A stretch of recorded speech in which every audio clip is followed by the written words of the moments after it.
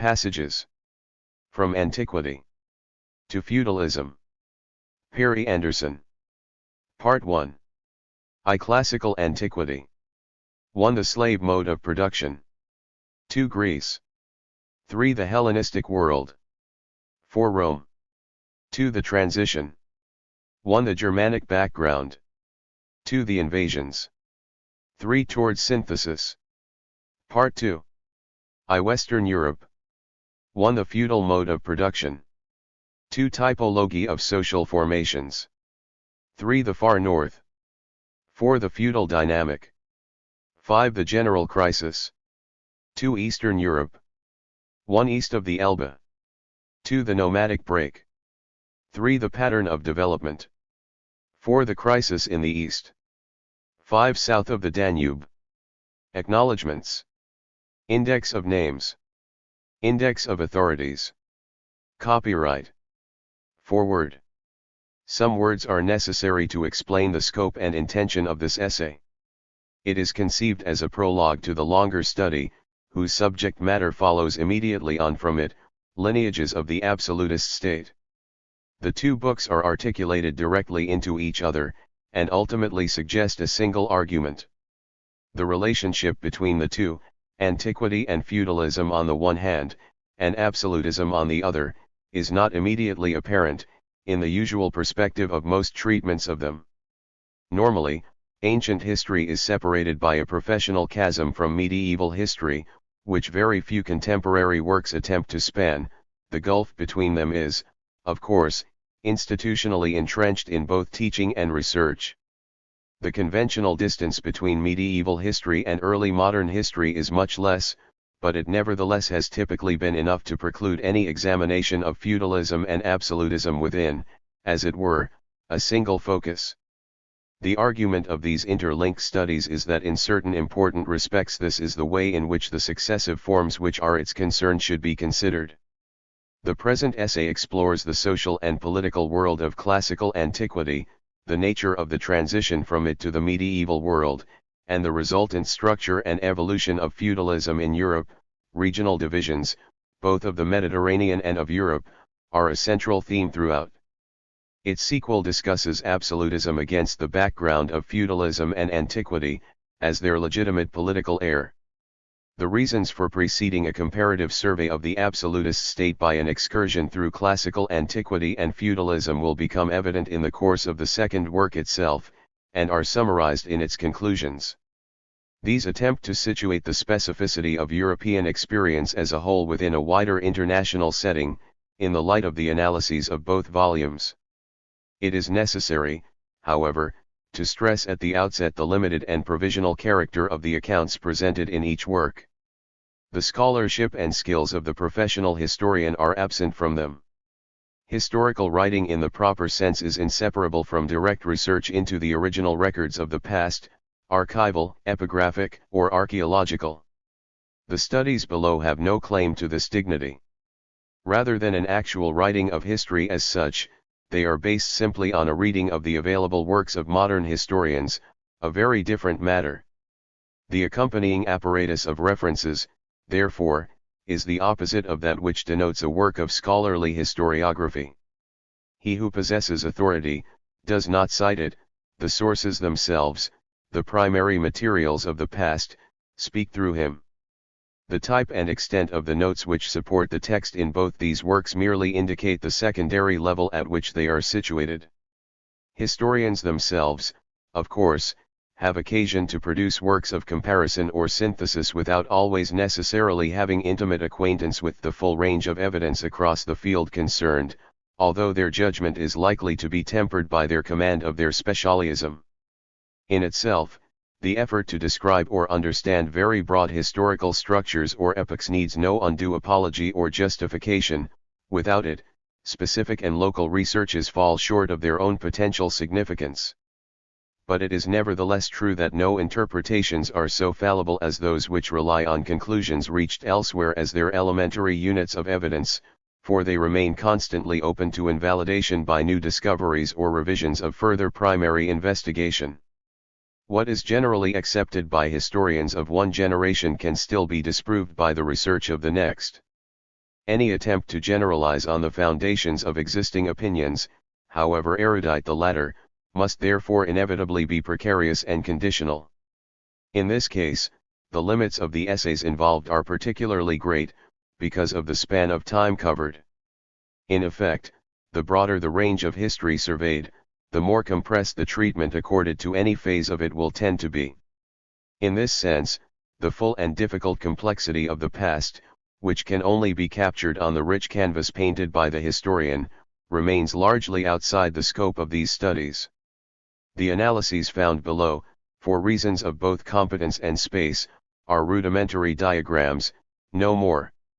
Brief sketches for another history, they are intended to propose elements for discussion, rather than to expound closed or comprehensive theses.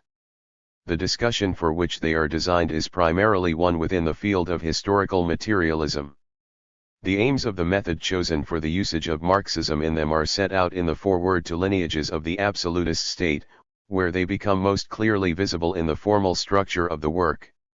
Here there is no need to do more than state the principles which have governed the use of sources, in both studies. The authorities drawn upon for this survey, as for any basically comparative inquiry, are naturally extremely diverse, varying greatly in both intellectual and political character. No special privilege has been granted to Marxist historiography as such. Despite the changes of recent decades, the great bulk of serious historical work in the 20th century has been written by historians foreign to Marxism. Historical materialism is not a finished science, nor have all its practitioners been of a similar caliber. There are fields of historiography which are dominated by Marxist research, there are more, in which non-Marxist contributions are superior in quality and quantity to Marxist, and there are perhaps even more, where no Marxist interventions exist at all. The only permissible criterion of discrimination, in a comparative survey which must consider works coming from such different horizons, is their intrinsic solidity and intelligence. Maximum awareness and respect for the scholarship of historians outside the boundaries of Marxism is not incompatible with rigorous pursuit of a Marxist historical inquiry, it is a condition of it. Conversely, Marx and Engels themselves can never be taken simply at their word. The errors of their writings on the past should not be evaded or ignored, but identified and criticized. To do so is not to depart from historical materialism, but to rejoin it. There is no place for any fideism in rational knowledge, which is necessarily cumulative, and the greatness of the founders of new sciences has never been proof against misjudgments or myths, any more than it has been impaired by them. To take liberties with the signature of Marx is in this sense merely to enter into the freedom of Marxism. Part 1. Classical Antiquity.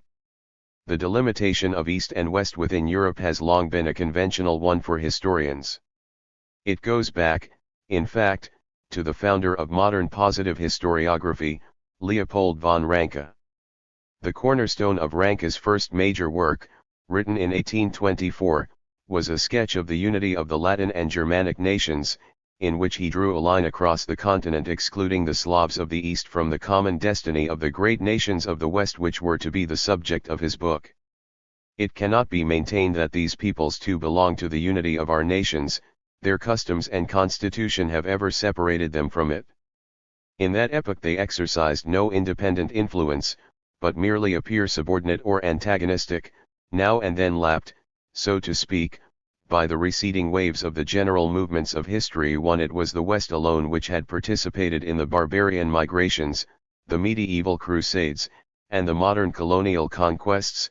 For Ranke, the drie grosse Adamsug dieses unvergleichlichen Varians, the three deep breaths drawn by that incomparable union. To a few years later, Hegel remarked that the Slavs have to some extent been drawn within the sphere of Occidental reason, since sometimes, as an advanced guard, an intermediate nationality, they took part in the struggle between Christian Europe and unchristian Asia. But the substance of his view of the history of the eastern region of the continent was closely similar to that of Ranke. Yet this entire body of peoples remains excluded from our consideration, because hitherto it has not appeared as an independent element in the series of phases that reason has assumed in the world. A century and a half later, contemporary historians normally avoid such accents. Ethnic categories have given way to geographical terms, but the distinction itself, and the dating of it from the Dark Ages, remain virtually unaltered. Its application, in other words, starts with the emergence of feudalism, in that historical era when the classical relationship of regions within the Roman Empire, advanced east and backward west, began for the first time to be decisively reversed. This change of signs can be observed in virtually every treatment of the transition from antiquity to the Middle Ages. Thus, the explanations proposed for the fall of the empire itself in the most recent and monumental study of the decline of antiquity, Jones's The Later Roman Empire, revolve constantly round the structural differences between the East and West within it.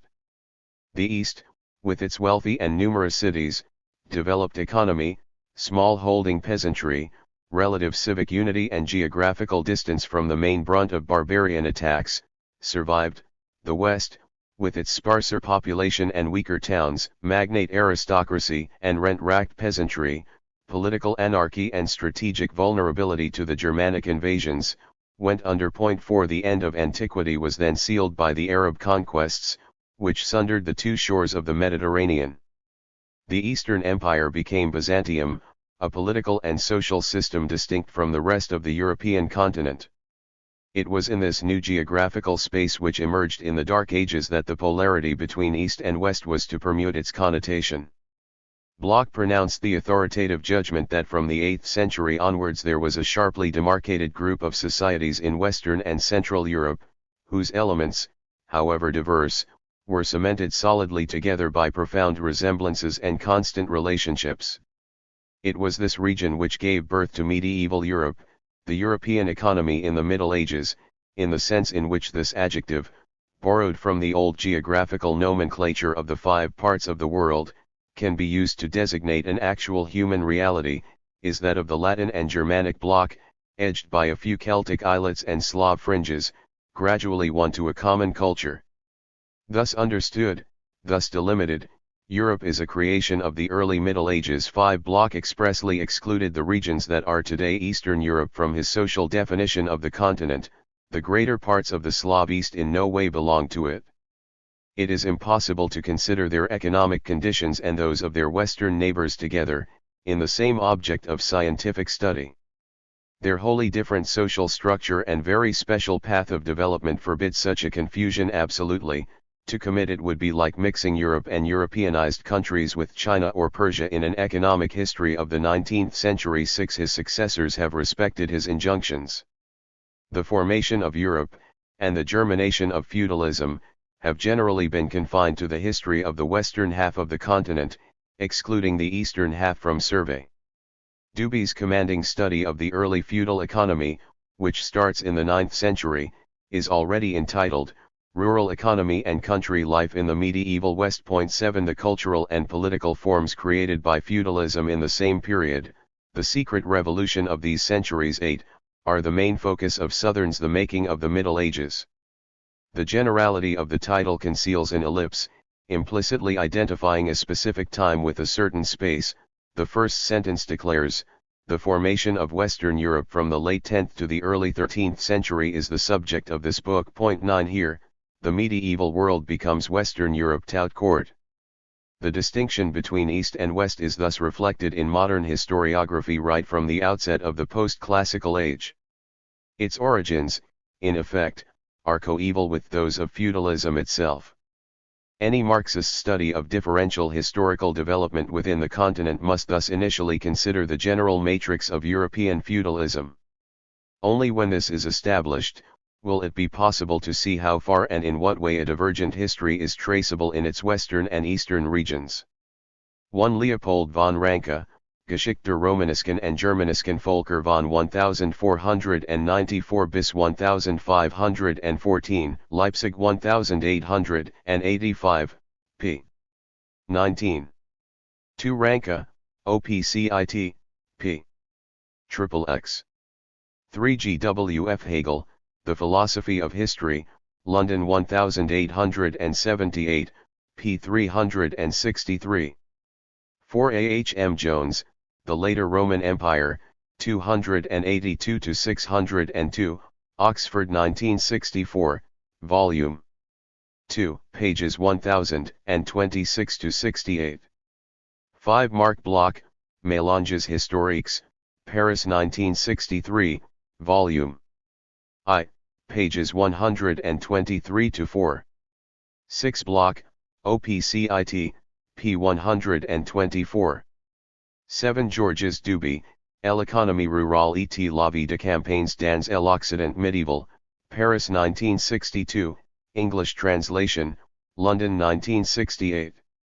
8 R. W. Southern, The Making of the Middle Ages, London 1953, p. 13.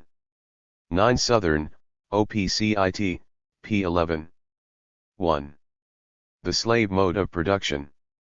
The genesis of capitalism has been the object of many studies inspired by historical materialism, ever since Marx devoted celebrated chapters of Capital to it.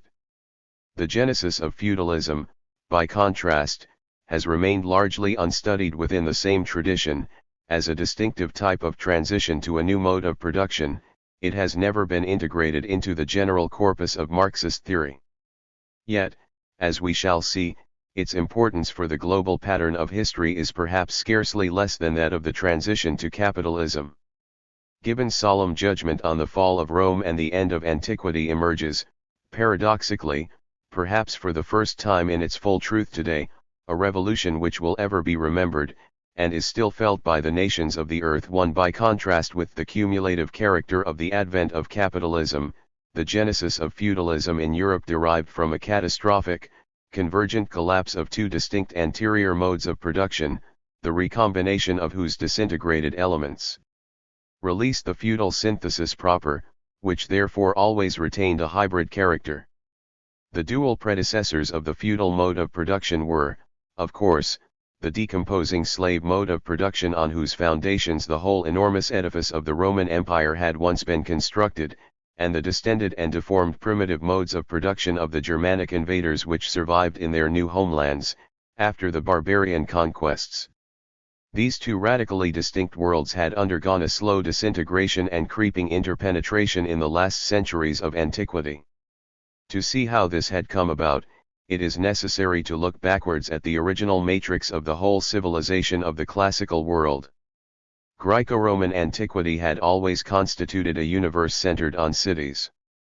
The splendor and confidence of the early Hellenic polis and the later Roman Republic, which dazzled so many subsequent epochs, represented a meridian of urban polity and culture that was never to be equaled for another millennium. Philosophy, science, poetry, history, architecture, sculpture, law, administration, currency, taxation, suffrage, debate, enlistment, all these emerged or developed to levels of unexampled strength and sophistication. Yet at the same time this frieze of city civilization always had something of the effect of a trompe-l'oeil facade, on its posterity. For behind this urban culture and polity lay no urban economy in any way commensurate with it. On the contrary, the material wealth which sustained its intellectual and civic vitality was drawn overwhelmingly from the countryside. The classical world was massively, unalterably rural in its basic quantitative proportions. Agriculture represented throughout its history the absolutely dominant domain of production, invariably furnishing the main fortunes of the cities themselves. The Greco-Roman towns were never predominantly communities of manufacturers, traders, or craftsmen. They were, in origin and principle, urban congeries of landowners. Every municipal order from democratic Athens to oligarchic Sparta or senatorial Rome, was essentially dominated by agrarian proprietors. Their income derived from corn, oil, and wine, the three great staples of the ancient world, produced on estates and farms outside the perimeter of the physical city itself.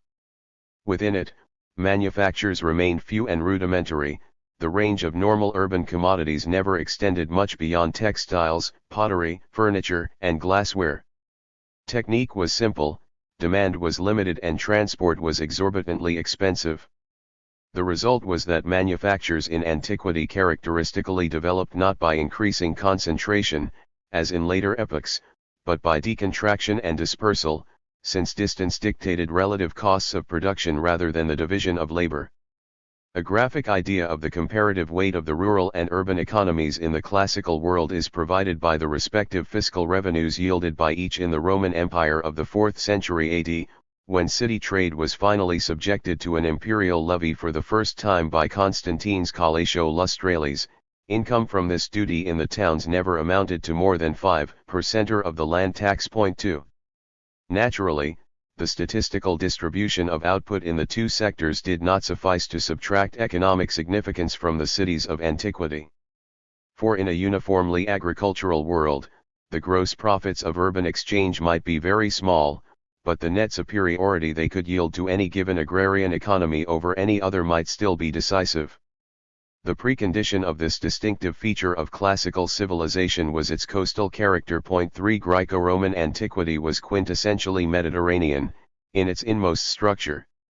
For the interlocal trade which linked it together could only proceed by water, marine transport was the sole viable means of commodity exchange over medium or long distances.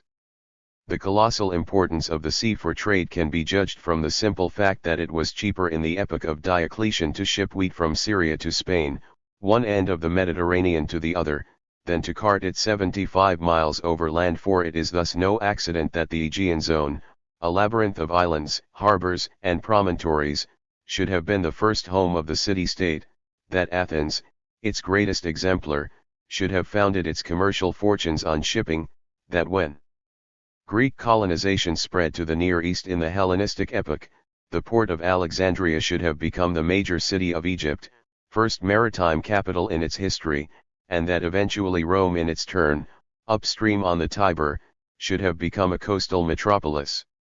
Water was the irreplaceable medium of communication and trade which rendered possible urban growth of a concentration and sophistication far in advance of the rural interior behind it.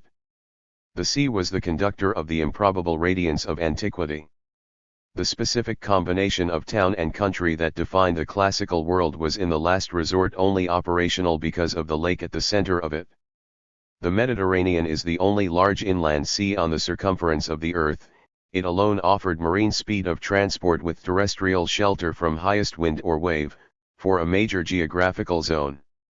The unique position of classical antiquity within universal history cannot be separated from this physical privilege.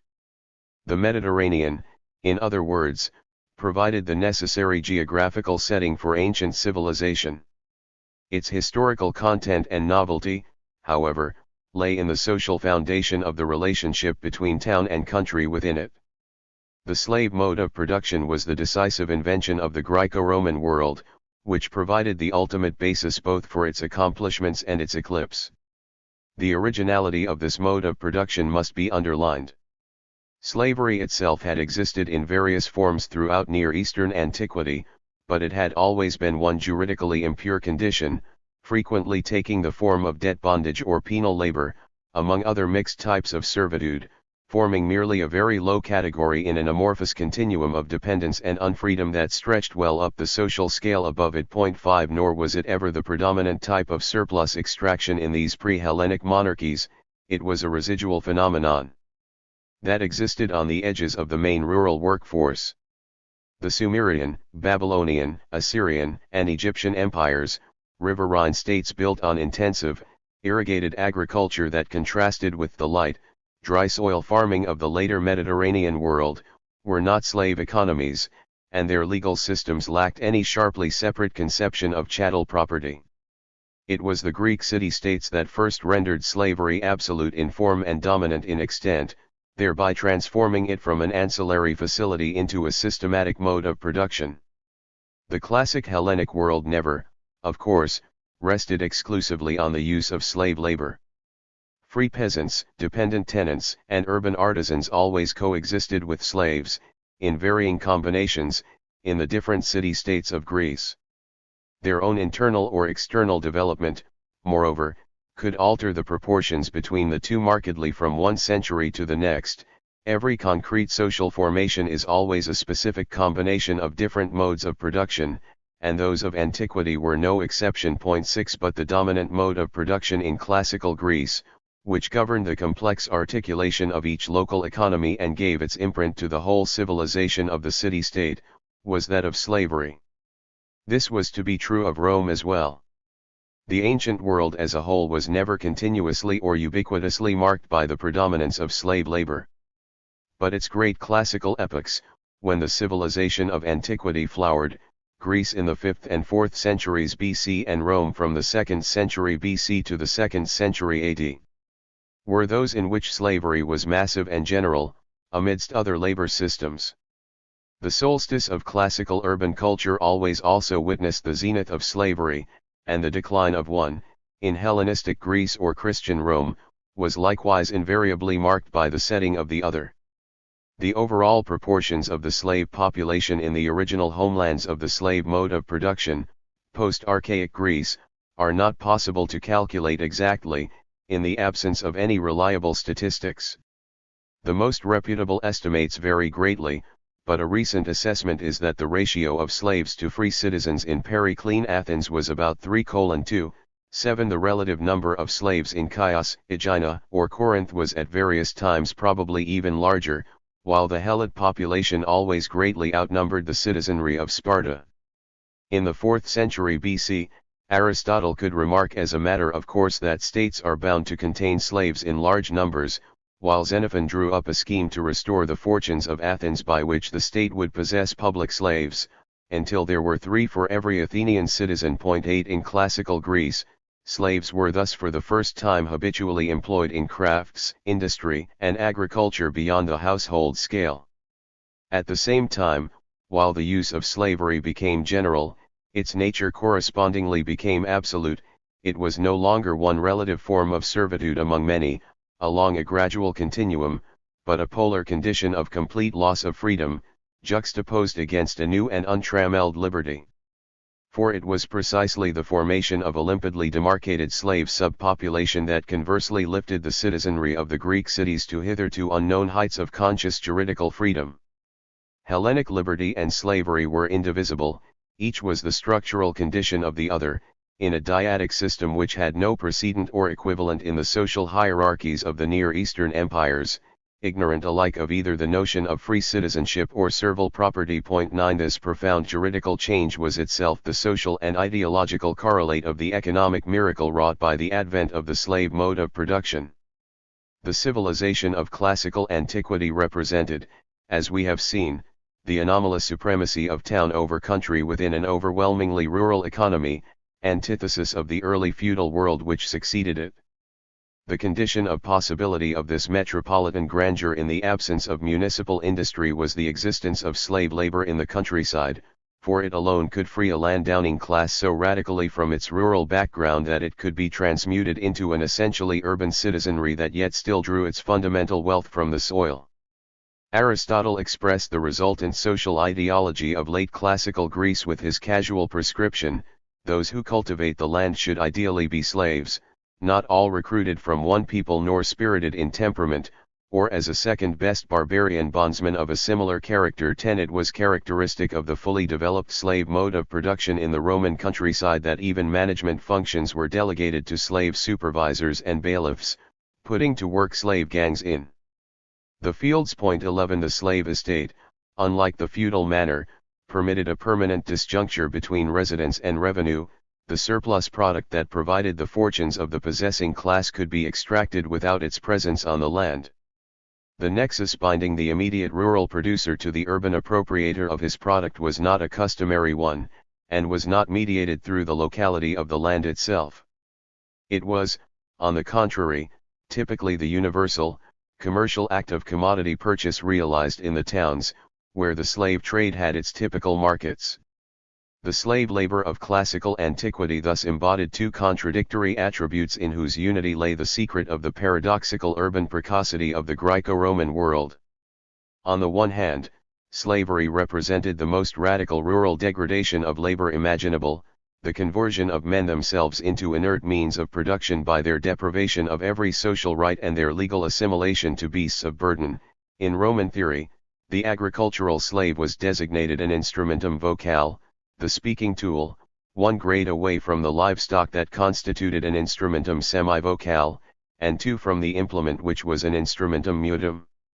On the other hand, slavery was simultaneously the most drastic urban commercialization of labor conceivable, the reduction of the total person of the laborer to a standard object of sale and purchase, in metropolitan markets of commodity exchange.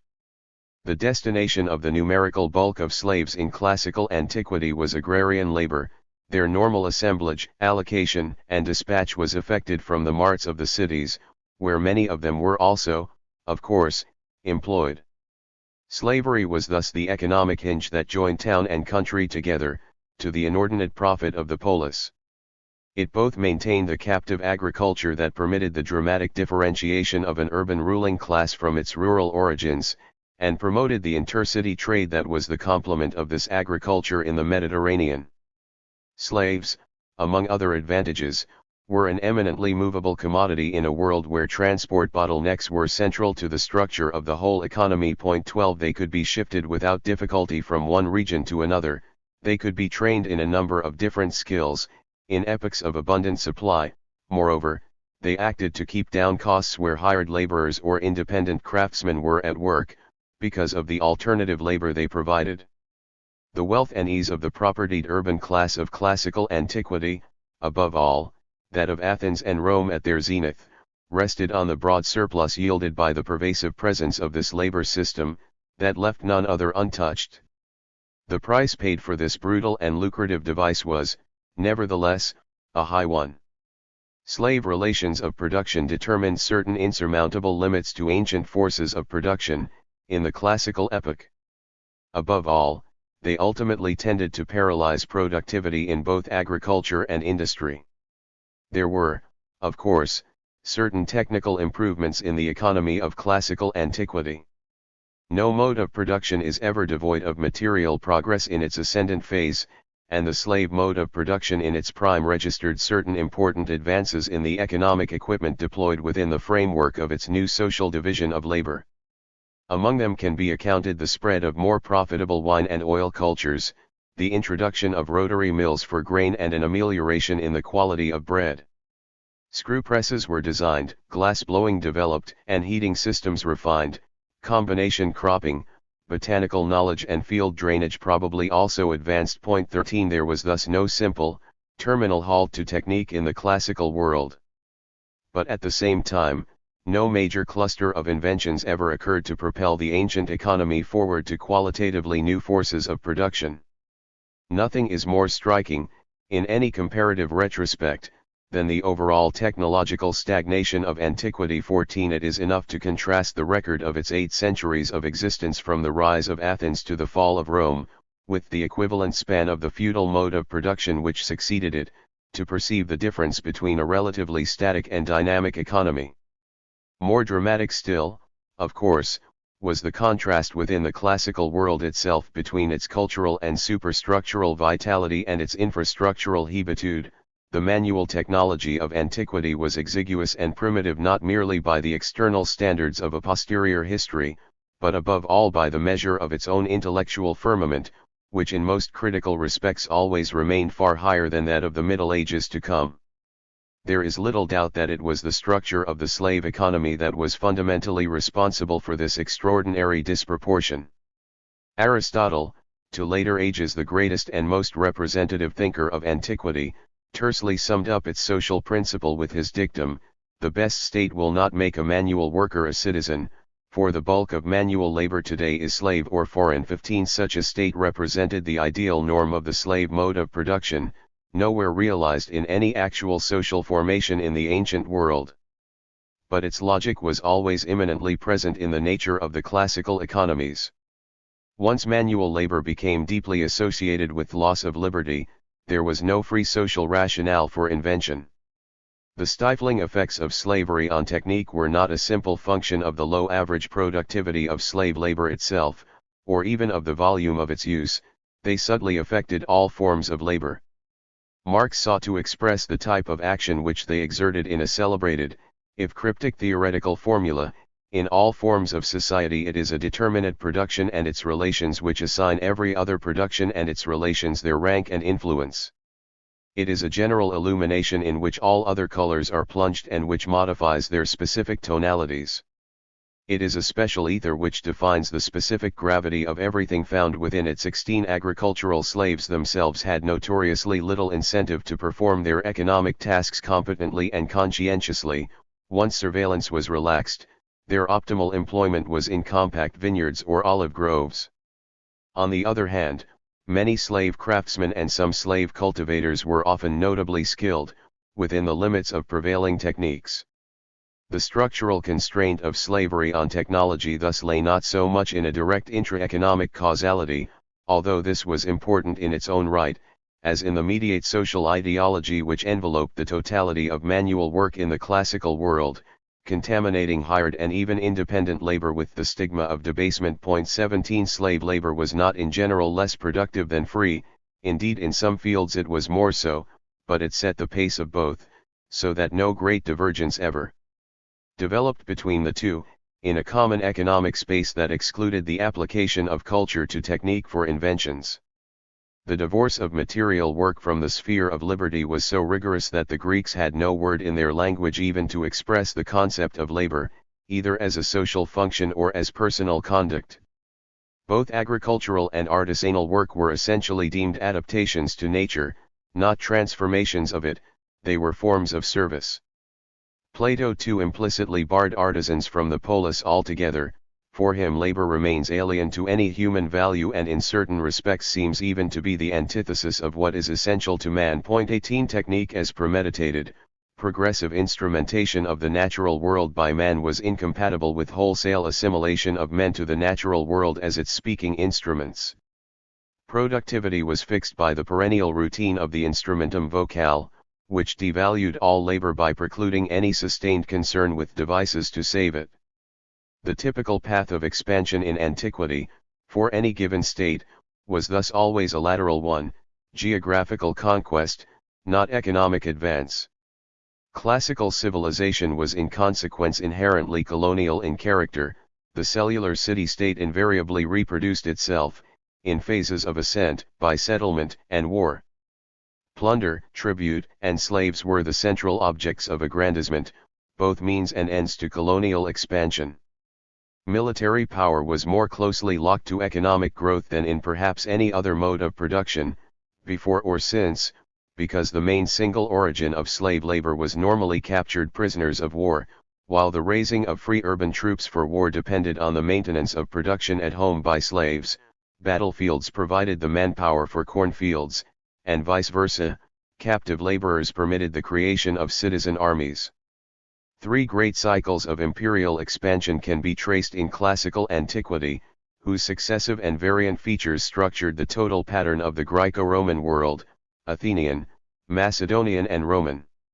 Each represented a certain solution to the political and organizational problems of overseas conquest, which was integrated and surpassed by the next, without the underlying basis of a common urban civilization ever being transgressed.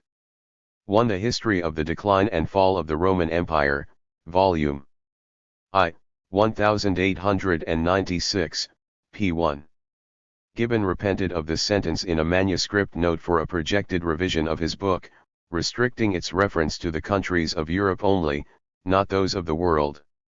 Have Asia and Africa, from Japan to Morocco, any feeling or memory of the Roman Empire? He asked.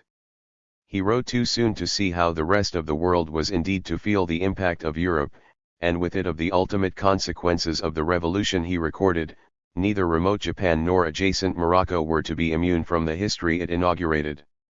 2. A. H. M. Jones, The Later Roman Empire, Volume I, p. 465. The tax was paid by negotiators, or virtually all those engaged in commercial production of any sort in the towns, merchants and craftsmen alike. Despite its minimal returns, it proved intensely oppressive and unpopular to the urban population, so fragile was the city economy proper.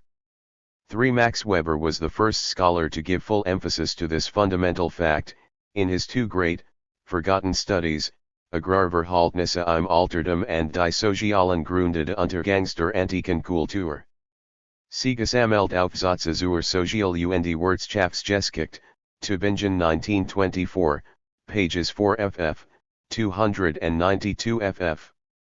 4 Jones, The Later Roman Empire, 2, pages 841-2. 5 M. I. Finley, Between Slavery and Freedom, Comparative Studies in Society and History, 6, 1963-4, pages 237-8. 6. Throughout this text, the term social formation will generally be preferred to that of society. In Marxist usage, the purport of the concept of social formation is precisely to underline the plurality and heterogeneity of possible modes of production within any given historical and social totality. Uncritical repetition of the term society, conversely, all too often conveys the assumption of an inherent unity of economy, polity, or culture within a historical ensemble, when in fact this simple unity and identity does not exist. Social formations, unless specified otherwise, are thus here always concrete combinations of different modes of production, organized under the dominance of one of them. For this distinction, see Nikos Poulantzas, Pouvoir politique et classes sociales, Paris 1968, pages 10-11. Having made this clear, it would be pedantry to avoid the familiar term society altogether, and no attempt will be made to do so here. 7 A. Andrews, Greek Society, London 1967, p. 155, who reckons that the total slave labor force was in the region of 80 to 100,000 in the 5th century, when the citizenry numbered perhaps some 45,000. This order of magnitude probably commands a wider consensus than lower or higher estimates. But all modern histories of antiquity are hampered by basic lack of reliable information as to the size of populations and social classes. Jones could compute the proportion of slaves to citizens in the 4th century, when the population of Athens had fallen, at 1:1 on the basis of the city's corn imports, Athenian Democracy, Oxford 1957, pages 76-9. Finley, on the other hand, has argued that it may have been as high as 3 or 4:1 in peak periods of both the 5th and 4th centuries, was Greek civilization based on slave labor, Historia, 8, 1959, pages 58-9. The most comprehensive, if defective, modern monograph on the subject of ancient slavery, W. L. Westermann's The Slave Systems of Greek and Roman Antiquity, Philadelphia 1955, p. 9, arrives at something like the same gross figure as that accepted by Andrews and Finley, of some 60 to 80,000 slaves at the outset of the Peloponnesian War. 8 Aristotle, Politics, 7, 4, Xenophon, Ways and Means, 4, 17. 9 Westermann, The Slave Systems of Greek and Roman Antiquity, pages 42-3, Finley, Between Slavery and Freedom, pages 236-9. 10 Politics, 7, 9, 9. 11 The very ubiquity of slave labor at the height of the Roman Republic and Principate had the paradoxical effect of promoting certain categories of slaves to responsible administrative or professional position, which in turn facilitated manumission and subsequent integration of the sons of skilled freedmen into the citizen class. This process was not so much a humanitarian palliation of classical slavery, as another index of the radical abstention of the Roman ruling class from any form of productive labor whatever, even of an executive type. 12 Weber, Agrarverhältnisse im Altertum, pages 5-6. 13 See especially Efkikel, Sklavenarbeit und technischer Fortschritt im Römischen Reich, Wiesbaden 1969, pages 12-114, L. A. Moritz, Grain Mills and Flour in Classical Antiquity, Oxford 1958, K. D. White, Roman Farming, London 1970, pages 123-4, 147-72, 188-91, 260-1, 452. 14 The general problem is forcibly put, as usual, by Finley, Technical Innovation and Economic Progress in the Ancient World, Economic History Review, 18, No. 1, 1955, pages 29 to 45. For the specific record of the Roman Empire, see F.W. Walbank, The Awful Revolution, Liverpool 1969, pages 40 to 1, 46 to 7, 108 to 10. 15 Politics, 3, 4, 2. 16 Grundriss Kritik der politischen Ökonomie, Berlin 1953, p. 27. 17 Finlay points out that the Greek term penia, customarily opposed to plautos as poverty to wealth, in fact had the wider pejorative meaning of drudgery or compulsion to toil, and could cover even prosperous smallholders, whose labor fell under the same cultural shadow. M.I. Finlay, The Ancient Economy, London 1973, p. 41. 18 J. P. Vernant, Myth et Pensée chez les Grecs, Paris 1965, pages 191, 197 to 9, 217. Vernant's two essays, Prométhée et la fonction technique and Travail et nature dans la Grèce ancienne, provide a subtle analysis of the distinctions between poiesis and praxis, and the relations of the cultivator, craftsman, and moneylender to the polis. Alexander Koyer once tried to argue that the technical stagnation of Greek civilization was not due to the presence of slavery or the devaluation of labor, but to the absence of physics, rendered impossible by its inability to apply mathematical measurement to the terrestrial world. Du monde de l'époux présent à l'univers de la précision, Critique, September 1948, pages 806 to 8. By doing so, he explicitly hoped to avoid a sociological explanation of the phenomenon. But as he himself implicitly admitted elsewhere, the Middle Ages equally knew no physics, yet produced a dynamic technology. It was not the itinerary of science, but the course of the relations of production, which printed out the fate of technique. 2. Greece. The emergence of the Hellenic city-states in the Aegean zone predates the classical epoch proper, and only its outlines can be glimpsed from the unwritten sources available. After the collapse of Mycenaean civilization about 1200 BC, Greece experienced a prolonged dark age in which literacy disappeared and economic and political life regressed to a rudimentary household stage, the primitive and rural world portrayed in the Homeric epics. It was in the succeeding epoch of Archaic Greece, from 800 to 500 BC, that the urban pattern of classical civilization first slowly crystallized. At some time before the advent of historical records, local kingships were overthrown by tribal aristocracies, and cities were founded or developed under the domination of these nobilities. Aristocratic rule in archaic Greece coincided with the reappearance of long-distance trade, the adumbration of coinage, and the creation of an alphabetic script. Urbanization proceeded steadily, spilling out overseas into the Mediterranean and Euxine, until by the end of the colonization period in the mid-6th century, there were some 1,500 Greek cities in the Hellenic homelands and abroad, virtually none of them more than 25 miles inland from the coastline. These cities were essentially residential nodes of concentration for farmers and landowners. In the typical small town of this epoch, the cultivators lived within the walls of the city and went out to work in the fields every day, returning at night, although the territory of the cities always included an agrarian circumference with a wholly rural population settled in it. The social organization of these towns still reflected much of the tribal past from which they had emerged. Their internal structure was articulated by hereditary units whose kin nomenclature represented an urban translation of traditional rural divisions.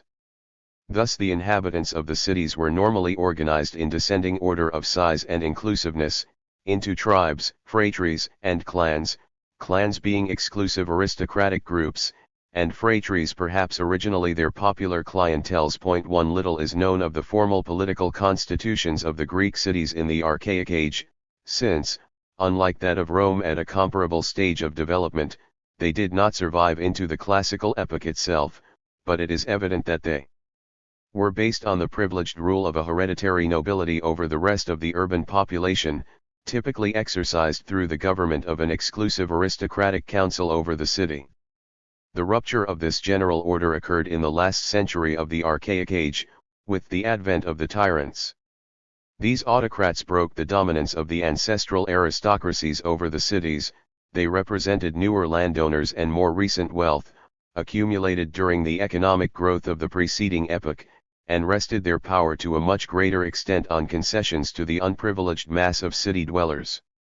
The tyrannies of the 6th century, in effect, constituted the critical transition towards the classical polis.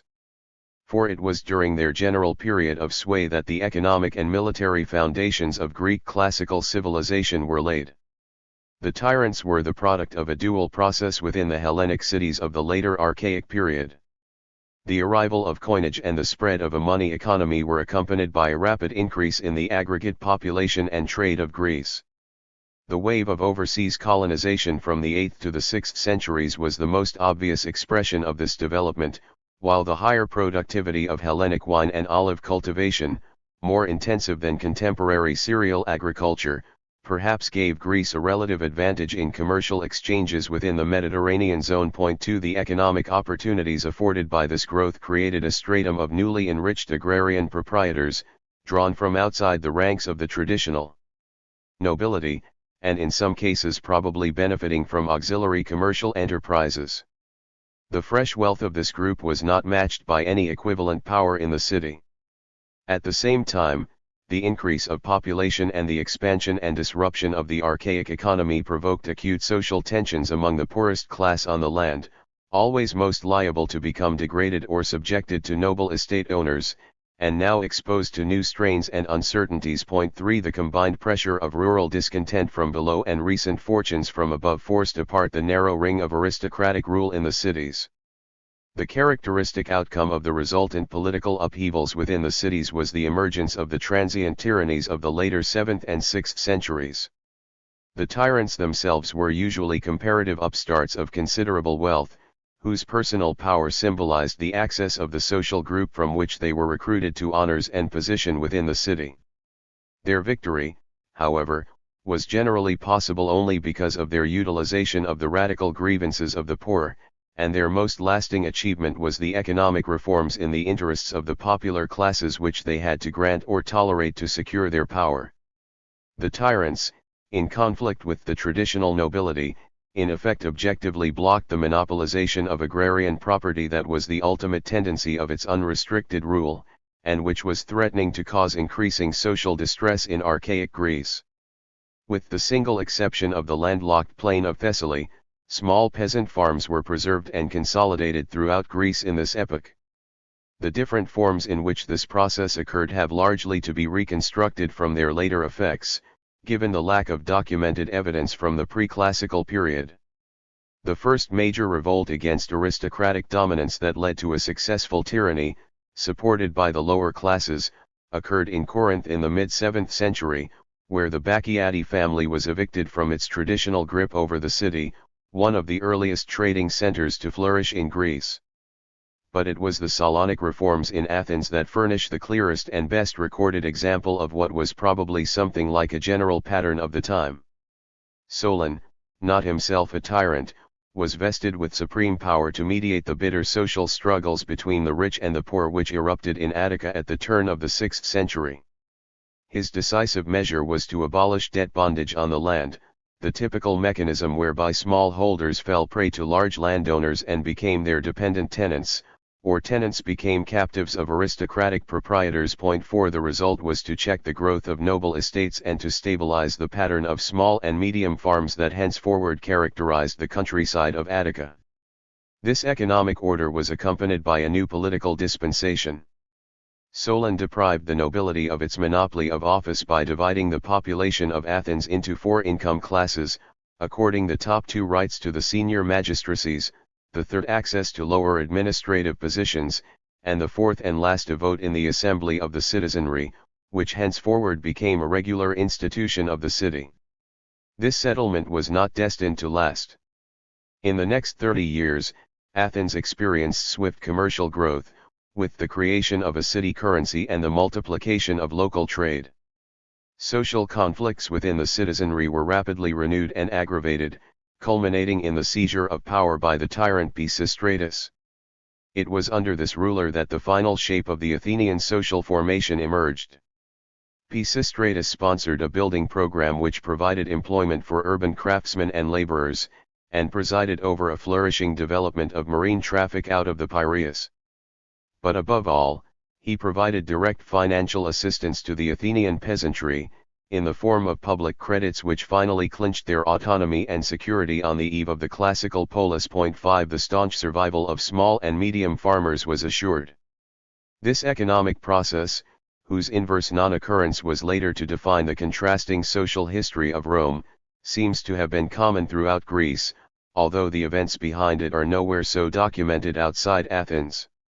Elsewhere, the average size of rural holdings might sometimes be bigger, but only in Thessaly did large aristocratic estates predominate. The economic basis of Hellenic citizenry was to be modest agrarian property. Approximately concomitant with this social settlement in the age of the tyrannies, there was a significant change in the military organization of the cities. Armies were henceforward composed essentially of hoplites, heavily armored infantry which were a Greek innovation in the Mediterranean world. Each hoplite equipped himself with weaponry and armor at his own expense. Such a soldiery thus presupposed a reasonable economic livelihood, and in fact hoplite troops were always drawn from the medium farmer class of the cities. Their military efficacy was to be proved by the startling Greek victories over the Persians in the next century. But it was their pivotal position within the political structure of the city-states that was ultimately most important. The precondition of later Greek democracy or extended oligarchy was a self-armed citizen infantry. Sparta was the first city-state to embody the social results of hoplite warfare. Its evolution forms a curious pendant to that of Athens in the pre-classical epoch. For Sparta did not experience a tyranny, and its omission of this normal transitional episode lent a peculiar character to its economic and political institutions thereafter, blending advanced and archaic features in a sui generis mold. The city of Sparta at an early date conquered a relatively large hinterland in the Peloponnese, first in Laconia to the east and then in Messenia to the west, and enslaved the bulk of the inhabitants of both regions, who became state helots. This geographical aggrandizement and social subjection of the surrounding population was achieved under monarchic rule. In the course of the 7th century, however, after either the initial conquest of Messenia or the subsequent repression of a Messenian rebellion, and as a consequence, certain radical changes in Spartan society occurred, traditionally attributed to the mythical figure of the reformer Lycurgus. According to Greek legend, the land was divided up into equal portions, which was distributed to the Spartans as kolroi or allotments, tilled by helots who were collectively owned by the state. These ancient holdings were later reputed to be inalienable, while more recent tracts of land were deemed personal property that could be bought or sold. 6 Each citizen had to pay fixed subscriptions in kind to commensal syssitia, served by helot cooks and waiters. Those who became unable to do so automatically lost citizenship and became inferiors, a misfortune against which the possession of inalienable lots may have been purposefully designed. The upshot of this system was to create an intense collective unity among the Spartiates, who proudly designated themselves hoi homoioi, the equals, although complete economic equality was never at any time a feature of the actual Spartan citizenry. 7. The political system which emerged on the basis of the kolroi farms was a correspondingly novel one for its time. Monarchy never entirely disappeared, as it did in the other Greek cities, but it was reduced to a hereditary generalship and restricted by a dual incumbency, vested in two royal families. 8 In all other respects, the Spartan kings were merely members of the aristocracy, participants without special privileges in the 30-man Council of Elders or Gerousia which originally ruled the city. The typical conflict between monarchy and nobility in the early archaic age was here resolved by an institutional compromise between the two. During the 7th century, however, the rank-and-file citizenry came to constitute a full city assembly, with rights of decision over policies submitted to it by the Council of Elders, which itself became an elective body, while 5 annual magistrates or ephors henceforward wielded supreme executive authority, by direct election from the whole citizenry.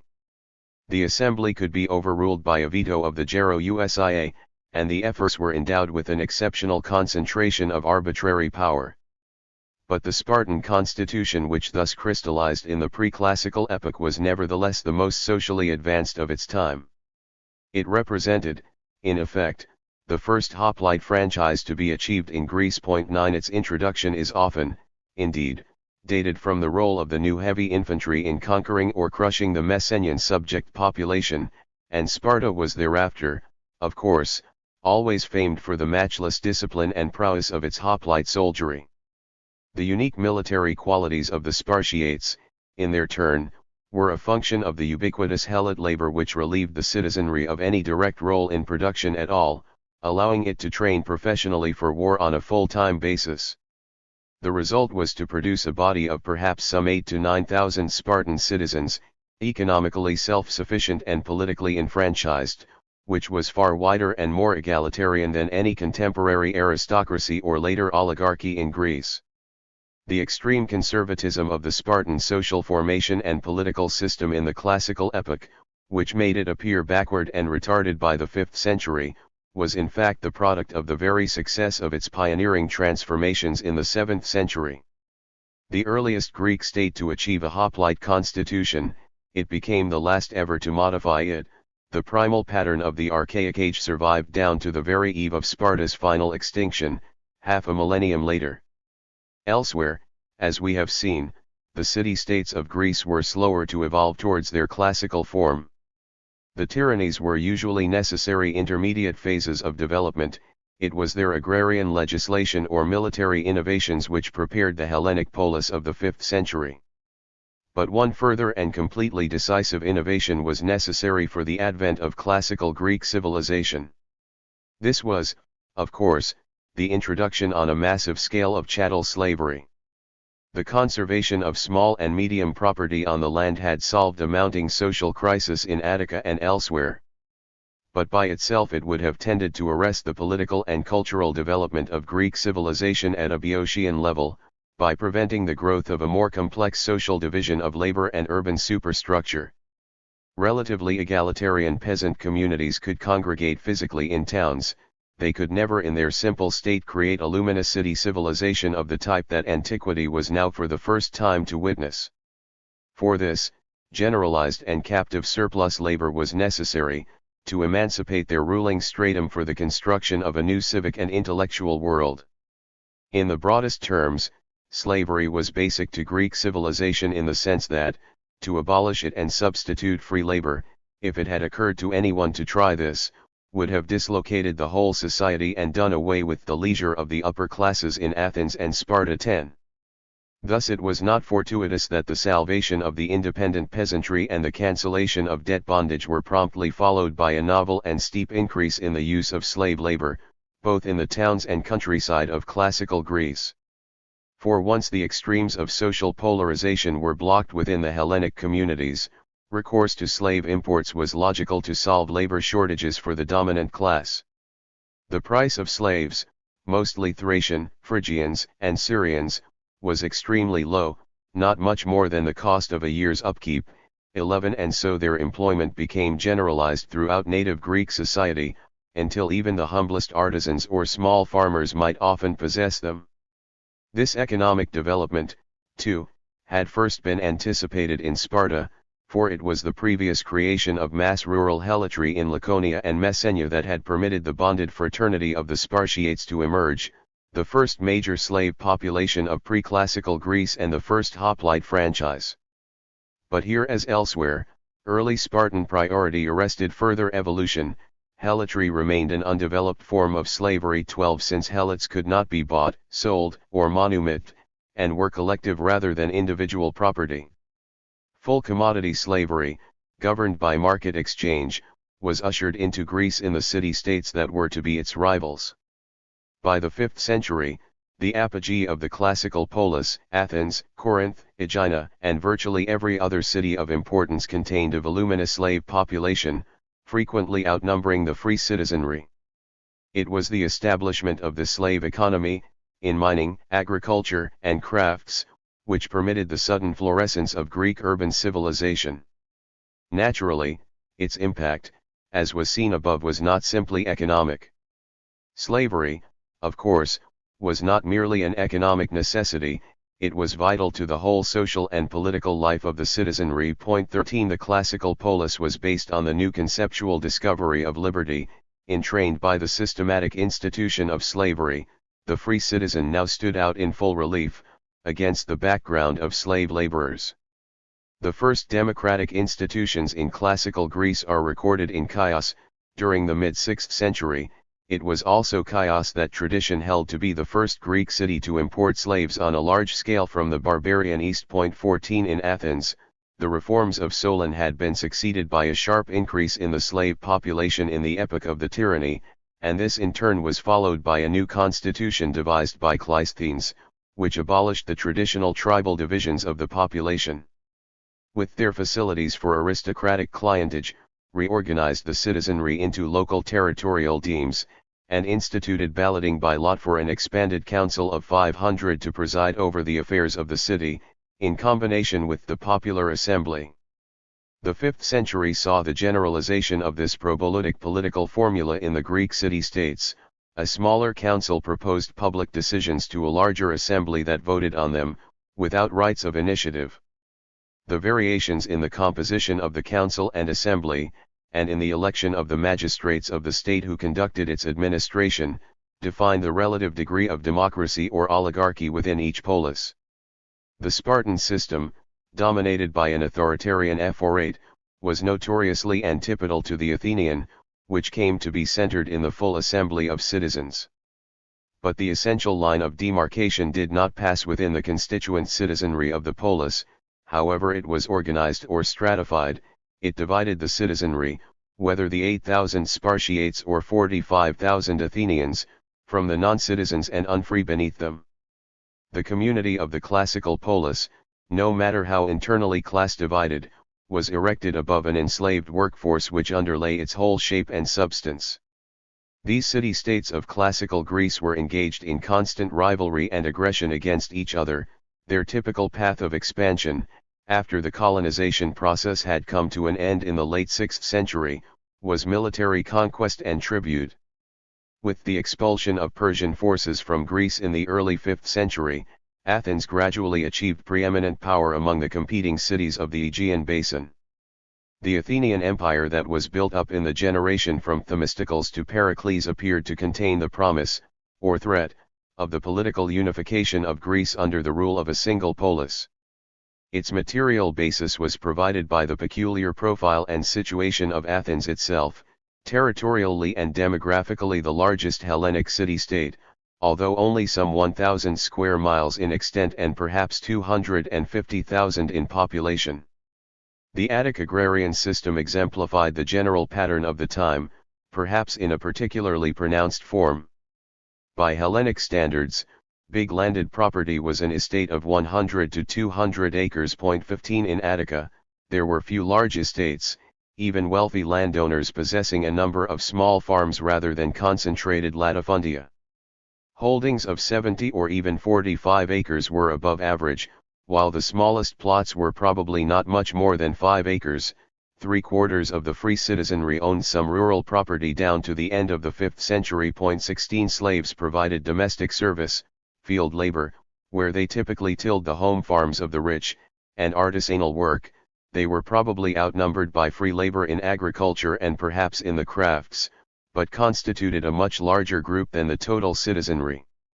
In the 5th century, there were perhaps some 80 to 100,000 slaves in Athens, to some 30 to 40,000 citizens. 17 A third of the free population lived in the city itself. Most of the rest were settled in villages in the immediate hinterland.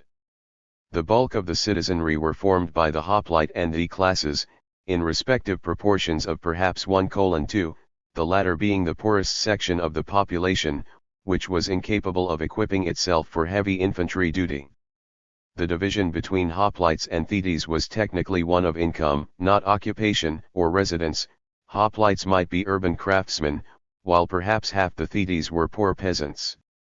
Above these two rank-and-file classes were two much smaller orders of richer citizens, the elite of which formed an apex of some 300 wealthy families at the summit of Athenian society. 18 This social structure, with its acknowledged stratification but absence of dramatic crevasses within the citizen body, provided the foundation of Athenian political democracy. By the mid-5th century, the Council of 500 which supervised the administration of Athens was selected from the whole citizenry by sortition, to avoid the dangers of autocratic predominance and clientage associated with elections. The only major elective posts in the state were 10 military generalships, which accordingly went as a rule to the upper stratum of the city. The council no longer presented controversial resolutions to the assembly of citizenry, which by now concentrated full sovereignty and political initiative within itself, merely preparing its agenda and submitting key issues for its decision. The assembly itself held a minimum of 40 sessions a year, at which average attendance was probably well over 5,000 citizens. A quorum of 6,000 was necessary for deliberations on even many routine matters. All important political questions were directly debated and determined by it. The judicial system which flanked the legislative center of the polis was composed of jurors selected by lot from the citizenry and paid for their duties, to enable the poor to serve, as were councillors, a principle extended in the 4th century to attendance at the assembly itself. There was virtually no permanent officialdom whatever, administrative positions being distributed by sortition among councillors, while the diminutive police force was composed of Scythian slaves. In practice, of course, the direct popular democracy of the Athenian constitution was diluted by the informal dominance of professional politicians over the assembly, recruited from traditionally wealthy and well-born families in the city. But this social dominance never became legally entrenched or solidified, and was always liable to upsets and challenges because of the demotic nature or the polity in which it had to be exercised. The contradiction between the two was basic to the structure of the Athenian polis, and found striking reflection in the unanimous condemnation of the city's unprecedented democracy by the thinkers who incarnated its unexampled culture: Thucydides, Socrates, Plato, Aristotle, Isocrates, or Xenophon. Athens never produced any democratic political theory. Virtually all Attic philosophers or historians of note were oligarchic by conviction. 19 Aristotle condensed the quintessence of their outlook in his brief and pregnant proscription of all manual workers from the citizenry of the ideal state. 20 The slave mode of production which underlay Athenian civilization necessarily found its most pristine ideological expression in the privileged social stratum of the city, whose intellectual heights, its surplus labor in the silent depths below the polis made possible. The structure of the Athenian social formation, thus constituted, was not in itself sufficient to generate its imperial primacy in Greece. For this, two further and specific features of the Athenian economy and society, which set it apart from any other Hellenic city-state of the 5th century, were necessary. Firstly, Attica contained the richest silver mines in Greece, at Laurion. Worked mainly by massed gangs of slaves, some 30,000 or so, it was the ore of these mines that financed the construction of the Athenian fleet which triumphed over the Persian ships at Salamis. Athenian silver was from the beginning the condition of Athenian naval power. Moreover, it made possible an Attic currency which, alone among Greek coinages of the time, became widely accepted abroad, as a medium of interlocal trade, contributing greatly to the commercial prosperity of the city.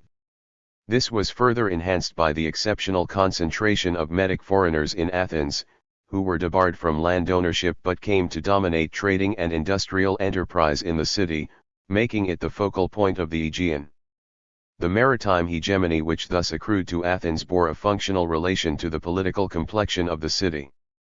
The hoplite class of medium farmers which provided the infantry of the polis numbered some 13,000, a third of the citizenry. The Athenian fleet, however, was manned by sailors recruited from the poorer class of Thetes below them.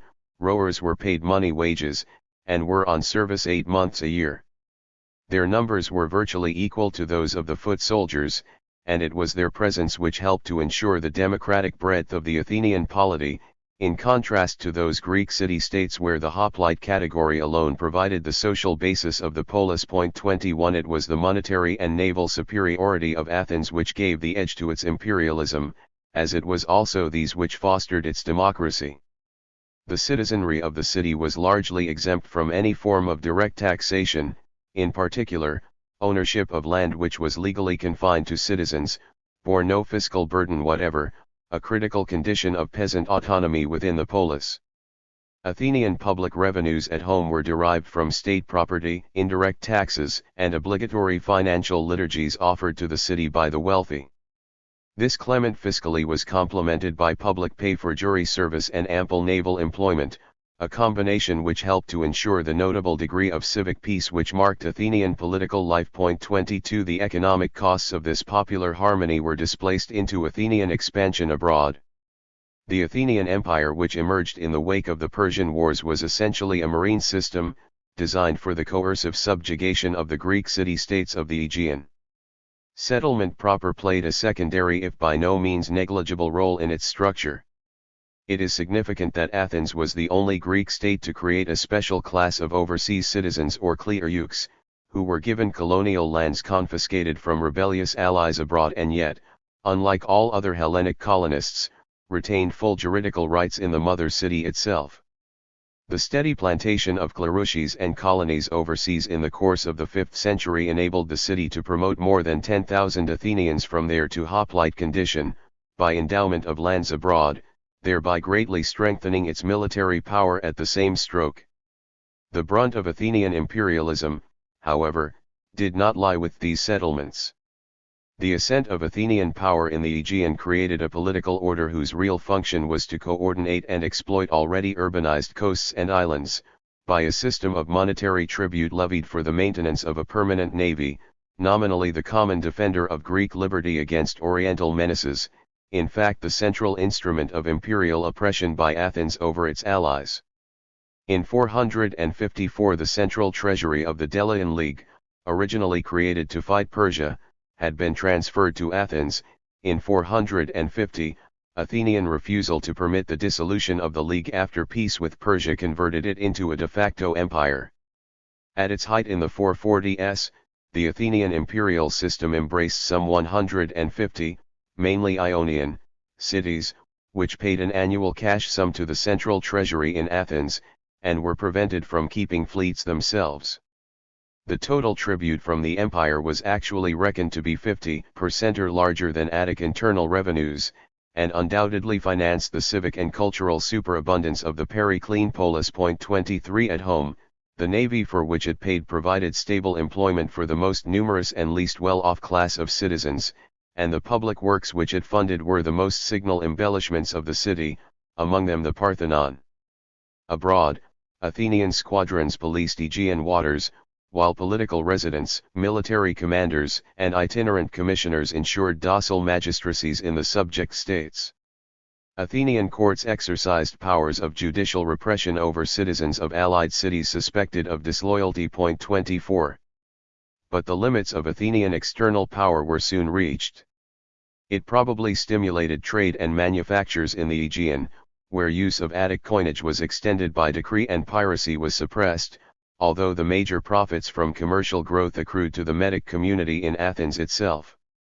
The imperial system also enjoyed the sympathy of the poorer classes of the allied cities, because Athenian tutelage generally meant the installation of democratic regimes locally, congruent with those of the imperial city itself, while the financial burden of tribute fell on the upper classes. 25 But it was incapable of achieving an institutional inclusion of these allies into a unified political system. Athenian citizenship was so wide at home that it was impracticable ever to extend it abroad to non-Athenians, for to do so would have functionally contradicted the direct residential democracy of the mass assembly, only feasible within a very small geographical compass. Thus, despite the popular overtones of Athenian rule, the democratic domestic foundation of Periclean imperialism necessarily generated dictatorial exploitation of its Ionian allies, who inevitably tended to be thrust rapaciously downwards into colonial servitude. There was no basis for equality or federation, such as a more oligarchic constitution might have permitted. At the same time, however, the democratic nature of the Athenian polis, whose principle was direct participation, not representation, precluded the creation of a bureaucratic machinery that could have held down an extended territorial empire by administrative coercion. There was scarcely any separate or professional state apparatus in the city, whose political structure was essentially defined by its rejection of specialized bodies of officials, civilian or military apart from the ordinary citizenry. Athenian democracy signified, precisely, the refusal of any such division between state and society. 26 There was thus no basis for an imperial bureaucracy either.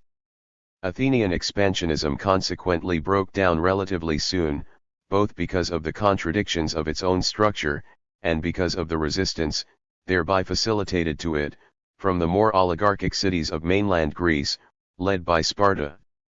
The Spartan League possessed the converse advantages of Athenian liabilities, a confederation of oligarchies, whose strength was based squarely on hoplite proprietors rather than an admixture with demotic sailors, and whose unity did not therefore involve either monetary tribute or a military monopoly by the hegemon city of Sparta itself, whose power was therefore always intrinsically less of a threat to the other Greek cities than that of Athens.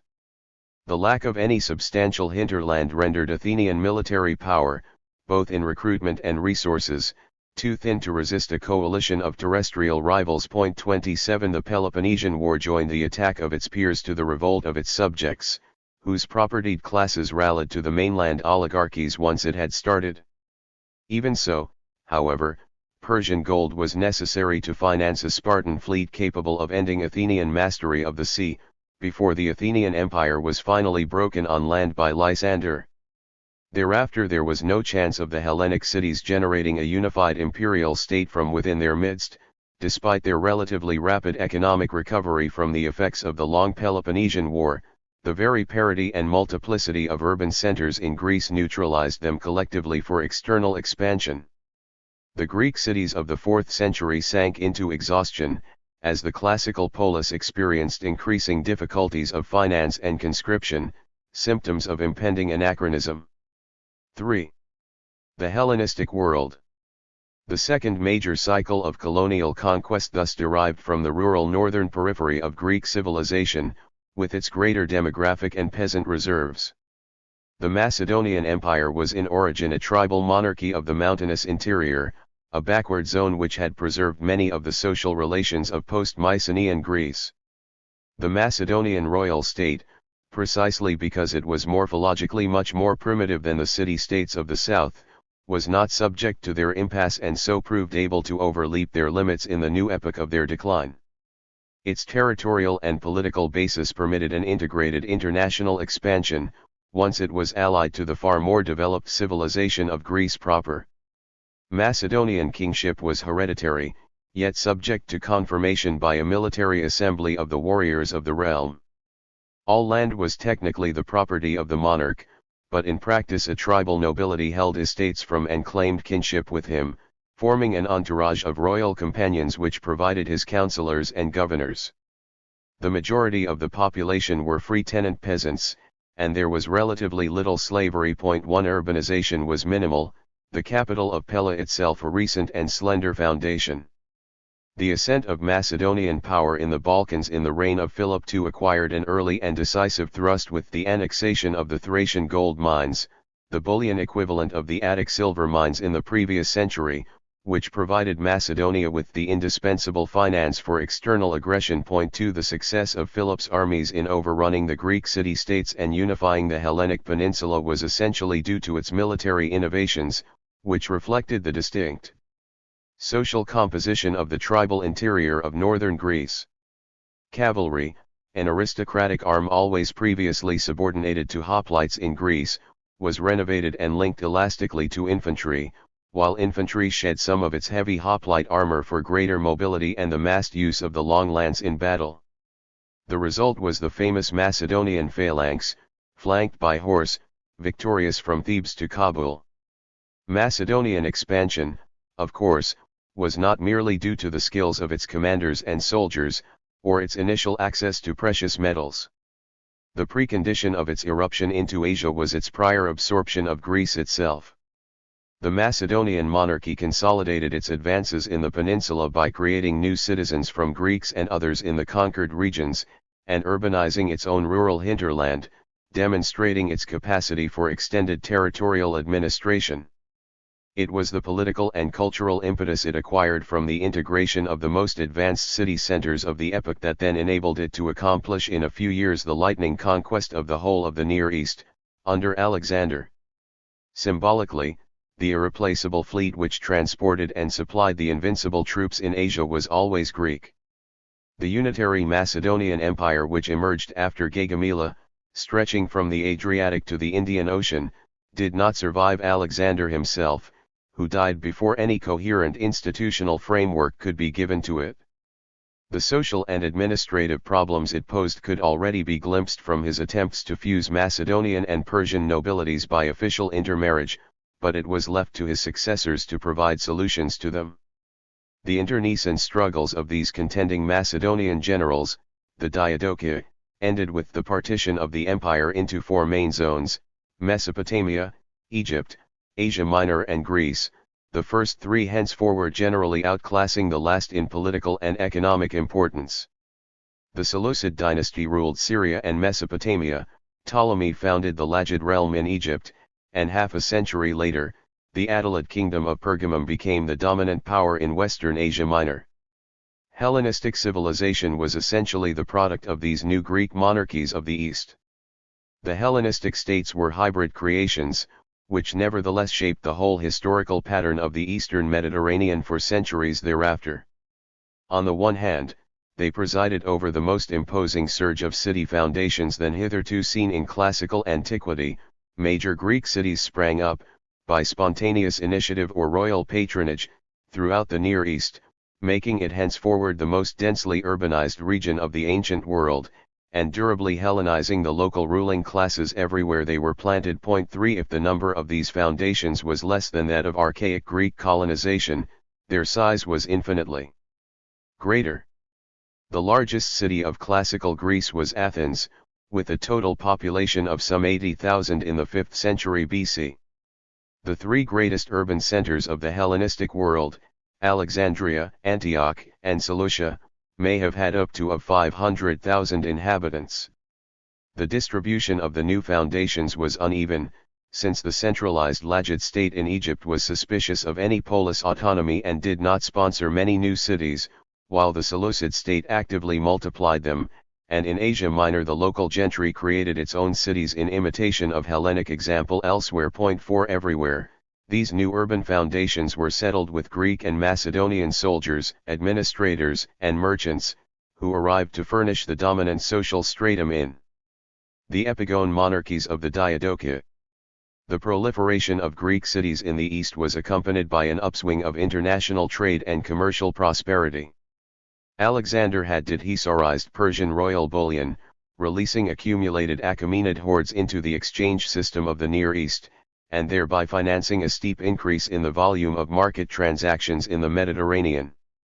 The Attic monetary standard was now generalized throughout the Hellenistic world, with the exception of Ptolemaic Egypt, facilitating international trade and shipping. 5 The triangular seaway between Rhodes, Antioch, and Alexandria became the axis of the new mercantile space created by the Hellenistic East.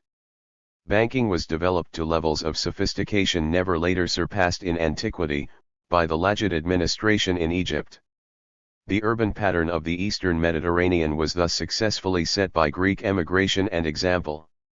Yet at the same time, the anterior Near Eastern social formations with their very different economic and political traditions, imperviously resisted Greek patterns in the countryside. Thus slave labor notably failed to spread to the rural interior of the Hellenistic East. Contrary to popular legend, the Alexandrine campaigns had not been accompanied by mass enslavements, and the proportion of the slave population does not seem to have risen appreciably in the path of Macedonian conquests. 6 Agrarian relations of production were consequently left relatively unaffected by Greek rule. The traditional agricultural systems of the great riverine cultures of the Near East had combined landlords, dependent tenants, and peasant proprietors with ultimate or immediate royal property of the soil. Rural slavery had never been economically very important. Regal claims to a monopoly of land were centuries old. The new Hellenistic states inherited this pattern, quite alien to that of the Greek homelands, and preserved it with little alteration. The main variations between them concern the degree to which royal property over the land was actually enforced by the dynasties of each realm. The Lajid state in Egypt, the wealthiest and most rigidly centralized of the new monarchies, exacted its claims to a legal monopoly of land, outside the boundaries of the feu-polis, to the full. The Lajid rulers leased out virtually all land in small plots on short-term leases to a miserable peasantry, rented directly by the state, without any security of tenure and subject to forced labor for irrigation works. 7 The Seleucid dynasty in Mesopotamia and Syria, which presided over a much larger and more rambling territorial complex, never attempted such a rigorous control of agrarian exploitation. Royal lands were granted to nobles or administrators in the provinces, and autonomous villages of peasant proprietors were tolerated, side by side with the dependent lieutenants who formed the bulk of the rural population.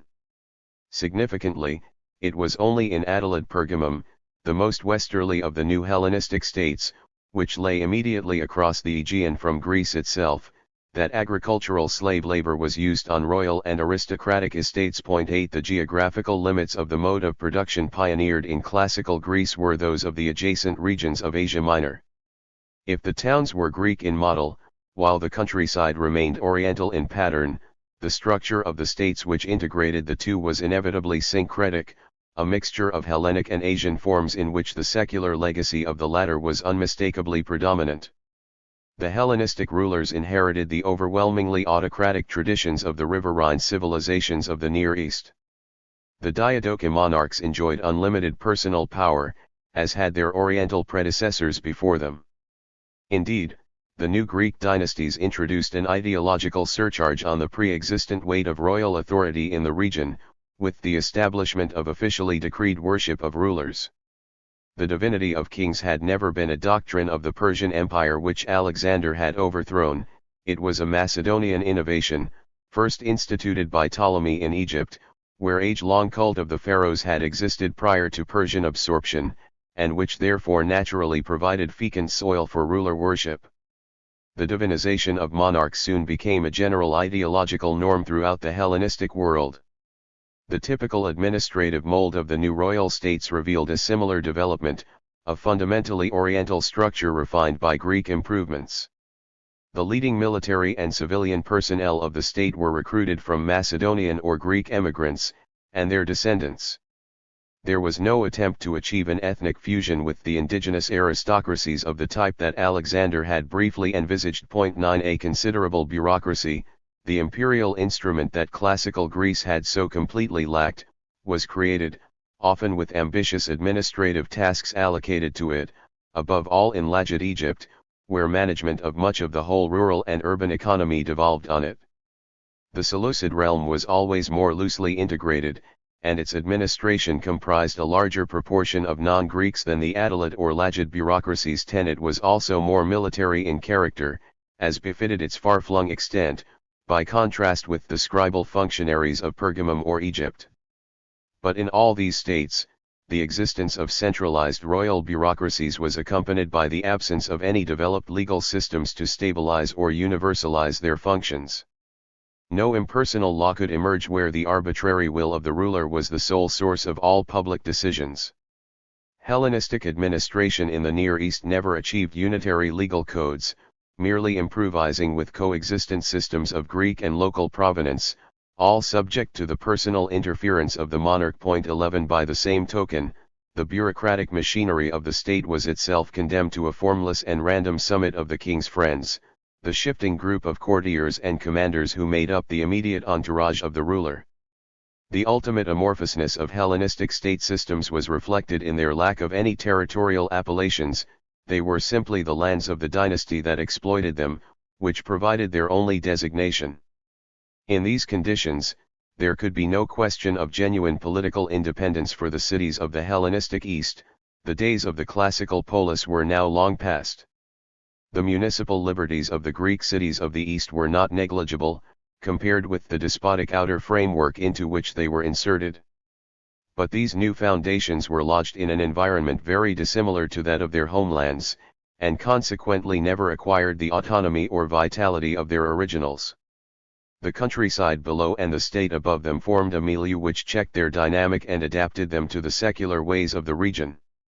Their fate is perhaps best exemplified by Alexandria, which became the new maritime capital of Lajid Egypt, and within a few generations the greatest and most flourishing Greek city in the ancient world, the economic and intellectual pivot of the Eastern Mediterranean. But the wealth and culture of Alexandria under its Ptolemaic rulers was gained at a price. No free citizenry could emerge amidst a countryside peopled by dependent peasant Lao, or a kingdom dominated by an omnipresent royal bureaucracy.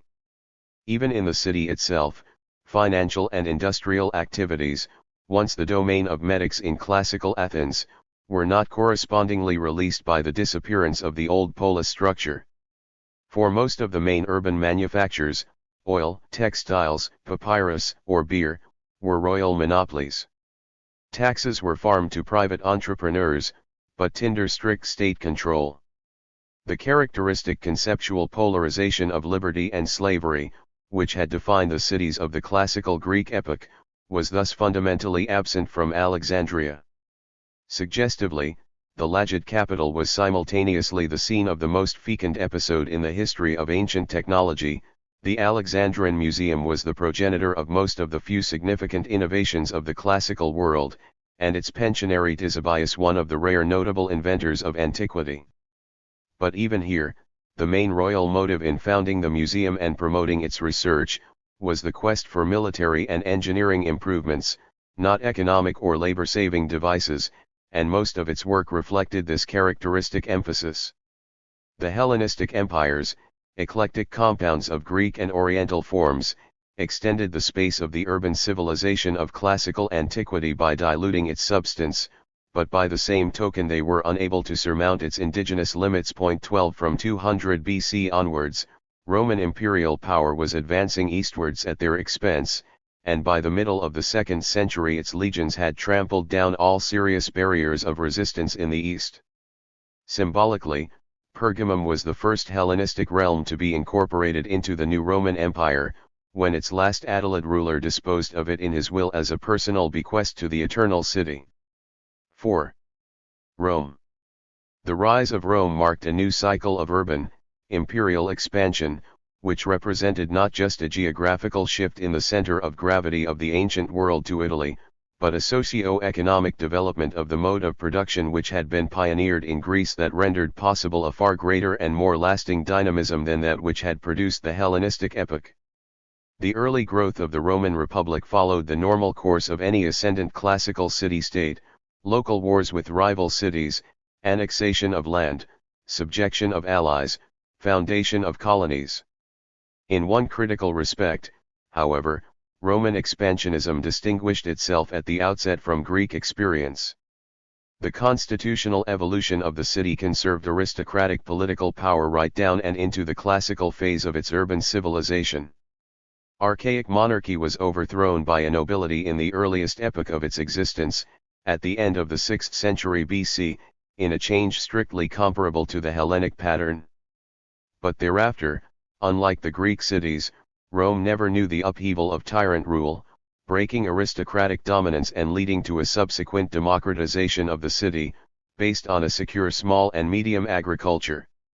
Instead, a hereditary nobility kept unbroken power through an extremely complex civic constitution, which underwent important popular modifications through the course of a prolonged and fierce social struggle within the city, but was never abrogated or replaced.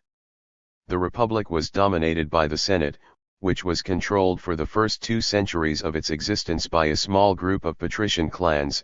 Membership of the Senate, which was co-optive, was for life.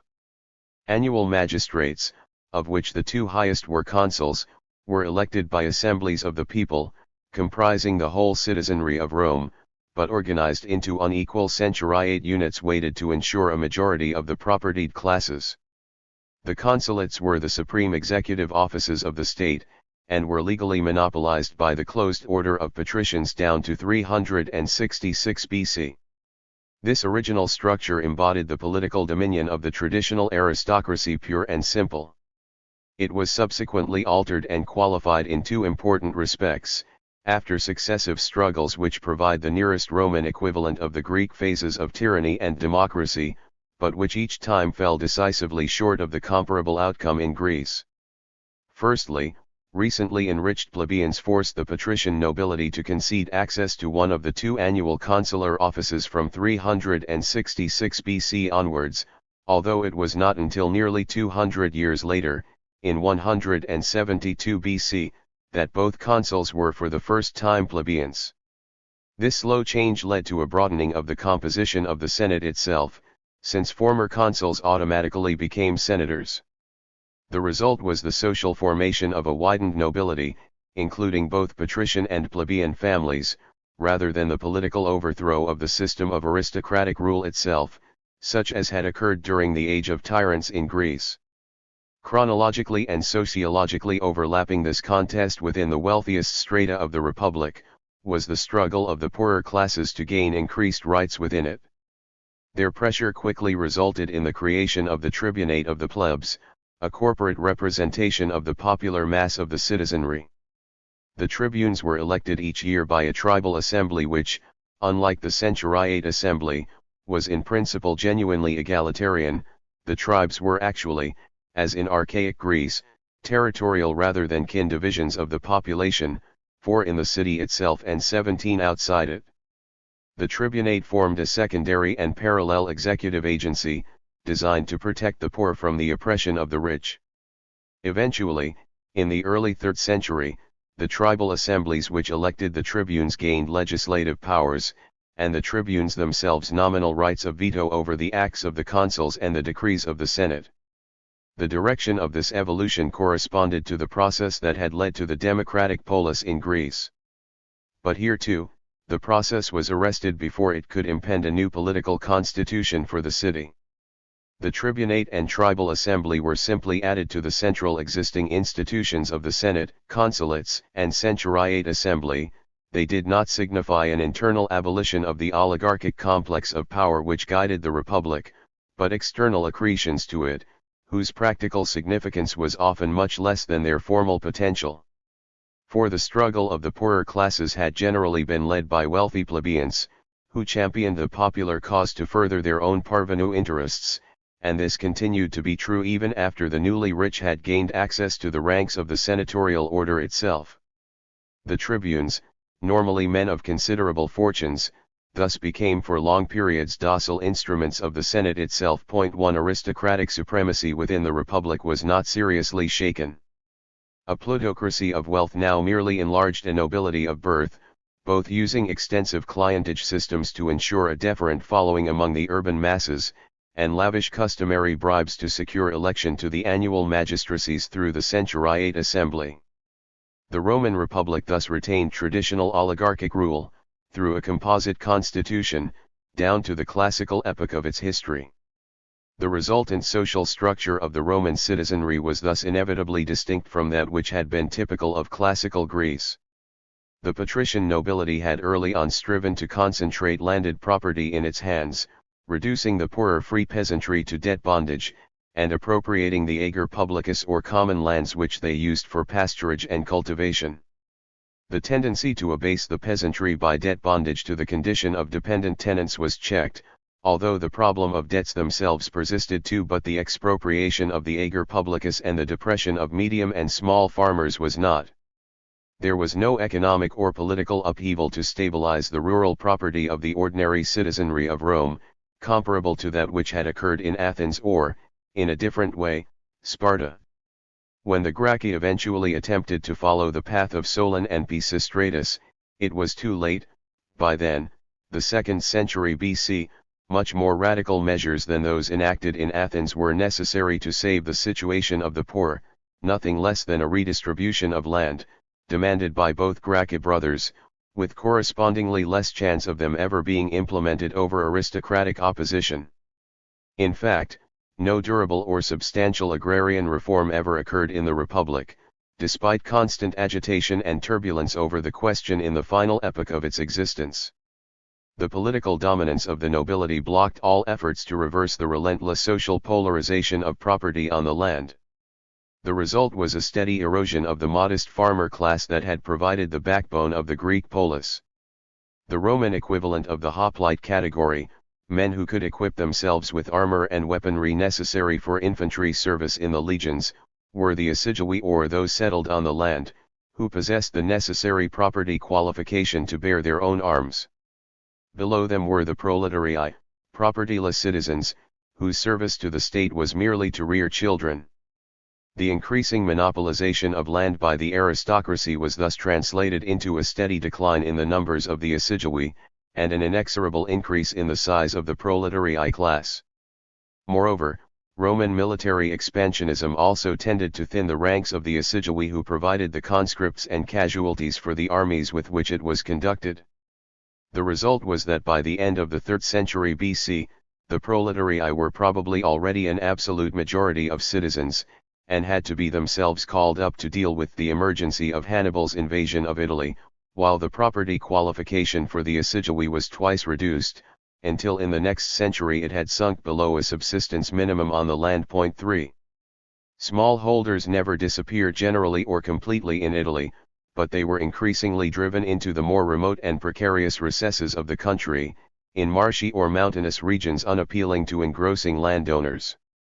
The structure of the Roman polity in the Republican epoch thus came to diverge sharply from any Greek precedent. For while the countryside became checkered with large noble domains, the city conversely became populated with a proletarianized mass, deprived of land or any other property.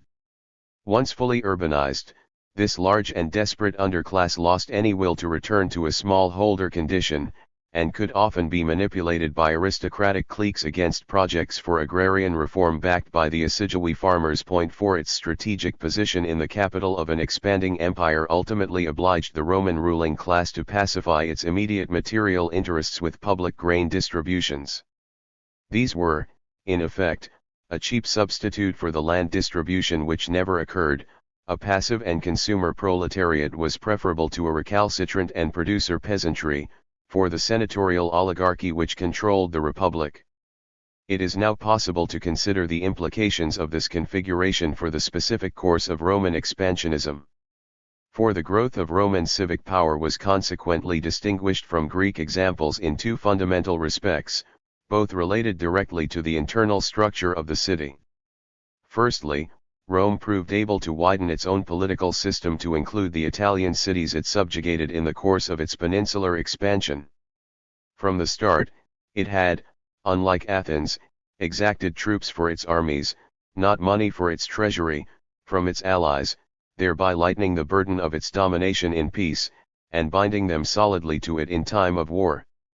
In this, it followed the example of Sparta, although its central military control of allied troops was always much greater. But Rome was also able to achieve an ultimate integration of these allies into its own polity which no Greek city had ever envisaged. It was the peculiar social structure of Rome which permitted this. Even the most oligarchic Greek polis of the classical epoch basically rested on a median body of propertied citizens, and precluded extreme economic disparities of wealth and poverty within the city. The political authoritarianism of Sparta, the exemplar of Hellenic oligarchy, did not mean a class polarization within the citizenry. In fact, as we have seen, it was accompanied by marked economic egalitarianism in the classical epoch, probably including allocation of inalienable state holdings to each spartiate precisely to ensure hoplites against the type of proletarianization which overtook them in Rome. 5. The classical Greek polis, whatever its degree of relative democracy and oligarchy, retained a civic unity rooted in the rural property of its immediate locality. It was for the same reason territorially inelastic, incapable of an extension without loss of identity. The Roman constitution, by contrast, was not merely oligarchic in form, it was much more deeply aristocratic in content, because behind it lay an economic stratification of Roman society of quite another order. It was this which rendered possible an extension of republican citizenship outwards to comparable ruling classes in the allied cities of Italy, who were socially akin to the Roman nobility itself, and had benefited from Roman conquests overseas. The Italian cities finally revolted against Rome in 91 BC, when their demand for the Roman franchise was refused, something no Athenian or Spartan ally had ever requested. Even then, their war aim was a peninsular Italian state with a capital and senate, in avowed imitation of the unitary Roman order itself, rather than any return to scattered municipal independence. 6 The Italian rebellion was militarily defeated in the long and bitter struggle of the so-called Social War. But amidst the subsequent turmoil of the civil wars between the Marian and Sullan factions within the Republic, the Senate could concede to the basic political program of the Allies, because the character of the Roman governing class and its constitution facilitated a viable extension of citizenship to the other Italian cities, ruled by an urban gentry similar in character to the senatorial class itself, with the wealth and leisure to participate in the political system of the Republic, even from a distance.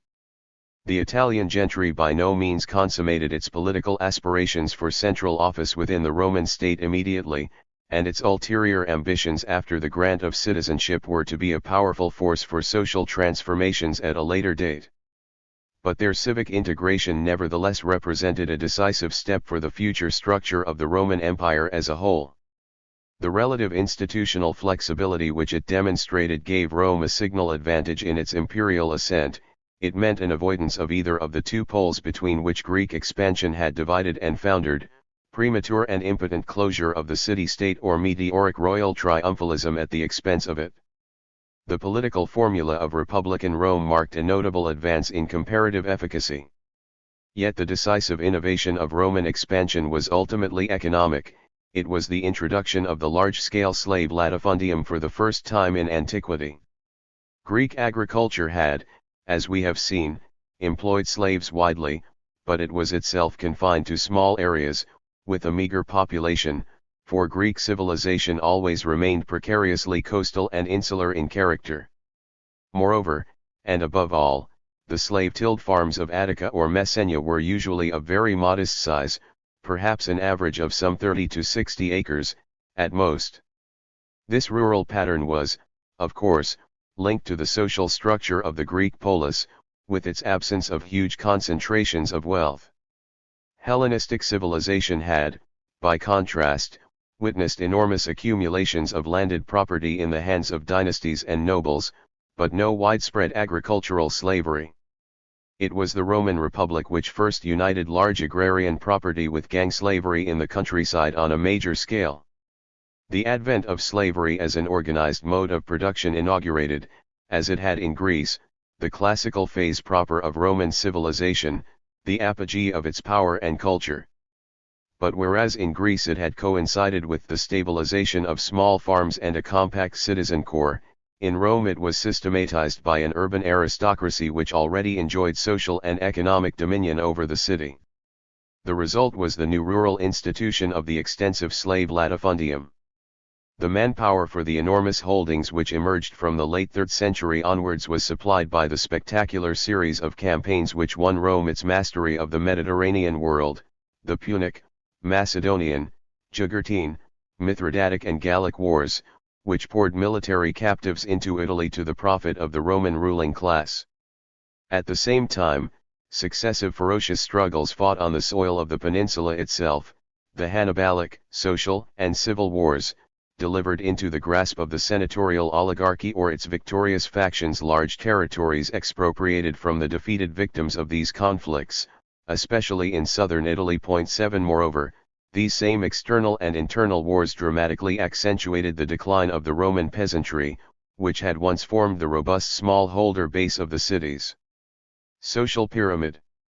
Constant warfare involved endless mobilization. The assiduous citizenry called to the legions year after year died in thousands under their standards, while those who survived them were unable to maintain their farms at home, which were increasingly absorbed by the nobility. From 200 to 167 BC, 10% or more of all free Roman adult males were permanently conscripted. This gigantic military effort was only possible because the civilian economy behind it could be manned to such an extent by slave labor, releasing corresponding manpower reserves for the armies of the Republic. 8 Victorious wars in their turn provided more slave captives to pump back into the towns and estates of Italy. The final outcome was the emergence of slave-worked agrarian properties of a hitherto unknown immensity. Prominent nobles like Lucius Domitius Ahenobarbus could own over 200,000 acres in the 1st century BC. These latifundia represented a new social phenomenon, which transformed the Italian countryside. They did not, of course, necessarily or invariably form consolidated blocks of land, farmed as single units. 9 The typical pattern was for the latifundist to possess a large number of medium-sized villa estates, sometimes contiguous but perhaps equally often distributed across the country, designed for optimal surveillance by various bailiffs and agents. Even such dispersed holdings, however, were notably larger than their Greek predecessors, often exceeding 300 acres in extent, while consolidated estates like the younger Pliny's seat in Tuscany might be 3,000 acres or more in size. 10 The rise of the Italian latifundia led to a great extension of pastoral ranching, and the intercropping of wine and olives with cereal cultivation. The influx of slave labor was so great that by the late Republic, not only was Italian agriculture recast by it, but trade and industry were overwhelmingly invaded by it too. Perhaps 90% of the artisans in Rome itself were of slave origin. 11 The nature of the gigantic social upheaval that Roman imperial expansion involved, and the basic motor force that sustained it, can be seen from the sheer demographic transformation that it wrought. Brunt estimates that in 225 BC there were some 4,400,000 free persons in Italy, to 600,000 slaves. By 43 BC, there were perhaps 4,500,000 free to 3 million slave inhabitants. Indeed, there may actually have been a net decline in the total size of the free population, while the slave population quintupled. 12 Nothing like this had ever been seen in the ancient world before. The full potential of the slave mode of production was for the first time unfolded by Rome, which organized and took it to a logical conclusion that Greece had never experienced. The predatory militarism of the Roman Republic was its main lever of economic accumulation.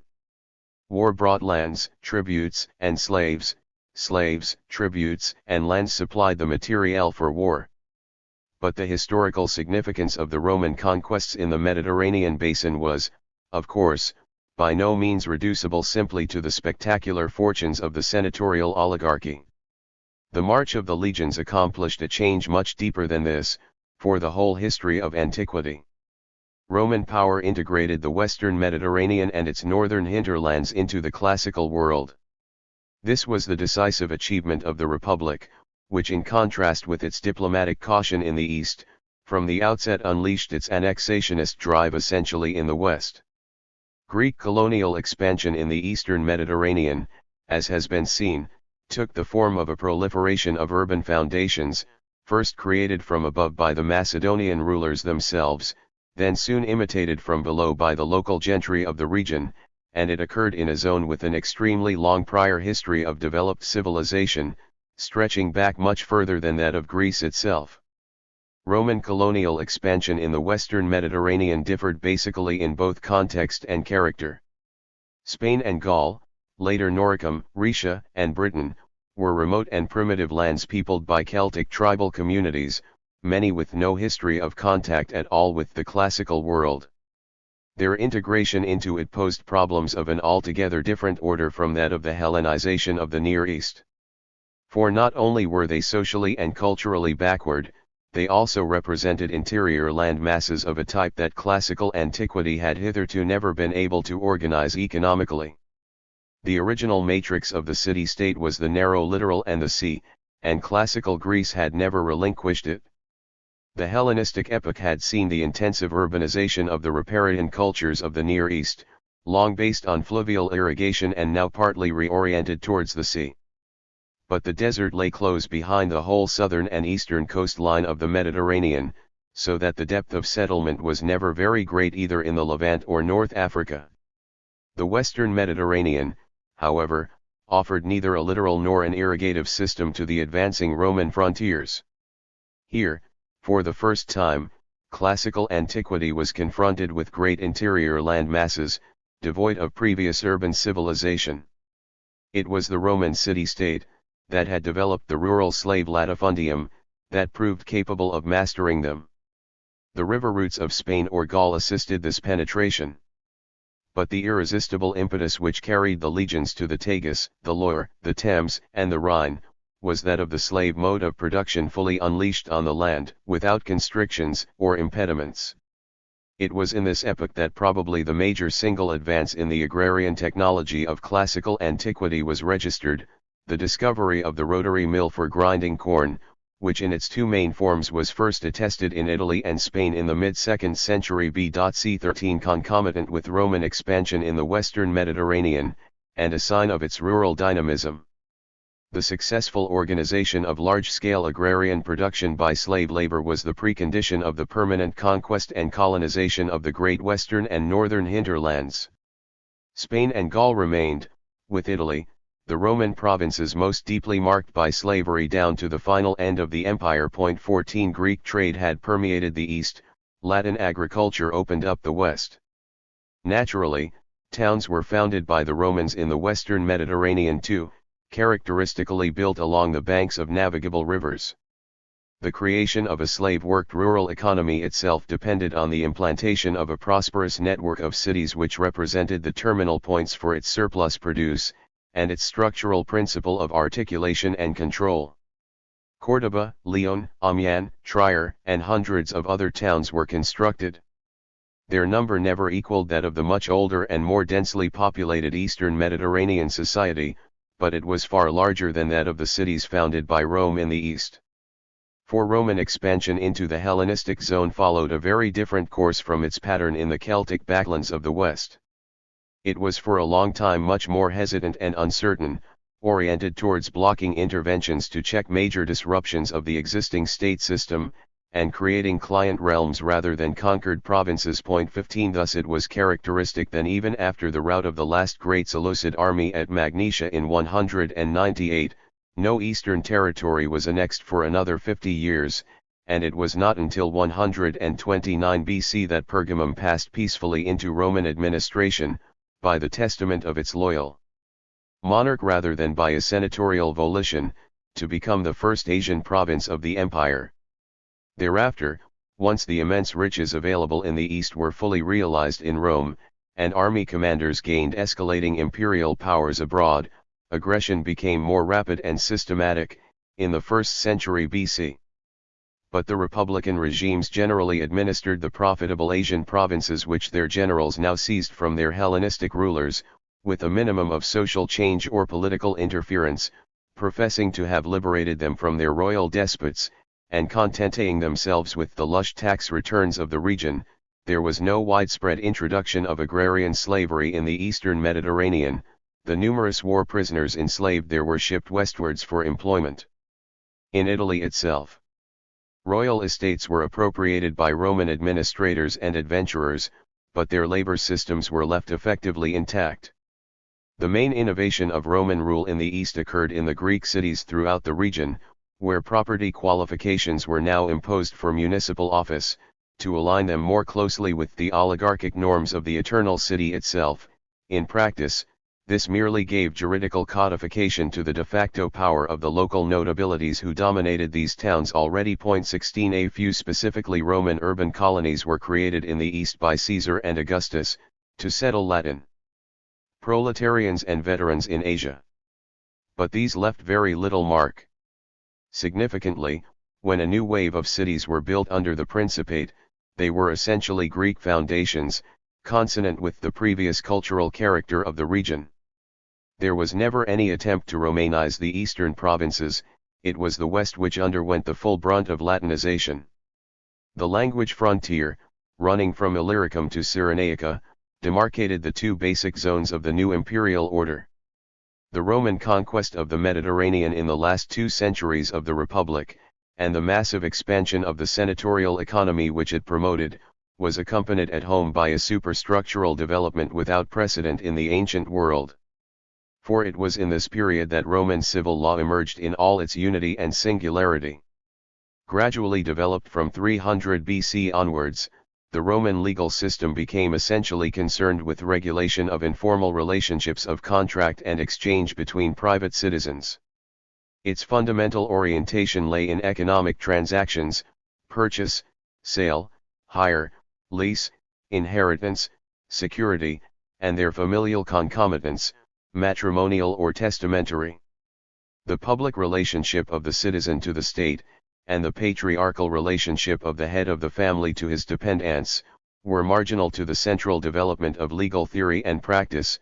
The first was considered too mutable to be subject to systematic jurisprudence, while the second covered most of the inferior domain of crime. 17 The real thrust of Republican jurisprudence was concerned with neither of these. It was not public or criminal law, but civil law governing suits between disputing parties over property, that formed the peculiar province of its remarkable advance. The development of a general legal theory as such was wholly new in antiquity. It was the creation, not of state functionaries or of practicing lawyers, but of specialized and aristocratic jurists who remained outside the process of litigation itself, furnishing opinions to the judiciary in actual court cases only on questions of legal principle rather than matters of fact. Republican jurists, who had no official status, evolved a series of abstract contractual figures applicable to the analysis of particular acts of commercial and social intercourse. Their intellectual bent was analytic rather than systematic, but the cumulative result of their work was the appearance, for the first time in history, of an organized body of civil jurisprudence as such. The economic growth of commodity exchange in Italy, attendant on the construction of the Roman imperial system, founded on the extensive use of slavery, thus found its juridical reflection in the creation of an unexampled commercial law in the later Republic. The great, decisive accomplishment of the new Roman law was thus, appropriately enough, its invention of the concept of absolute property, dominium ex jure quiritium. 18 No prior legal system had ever known the notion of an unqualified private property. Ownership in Greece, Persia, or Egypt had always been relative, in other words conditional on superior or collateral rights of other authorities and parties, or obligations to them. It was Roman jurisprudence that for the first time emancipated private ownership from any extrinsic qualifications or restraints, by developing the novel distinction between mere possession, factual control of goods, and property, full legal title to them. The Roman law of property, of which an extremely substantial sector was naturally devoted to ownership of slaves, represented the pristine conceptual distillation of the commercialized production and exchange of commodities within an enlarged state system, which Republican imperialism had made possible.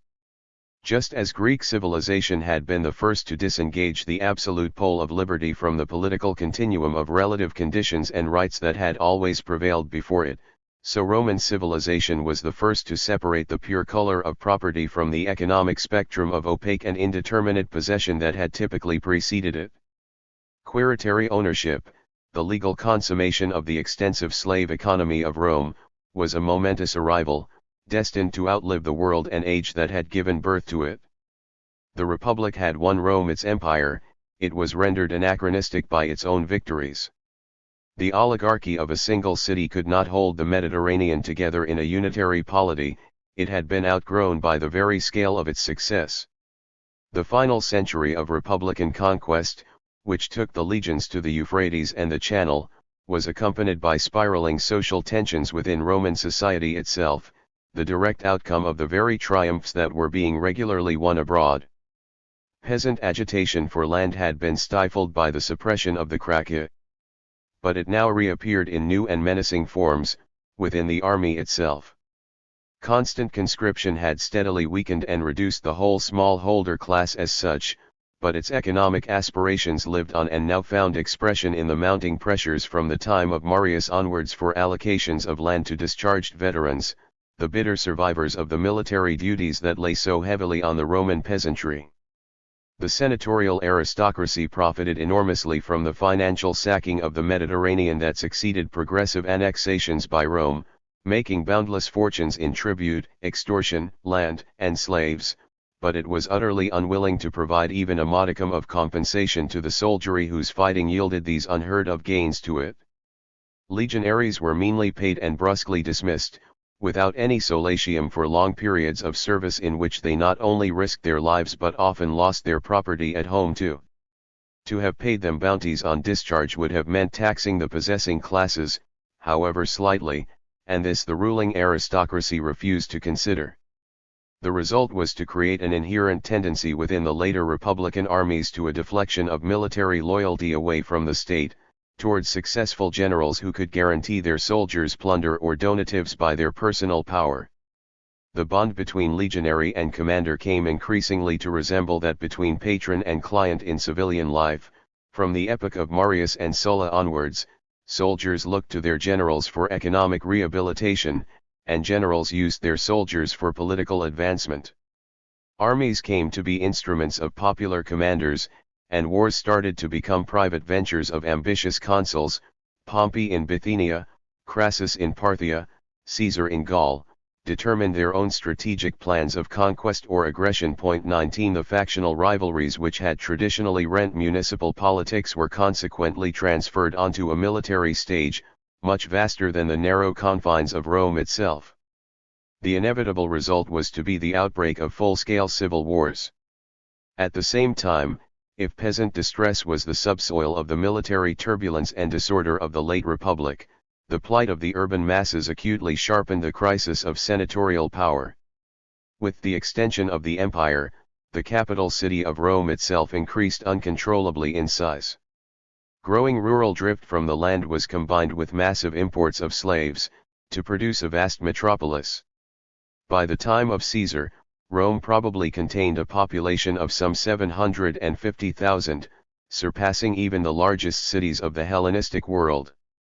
Hunger, disease, and poverty squeezed the crowded slums of the capital, filled with artisans, laborers, and petty shopkeepers, whether slave, monument or freeborn. 20 The urban mob had been skillfully mobilized by noble maneuvers against agrarian reformers in the 2nd century, an operation repeated once again with the abandonment of Catiline by the Roman plebs, which succumbed in time-honored fashion to oligarchic propaganda against an incendiary enemy of the state, to whom only Etrurian smallholders remained faithful to the end.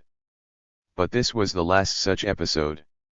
Thereafter, the Roman proletariat seems to have broken away irreversibly from senatorial tutelage.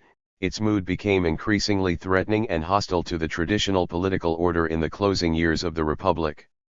Given the virtual absence of any solid or serious police force in a teeming city of 750,000 inhabitants, the immediate mass pressure which urban riots could bring to bear in crises of the Republic was considerable. Orchestrated by the tribune Clodius, who armed sections of the city's poor in the 50s, the urban proletariat obtained a free grain dole for the first time in 53 BC.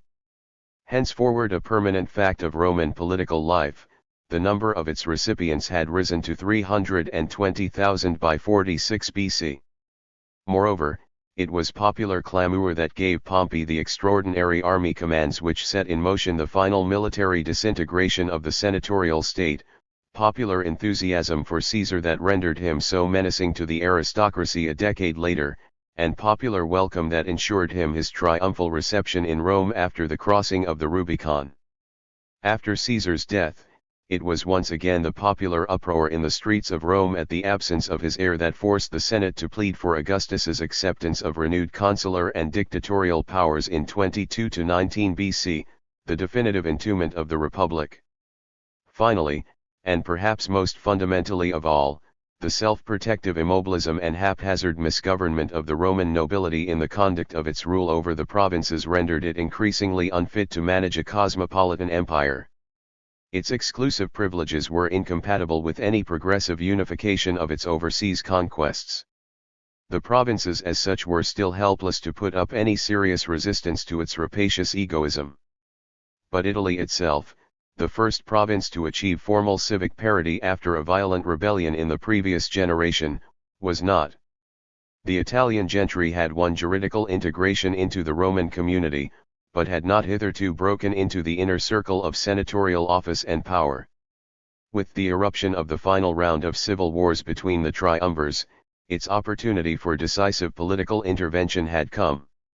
The provincial gentry of Italy flocked to Augustus, self-proclaimed defender of its traditions and prerogatives against the ominous and outlandish Orientalism of Marcus Antonius and his camp. 21 It was their adhesion to his cause, with the famous oath of allegiance sworn by Tota Italia in 32, which ensured the victory of Actium. It is significant that each of the three civil wars which determined the fate of the Republic followed the same geographical pattern. They were all won by the side which controlled the West, and lost by the party based on the East, despite its much greater wealth and resources. Pharsala, Philippi and Actium were all fought out in Greece, the advance post of the defeated hemisphere.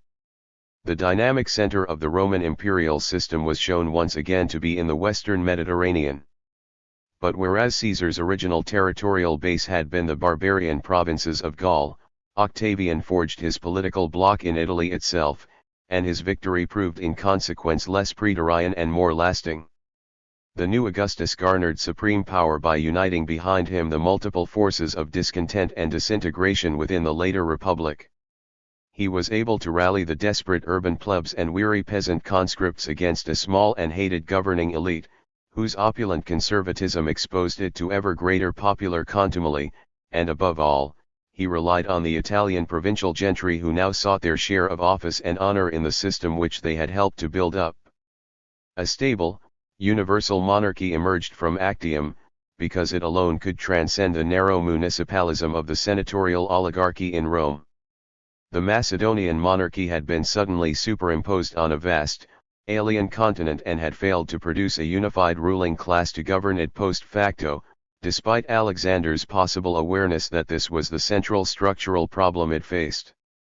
The Roman monarchy of Augustus, by contrast, punctually arrived when its hour struck, neither too early nor too late.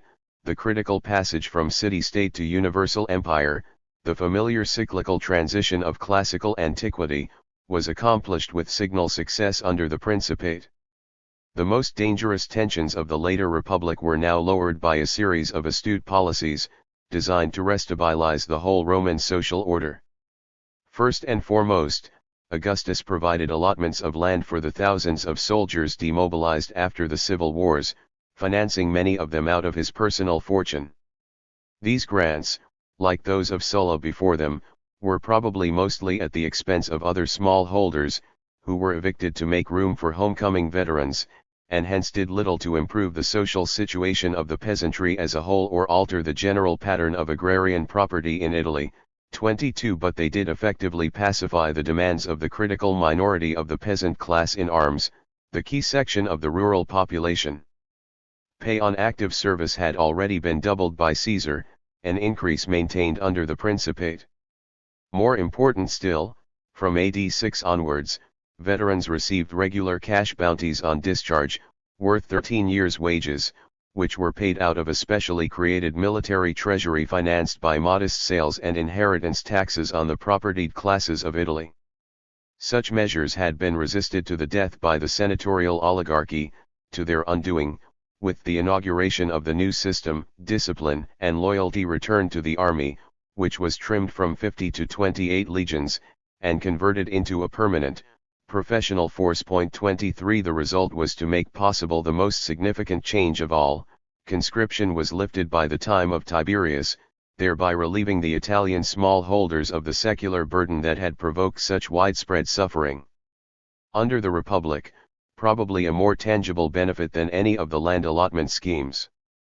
In the capital, the urban proletariat was calmed with distributions of corn that were allowed to rise again from their Caesarean levels, and which were now better assured since the incorporation of the granary of Egypt into the empire. An ambitious building program was launched, which provided considerable plebeian employment, and the municipal services of the city were greatly improved, by the creation of effective fire brigades and water supplies. At the same time, praetorian cohorts and urban police were henceforward always stationed in Rome to quell tumults. In the provinces, meanwhile, the random and unbridled extortions of the Republican tax farmers, one of the worst abuses of the old regime, were phased out, and a uniform fiscal system composed of a land tax and poll tax, and based on accurate censuses, was instituted. The revenues of the central state were increased, while peripheral regions no longer suffered the pillage of publicans. Provincial governors were henceforward paid regular salaries. The judicial system was overhauled to expand its appellate facilities against arbitrary decisions very greatly, both for Italians and provincials. An imperial postal service was created to link the far-flung provinces of the empire together for the first time with the regular communications system. 24 Roman colonies and municipalities and Latin communities were planted in outlying zones, with a heavy concentration in the western provinces. Domestic peace was restored after a generation of destructive civil strife, and with it provincial prosperity. On the frontiers, the successful conquest and integration of the critical corridors between East and West, Rhaetia, Noricum, Pannonia, and Illyria, achieved the final geostrategic unification of the empire. Illyria, in particular, was henceforward the central military link of the imperial system in the Mediterranean. 25. Within the new borders, the advent of the Principate meant the promotion of Italian municipal families into the ranks of the senatorial order and upper administration, where they now formed one of the bastions of Augustus's power. The Senate itself ceased any longer to be the central authority in the Roman state. It was not deprived of power or prestige, but it was henceforward a generally obedient and subordinate tool of successive emperors, reviving politically only during dynastic disputes or interregna. But while the Senate as an institution became a stately shell of its former self, the senatorial order itself, now purged and renovated by the reforms of the Principate, continued to be the ruling class of the empire, largely dominating the imperial state machine even after equestrian appointments became normal to a wider range of positions within it. Its capacity for cultural and ideological assimilation of newcomers to its ranks was remarkable. No representative of the old patrician nobility of the Republic ever gave such powerful expression to its outlook on the world as a once modest provincial from southern Gaul under Trajan, Tacitus. Senatorial oppositionism survived for centuries after the creation of the empire, in quiescent reserve or refusal of the autocracy installed by the Principate. Athens, which had known the most untrammeled democracy of the ancient world, produced no important theorists or defenders of it.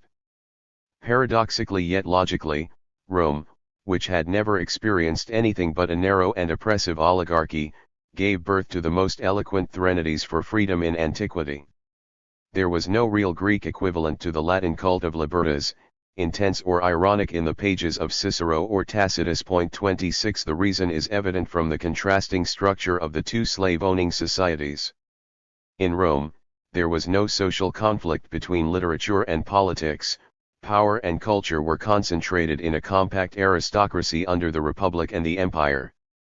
The narrower the circle that enjoyed the characteristic municipal freedom of antiquity, the purer was the vindication of liberty it bequeathed to posterity, still memorable and formidable over 1500 years later. The senatorial ideal of libertas was, of course, suppressed and negated by the imperial autocracy of the Principate, and the resigned acquiescence of the propertied classes of Italy to the new dispensation, the alien visage of their own rule in the epoch to come. But it was never altogether cancelled, for the political structure of the Roman monarchy that now encompassed the whole Mediterranean world was never that of the Hellenistic monarchies of the Greek East which preceded it. The Roman imperial state rested on a system of civil laws, not mere royal caprice, and its public administration never interfered greatly with the basic legal framework handed down by the Republic. In fact, the Principate for the first time elevated Roman jurists to official positions within the state, when Augustus selected prominent jurisconsults for advisors and conferred imperial authority on their interpretations of the law. The emperors themselves, on the other hand, were henceforward to legislate by edicts, adjudications, and rescripts to questions or petitions from subjects. The development of an autocratic public law through imperial decretals, of course, rendered Roman legality much more complex and composite than it had been under the Republic. The political distance traveled from Cicero's Legum servi sumus ut liberi esse possimus to Ulpian's quod principi placuit legis habet vicem speaks for itself. 27 But the key tenets of civil law, above all, those governing economic transactions, were left substantially intact by this authoritarian evolution of public law, which by and large did not trespass upon the intercitizen domain. The possessing classes continued to be juridically guaranteed in their property by the precepts established in the Republic. Beneath them, criminal law, essentially designed for the lower classes, remained as arbitrary and repressive as it had always been, a social safeguard for the whole ruling order. The Principate thus preserved the classical legal system of Rome, while superimposing on it the new innovatory powers of the emperor in the realm of public law. Ulpian was later to formulate the distinction which articulated the whole juridical corpus under the empire with characteristic clarity: private law, quod ad singulorum utilitatem pertinet, was in particular separate from public law, quod ad statum arii Romani spectat. The former suffered no real eclipse from the extension of the latter. 28 It was, indeed, the empire which produced the great systematizations of civil jurisprudence in the 3rd century, in the work of the Severan prefects Papinian, Ulpian and Paulus, that transmitted Roman law as a codified body to later ages. The solidity and stability of the Roman imperial state, so different from anything the Hellenistic world produced, was rooted in this heritage. The subsequent history of the Principate was largely that of the increasing provincialization of central power within the empire. Once the monopoly of central political office enjoyed by the Roman aristocracy proper had been broken, a gradual process of diffusion integrated a wider and wider ambit of the western landed classes outside Italy itself into the imperial system. 29 The origin of the successive dynasties of the Principate was a straightforward record of this evolution. The Roman patrician Julio-Claudian house was followed by the Italian municipal Flavian line. Succession then passed a series of emperors with a provincial Spanish or southern Gallic background. Spain and Gallia Narbonensis were the oldest Roman conquests in the West, whose social structure was consequently closest to that of Italy itself. The composition of the Senate reflected much the same pattern, with a growing intake of rural dignitaries from Transpadane Italy, southern Gaul, and Mediterranean Spain. The imperial unification of which Alexander had once dreamed appeared symbolically accomplished by the epoch of Hadrian, the first emperor to tour his whole immense domain from end to end in person. It was formally consummated by Caracalla decree of AD 212 granting Roman citizenship to nearly all free inhabitants throughout the empire. Political and administrative unification was matched by external security and economic prosperity. The Dacian kingdom was conquered and its gold mines annexed, the Asian frontiers were extended and consolidated. Agricultural and artisanal techniques slightly improved, screw presses promoted oil production, kneading machines facilitated the manufacture of bread, glass blowing became widespread. 30 Above all, the new Pax Romana was accompanied by a buoyant surge of municipal rivalry and urban embellishments in virtually all the provinces of the empire, exploiting the architectural discovery by Rome of the arch and the vault. The Antonine epoch was perhaps the peak period for city construction in antiquity. Economic growth was accompanied by the flowering of Latin culture in the Principate, when poetry, history, and philosophy blossomed after the relative intellectual and aesthetic austerity of the early Republic. To the Enlightenment this was a golden age, in Gibbon's words the period in the history of the world during which the condition of the human race was most happy and prosperous. 31. For some 2 centuries, the tranquil magnificence of the urban civilization of the Roman Empire concealed the underlying limits and strains of the productive basis on which it rested. For, unlike the feudal economy which succeeded it, the slave mode of production of antiquity possessed no natural, internal mechanism of self-reproduction, because its labor force could never be homeostatically stabilized within the system. Traditionally, the supply of slaves largely depended on foreign conquests, since prisoners of war probably always provided the main source of servile labor in antiquity. The Republic had sacked the whole Mediterranean for its manpower, to install the Roman imperial system. The Principate halted further expansion, in the 3 available remaining sectors of possible advance, Germany, Dacia, and Mesopotamia. With the final closure of the imperial frontiers after Trajan, the well of war captives inevitably dried up. The commercial slave trade could not make up for the shortages that resulted, since it had always itself been largely parasitic on military operations for its stocks. The barbarian periphery along the empire continued to provide slaves, bought by dealers at the frontiers, but not in sufficient numbers to solve the supply problem in conditions of peace. The result was that prices started to climb sharply upwards, By the 1st and 2nd centuries AD, they were 8 to 10 times the levels of the 2nd and 1st centuries BC. 32 The steep rise in costs increasingly exposed the contradictions and risks of slave labor for its proprietors. For each adult slave represented a perishable capital investment for the slave owner, which had to be written off in toto at death, so that the renewal of forced labor demanded a heavy preliminary outlay in what had become an increasingly tight market.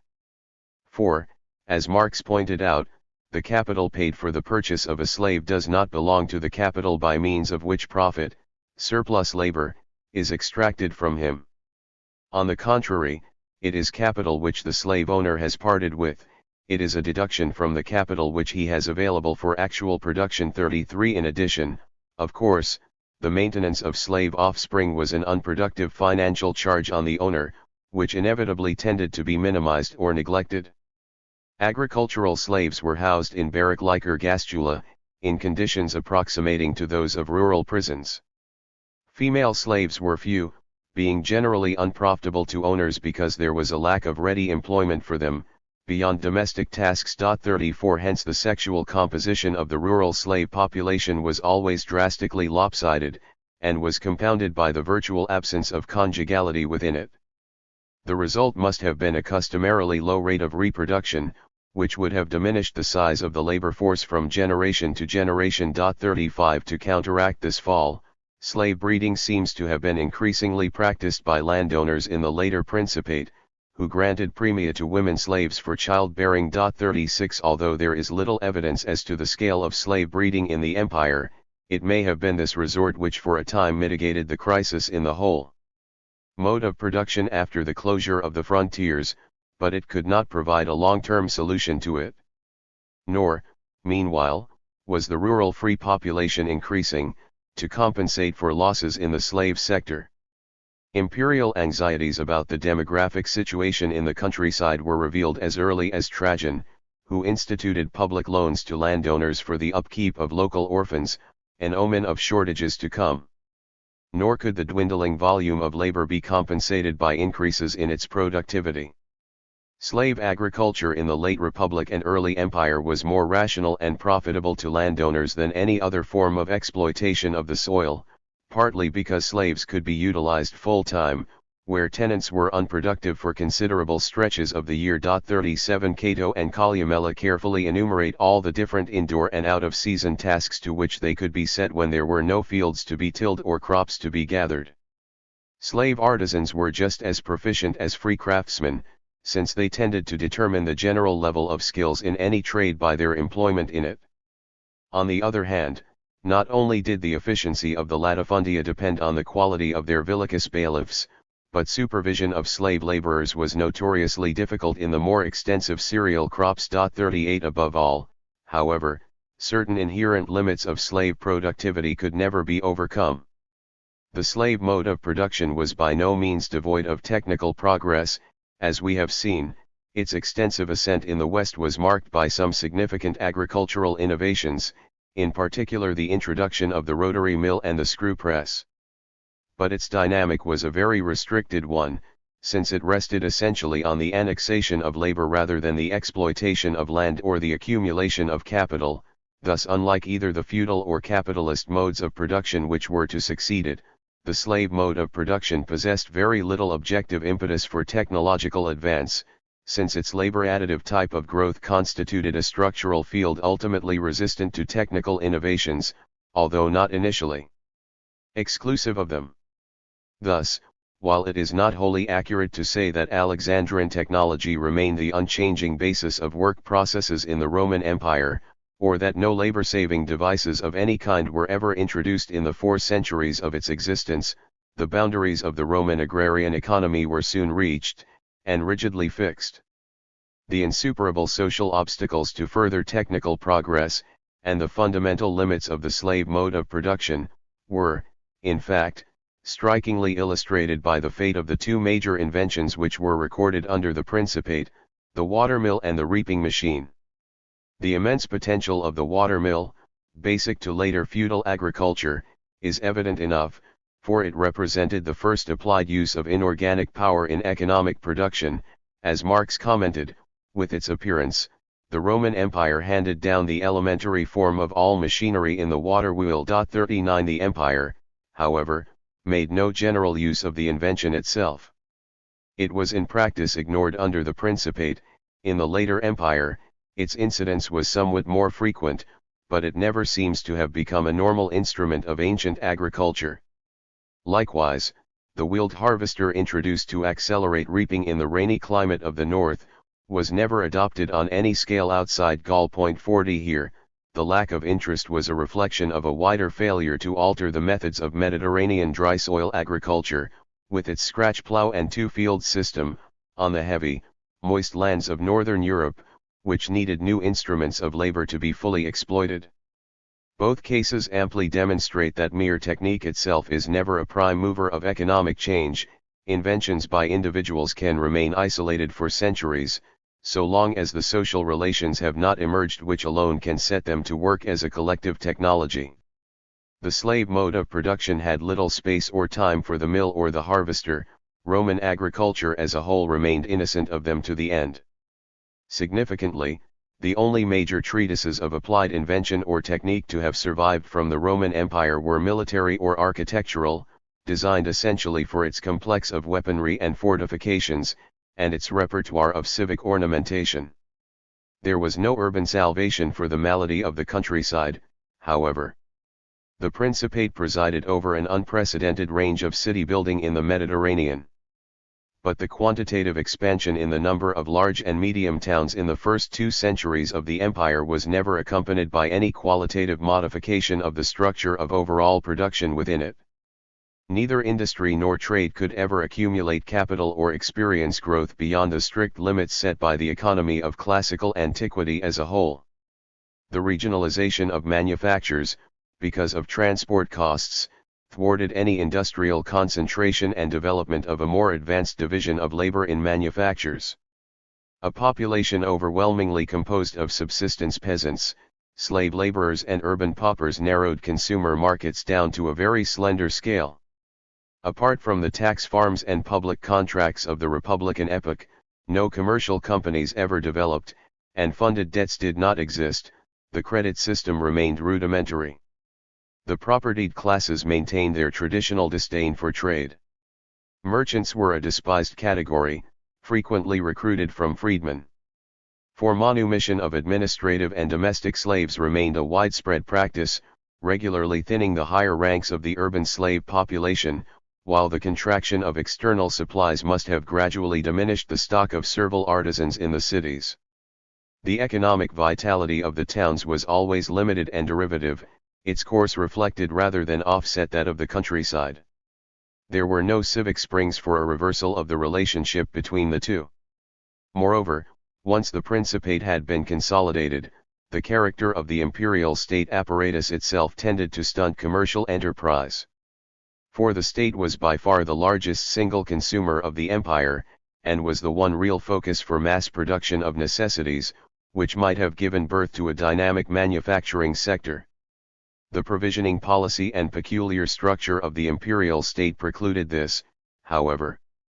Throughout classical antiquity, ordinary public works, roads, buildings, aqueducts, drains, were typically executed by slave labor.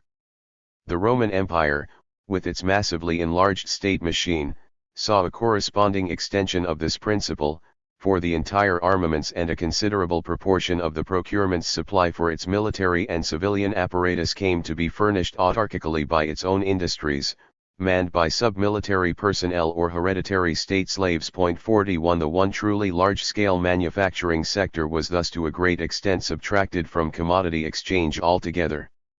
The permanent and direct use by the Roman state of slave labor, a structural feature which lasted right down and into the Byzantine Empire, was one of the central pillars of the political economy of late antiquity. The infrastructure of slavery found one of its most concentrated expressions within the imperial superstructure itself. Thus the state could expand, but the urban economy received little benefit from its growth. If anything, its size and weight tended to suffocate private commercial initiative and entrepreneurial activity.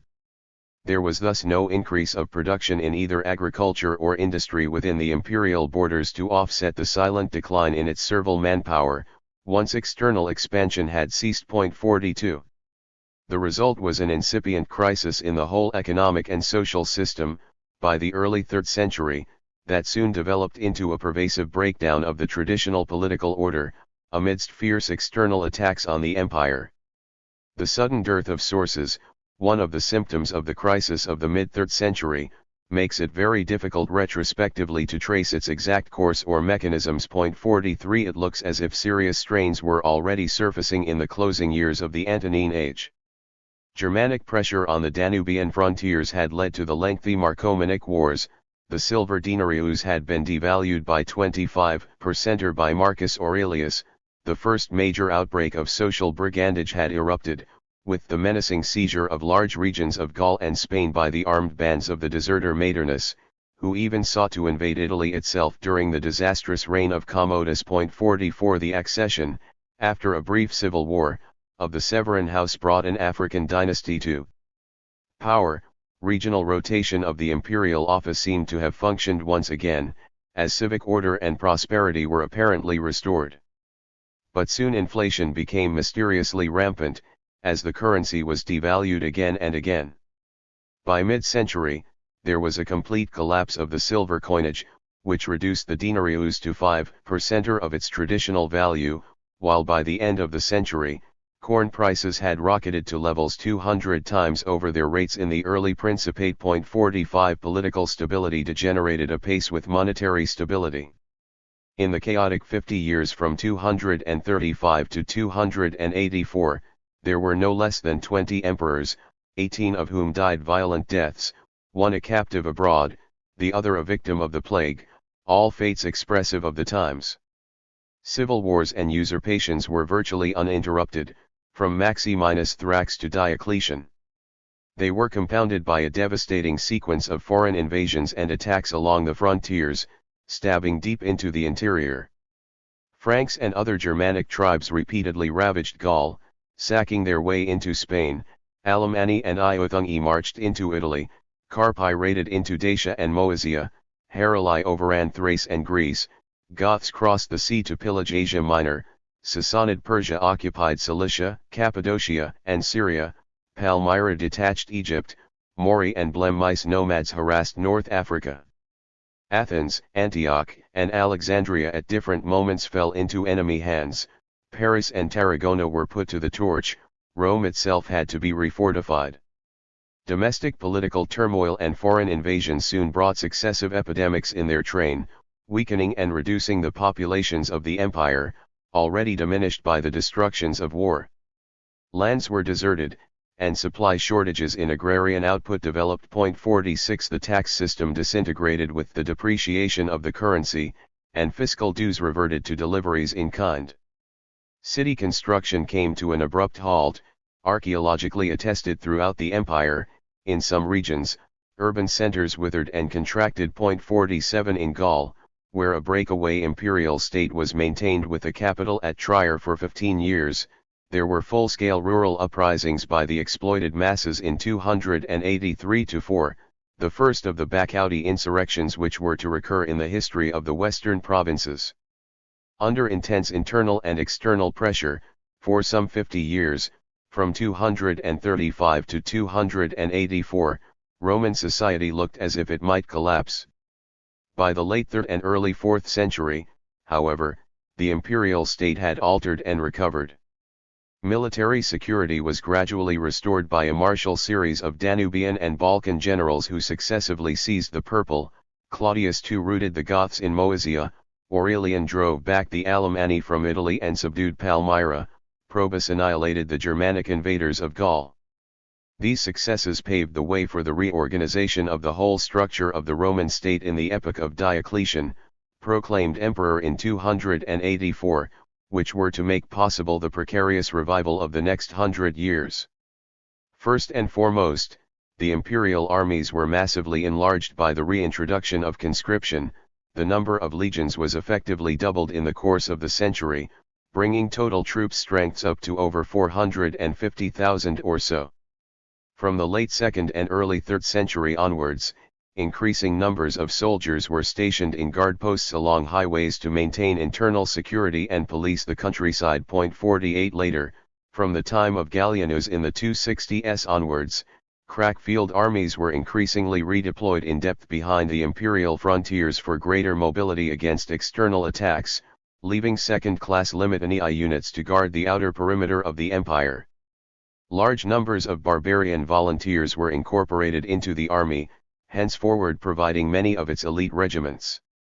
More important, all top military commands were now entrusted to men of equestrian rank only. The senatorial aristocracy was thereby displaced from its traditionally pivotal role in the political system, as supreme imperial power increasingly passed to the professional officer corps of the army.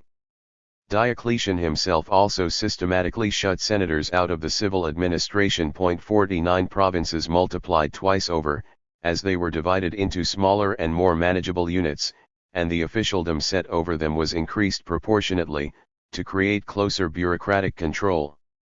A new fiscal system was established, after the debacle of the mid-century, fusing the principles of a land and poll tax into a single unit, calculated on the basis of new and comprehensive censuses. Annual budgetary estimates were introduced for the first time in the ancient world, which could adjust tax levels to current expenditures, that predictably moved steeply upwards. The formidable material expansion of the state machine that was the result of all these measures inevitably contradicted the ideological attempts of Diocletian and his successors to stabilize the social structure of the later empire beneath it. Decrees penning large groups of the population into caste-like hereditary guilds after the turbulence of the past half-century can have had little practical efficacy. 50 Social mobility probably increased somewhat, because of the enlargement of new military and bureaucratic avenues of promotion within the state. 51 Transient efforts to fix administrative prices and wages throughout the empire were even less realistic. On the other hand, the imperial autocracy itself successfully prized away all traditional restraints imposed by senatorial opinion and custom on the exercise of personal power. The Principate gave way to the Dominate, as emperors from Aurelian onwards styled themselves Dominus et Deus and enforced the oriental ceremonial of full-length abasement before the royal presence, the proskinesis with which Alexander had once inaugurated the Hellenistic empires of the Near East. The political complexion of the Dominate has thus often been interpreted as signifying a shift of the whole center of gravity of the Roman imperial system to the eastern Mediterranean, shortly to be consummated by the rise of Constantinople, the new Rome on the shores of the Bosphorus.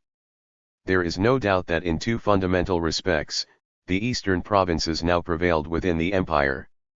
Economically, the crisis of the developed slave mode of production had naturally hit the West, where it was more deeply rooted, much harder and left it comparatively worse off. It now no longer possessed any native dynamism to offset the traditional wealth of the East, and manifestly started to drop back as the poorer half of the Mediterranean.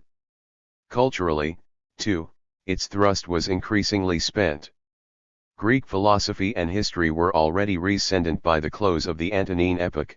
The literary language of Marcus Aurelius, let alone Dio Cassius, was no longer Latin. Far more important, of course, was the slow growth of the new religion which was to capture the empire.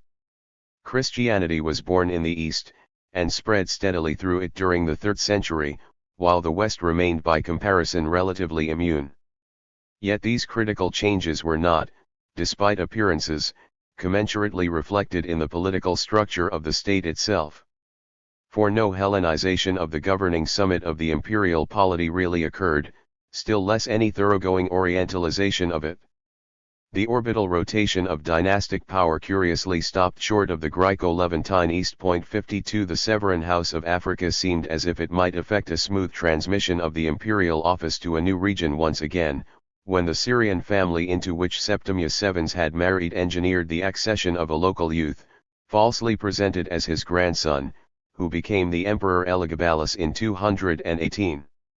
The cultural exoticism of this adolescent, religious and sexual, rendered his brief reign notorious in Roman memories ever afterwards.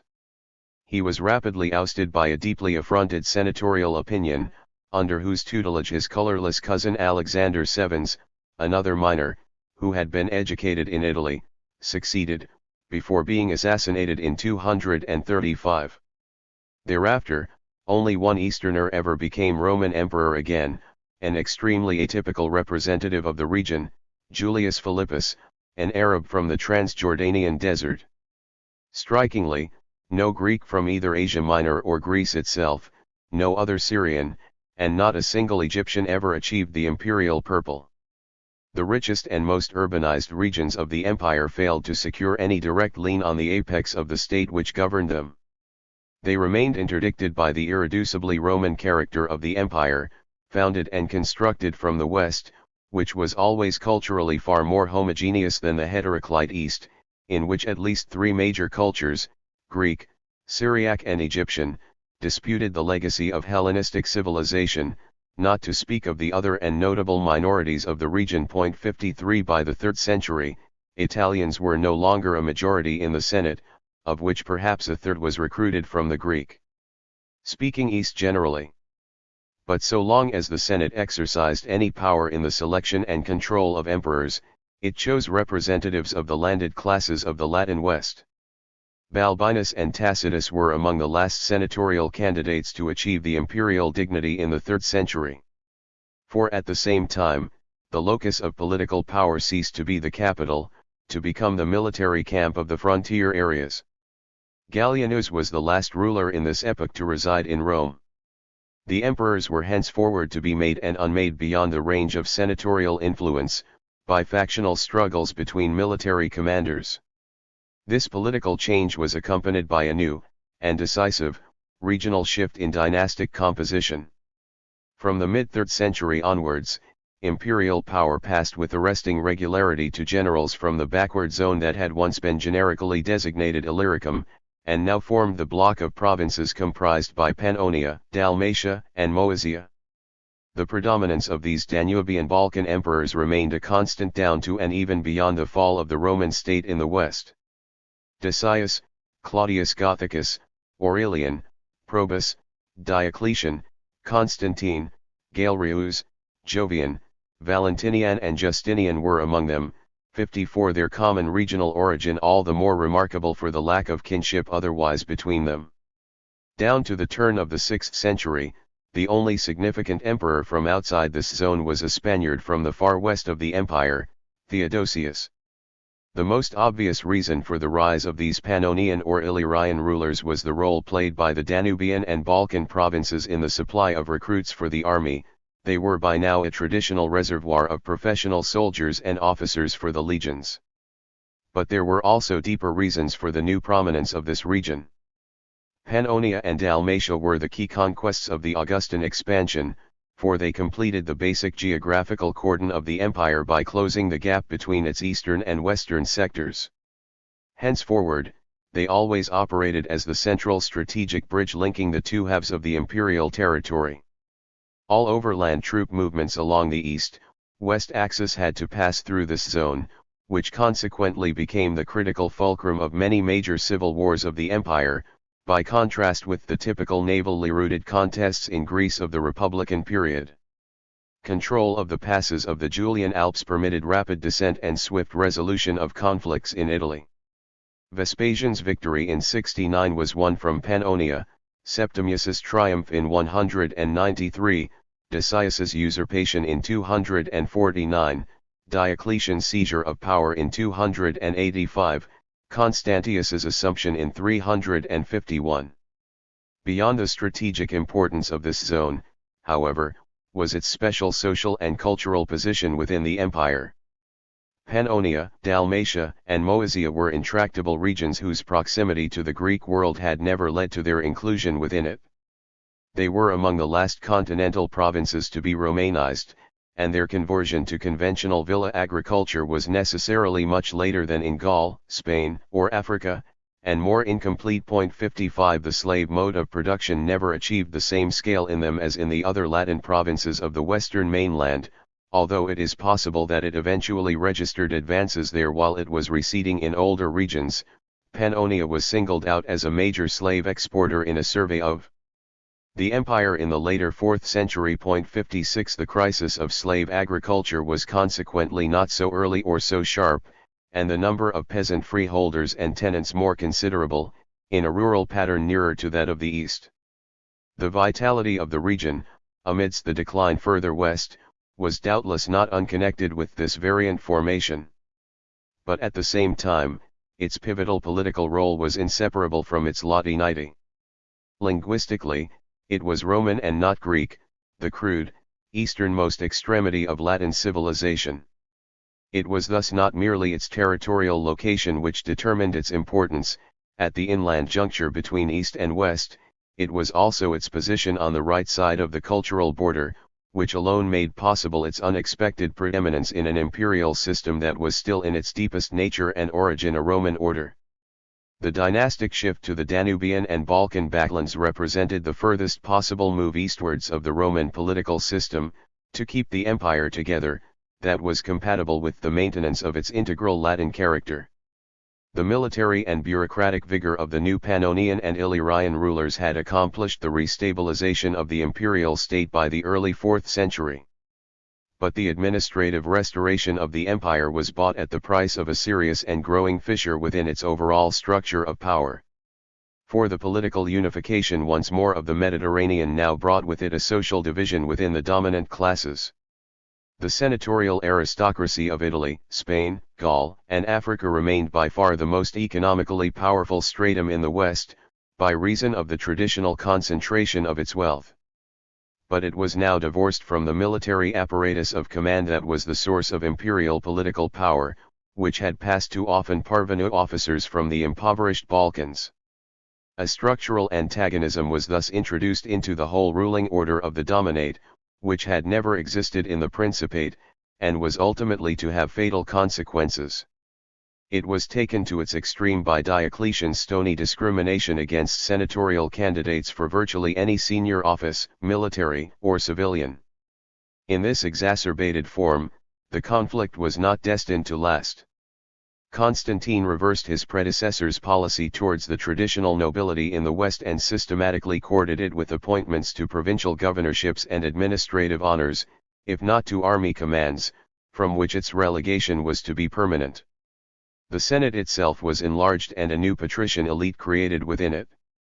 At the same time, the composition of the aristocracy across the empire as a whole was drastically modified by the great institutional change of Constantine's reign, the Christianization of the state, after the conversion of Constantine and his victory over Maxentius at the Milvian Bridge.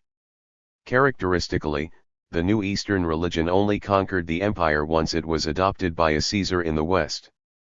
It was an army marching from Gaul that imposed a creed originated in Palestine, signal and paradoxical accident, or symptom, of the political dominance of the Latin homelands of the Roman imperial system. Immediately, perhaps the most important institutional effect of the religious change was the social promotion of a large number of service Christians, who had made their administrative careers by their loyalty to the new faith, to the ranks of the enlarged clericimate of the 4th century. 57 Most of these were recruited from the East, where they came to throng the Second Senate developed in Constantinople by Constantius II. Their integration into the capacious machinery of the Dominate, with its proliferation of new bureaucratic positions, both reflected and reinforced its steady augmentation of the total dimensions of the state in late Roman society. Moreover, the establishment of Christianity as the official church of the empire was henceforward to add a huge clerical bureaucracy, where none had previously existed, to the already ominous weight of the secular state apparatus. Within the church itself, a similar process of expanded mobility probably occurred, as the ecclesiastical hierarchy was recruited mainly from the curial class. The salaries and perquisites of these religious dignitaries, from the immense rents yielded by the corporate wealth of the church, were soon greater than those of equivalent ranks in the secular bureaucracy. Constantine and his successors presided over their new dispensation with lavish palatine extravagance, inditions and taxes climbed inexorably upwards.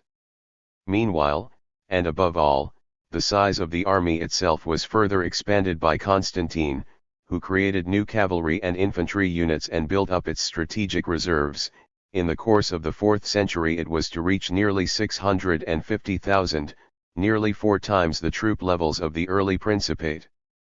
The Roman Empire of the 4th and 5th centuries was thus loaded with a vast, super-rapid increase in its military, political, and ideological superstructures. On the other hand, the swelling of the state was accompanied by a shrinkage of the economy. The demographic losses of the 3rd century were never made good again, although the statistical decline in population cannot be calculated. The continued abandonment of once cultivated lands is unmistakable evidence of a general downward trend.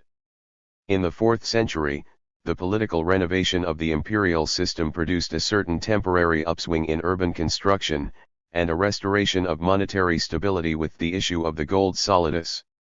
But both recoveries were limited and precarious. Urban growth was largely concentrated in new military and administrative centers under the direct patronage of the emperors, Milan, Trier, or Sardica, above all, Constantinople. It was not a spontaneous economic phenomenon, and could not offset the long-term dwindling of the cities. The municipal oligarchies which had once presided over proud and vital towns were subjected to increasing supervision and interference in the early Principate, when special imperial curators from Rome were appointed to watch over the provincial cities. But from the crisis of the 3rd century onwards, the relationship between the center and the periphery was curiously reversed.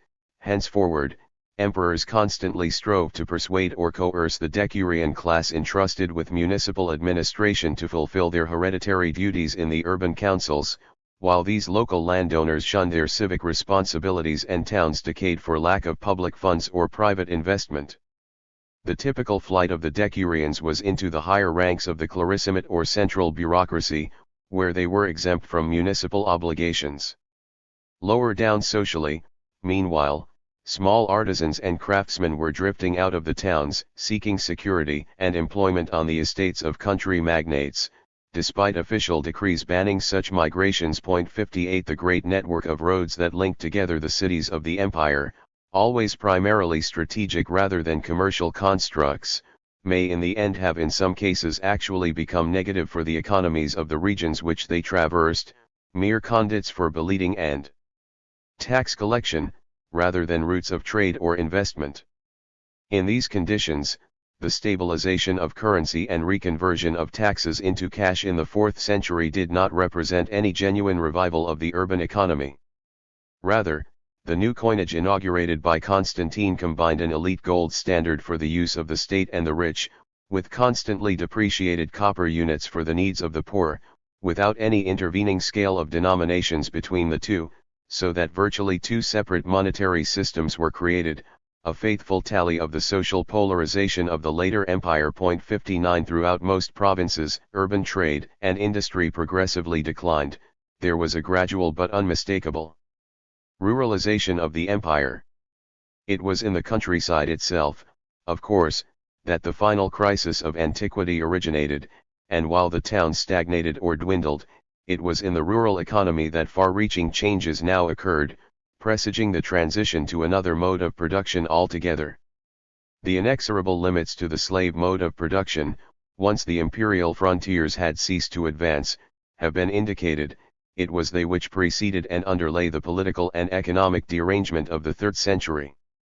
Now, in the recessive conditions of the later empire, slave labor, always linked to a system of political and military expansion, became increasingly scarce and cumbersome. It was therefore widely converted by landowners into dependent adscription to the soil. A critical turning point occurred when the price curve of slaves, which, as we have seen, sloped steeply upwards in the first 200 years of the Principate, because of supply shortages, started to flatten out and fall in the 3rd century, a sure sign of contracting demand. 60 Owners henceforward increasingly ceased to provide for the upkeep of many of their slaves directly, but established them on small plots to look after themselves, from which they collected the surplus produce. 61 Estates tended to become divided into nuclear home farms, still worked by slave labor, and a mass of peasant tenancies, tilled by dependents, surrounding them. Productivity may have marginally increased with this shift, although, given a decreased total labor force in the countryside, not output, At the same time, villages of small holders and free tenants, which had always existed side by side with slaves in the empire, fell under the patronage of great agrarian magnates in their search for protection against fiscal exactions and conscription by the state, and came to occupy economic positions very similar to those of ex-slaves. The result was the emergence and eventual dominance, in most provinces, of the colonist, the dependent peasant tenant, tied to his landlord's estate, and paying him rents either in kind or cash for his plot, or tilling it on a sharecropping basis. The colony generally retained about half the yield of their plots. The cost advantages for the exploiting class of this new labor system eventually became brutally clear when landowners were willing to pay more than the market price of a slave to keep a colonist from induction into the army. 62 Diocletian had decreed that tenants were to be regarded as bound to their villages for the purposes of tax collection. The juridical powers of landowners over colony thereafter steadily increased throughout the 4th and 5th centuries, with successive decrees by Constantine, Valens, and Arcadius. Meanwhile, agricultural slaves gradually ceased to become conventional commodities, until Valentinian I, the last great praetorian emperor of the West, formally banned their sale apart from the lands they worked. 63 Thus by a convergent process, a class of dependent rural producers, juridically and economically distinct both from slaves and from free tenants or small holders, was formed by the later empire. The emergence of this colonate did not mean a diminution in the wealth or power of the landowning class, on the contrary, precisely because it absorbed formerly independent small peasants, and yet alleviated problems of large-scale management and supervision, it signified a major overall increase in the size of the estates owned by the Roman aristocracy. The aggregate possessions of rural magnates, often dispersed over many provinces, reached their peak by the 5th century. Naturally, slavery itself by no means disappeared altogether. The imperial system, indeed, could never dispense with it. For the state apparatus still rested on slave-manned provisioning and communications systems, which were kept up to near traditional strength down to the very end of the empire in the West. Slaves everywhere provided lavish household service for the possessing classes, if their role in urban artisanal production notably declined. Moreover, at least in Italy and Spain, and probably to a greater extent than is often supposed in Gaul as well, they remained relatively thick on the ground in the countryside, working the latifundia of provincial landowners. The noblewoman Melania, turning to religion in the early 5th century, may have owned 25,000 slaves in 62 villages on her local estates near Rome alone. 64 The slave sector of the rural economy, the slave service population and the slave industries run by the state, were together amply sufficient to ensure that labor continued to be marked with social degradation and invention to be precluded from the domain of work. Dying slavery left behind its poisonous sting by branding as ignoble the work of the free, wrote Engels. This was the blind alley in which the Roman world was caught. 65 The isolated technical finds of the Principate, ignored at the height of the slave mode of production, lay equally hidden in the epoch of its disintegration. Technology received no impetus from the conversion of slaves into colony. The forces of production of antiquity remained blocked at their traditional levels. But with the formation of the colonate, the central thread of the whole economic system now passed elsewhere. It ran essentially along the relationship between the dependent rural producer, the landlord, and the state. For the increased military and bureaucratic machine of the later empire exacted a terrific price from a society whose own economic resources had actually decreased. The advent of urban fiscal levies enfeebled trade and artisanal production in the towns. But above all, a crushing incubus of taxation fell unremittingly and unbearably on the peasantry. Annual budget estimates or indiction doubled from 324 to 364.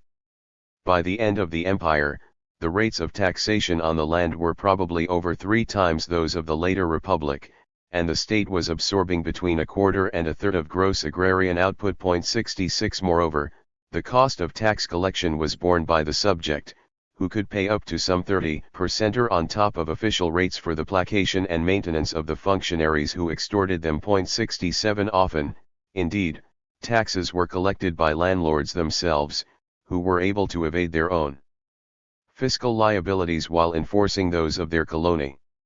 The established church, an institutional complex unknown to classical antiquity, by contrast with the Near Eastern civilizations which had preceded it, added a further parasitic burden to the plight of agriculture, from which 90% of its rents were drawn.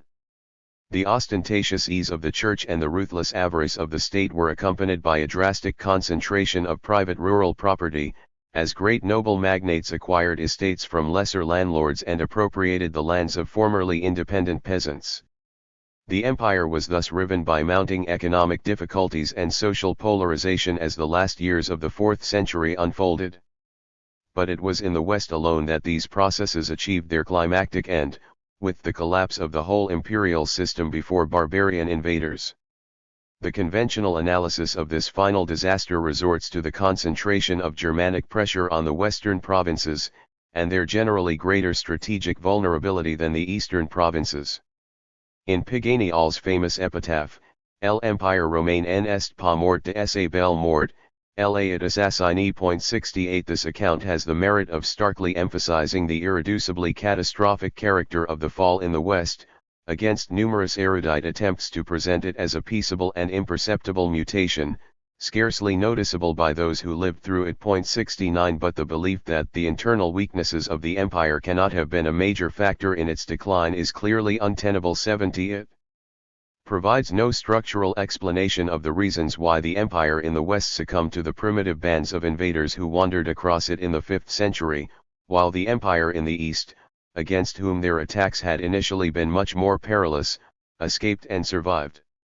The answer to the question lies in the whole prior historical development of the two zones of the Roman imperial system. Orthodox discussions nearly always situate its ultimate crisis against much too brief a temporal background.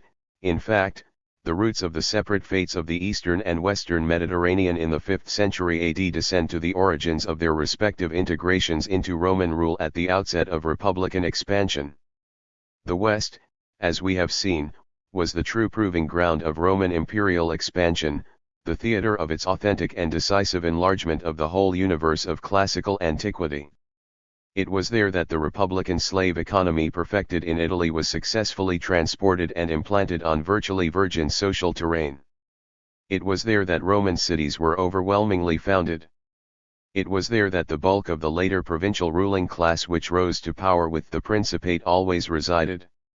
It was there that the Latin language became the basic, first official, eventually popular, spoken idiom. In the East, on the other hand, Roman conquest merely overlaid and coordinated an advanced Hellenistic civilization, which had already established the fundamental social ecology of the region: Greek cities, peasant/gentry hinterlands, Oriental royalism. The developed slave mode of production which powered the Roman imperial system was thus from its birth naturalized mainly in the West. It was therefore logical and predictable that the endogenous contradictions of that mode of production should have worked themselves out to their uttermost conclusion in the West, where they were not buffered or checked by any antecedent or alternative historical forms. Where the environment was purest, the symptoms were most extreme. Thus, to begin with, the decline in population of the empire from the 3rd century onwards must have affected the much less densely inhabited West more gravely than the East. Exact estimates are impossible, although it can be reckoned that the population of Egypt in the later empire may have numbered some 7,500,000, compared to perhaps 2,500,000 for Gaul. 71 The towns of the East were much more numerous, of course, and preserved their commercial vitality to a far greater extent. The glittering ascent of Constantinople, as the second capital of the empire, was the great urban success of the 4th and 5th centuries. Conversely, it was no accident that, as we have seen, slave latifundia remained most concentrated in Italy, Spain, and Gaul to the very end, where they had first been pioneered. More strikingly, the geographical pattern of the new colonnade system followed the same basic division. The institution of the colonnade derived from the East, especially Egypt, where it initially appeared. It is thus all the more notable that its extension into a major rural system came in the West, where it eventually predominated to a much greater extent than in the Hellenistic countryside of the eastern Mediterranean. 72 Similarly, the patrocinium was in origin a phenomenon common to Syria and Egypt, where it usually betokened the granting of a military official's protection to villages against abuses by petty agents of the state. But it was in Italy, Gaul, and Spain that it came to mean the surrender by the peasant of his lands to a landlord patron, who then granted them back as a temporary tenancy. 73 This type of patronage never became so widespread in the East, where free villages often retained their own autonomous councils and their independence as rural communities longer than did the municipal cities themselves. 74 And where therefore small peasant property subsisted to a much greater degree, combined with adscriptive and dependent tenancies, than in the West. The imperial tax burden, too, seems to have been comparatively lighter in the East. It appears that in Italy at least, fiscal exactions on the land in the 5th century ran at perhaps double the rate in Egypt. Moreover, the officially sanctioned rates of extortion by tax collectors in the shape of fees for their services appear to have been up to 60 times greater in the West than in the East. 75. Finally, and crucially, the two regions were dominated by significantly different possessing classes. In the East, rural proprietors formed a medium gentry, based in the towns, which was accustomed both to exclusion from central political power and obedience to royal and bureaucratic command. It was the one wing of the provincial landowning class that had never produced an imperial dynasty. With the increased upper mobility of the later empire, and the creation of the second capital at Constantinople, this stratum provided the bulk of the state administration of the East. It was they who formed the great bulk of the service Christians and thronged the new Constantinople Senate, enlarged to some 2,000 by Constantius II, and solidly composed of parvenu officials and dignitaries of the Greek-speaking provinces. Their wealth was more limited than that of their older and more senior peers in Rome, their local power less oppressive, and their loyalty to the state correspondingly greater. 76 There were virtually no civil wars in the East, from Diocletian to Maurice, while the West was racked by repeated usurpations and internecine strife within the magnate class. This was partly a matter of the political tradition of Hellenistic veneration for sacred royal rulers, still strong in the region, but it was also a reflection of the different social balance between the state and the gentry. No Western emperor ever attempted to check the spread of the patrocinium, despite the fact that it subtracted whole territorial areas from the surveillance of the agents of the state, but successive Eastern emperors legislated against it, repeatedly, in the 4th century. 77.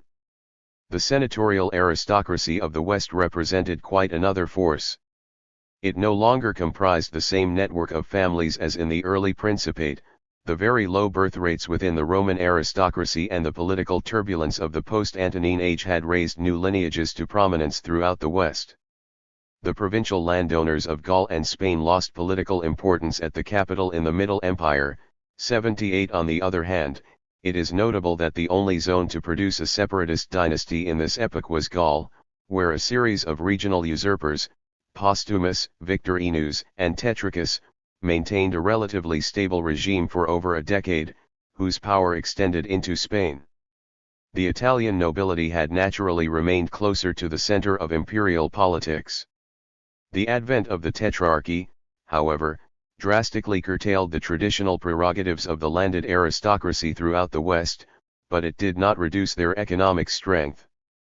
The senatorial class had lost its military commands and much of its direct political influence in the course of the 3rd century.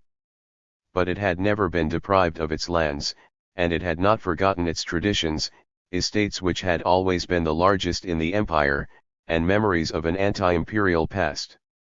Diocletian, himself of extremely humble origins and rough barracks outlook, had deprived the senatorial order of nearly all provincial governorships, and systematically excluded it from the top administrative positions in the Tetrarchy. His successor Constantine, however, reversed his anti-aristocratic policies and amply reopened the upper reaches of the imperial bureaucratic apparatus in the West to the senatorial class, now fused with the equestrian order, to form the single nobility of the clarissimate. Senatorial presides and vicarii multiplied once more in Italy, Spain, North Africa, and elsewhere in the West under his rule. 79 The motivation for Constantine's rapprochement with the Western aristocracy can be inferred from the other great change of his reign, his conversion to Christianity. The senatorial order in the West was not only economically and politically the most powerful segment of the landed nobility in the empire, it was also ideologically the stronghold of traditional paganism, and potentially most hostile to Constantine's religious innovations. The reintegration of this class into the imperial administrative elite was thus probably inspired in the short run by the need to conciliate it, amidst the hazards of establishing Christianity as the official religion of the empire. 80 But in the longer run, it was the fortunes and connections of the great patrician families of the West, the intermarried clans of the Anasii, Batitai, Scipiones, Cianii, Asalii, and others, which secured their political comeback. For the senatorial aristocracy of the West, sidetracked politically under the Tetrarchy, had recouped economically on an enormous scale.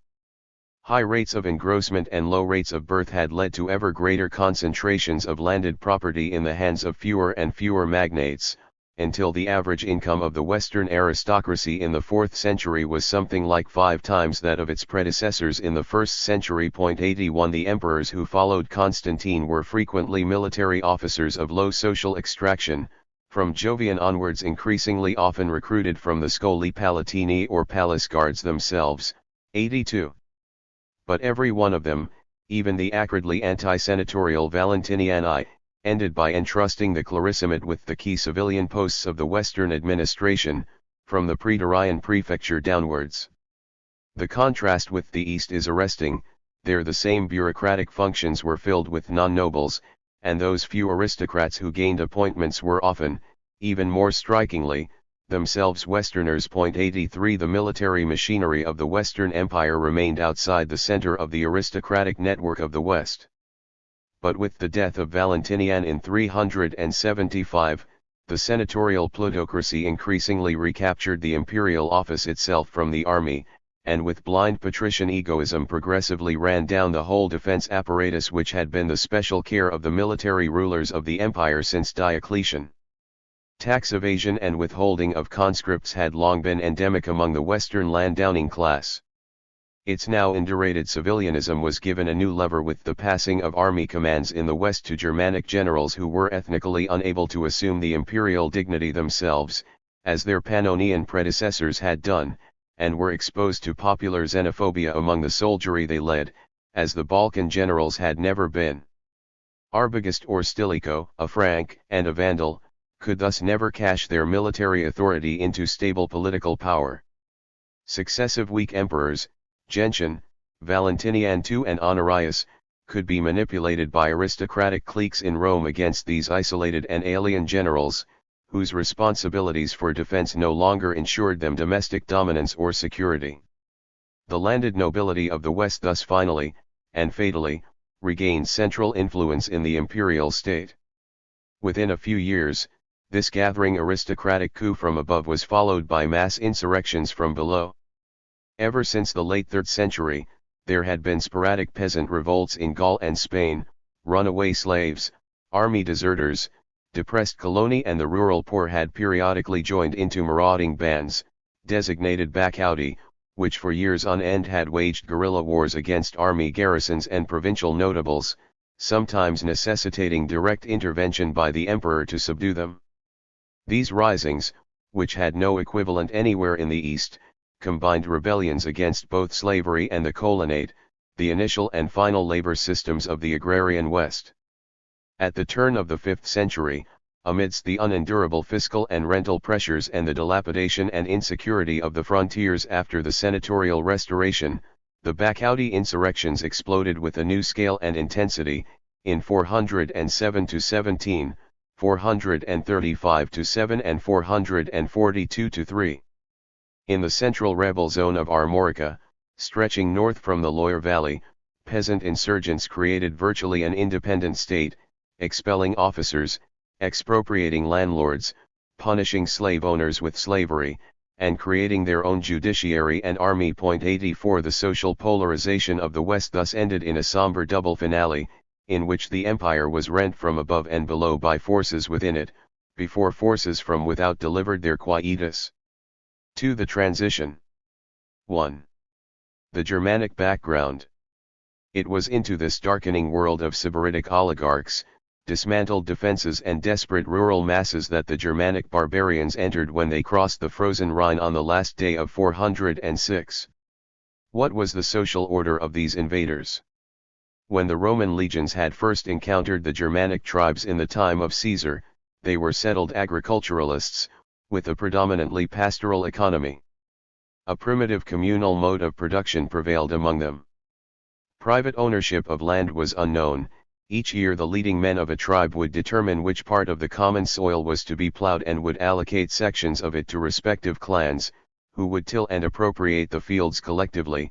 The periodic redistributions prevented great disparities of wealth between clans and households, although herds were privately owned and provided the wealth of the leading tribal warriors. 1. There were no peacetime chieftains with authority over a whole people. Exceptional military chiefs were elected in time of war. Many of the clans were still matrilineal. This rudimentary social structure was soon modified by the arrival of the Romans at the Rhine, and their temporary occupation of Germany up to the Elbe in the 1st century AD. Trade in luxury commodities across the frontier rapidly produced a growing internal stratification within the Germanic tribes. To buy Roman goods, leading tribal warriors sold cattle, or raided other tribes to capture slaves for export to Roman markets. By the time of Tacitus, land had ceased to be allocated by clans and was distributed directly to individuals, while the frequency of reallocations declined. Cultivation was still often shifting, amidst empty forest terrain, so that tribes had no great territorial fixity. The agrarian system encouraged seasonal warfare and permitted frequent large-scale migrations. 2. A hereditary aristocracy with accumulated wealth composed a permanent council which exercised strategic power in the tribe, although a general assembly of free warriors could still reject its proposals. Dynastic quasi-royal lineages were emerging, which provided elective chiefs above the council. Above all, the leading men in each tribe had gathered about them retinues of warriors for raiding parties, which cut across clan units of kinship. These retinues were recruited from the nobility, maintained by the produce of lands allocated to them, and divorced from participation in agricultural production.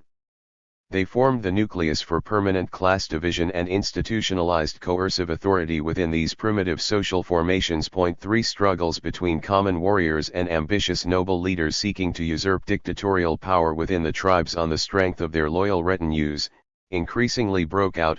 Arminius himself, victor of the Teutoburg forest, was aspirant and victim of one of them. Roman diplomacy actively fanned these internecine disputes, by means of subventions and alliances, in order to neutralize barbarian pressures on the frontier and to crystallize a stratum of aristocratic rulers willing to cooperate with Rome. Thus both economically and politically, by trading exchange and diplomatic intervention, Roman pressure accelerated social differentiation and the disintegration of communal modes of production in the German forests. The peoples most closely in contact with the empire of all, inevitably revealed the most advanced social and economic structures, and the greatest departures from the traditional way of life of the tribes. The Alemanni in the Black Forest and, above all, the Marcomanni and Quadi in Bohemia had Roman-style villas, with estates tilled by the slave labor of war captives. The Marcomanni, moreover, had subjected other Germanic peoples, and created an organized state with royal rule in the central Danubian region, by the 2nd century. Their empire was soon overthrown, but it was a symptom of the shape of things to come. 150 years later, the Visigoths who had occupied Dacia after Aurelian evacuated the legions from it, exhibited yet further signs of the same social process, in the early 4th century. Their agricultural techniques were more advanced, and they were mostly ploughmen raising crops, with village crafts and a rudimentary alphabet. The Visigothic economy in this once Roman province, with its residual towns and forts, was now so dependent on trans-Danubian trade with the empire, that the Romans could successfully resort to commercial blockade as a decisive war measure against it. The General Assembly of Warriors had entirely disappeared. A confederate council of optimates exercised central political authority over obedient villages. The optimates were a possessing class with estates, retinues, and slaves, clearly demarcated from the rest of their people. For the longer, in effect, the Roman imperial system subsisted, the more its power of influence and example tended to draw the Germanic tribes along its borders towards greater social differentiation and higher levels of political and military organization.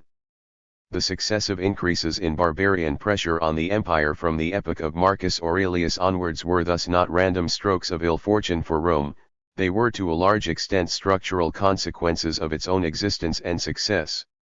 The slow changes induced in its external environment, by imitation and intervention, were to become cumulative. The danger from the Germanic borderlands grew as Roman civilization gradually altered them.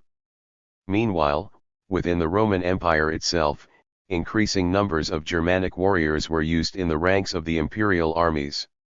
Roman diplomacy had traditionally tried wherever possible to ring the frontiers of the empire with an external glacis of foederati, allied or client chiefs who kept their independence beyond the Roman borders, but defended Roman interests within the barbarian world in exchange for financial subventions, political support, and military protection.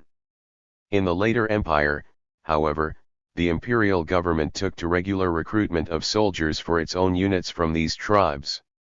At the same time, barbarian refugees or captives were settled on vacant lands as laity, owing military service to the army in return for their holdings. Moreover, many free Germanic warriors volunteered for enlistment in Roman regiments, attracted by the prospects of pay and promotion within the imperial military establishment. 5 By the mid-4th century, a relatively high percentage of crack Palatine troops, officers, and generals were of Germanic origin, culturally and politically integrated into the Roman social universe. Frankish generals like Silvanus or Arbogast, who achieved the rank of Magister Militum or commander-in-chief in the West, were a common occurrence. There was thus a certain interweaving of Roman and Germanic elements within the imperial state apparatus itself. The social and ideological effects of the integration of large numbers of Teutonic soldiers and officers into the Roman world, on the Germanic world which they had permanently or provisionally left behind, are not difficult to reconstruct. They represented a powerful reinforcement of the differentiating and stratifying trends already at work within the tribal societies beyond the frontiers. Political autocracy, social rank, military discipline, and monetary remuneration were all lessons learned abroad and readily assimilable by local chiefs and optimates at home.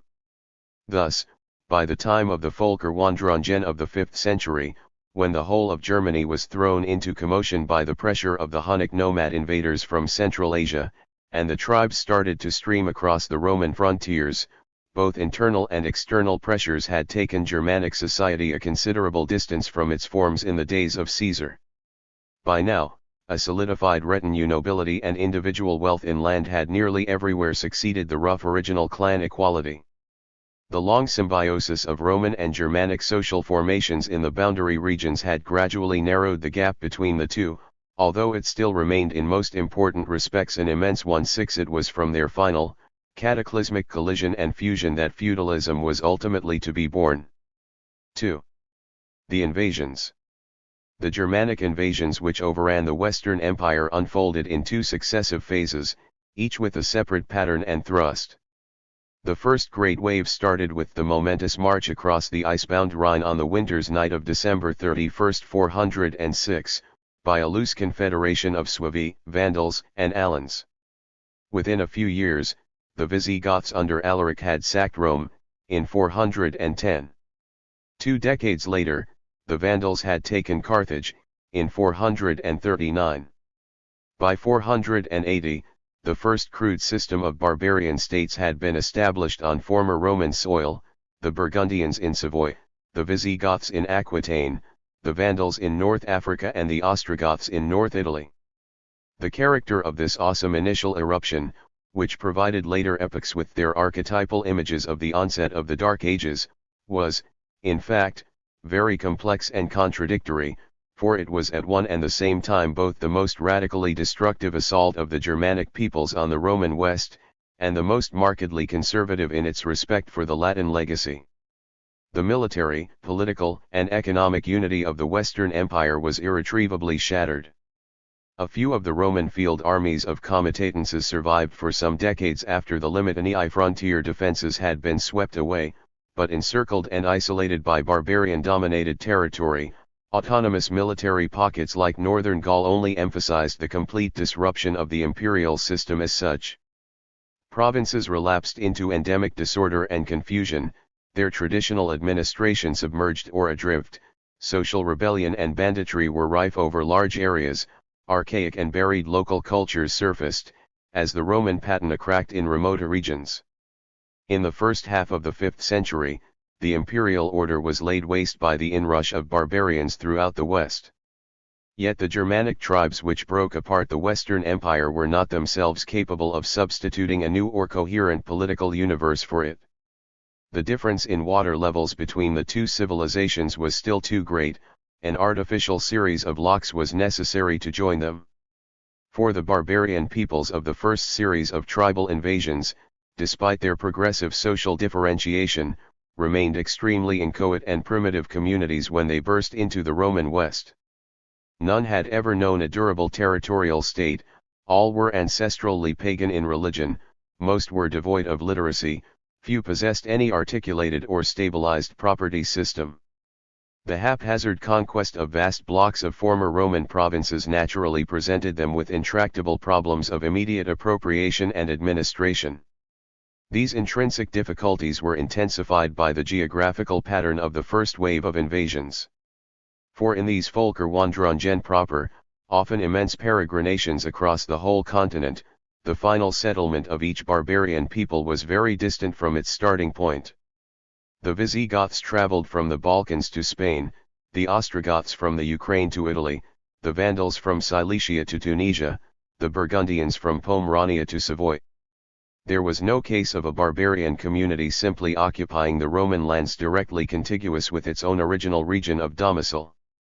The result was that the clusters of Germanic settlers in southern France, Spain, Italy, and North Africa were from the outset necessarily limited in number, because of the long itinerary behind them, and were largely cut off from further reinforcements by natural migration. 1 The improvised arrangements of the first barbarian states reflected this basic situation, of relative weakness and isolation. They therefore lent heavily on pre-existent imperial structures, which were paradoxically preserved whenever subjectively possible in combination with Germanic analogues to form a systematic institutional dualism.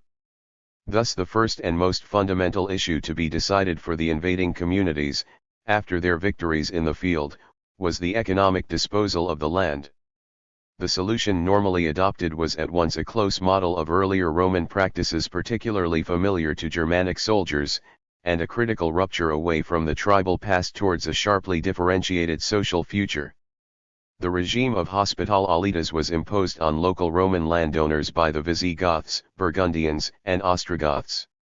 Derived from the old imperial beleading system, in which many German mercenaries had participated, this ultimately accorded 2/3 of the sown acreage of large estates to the barbarian guests in Burgundy and Aquitaine, and 1/3 in Italy, whose larger overall size permitted a smaller share of individual villi to be allocated to them, and where undivided estates paid a special tax to equalize the system.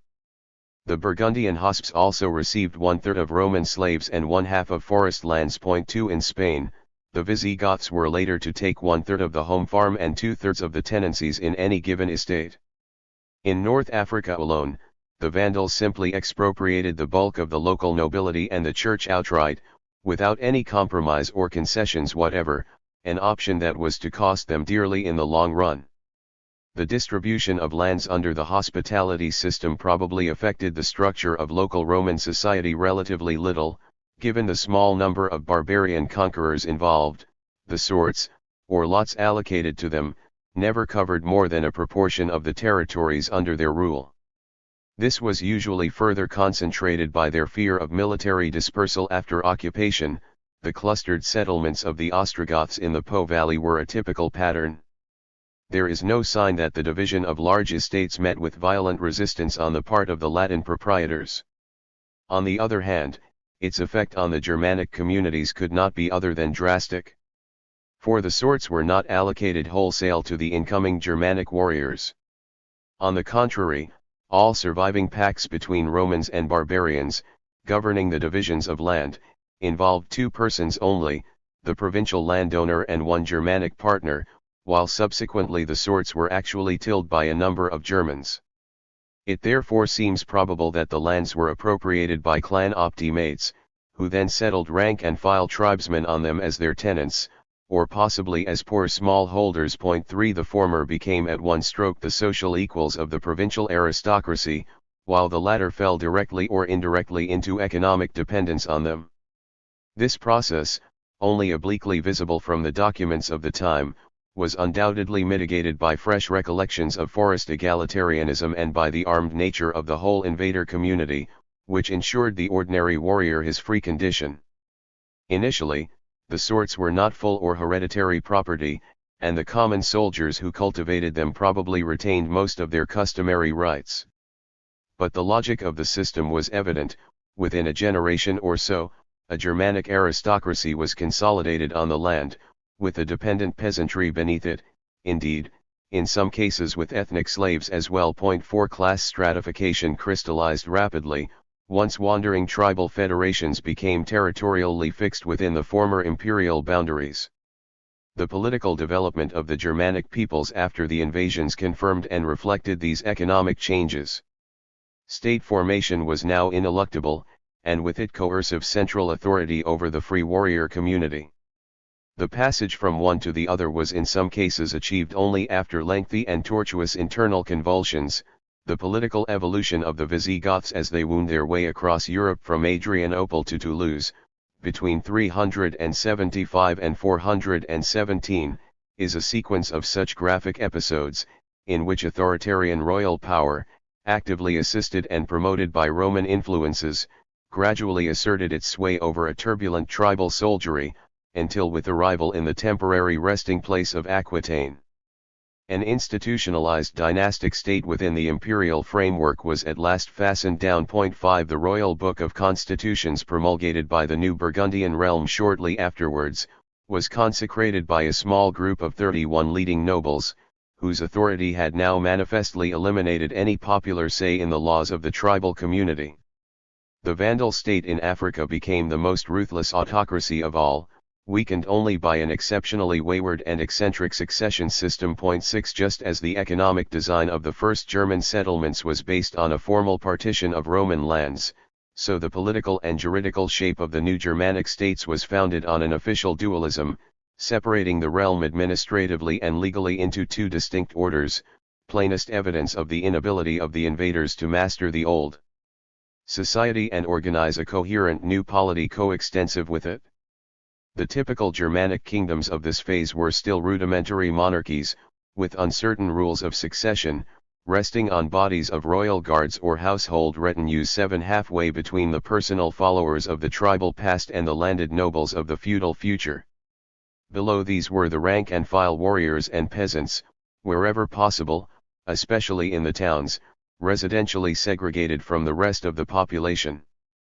The Roman community, on the other hand, characteristically kept its own administrative structure, with comital units and functionaries, and its own judicial system, both manned by the provincial landowning class. This dualism was most developed in Ostrogothic Italy, where a Germanic military apparatus and Roman civilian bureaucracy were effectively juxtaposed within Theodoric's government, which preserved most of the legacy of the imperial administration. Two separate legal codes normally subsisted, applicable to each population respectively, a Germanic law derived from customary traditions, and a Roman law that survived virtually unaltered from the empire. The Germanic legal systems themselves often revealed pronounced Latin influences, inevitable once oral customs became written codices. Numerous elements of Theodosius II's imperial code were borrowed by Burgundian and Visigothic law in the 5th century. 8 Moreover, the spirit of these loans was generally hostile to the kin and clan principles embedded in earlier barbarian traditions. The authority of the new royal states had to be built up against the tenacious influence of these older kindred patterns. 9 At the same time, there was little or no attempt to tamper with the strictly Latin legality governing the life of the Roman population.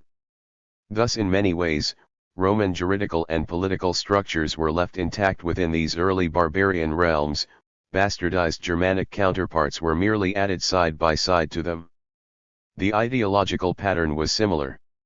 All the major Germanic invaders were still pagan on the eve of their eruption into the empire. 10 Tribal social organization was inseparable from tribal religion.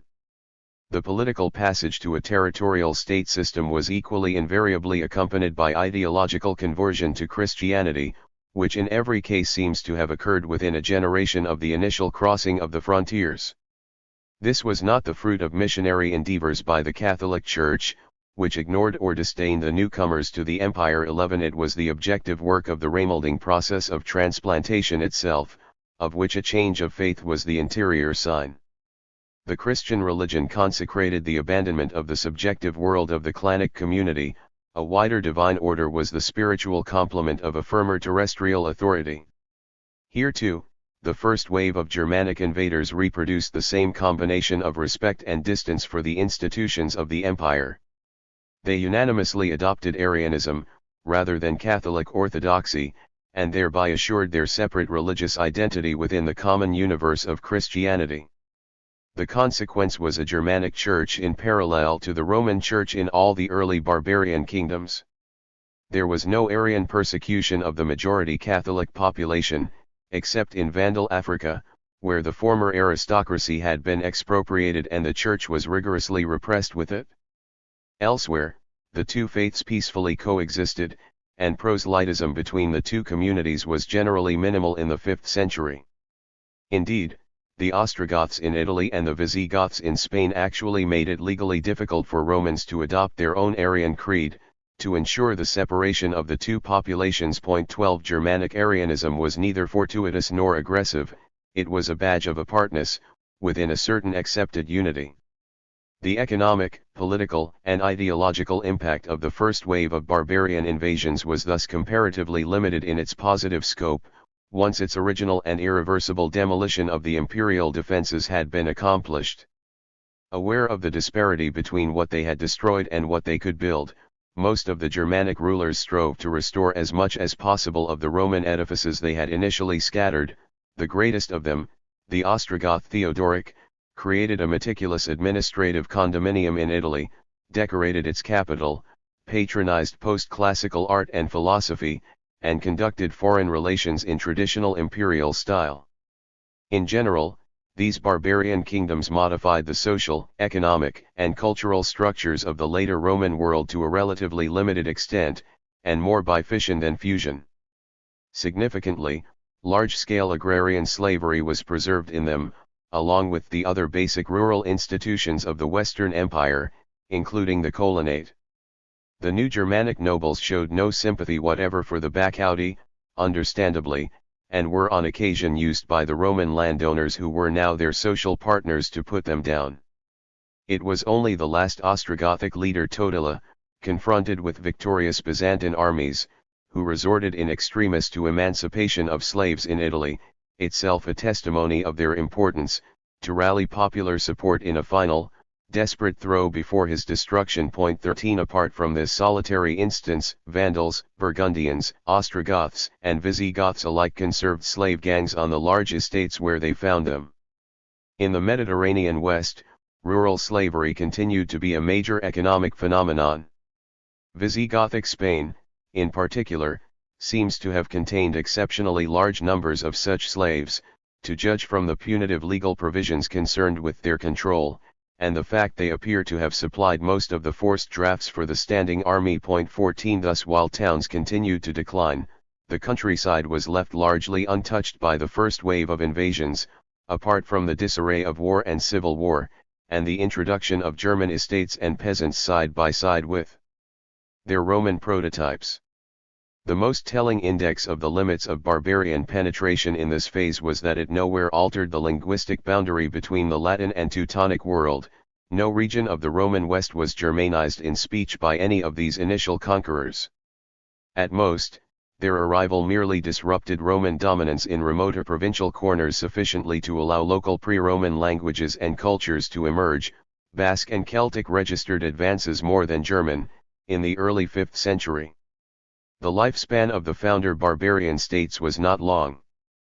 Frankish expansion subjugated the Burgundians and expelled the Visigoths from Gaul. Byzantine expeditions crushed the Vandals in Africa and after a long war of attrition exterminated the Ostrogoths in Italy. Finally, Islamic invaders rolled up Visigothic rule in Spain. Little trace of their respective settlements were left behind, except in the northernmost redoubts of Cantabria. It was the next wave of Germanic migrations which determined the later map of Western feudalism profoundly and permanently. The three main episodes of this second phase of barbarian expansion were, of course, the Frankish conquest of Gaul, the Anglo-Saxon occupation of England and, a century later, in its own way, the Lombard descent on Italy.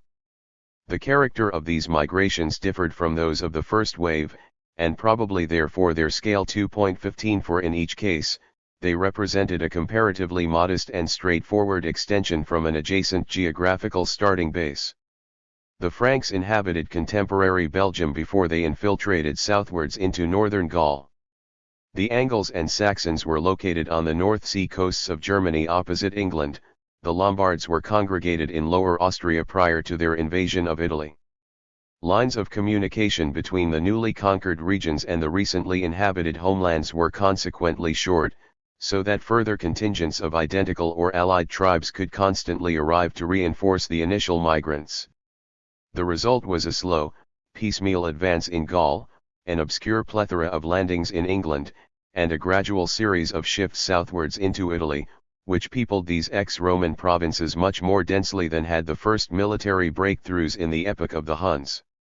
Only the initial Lombard invasions retained the epic character of a military Völkerwanderung proper. But even these were slowed down and sifted, as they extended further and deeper than the Ostrogothic occupation before them. Although Lombard power was to be centered in the northern plains, as that of their predecessors had been, Lombard settlements pushed barbarian penetration for the first time into the deep south of Italy.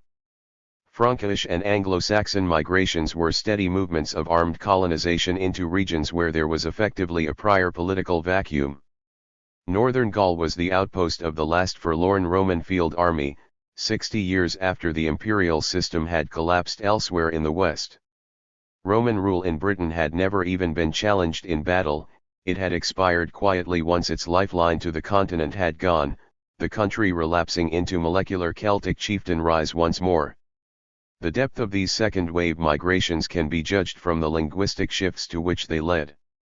England was Germanized en bloc, as far as Anglo-Saxon settlement extended, the Celtic margins of the island providing not even an admixture of vocabulary to the speech of the conquerors, a token of the tenuous Romanization of the most northerly province of the empire, which manifestly never affected the mass of the population. On the continent, the Romance frontier was pushed back a band of territory some 50 to 100 miles deep from Dunkirk to Basel, and some 100 to 200 miles to the south of the upper Danube. 16 Frankish, moreover, bequeathed some 500 words to French vocabulary, and Lombard 300 to Italian. The cultural sedimentation of the second wave of conquests was much deeper and more lasting than the first. One of the main reasons for this, of course, was that the initial wave had cleared the ground so thoroughly of actual organized resistance by the imperial system in the West. Its own creations proved singularly imitative and fragile, and mostly did not even claim to occupy the whole terrain thus levelled. The successor migrations had both the weight and space to construct more inclusive and durable social forms in the West. The rigid and brittle dualism of the 5th century progressively disappeared in the 6th. A slow process of fusion, integrating both Germanic and Roman elements into a new synthesis that was to supersede both of them, gradually started to occur. The most important of these developments, the emergence of a new agrarian system, is unfortunately the most dimly lit for subsequent historiography. The rural economy of Merovingian Gaul and Lombard Italy remains one of the most opaque chapters in the history of Western agriculture. but certain facts are evident about this period. There was no further resort to the hospitalitas system. Neither Franks nor Lombards proceeded to any similar regulated partition of Roman landed estates. Instead, a more amorphous twofold pattern of settlement appears to have occurred. On the one hand, both Frankish and Lombard rulers simply confiscated local latifundia on a large scale, annexing them to the royal treasury or distributing them to their noble retinues. The senatorial aristocracy which survived in northern Gaul had mostly fallen back south of the Loire even before Clovis had defeated Syagrius's army in 486 and taken possession of the provincial spoils of his victory. In Italy, the Lombard kings made no attempt to conciliate Roman landowners, who were crushed and eliminated wherever they posed an obstacle to appropriation of the land. Some were reduced to the condition of slaves themselves. 17 The turnover of large agrarian property was thus probably much greater in the second than in the first wave of invasions. On the other hand, however, since the demographic mass of the later migrations was considerably greater than those of the earlier, and the pace of its advance often slower and steadier, the popular and peasant component of the new rural order was also more marked. It was in this period especially that the village communities that were so prominent a subsequent feature of medieval feudalism seem to have first become widely entrenched in France and elsewhere. Villages multiplied, while villi as organized units of production declined, amidst the uncertainty and anarchy of the times.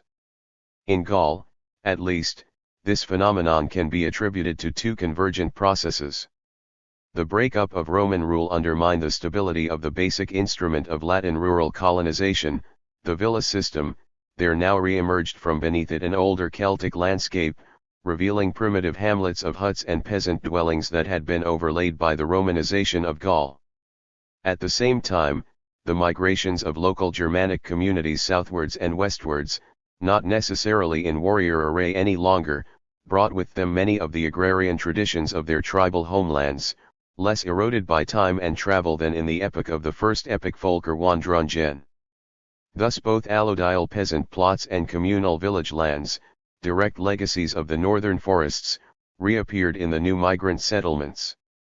On the other hand, the subsequent warfare of the Merovingian epoch led to new enslavements, drawn especially from the borderlands of Central Europe.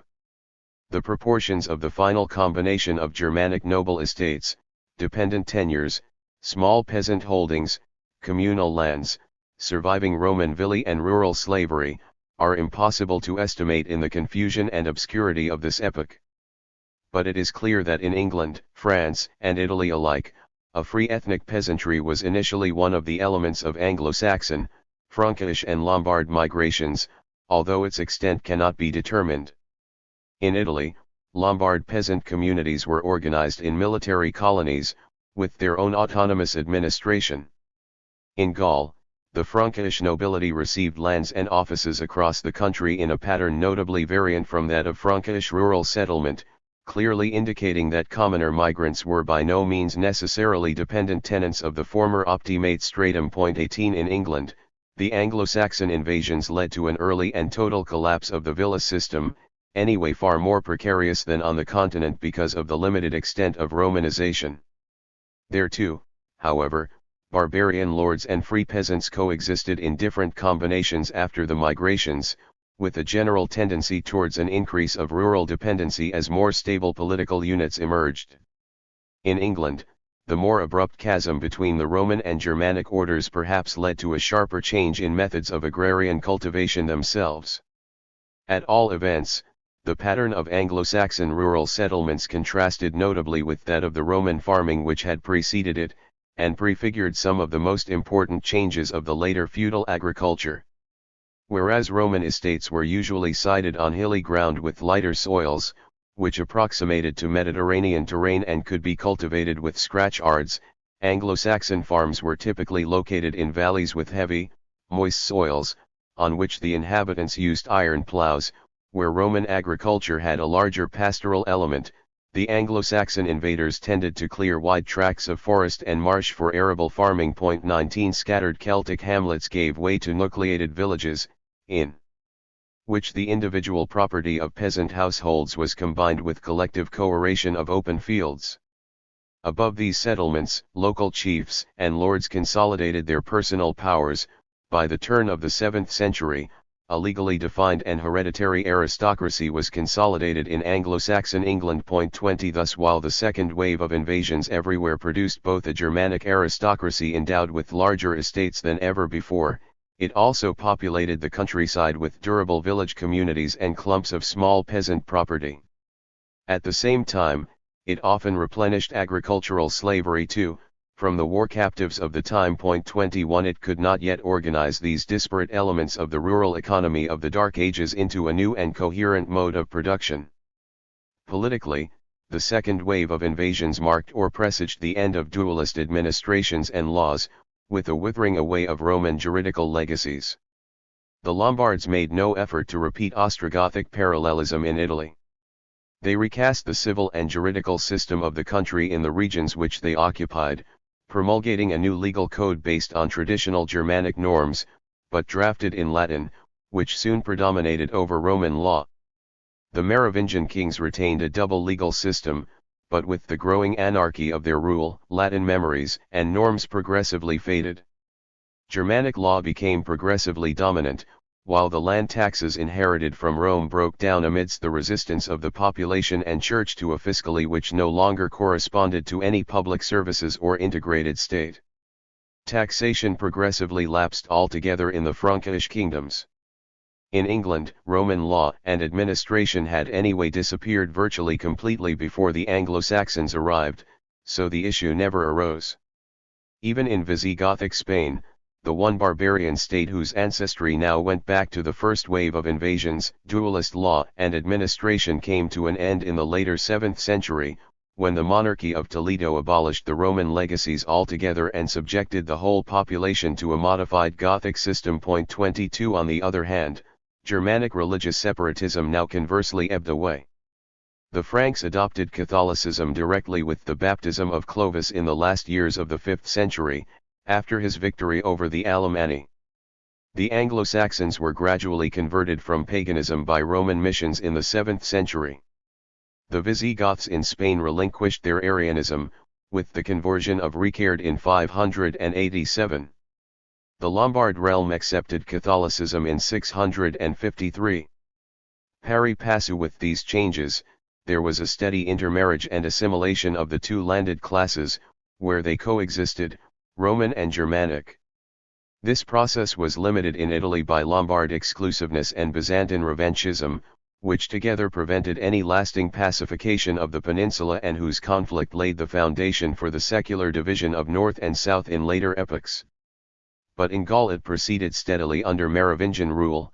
By the early 7th century it was substantially completed, with the consolidation of a single rural aristocracy, no longer senatorial or retainer in its outlook. The comparable blending of Roman and Germanic strands in the Church took considerably longer. Bishops in Gaul continued to be Roman virtually to a man throughout most of the 6th century, and no complete ethnic fusion occurred in the ecclesiastical hierarchy until the 8th century. 23. The supersession of simple dualist accommodations to Roman imperial forms did not, however, itself yield any cogent or permanent new political formula in the later Dark Ages. If anything, the abandonment of the advanced traditions of classical antiquity led to a regression in the level of sophistication and performance of the successor states, aggravated by the consequences of Islamic expansion in the Mediterranean from the early 7th century onwards, which further stoppered trade and blockaded Western Europe in rural isolation. It is possible that climatic improvements in the 7th century, ushering in a somewhat warmer and drier cycle of weather in Europe, and a pickup of demographic growth, may have started to benefit the rural economy. 24 But little incidence of such progress was discernible in the political confusion of the time. Gold coinage disappeared after 650, the consequence of endemic trade deficits with the Byzantine East as much as of Arab conquests. The Merovingian monarchy proved incapable of keeping control of minting, which became degraded and dispersed. Public taxation in Gaul lapsed into oblivion, diplomacy stiffened and narrowed, administration was blunted and parochialized. The Lombard states in Italy, splintered and weakened by Byzantine enclaves, remained primitive and defensive. In these conditions, it was fitting that perhaps the major positive achievement of the barbarian states was the conquest of Germany itself, accomplished by the Merovingian campaigns up to the Weser in the 6th century. 25 These acquisitions for the first time integrated the homelands of the migrations into the same political universe as the former imperial provinces, and thereby unified the two zones whose original conflict had unleashed the Dark Ages, into a single territorial and cultural order. The lowering down of the institutional levels of urban civilization in Frankish Gaul accompanied and permitted their relative elevation in Bavarian and Alemannic Germany. However, even in this field, Merovingian administration was singularly crude and poor. Neither literacy, currency, nor Christianity were introduced by the counts dispatched to rule beyond the Rhine. In its economic, social, and political structures, Western Europe had left behind the precarious dualism of the first decades after antiquity. A rough mixing process had occurred, but the results still remained unformed and heteroclite. Neither simple juxtaposition nor crude mixture could release a new general mode of production, capable of surmounting the impasse of slavery and colonate, and with it a new and internally coherent social order. In other words, only a genuine synthesis could achieve this. A few premonitory signs alone presaged the advent of such an ultimate outcome. The most notable was the emergence, already evident in the 6th century, of completely novel anthroponymic and toponymic systems, combining Germanic and Roman linguistic elements into organized units foreign to both. In the borderlands between Gaul and Germany. 26 Spoken language, far from always following material changes, may sometimes anticipate them. 3. Towards synthesis. The historical synthesis which finally occurred was, of course, feudalism. The precise term, synthese, is Marx's, along with that of other historians of his time. 1 The catastrophic collision of two dissolving anterior modes of production, primitive and ancient, eventually produced the feudal order which spread throughout medieval Europe.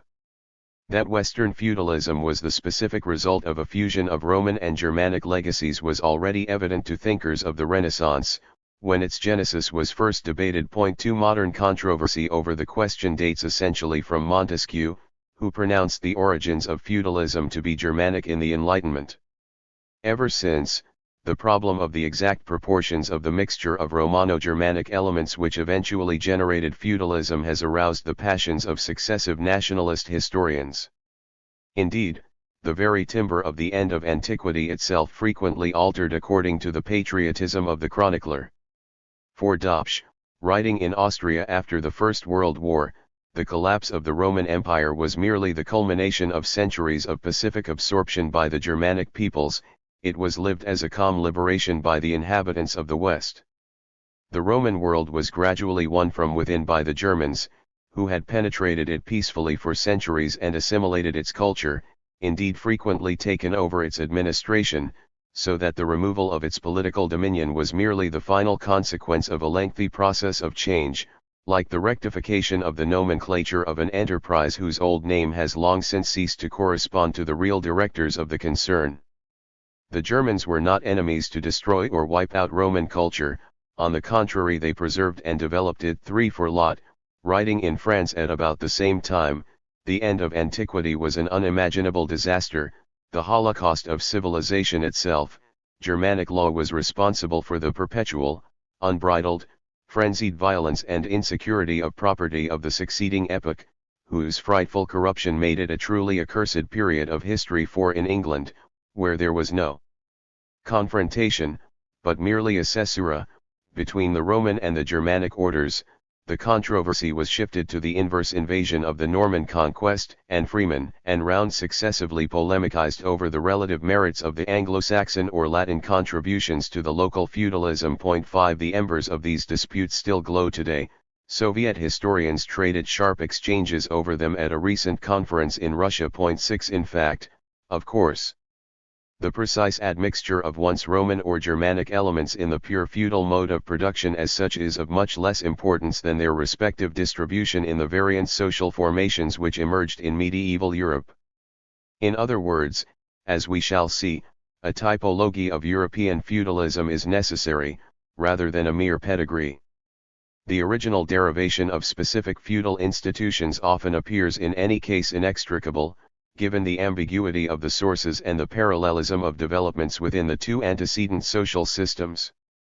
Thus vassalage may have its main roots in either the German comitatus or the Gallo-Roman clientela, two forms of aristocratic retinue that existed on either side of the Rhine well before the end of the empire, and both of which undoubtedly contributed to the ultimate emergence of the vassal system. 7 The benefice, with which it eventually fused to form the fief, can equally be traced both to the late Roman ecclesiastical practices and to German tribal distributions of land. 8 The manor, on the other hand, certainly derives from the Gallo-Roman fundus or villa, which had no barbarian counterpart, huge, self-contained estates tilled by dependent peasant colony, delivering produce in kind to their magnate landowners, in an obvious adumbration of a domain economy. 9 The communal enclaves of the medieval village, by contrast, were basically a Germanic inheritance, survival of the original rural systems of the forest after the general evolution of the barbarian peasantry through allodial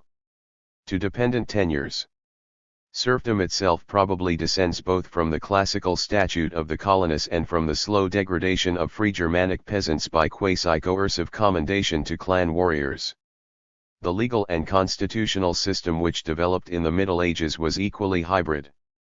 Folk justice of a popular character and a tradition of formally reciprocal obligation between rulers and ruled within a common tribal community left a widespread mark on the juridical structures of feudalism, even where folk courts proper did not survive, as in France.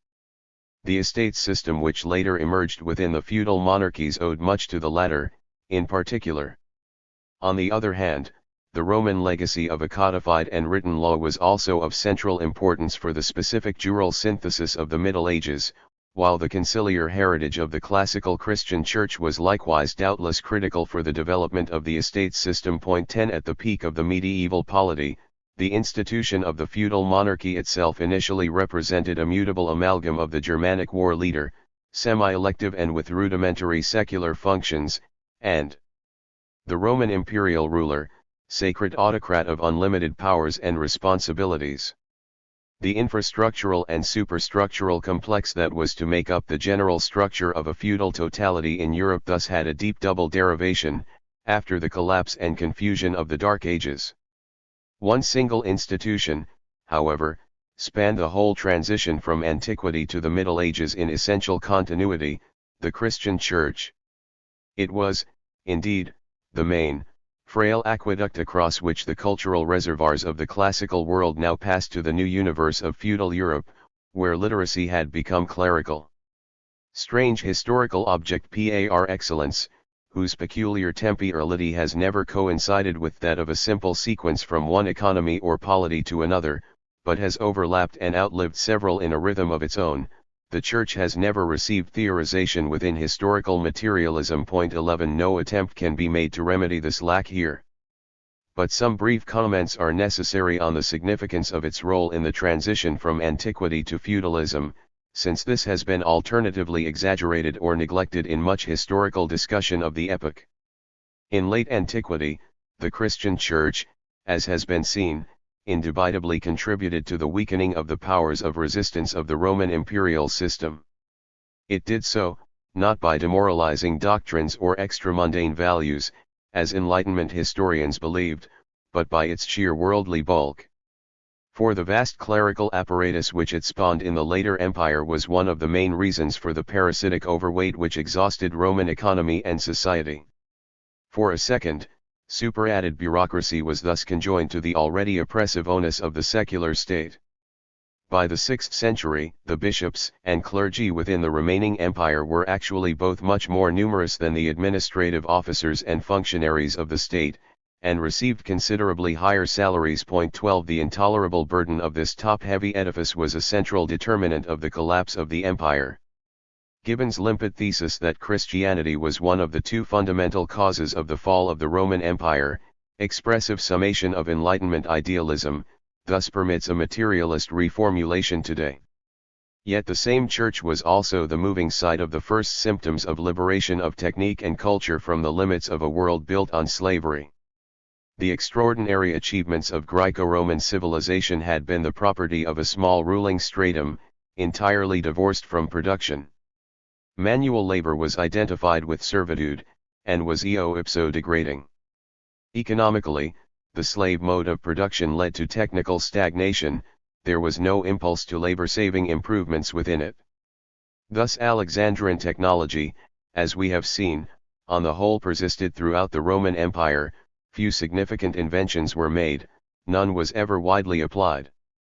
On the other hand, culturally, slavery rendered possible the elusive harmony of man and the natural universe that marked the art and philosophy of much of classical antiquity. Unquestioned exemption from labor was one of the preconditions of its serene absence of tension with nature. The toil of material transformation or even its managerial supervision was a substratum substantially excluded from its sphere. Yet the grandeur of the intellectual and cultural heritage of the Roman Empire was not only accompanied by a technical immobility, it was by its very preconditions restricted to the thinnest layer of the metropolitan and provincial ruling classes. The most telling index of its vertical limitation was the fact that the great mass of the population in the pagan empire knew no Latin. The language of government and letters itself was the monopoly of a small elite. It was the ascent of the Christian Church which first signaled a subversion and alteration of this pattern.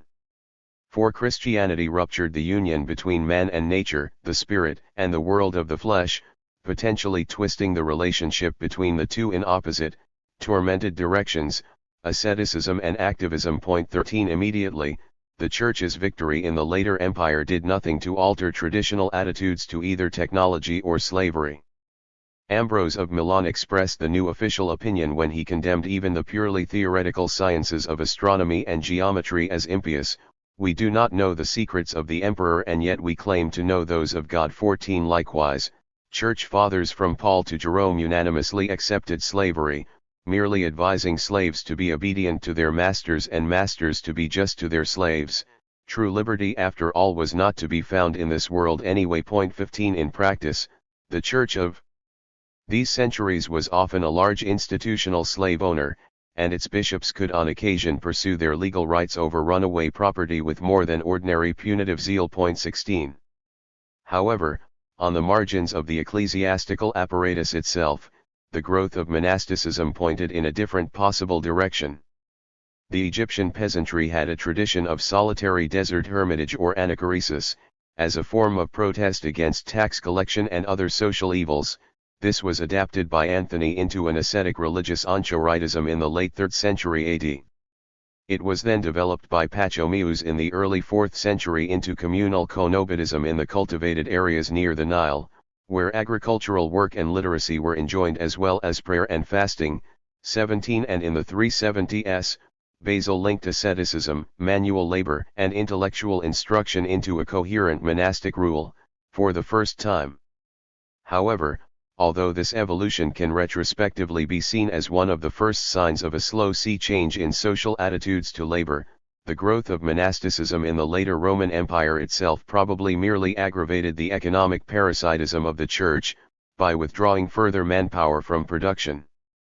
Nor did it thereafter play any specially tonic role in the Byzantine economy, where Eastern monasticism soon became at best merely contemplative and at worst ociose and obscurantist.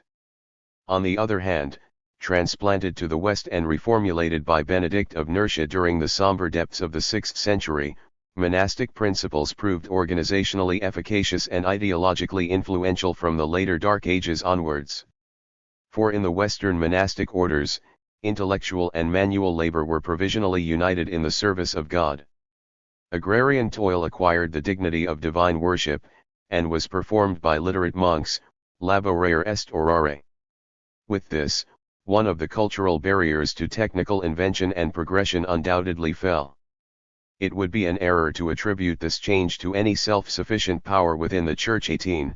The different course of events in East and West alone should be enough to make it clear that it was the total complex of social relations, not the religious institution itself, which ultimately allocated the economic and cultural roles of monasticism.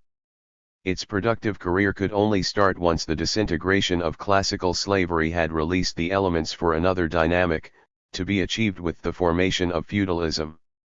It is the ductility of the Church in this difficult passage that is striking, rather than any rigorism. At the same time, however, the Church was without doubt more directly responsible for another formidable, silent transformation in the last centuries of the Empire. The very vulgarization and corruption of classical culture, which Gibbon was to denounce, was in fact part of a gigantic process of assimilation and adaptation of it to a wider population, which was both to ruin and rescue it amid the collapse of its traditional infrastructure.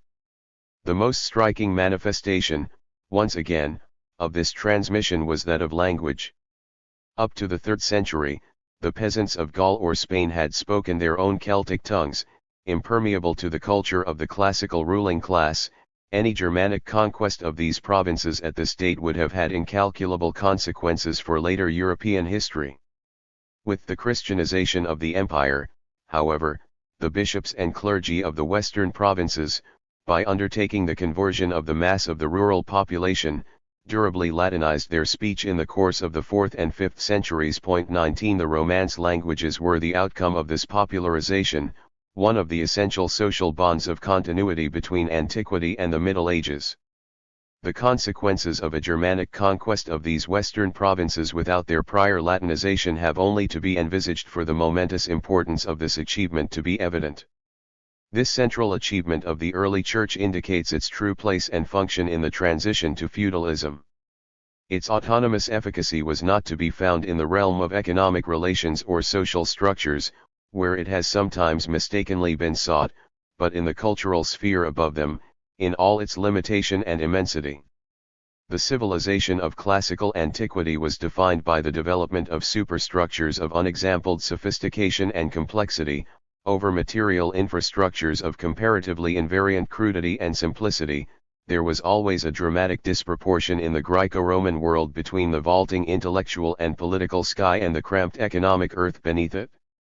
When its final collapse came, nothing was less obvious than that its superstructural heritage, now impossibly distant from immediate social realities, should survive it, in however compromised a form.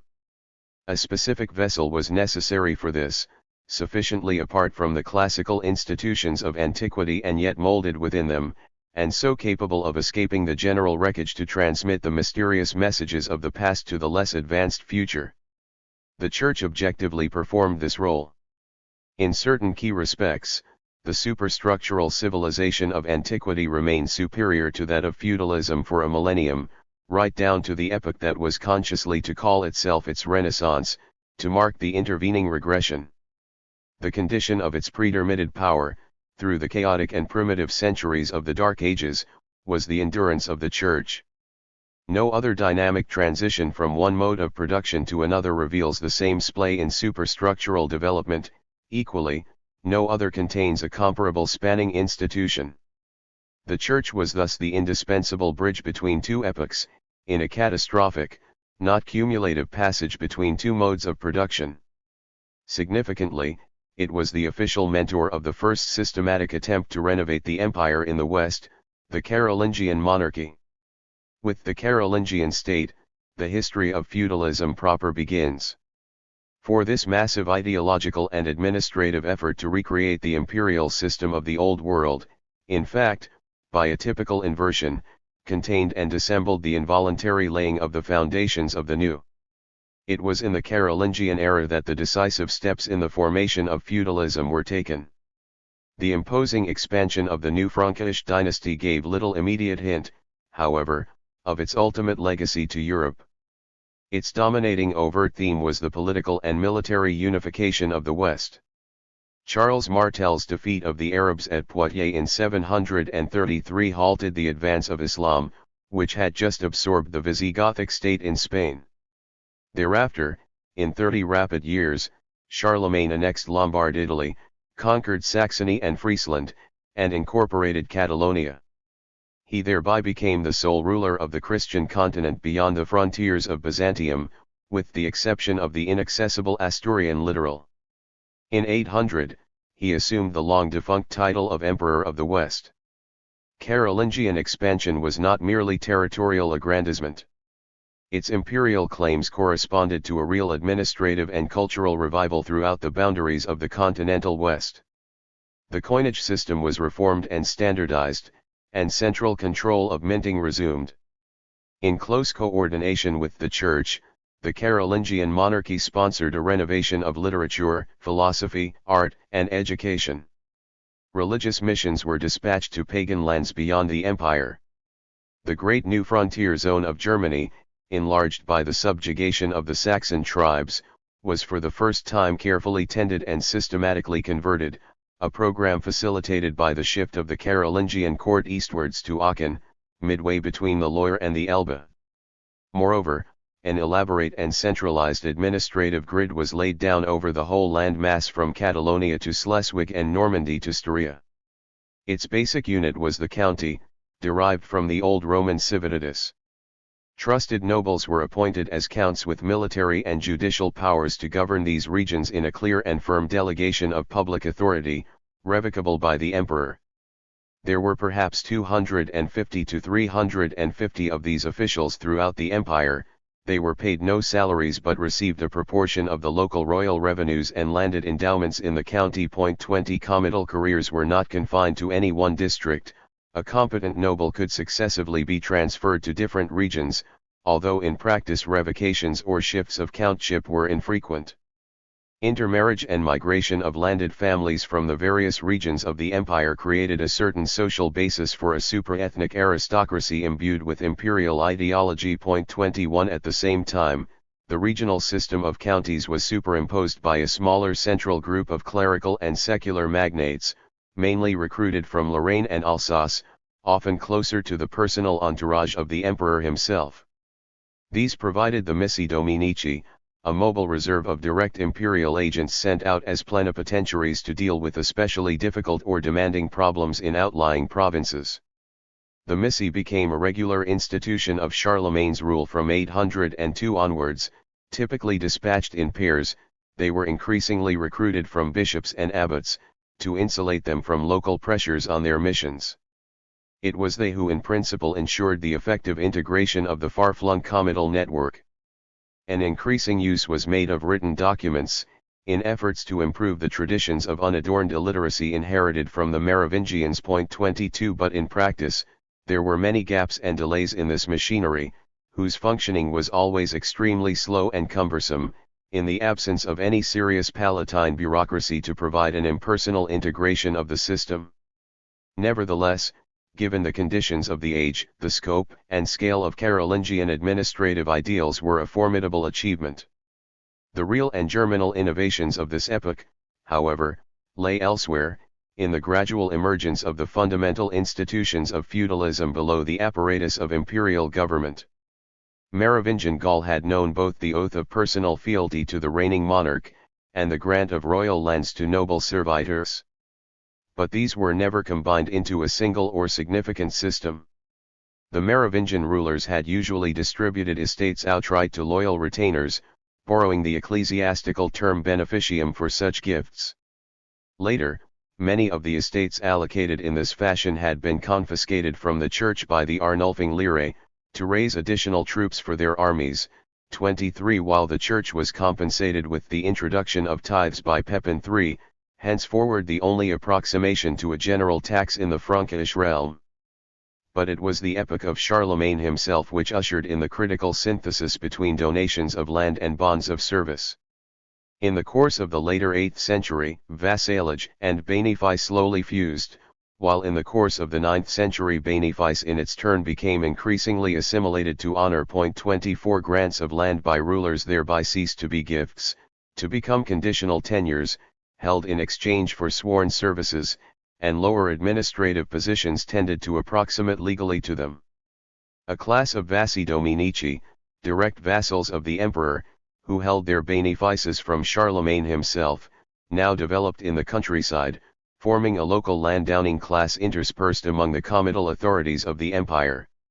It was these royal vassi who provided the nucleus of the Carolingian army, called up year after year for service in Charlemagne's constant foreign campaigns. But the system extended well beyond direct fealty to the emperor. Other vassals were benefice holders of princes who were themselves vassals of the supreme ruler. At the same time, legal immunities initially peculiar to the Church, juridical exemptions granted from inimical Germanic codes earlier in the Dark Ages, started to spread to secular warriors. Henceforward, those vassals equipped with such immunities were proof against comital interference in their properties.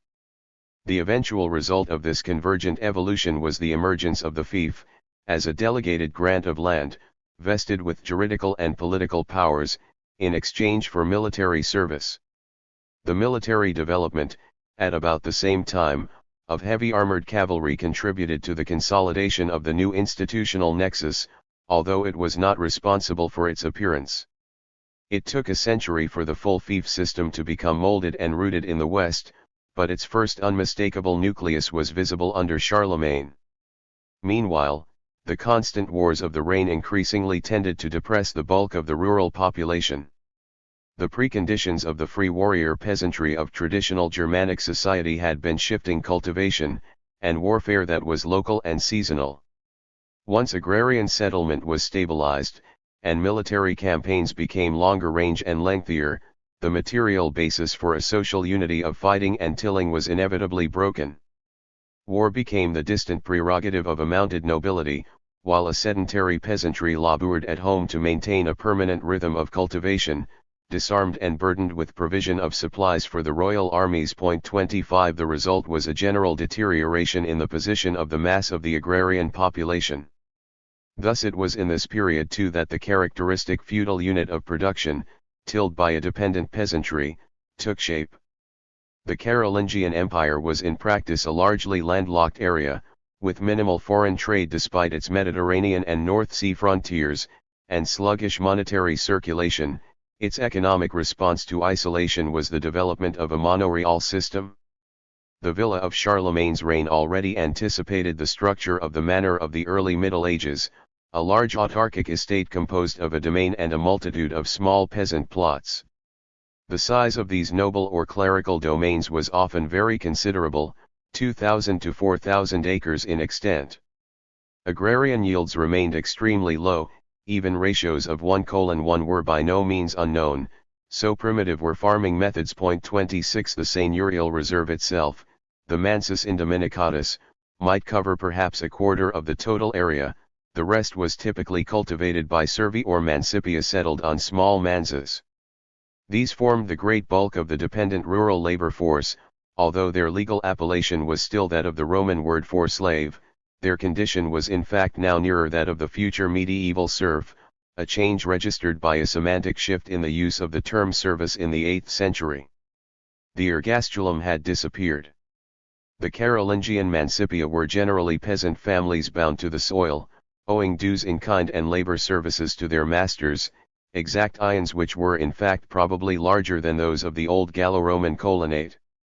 The large Carolingian estates could also contain free peasant tenants, owing dues and services, but without servile dependence, but these were much less common. 27 More frequently, the mancipia would be supplemented for work on the domain itself by hired labor and genuine chattel slaves, which had by no means yet disappeared. Given the ambiguous terminology of the time, it is impossible to fix with any precision the size of the real slave labor force in Carolingian Europe, but it has been estimated at some 10 to 20% of the rural population. 28 The villa system did not, of course, mean that landed property had become exclusively aristocratic. Small allodial holdings owned and tilled by free peasants, pagencies or mediocres, still subsisted, between the great tracts of domanial estates. Their relative quantity has yet to be determined, although it is clear that in the early years of Charlemagne himself, a significant part of the peasant population remained above the condition of serfdom. But the basic rural relations of production of a new age were henceforward increasingly in place. By the death of Charlemagne, the central institutions of feudalism were thus already present, beneath the canopy of a pseudo-Roman centralized empire. In fact, it soon became clear that the rapid spread of benefices, and their increasing heritability, tended to undermine the whole unwieldy Carolingian state apparatus, whose ambitious expanse had never corresponded to its real capacities of administrative integration, given the extremely low level of the forces of production in the 8th and 9th centuries. The internal unity of the empire soon foundered, amidst dynastic civil wars and growing regionalization of the magnate class that once held it together. A precarious tripartite division of the West succeeded. Savage and unexpected external attacks from all points of the compass, on sea and land, by Viking, Saracen and Magyar invaders then pulverized the whole para-imperial system of comital rule that remained. No permanent army or navy existed to resist these onslaughts, the Frankish cavalry was slow and clumsy to mobilize, the ideological flower of the Carolingian aristocracy had perished in the civil wars. The centralized political structure bequeathed by Charlemagne crumbled away. By 850, benefices were virtually everywhere inheritable. By 870 the last missi dominici had vanished. By the 880s the vassi dominici were mediatized to local potentates. By the 890s counts had effectively become hereditary regional lords. 29 It was in the last decades of the 9th century, as Viking and Magyar bands ravaged the West European mainland, that the term feudum first started to come into use, the full medieval word for fief.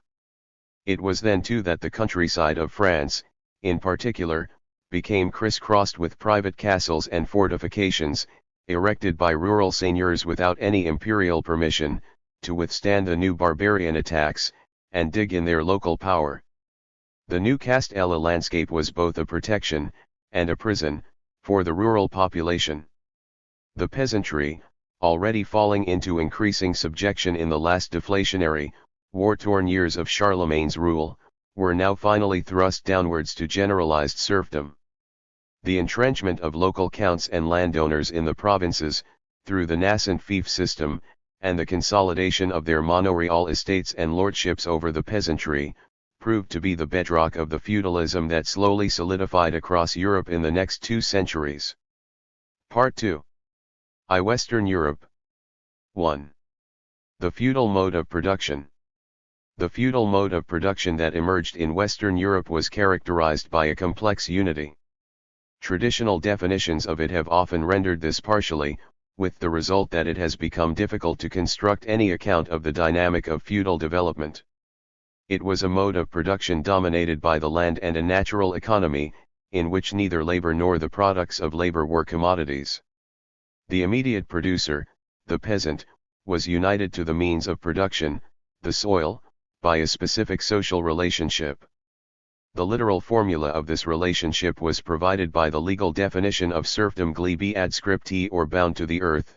Serfs had juridically restricted mobility. 1 The peasants who occupied and tilled the land were not its owners. Agrarian property was privately controlled by a class of feudal lords, who extracted a surplus from the peasants by politico-legal relations of compulsion. This extra economic coercion, taking the form of labor services, rents in kind or customary dues owed to the individual lord by the peasant, was exercised both on the manorial domain attached directly to the person of the lord, and on the strip tenancies or vergates cultivated by the peasant. Its necessary result was a juridical amalgamation of economic exploitation with political authority. The peasant was subject to the jurisdiction of his lord. At the same time, the property rights of the lord over his land were typically of degree only. He was invested in them by a superior or noble, to whom he would owe knight service, provision of a military effective in time of war. His estates were, in other words, held as a fief. The liege lord in his turn would often be the vassal of a feudal superior too, and the chain of such dependent tenures linked to military service would extend upwards to the highest peak of the system, in most cases, a monarch, of whom all land could in the ultimate instance be in principle the eminent domain. Typical intermediary links of such a feudal hierarchy in the early medieval epoch, between simple lordship and suzerain monarchy, were the castellany, barony, county, or principality. The consequence of such a system was that political sovereignty was never focused in a single center. The functions of the state were disintegrated in a vertical allocation downwards, at each level of which political and economic relations were, on the other hand, integrated. This parcelization of sovereignty was constitutive of the whole feudal mode of production. Three structural specificities of Western feudalism followed, all of fundamental importance for its dynamic. Firstly, the survival of communal village lands and peasant allods from pre-feudal modes of production, although not generated by the latter, was not incompatible with it either. For the feudal division of sovereignties into particularist zones with overlapping boundaries, and no universal center of competence, always permitted the existence of allogenous corporate entities in its interstices. Thus, although the feudal class tried on occasion to enforce the rule of nul terra sans seigneur, in practice this was never achieved in any feudal social formation. Communal lands, pastures, meadows and forests, and scattered allods always remained a significant sector of peasant autonomy and resistance, with important consequences for total agrarian productivity. 3 Moreover, even within the monoreal system itself, the scalar structure of property was expressed in the characteristic division of estates into the lord's domain, directly organized by his stewards and tilled by his villeins, and the peasant vergates, from which he received a complementary surplus but in which the organization and control of production was in the hands of the villeins themselves. 4 There was thus no simple, horizontal concentration of the two basic classes of the rural economy within a single, homogeneous property form. Relations of production were mediated through a dual agrarian statute within the manor. Moreover, there was often a further disjuncture between the justice to which serfs were subject in the monoreal courts of their lord, and the seigneurial jurisdictions of territorial lordship. Manors did not normally coincide with single hamlets, but were distributed across a number of them, hence conversely in any given village a multiplicity of monoreal holdings of different lords would be interwoven. Above this tangled juridical maze would typically lie the haute justice of territorial seigneuries, whose area of competence was geographical, not domanial. 5 The peasant class from which the surplus was extracted in this system thus inhabited a social world of overlapping claims and powers, the very plurality of whose instances of exploitation created latent interstices and discrepancies impossible in a more unified juridical and economic system.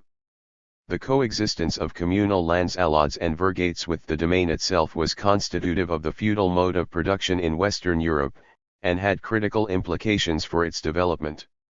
Secondly, however, and even more importantly, the feudal parcelization of sovereignties produced the phenomenon of the medieval town in Western Europe. Here again, the genesis of urban commodity production is not to be located within feudalism as such, it of course predates it. But the feudal mode of production nevertheless was the first to permit it an autonomous development within a natural agrarian economy. The fact that the largest medieval towns never rivaled in scale those of either antiquity or Asian empires has often obscured the truth that their function within the social formation was a much more advanced one. In the Roman Empire, with its highly sophisticated urban civilization, the towns were subordinated to the rule of noble landowners who lived in them, but not from them. In China, vast provincial agglomerations were controlled by Mandarin bureaucrats resident in a special district segregated from all commercial activity. By contrast, the paradigmatic medieval towns of Europe which practiced trade and manufactures were self-governing communes, enjoying corporate political and military autonomy from the nobility and the church. Marx saw this difference very clearly, and gave memorable expression to it. Ancient classical history is the history of cities, but cities based on land ownership and agriculture. Asian history is a kind of undifferentiated unity of town and country. The Middle Ages starts with the countryside as the locus of history, whose further development then proceeds through the opposition of town and country.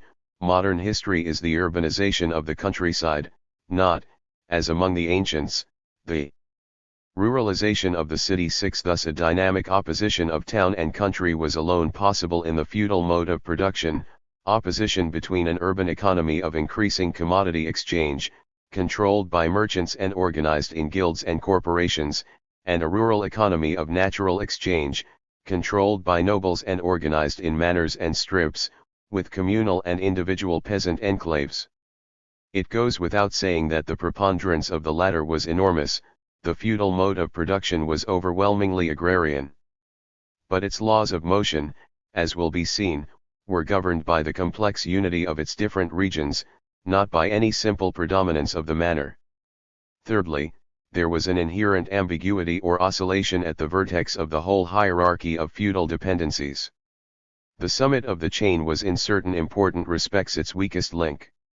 In principle, the highest superordinate level of the feudal hierarchy in any given territory of Western Europe was necessarily different not in kind, but only in degree, from the subordinate levels of lordship beneath it. The monarch, in other words, was a feudal suzerain of his vassals, to whom he was bound by reciprocal ties of fealty, not a supreme sovereign set above his subjects. His economic resources would lie virtually exclusively in his personal domains as a lord, while his calls on his vassals would be essentially military in nature. He would have no direct political access to the population as a whole, for jurisdiction over it would be mediatized through innumerable layers of sub-infeudation. He would, in effect, be master only on his own estates, otherwise to great extent a ceremonial figurehead.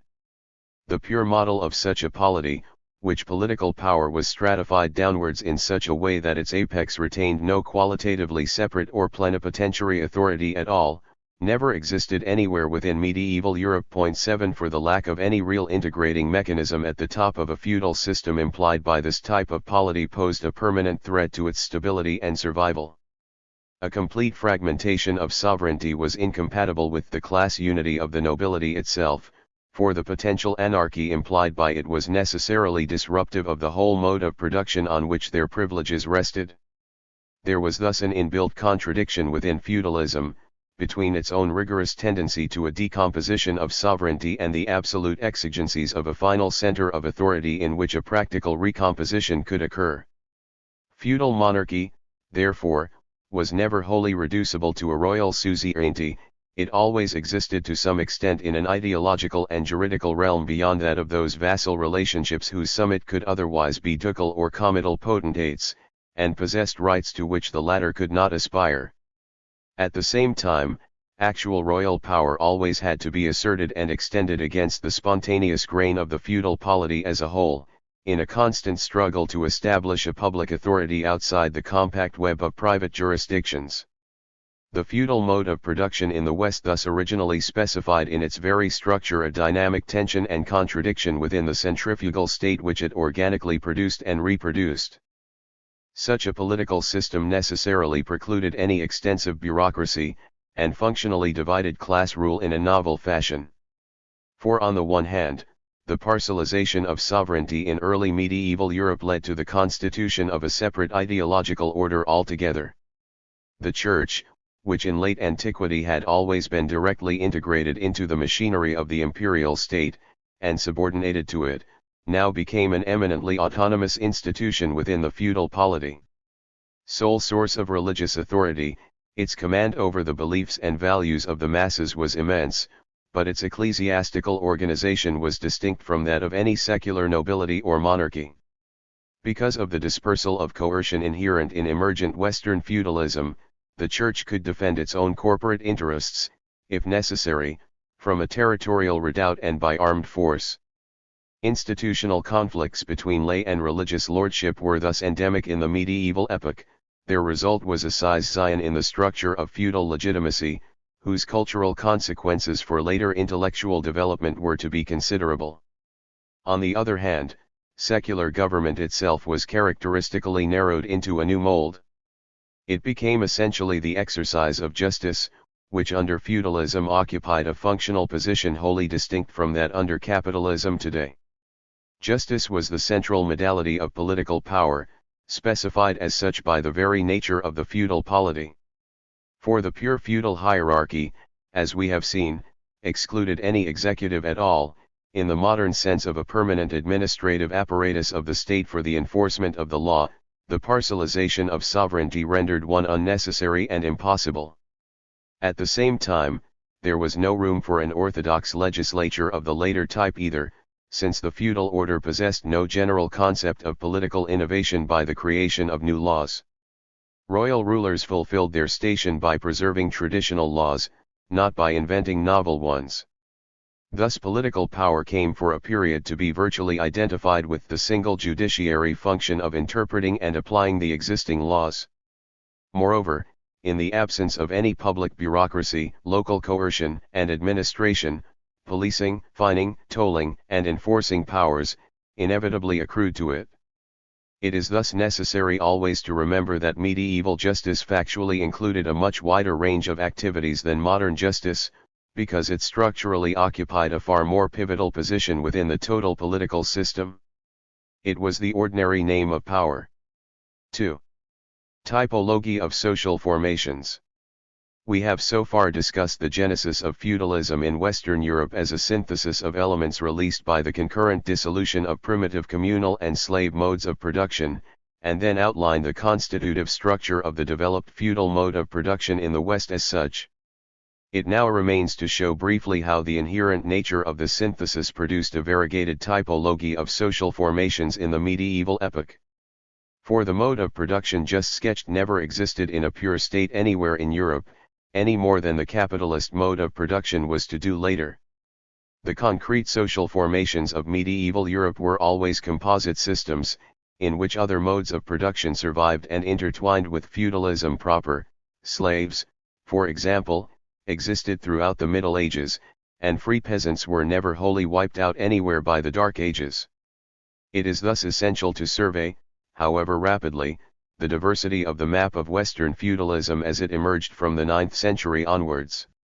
The Soviet historians Lyublinskaya, Kutnova, and Udaltsova have correctly advanced a threefold classification. Point 1. In effect, the core region of European feudalism was that in which a balanced synthesis of Roman and Germanic elements occurred, essentially, northern France and zones contiguous to it, the homeland of the Carolingian Empire. Point 2. To the south of this area, in Provence, Italy, or Spain, the dissolution and recombination of barbarian and ancient modes of production occurred under the dominant legacy of antiquity. To the north and east of it, in Germany, Scandinavia and England, where Roman rule had either never reached or had taken only shallow root, there was conversely a slow transition towards feudalism, under the indigenous dominance of the barbarian heritage. The balanced synthesis generated feudalism most rapidly and completely, and provided its classic form, which in turn had a great impact on outlying zones with a less articulated feudal system. 3. It was here that serfdom first emerged, a monoreal system was developed, seigneurial justice was most pronounced, and hierarchical subinfeudation became thickest. The northern and southern subtypes were, for their part, symmetrically distinguished by the presence of powerful survivals from their respective anterior modes of production. In Scandinavia, Germany, and Anglo-Saxon England, an allodial peasantry with strong communal institutions persisted well after the onset of stable hierarchical differentiation in rural society, the growth of ties of dependence, and the consolidation of clan warriors into a landed aristocracy. Serfdom was not introduced into Saxony until the 12th or 13th centuries, it was never properly established in Sweden at all. On the other hand, in Italy and adjacent regions, the urban civilization of late antiquity never wholly foundered, and municipal political organization, blended with ecclesiastical power, where the church had inherited the position of the old senatorial patriciate, flourished from the 10th century onwards, while the Roman legal conceptions of property as free, heritable, and alienable, qualified feudal landed norms from the start. Point 4. The map of early European feudalism thus essentially comprised 3 zones running from north to south, roughly demarcated by the respective density of allods, fiefs, and towns. Against this background, it is possible to sketch some of the main differences between the major social formations of Western Europe in this epoch, which were often to have important ulterior repercussions. In each case, our main concern will be the pattern of rural relations of production, the extent of urban enclaves, and, especially, the type of political state that emerged in the early Middle Ages. This latter focus will inevitably be dominated by discussion of the origins and vicissitudes of monarchy in the various Western European countries. France, as the central homeland of European feudalism, can be dealt with relatively briefly. Northern France, in effect, always conformed more closely to the archetypal feudal system than any other region of the continent. The collapse of the Carolingian Empire in the 9th century was followed by a welter of internecine warfare and Norse invasions. Amidst generalized anarchy and insecurity, there occurred a universal fragmentation and localization of noble power, which became concentrated into selected strongpoints and castles across the country, in conditions which accelerated the dependence of a peasantry exposed to constant threat of Viking or Muslim rapine. 5 Feudal power was thus pressed singularly close to the soil in this bleak epoch. Harsh seigneurial jurisdictions over an unserfed rural mass, which had lost any popular courts of its own, prevailed virtually everywhere, although the south, where the impress of antiquity was greater, was somewhat less feudalized, with a greater proportion of noble estates held outright rather than in fief, and a larger non-dependent peasant population. 6 The more organic character of northern feudalism ensured it the economic and political initiative throughout the Middle Ages. However, by the late 10th and early 11th centuries, the general French pattern was a uniquely comprehensive feudal hierarchy, built from the ground upwards, often in multiple tiers of sub-infeudation. The complement of this vertical system was extreme territorial disunity. By the late 10th century, there were over 50 distinct political divisions in the country as a whole. 6 major potentates exercised autonomous provincial power: the dukes or counts of Flanders, Normandy, France, Burgundy, Aquitaine and Toulouse. It was eventually the Duchy of France which provided the nucleus for the construction of a new French monarchy. Initially confined to a feeble enclave in the Lyon-Paris region, the Capetian royal house slowly consolidated its base and asserted increasing suzerain rights over the great duchies, by dint of military aggression, clerical aid, and matrimonial alliances. The first great architects of its power were Louis VI and Suger, who pacified and unified the Duchy of France itself. The rise of the Capetian monarchy in the 12th and 13th centuries was accompanied by marked economic progress, with extensive land reclamations both in the royal domain and those of its ducal and comital vassals, and the emergence of flourishing urban communes, particularly in the far north. The reign of Philippe Auguste in the early 13th century was decisive for the establishment of monarchical power into an effective kingship above the duchies. Normandy, Anjou, Maine, Touraine, and Artois were annexed to the royal domain, which was trebled in size. Adroit rallying of the northern towns further strengthened Capetian military power. It was their troops and transport that ensured the signal French victory over Anglo-Flemish forces at Bavines in 1214, a turning point in the international political struggles of the age. Philippe Auguste's successor, Louis VIII, successfully seized much of Languedoc, and therewith extended Capetian rule down to the Mediterranean. A relatively large and loyal officialdom of bailiffs and seneschaux was created to administer the lands directly under royal control. However, the size of this bureaucracy was an index, not so much of the intrinsic power of the French kings, as of the problems confronting any unitary administration of the country. 7 The dangerous devolution of newly acquired regions into appanages controlled by lesser Capetian princes, was only another sign of the inherent difficulty of the task. For the independent power of provincial rulers meanwhile subsisted, and an analogous fortification of their administrative apparatuses occurred. The basic process in France thus remained a slow concentric centralization, in which the degree of royal control exercised from Paris was still very precarious. After the victories of Louis IX and Philippe le Bel, this inner instability was to become all too evident. In the prolonged civil wars of the next 3 centuries, the fabric of French feudal unity was to be repeatedly and menacingly rent, without ever finally coming apart. In England, by contrast, a centralized feudalism was imported from the outside by the Norman conquerors, and systematically implanted from above, in a compact land that was only a quarter the size of France. The Anglo-Saxon social formation that succumbed to the Norman invasion had been the most highly developed example in Europe of a potentially spontaneous transition of a Germanic society to a feudal social formation, unaffected by any direct Roman impact. England had, of course, on the other hand been heavily affected by Scandinavian invasions from the 9th century onwards. The local Anglo-Saxon societies had slowly evolved towards consolidated social hierarchies, with a subordinated peasantry, in the 7th and 8th centuries, but without either political unification of the island or much urban development. Increasing Norwegian and Danish attacks from 793 onwards gradually modified the tempo and direction of this development.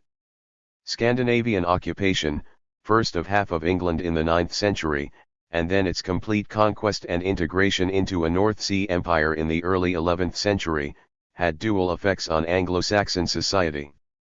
Norse settlements generally promoted towns and planted free peasant communities, in the regions of their densest immigration.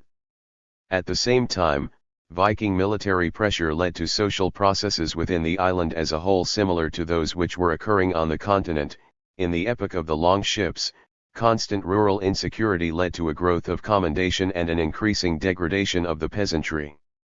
In England, the economic charge of local lords on the rural population was combined with royal defence taxes levied for the purposes of Anglo-Saxon resistance, or placation, of Danish aggression, the geld monies which became the first regular tax to be collected in Western Europe in the later Dark Ages. 8 By the mid-11th century, Scandinavian rule had been shaken off, and a recently unified Anglo-Saxon kingdom restored.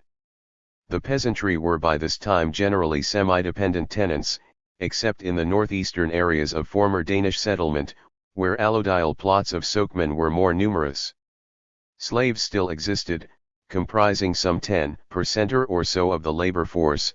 They were economically most important in the remoter western regions, where Celtic resistance to Anglo-Saxon conquest had been longest, and in which slaves made up a fifth or more of the population.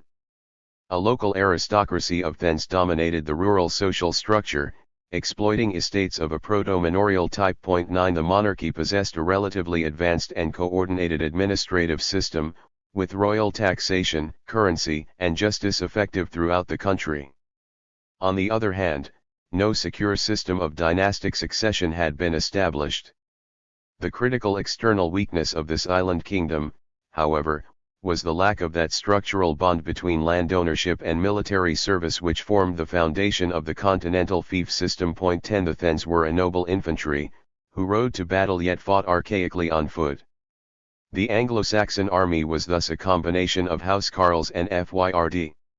It was no match for the steeled Norman cavalry, military spearhead of a much more fully developed feudal society on the rim of the French mainland, where the linkage of estate tenure and equestrian service had long been the linchpin of the social order.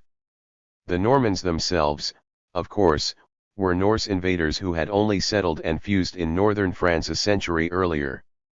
The Norman conquest, outcome of the uneven development of two barbarian communities facing each other across the Channel, one of which had undergone a Romano-Germanic fusion, thus generated a belated synthesis in England of two comparatively advanced social formations. The result was the peculiar combination of a highly centralized state and a resilient popular justice that distinguished medieval England thereafter. Immediately after his victory, William I proceeded to a planned and systematic distribution of some 5,000 fiefs to occupy and hold down the country. Contrary to continental usages, subvassals had to swear allegiance not only to their immediate lords, but also to the monarch himself, ultimate donor of all land. The Norman kings further exploited pre-feudal survivals from the Anglo-Saxon social formation to strengthen their state. The FYRD militia was on occasion added to the conventional feudal host and the household troops. 11 More important, the traditional defense tax of the Dane Geld, a phenomenon outside the orthodox revenue system of a medieval monarchy, continued to be collected, in addition to the incomes yielded from the very large royal domain and the exaction of feudal incidences. The Anglo-Norman state thus represented the most unified and solidified institutional system in Western Europe at this date. The most developed monorealism was established mainly in the south and south-center of the country, where the efficacy of seigneurial exploitation notably increased, with an intensification of labor services and a marked degradation of the local peasantry. Elsewhere, considerable areas were left with small holdings only lightly burdened with feudal obligations, and a rural population that escaped immediate servile status. The trend towards a general enserfment was, however, unmistakable. In the next 100 years, there was a progressive leveling downwards of the juridical condition of the English peasantry under the Norman and Angevin dynasties, until by the 12th century Villani and Nativi formed a single serf class. On the other hand, given the complete disappearance of Roman law in England and the absence of any neo-imperial experience of the Carolingian type, the shire and hundred courts of the Anglo-Saxon social formation, originally sites of popular communal justice, survived into the new order.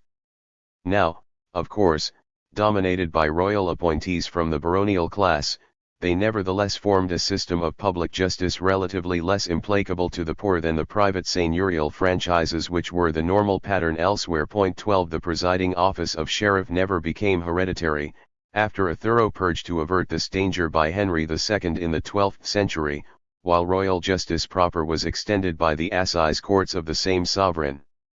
Towns of any size were few and enjoyed no substantive independence.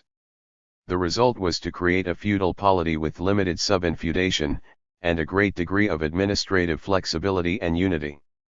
Germany presents a polar opposite to this experience. There, the East Frankish lands were in the main recent conquests of the Carolingian Empire, and lay outside the frontiers of classical antiquity altogether.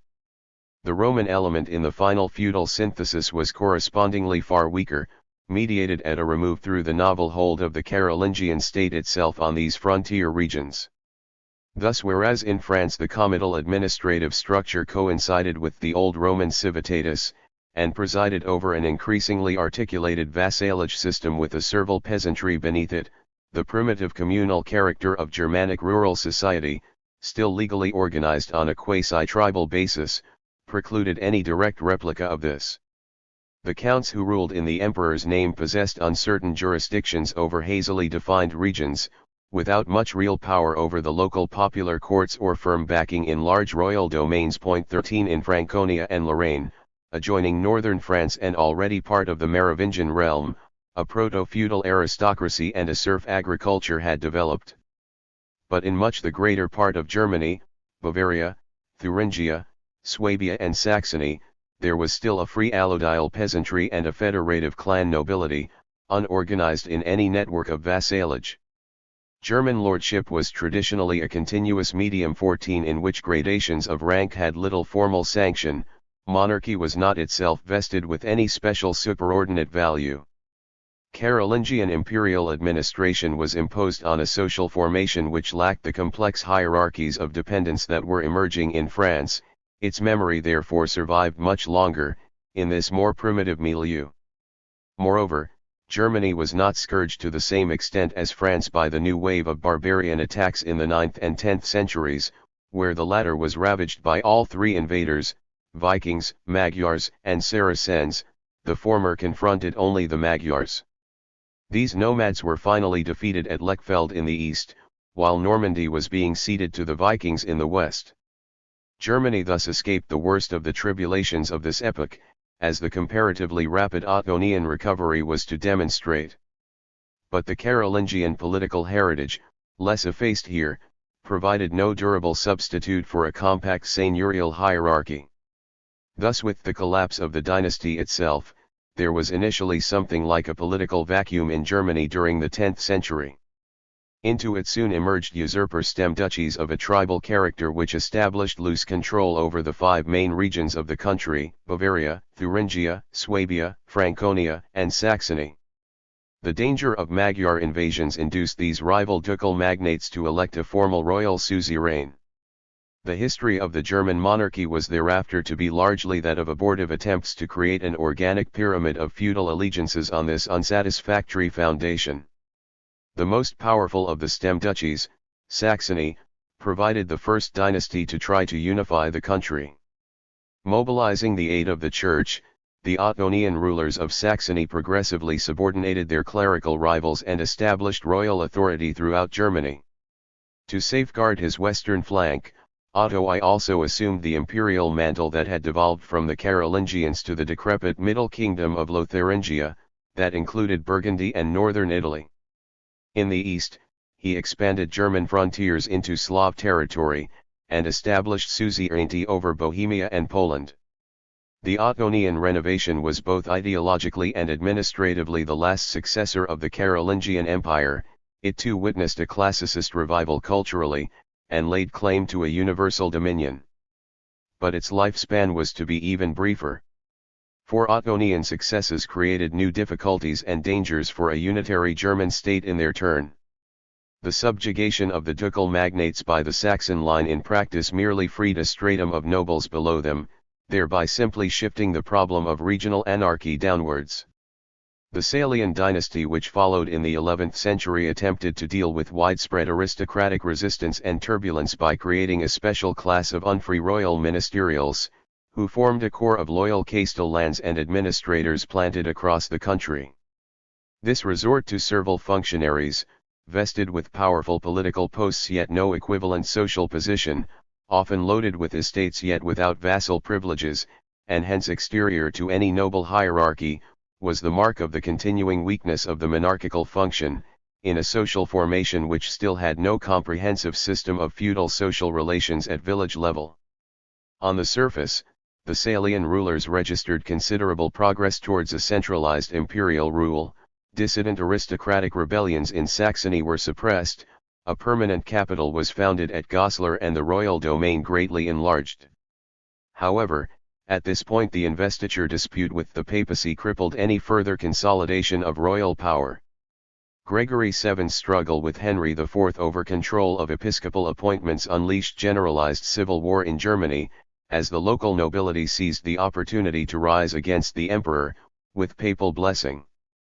During 50 years of constant strife, a great social change now occurred in Germany, in the conditions of ruthless depredations, anarchy, and social violence. The German aristocracy destroyed the allodial basis of the non-noble free population that had always predominated in Saxony and Thuringia and been a pervasive presence in Bavaria and Swabia. The peasantry was reduced to serfdom, as public and folk justice lapsed, feudal dues were exacted, and military obligations were intensified and codified between the members of the noble class itself, to whose ranks the ministerials were now added, amidst the turmoil of the times and the high turnover of traditional families. 15. A full feudalism, delayed so long in Germany, now finally arrived in the 12th century. But it was constructed against monarchical integration of the country, by contrast with England where the feudal social hierarchy was itself installed by the Norman monarchy, or France, where it preceded the emergence of the monarchy and was thereafter slowly reoriented round it in the process of concentric centralization. Once this had happened, the political effects proved irreversible. The Hohenstaufen dynasty, which emerged after the new social structure had crystallized, sought to build a renovated imperial power on its basis, accepting the mediatization of jurisdictions and the ramifications of vassalage that had now developed in Germany.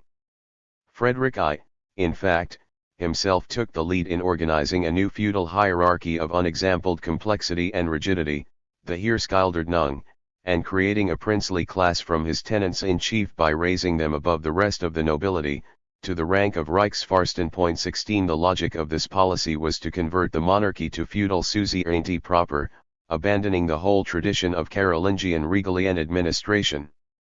However, its necessary complement was the carving out of an adequately large royal domain to provide the emperor with an autonomous financial base from which to render his suzerainty effective. Since the Hohenstaufen family estates in Swabia were wholly insufficient for this, and direct aggression against fellow German princes was inadvisable, Frederick tried to convert northern Italy, which had always nominally been an imperial fief, into a solid external bastion of royal power across the Alps. For the papacy, this activation of the interlocking of German and Italian sovereignties threatened a fatal blow to its own power in the peninsula, especially after Sicily, in its rear, was added to the imperial possessions by Henry VI. The consequent renewal of war between the empire and the papacy finally cancelled any chance of a stable imperial monarchy in Germany itself. With Frederick II, the Hohenstaufen dynasty became essentially Italianized in character and orientation, while Germany was left to its own baronial devices. After another 100 years of war, the final outcome was the neutralization of any hereditary monarchy in the 13th century, when the empire became definitively elective, and the conversion of Germany into a confused archipelago of principalities. If the establishment of German feudalism was marked and impeded by the persistence of tribal institutions dating back to the time of Tacitus, the evolution of feudalism in Italy was correspondingly abbreviated and inflected by the survival of classical traditions. The Byzantine reconquest of most of the peninsula from the Ostrogoths in the 6th century had, despite the material destruction it wrought, helped to preserve these through a critical phase of the Dark Ages. Barbarian settlement had anyway been relatively thin. The result was that Italy never lost the municipal urban life which it had possessed in the Roman Empire.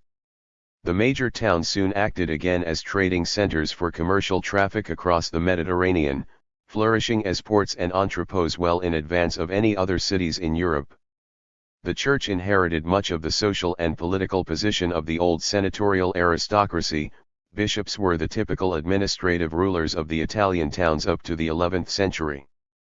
Because of the predominance of the Roman components in the feudal synthesis of this zone, where the legal heritage of Augustus and Justinian inevitably had a great weight, property relations were never aligned unilaterally with mainstream feudal patterns.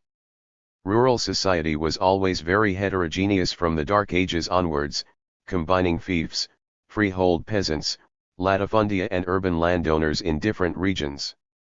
Manors proper were predominantly to be found in Lombardy and the north, while landed property on the other hand was most concentrated in the south, where classical latifundia worked by slaves survived under Byzantine rule right into the early Middle Ages. 17 Small peasant holdings were probably most numerous in the mountainous center of the country. The manorial system was consequently always much weaker in Italy than north of the Alps, and the rise of urban communes was earlier and more important than elsewhere. Initially, the cities were dominated by small feudal nobles under their episcopal rulers.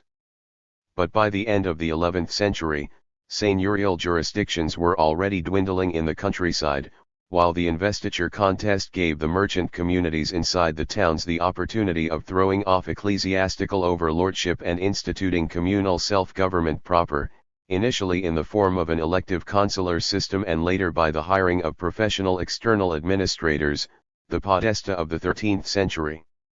From 1100 or so onwards, these communes dominated the whole of northern Italy and systematically set out to conquer the surrounding countryside, attacking baronial fiefs and abolishing feudal immunities, razing castles and forcing neighboring lords into submission. The aim of this aggressive urban expansion was to conquer a territorial contado from which the town could thereafter raise taxes, troops, and grain to increase its own power and prosperity vis-a-vis its rivals. 18 Rural relations were radically altered by the spread of the contado, for the towns tended to introduce new forms of semi-commercialized dependence for the peasantry that were a considerable remove from serfdom. Mesodraia or contractual sharecropping became customary over much of north and central Italy by the 13th century. The development of manufactures within the communes then led to increasing social tensions between the merchants and magnates, and the artisanal and professional groups organized in guilds and excluded from city government.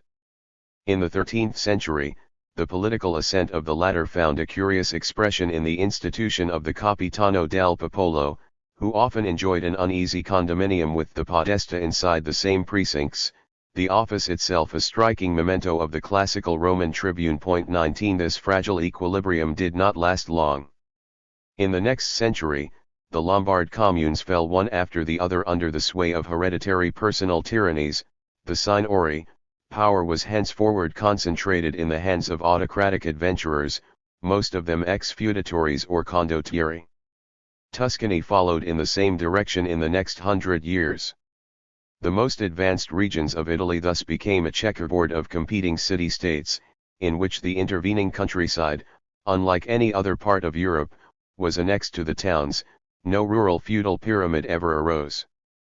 The presence of the papacy athwart the peninsula, vigilant against the threat of any overmighty secular state, was an important additional obstacle to the emergence of any peninsular monarchy, of course. In 2 regions of Italy alone, was a full-scale feudal politico-economic system implanted. It is no accident that both were essentially extensions of the most organic and powerful feudalism in Europe, that centered in France. Piedmont, abutting onto Savoy, was a frontier territory across the Alps.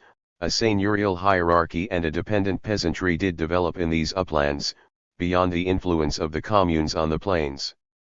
But in this epoch, the extreme northwest corner of the peninsula was too small and poor to be of any general importance in Italy. Much more formidable was the southern kingdom of Naples and Sicily, which the Normans had created after their conquests from the Byzantines and the Arabs in the 11th century. There, fiefs were distributed and a true baronial system emerged, complete with appanages and serfdom.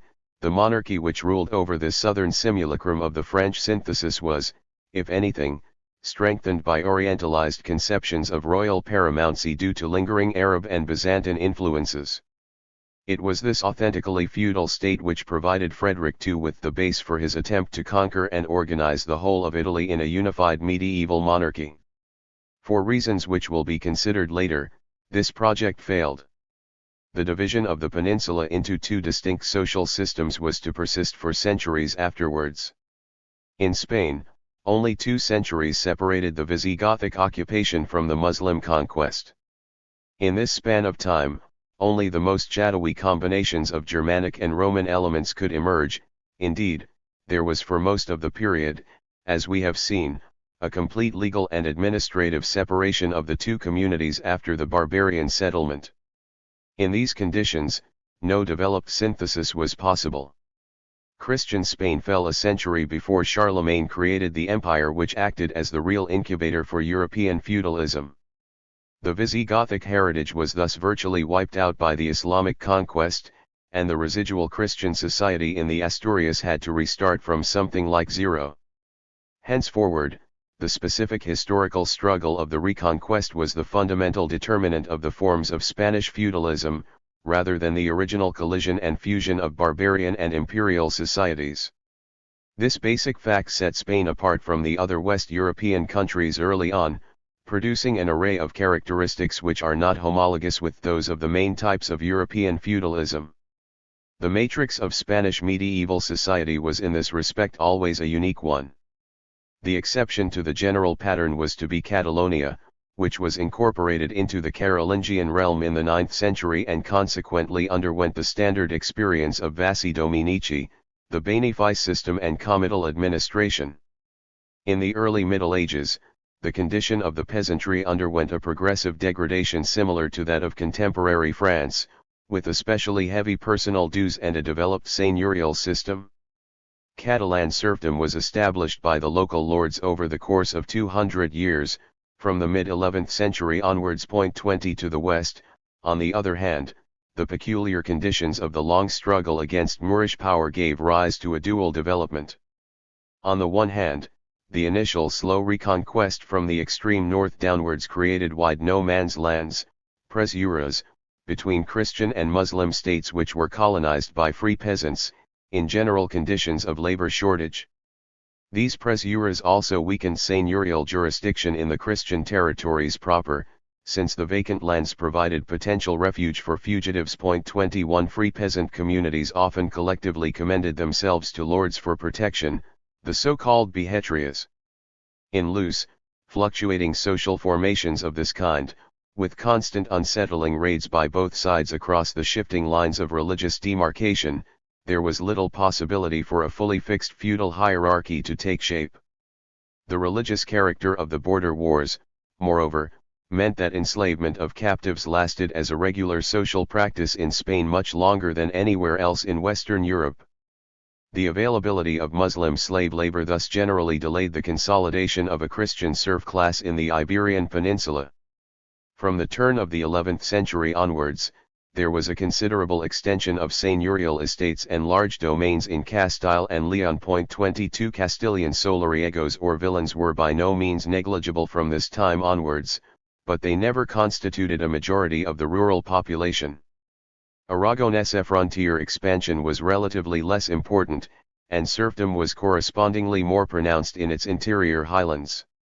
The monarchs of the Christian kingdoms in the 10th and 11th centuries owed their exceptional authority to their supreme military functions in the permanent crusade towards the south and to the small size of their states, rather than to any very articulated feudal suzerainty or consolidated royal domain. 23 Personal vassalage, landed benefices, and seigneurial jurisdictions existed, but they remained dissociated elements which had not yet merged to form a fief system proper.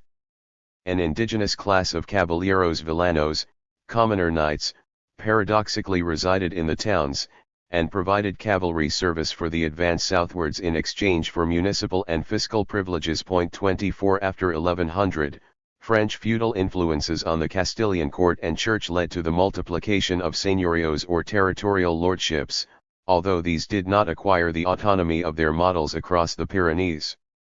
Cistercian initiatives were likewise responsible for the creation of the three large military monastic orders, Santiago, Calatrava, and Alcantara, which henceforward played a key role in Castile. This anomalous complex of institutions lasted down to the late 12th century, by which time the Reconquest had gradually inched forward to the line of the Tagus. Then in the 13th century, virtually the whole of the south fell, swiftly and suddenly, to the quick Reconquest. Andalusia was absorbed in 30 years. With this enormous territorial windfall, the whole process of colonization was now inverted, and an agrarian order the very opposite of that which had grown up in the north was created in the south. The victorious campaigns had been to a considerable extent organized and led by the great military orders of Castile, whose characteristic structure had been copied from the Islamic enemy for the prosecution of the faith. These warrior confraternities now seized vast estates and appropriated seigneurial jurisdictions over them. It was from the military captains of this century that emerged most of the class of grandees which was to dominate Spanish feudalism thereafter. The Muslim artisanate was rapidly ejected from the towns to the remaining Islamic Emirate of Granada, a blow which simultaneously hit the Muslim smallholder agriculture that had traditionally been linked to the Andalusian urban economy. The subsequent crushing of the Moorish peasant rebellions then depopulated the land. There was thus an acute labor shortage which could only be solved by the reduction of the rural labor force to serfdom, a condition the more easily imposed, with the arrival of noble armies at the Mediterranean. The construction of vast latifundia in Andalusia was further promoted by the widespread conversion of sown acreage to extensive pasturage for wool.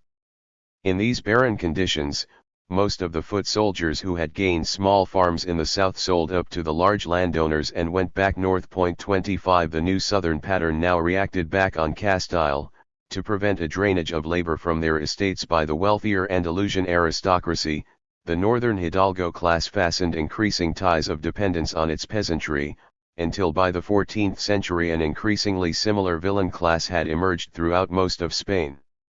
The Castilian and Aragonese monarchies, neither of them yet wholly consolidated institutions, nevertheless reaped substantial benefits from this feudalization of their warrior aristocracies. The traditions of military fealty to the royal commander were reinforced, a powerful yet loyal nobility was created, and a servile peasant class stabilized on the land.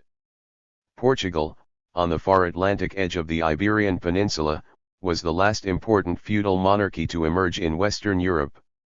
The northwestern region of Roman Hispania had been the recipient of the Suevi, the only Germanic people of the initial confederation that crossed the Rhine in 406 to settle in the lands they first conquered. The Suevi left behind them the densest cluster of Germanic toponyms in the peninsula, the heavy northern plough and the fleeting memory of the first Catholic barbarian ruler in Europe, before they were conquered and absorbed by the Visigothic kingdom in the 6th century. Thereafter the western borderlands of Iberia had little separate history from the rest of the peninsula, experiencing Muslim conquest and a mountainous Christian redoubt beyond it like Spain itself.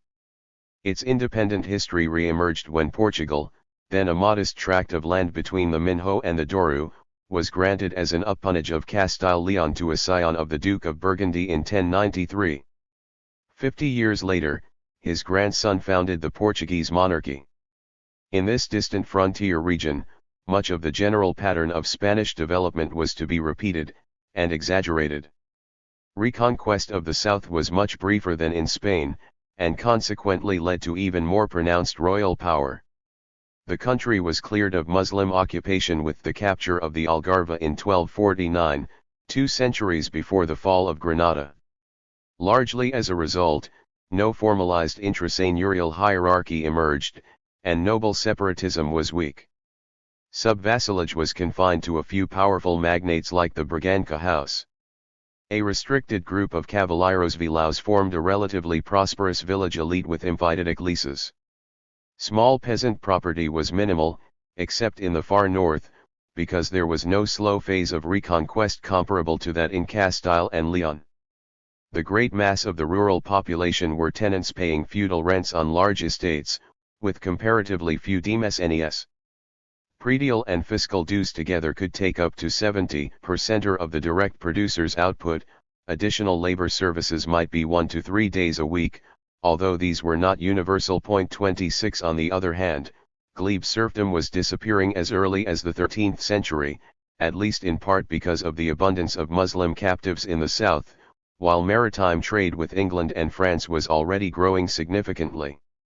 At the same time, the importance of the military religious orders for the social pattern of medieval Portugal was even greater than in Spain. The distribution of landed property within the ruling class was probably unique in Western Europe. Down to the Avis Revolution of 1383, the annual income of the monarchy was approximately equal to that of the church, and the two combined were between 4 and 8 times larger than the total revenues of the nobility. 27 This extreme centralization of feudal property was a vivid indicator of the singularity of the Portuguese social formation. Combined with the absence of adscriptive serfdom and the ascent of seaboard commerce from the 13th century onwards, it early marked Portugal off for a separate future. 3. The far north. The differential character and trajectory of the Scandinavian social formations, from the Dark Ages onwards, form a fascinating problem for historical materialism, and a necessary control for any general Marxist typology of European regional development, that is all too often neglected. 1 There is little space to explore this complex and underdocumented question here. But a brief sketch of the early development of the area is essential for an understanding of the hinge role later played by Sweden in the history of early modern Europe. It will suffice to say at the outset that the fundamental historical determinant of Scandinavian specificity was the peculiar nature of Viking social structure, which originally separated the whole zone from the rest of the continent. Scandinavia, of course, had lain wholly outside the Roman world. No contiguity with the legionaries and traders of the Limes had disrupted or quickened the life of its tribal populations in the centuries of the Pax Romana. Although the great wave of barbarian invasions in the 4th and 5th centuries had included many originally Scandinavian peoples among them, notably the Goths and Burgundians too, these had long since settled amidst the rest of the Germanic populations on the other side of the Baltic, before their plunge into the empire. Scandinavia proper was thus itself virtually untouched by the great drama of the collapse of antiquity.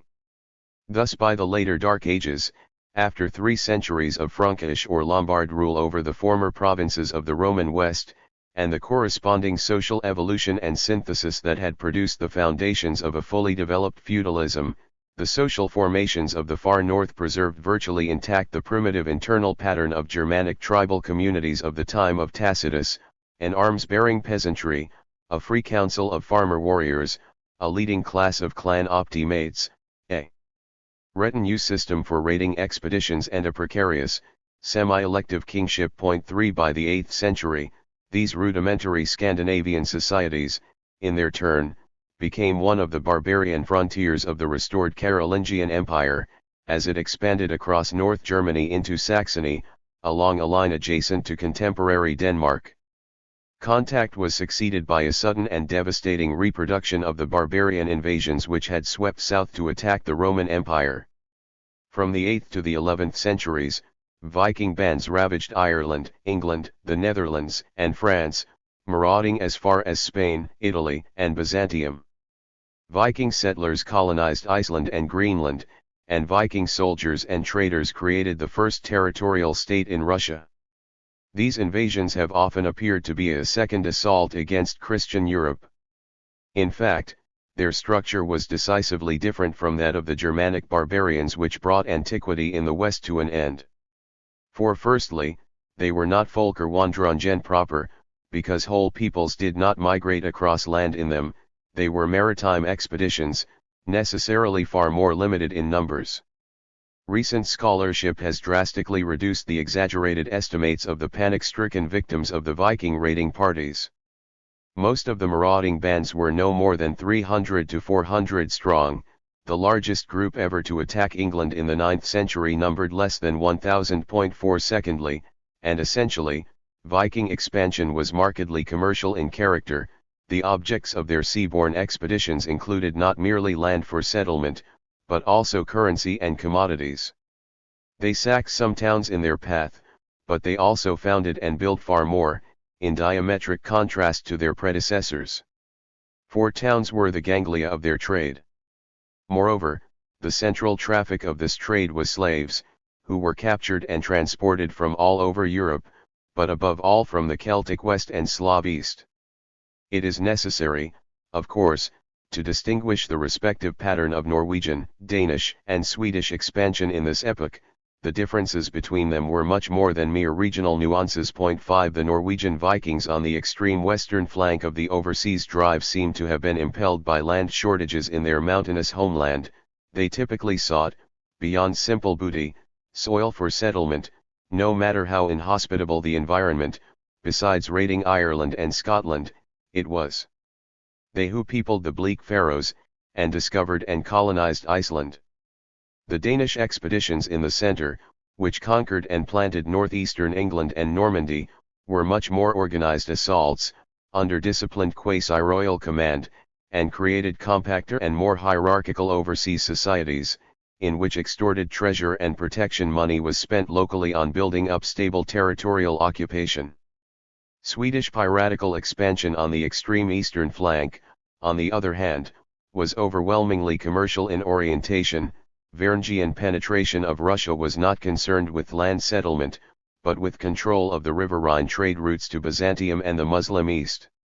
Whereas the typical Viking states founded in the Atlantic were settled agrarian communities, the Varangian realm in Russia was a commercial empire built fundamentally on the sale of slaves to the Islamic world, initially via the Khazar and Bulgar Khanates, and later directly from the central emporium of Kiev itself. The Varangian trade in the Slav East was on such a scale that, as we have seen, it created the new and permanent word for slavery throughout Western Europe. Its importance was especially great for Sweden, because of the latter's marked specialization in this form of Scandinavian plunder. But the Russian traffic was itself no more than a regional concentrate of a general and fundamental characteristic of Viking expansion. In Iceland itself, distant antipode of Kiev, the estates of the Gedar priest nobility were from the outset tilled by Celtic slaves, seized and transported from Ireland. The full scale and pattern of Viking slave raids throughout Europe have yet to receive adequate historical study. 6 But for our purposes here what most needs to be, and is least often, emphasized is the critical impact of the generalized use of slave labor within the Scandinavian homelands themselves. For the result of this predatory commerce abroad was, paradoxically, to preserve much of the primitive structure of Viking society at home. For the Scandinavian social formations were the last in Europe to make widespread and normal use of slave labor. The slave himself was the foundation stone of Viking life at home. 7 The typical pattern of tribal communities in the initial phase of social differentiation, as we have seen, was the dominance of a warrior aristocracy whose lands are tilled by captured slaves. It was precisely the presence of this external forced labor that permitted the coexistence of a nobility with an indigenous free peasantry, organized in agnatic clans. The surplus labor necessary for the emergence of a landed nobility did not yet have to be extracted from impoverished kinsmen. Slavery is thus normally at this stage a safeguard against serfdom. The Viking social formations, in which there was a constant import and replenishment of foreign slaves, thus did not undergo any real slide towards feudal dependence and tide labor.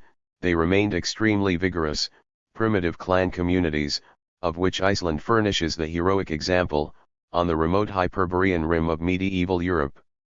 Up to the 12th century, Scandinavian peasant villages retained a social pattern extremely close to that of the Germanic peoples of the 1st century. There was collective allocation of strips of land each year to each household, according to conventional norms, within a juridical community which was governed by its own customs. 8 Common lands of an orthodox type, forests, meadows, and pastures, were shared by village or neighborhood communities.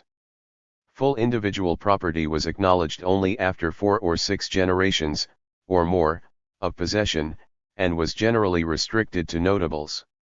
An ordinary Bondi farmer might have a workforce of 3 slaves, a noble perhaps 30 thralls. 9 Both alike attended the free clan assemblies of Thingr, which were organized in successive tiers, from the 100 level upwards, factually dominated by the local optimates. These nevertheless represented the whole rural community, and could, as in the time of Tacitus, veto the initiatives of the nobles. A naval levy or letting for the maintenance of warships was borne by all free men. Royal dynasties, weakened by hazardous and unstable mechanisms of succession, supplied kings who had to be elected by a provincial thing for their accession to be confirmed. Viking rapine and enslavement overseas thus conserved relative clan liberty and jural equality at home. After 3 centuries of overseas raids and settlements, the dynamic of Viking expansion eventually came to an end with the last great Norwegian attack on England in 1066, in which Harald Hardrada, once a Varangian commander for Byzantium, was defeated and killed at Stamford Bridge. Symbolically, the fruits of this expedition were reaped 3 weeks later at Hastings by the Normans, a Danish overseas community that had made its own the new military and social structures of European feudalism. 10 The original Viking invasions had precipitated the crystallization of feudalism amidst the disintegration of the Carolingian Empire in the 9th century. It had now been perfected and hardened into a full-scale institutional system, and proved decisively superior to the improvised, ramshackle thrusts of the traditional Viking campaigns. Heavy cavalry conquered England, where longships had been repelled. The relationship of forces between the far north and the rest of Western Europe was henceforward inverted. From now on Western feudalism was to exercise a slow and constant pressure on Scandinavia, and gradually alter it to its own pattern. To start with, the halting of Viking expansion overseas in itself inevitably led to radical endogenous changes within Scandinavia. For it meant that the supply of slave labor now effectively ceased, and with it the old social structures increasingly broke up. 11 For once there was no longer a constant reserve of forced labor from abroad.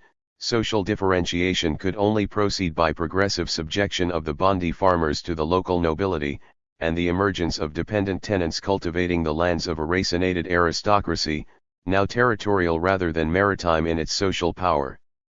The corollary of this process was the gradual stabilization of royal rule, and the conversion of regional jarler into provincial governors, subordinating the work of the local thing.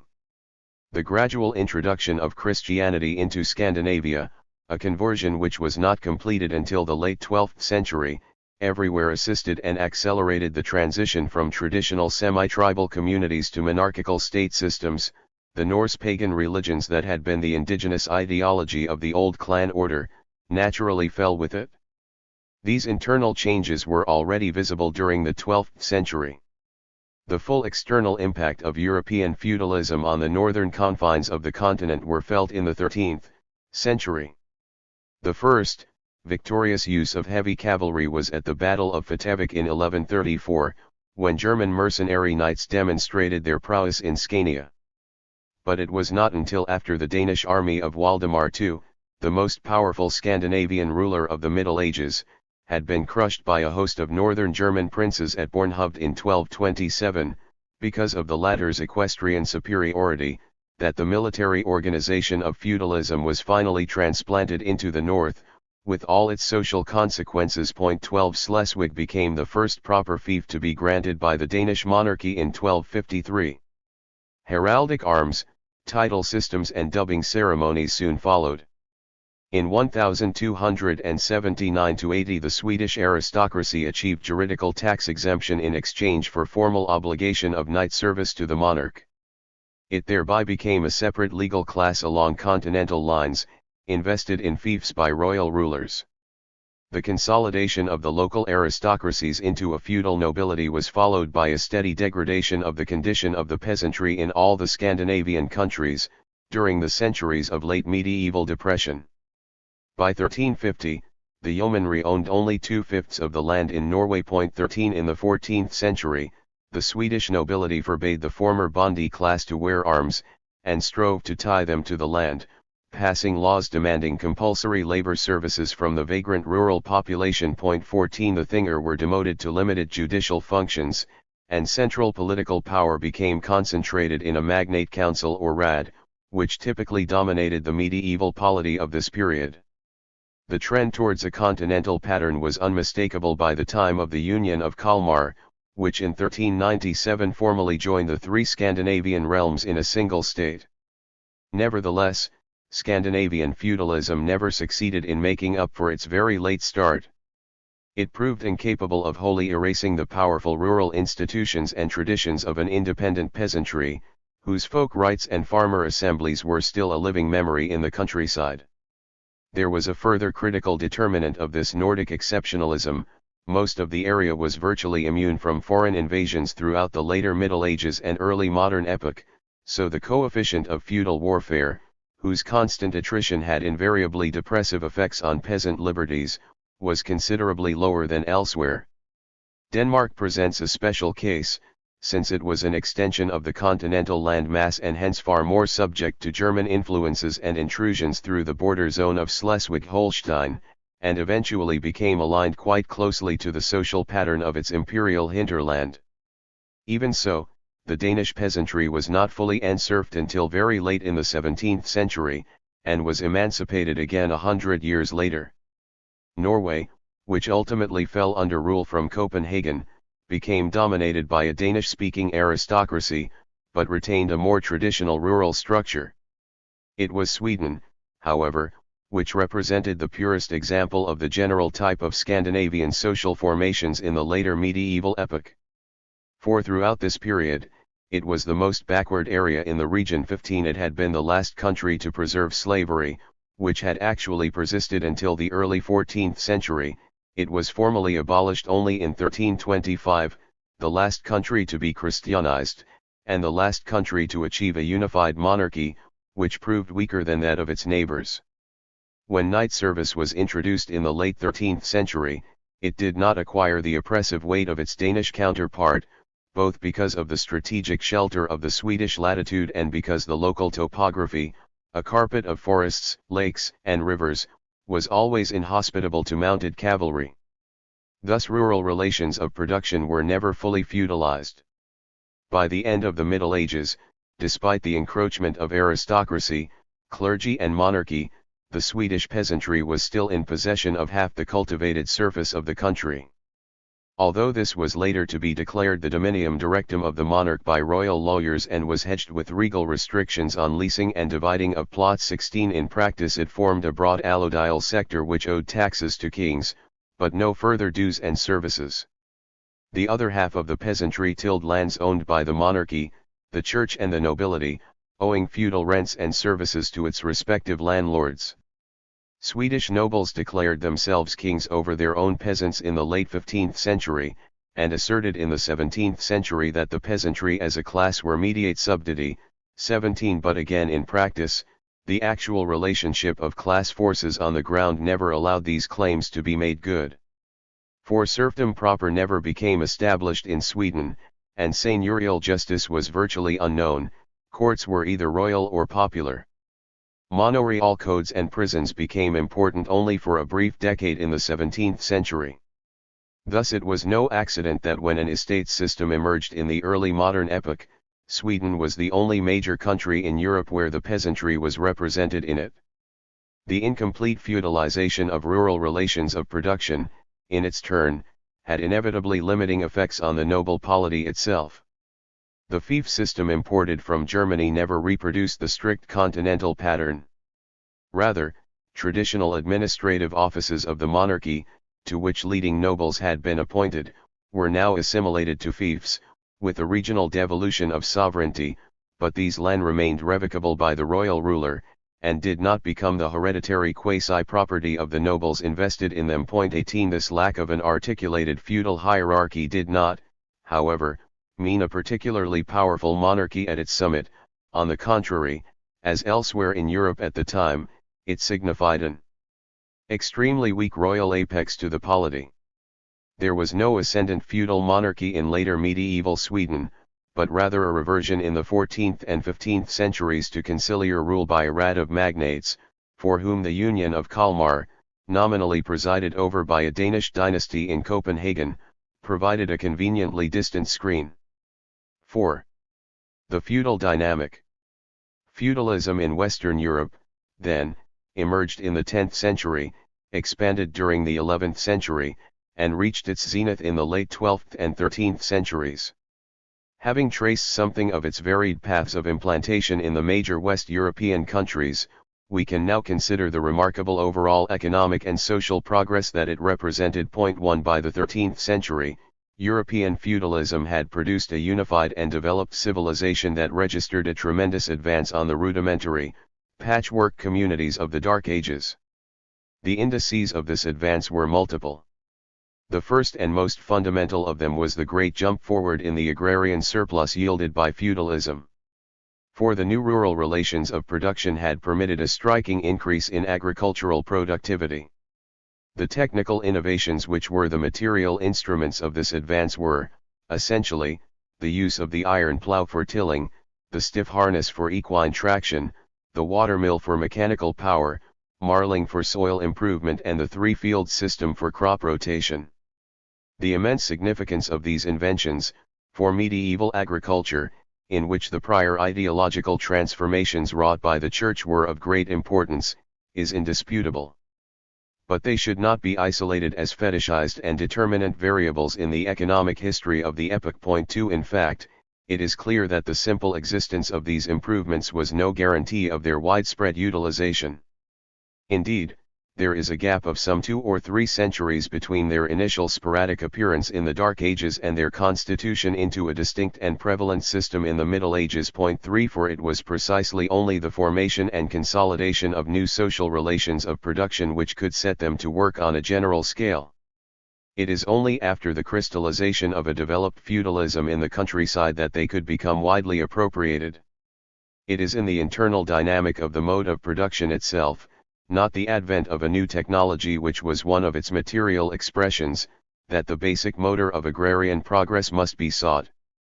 We have seen at the outset that the feudal mode of production was defined, among other characteristics, by a scalar gradation of property, which was therefore never cross-divisible into homogeneous and exchangeable units.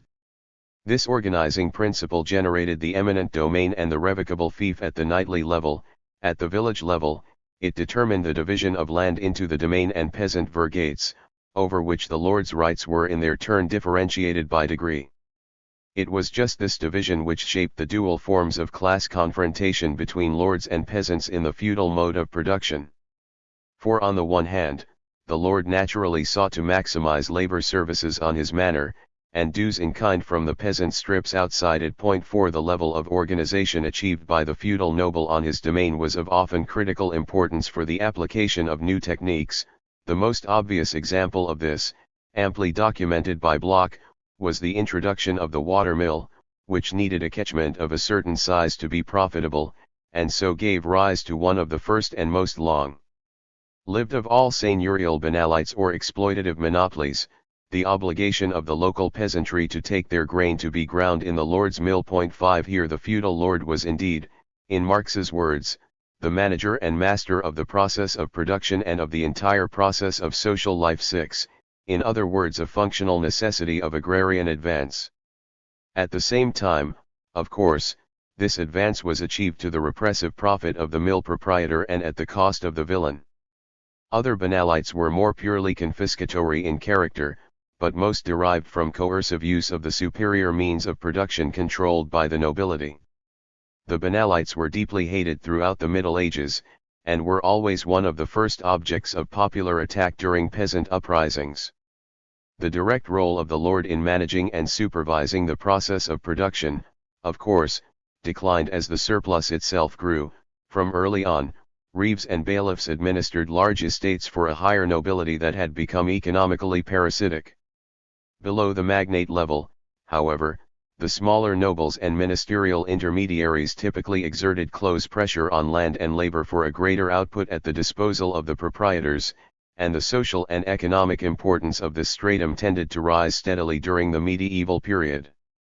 From 1000 onwards, the aristocratic class as a whole was consolidated by new patterns of inheritance designed to protect noble property against division, and all sections of it developed a growing appetite for the consumption of amenities and luxuries which acted as a powerful goad to expansion of supply from the countryside, as well as to the introduction of novel exactions such as the taille that first came to be levied on the peasantry towards the end of the 11th century.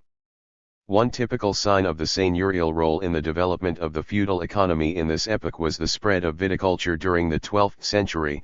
Wine was an elite beverage, and vineyards were characteristically aristocratic ventures, involving a higher degree of skilled labor and of profitability than grain crops. 7 More generally, within the manorial system as a whole, net productivity on the domain probably remained substantially higher than on the peasant plots that surrounded it.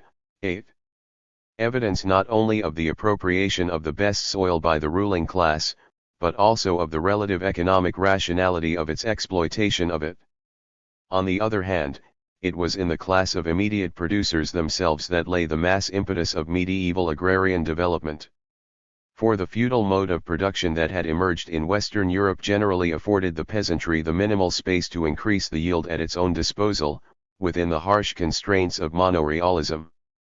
The typical peasant had to provide labor rents on the seigneurial domain, often up to 3 days a week, and numerous additional dues. He was nevertheless free to try to increase output on his own strips in the rest of the week. Marx observed that, the productivity of the remaining days of the week, which are at the disposal of the direct producer himself, is a variable magnitude which must develop with the course of his experience. The possibility is here presented for definite economic development. 9 The feudal dues levied on the production of the peasant plots themselves tended to acquire a certain regularity and stability, whose customary character could only be altered by the lords as a result of radical shifts in the local balance of forces between the two classes. 10 A margin was thereby created for the results of improved productivity to accrue to the direct producer. Thus the High Middle Ages were marked by a steady spread of cereal cultivation, and a shift within it towards the finer crop of wheat, that was essentially the work of a peasantry that consumed bread as its staple food. There was gradual transition to the use of horses for plowing, faster and more efficient than the oxen that had preceded them, if also more expensive. More and more villages came to possess forges for local production of iron tools, as a scattered rural artisanate developed. 11 The improvements in technical equipment thus created tended to lower the demand for labor services on noble demesnes, allowing a corresponding rise in inputs on peasant plots themselves. At the same time, however, as population grew with the expansion of the medieval economy, the average size of peasant holdings steadily diminished because of fragmentation, dropping from perhaps some 100 acres in the 9th century to 20 or 30 acres in the 13th century. 12 The normal upshot of this process was increasing social differentiation in the villages, with the main dividing line running between families that owned plough teams and those that did not. An incipient kulak stratum usually confiscated most of the benefits of rural progress within the village, and often tended to reduce the poorest peasants to the position of dependent laborers working for them. However, both prosperous and pauper peasants were structurally opposed to the lords who battened on them, and constant, silent rent struggles between the two were waged throughout the feudal epoch. The forms of peasant resistance were extremely varied: appeals to public justice against exorbitant seigneurial claims, collective non-compliance with labor services, pressures for outright rent reductions, or chicanery over weights of produce and measures of land. 13 The lords, whether lay or ecclesiastical, for their part resorted to legal fabrication of new dues, straightforward coercive violence to secure rent increases, or seizure of communal or disputed lands.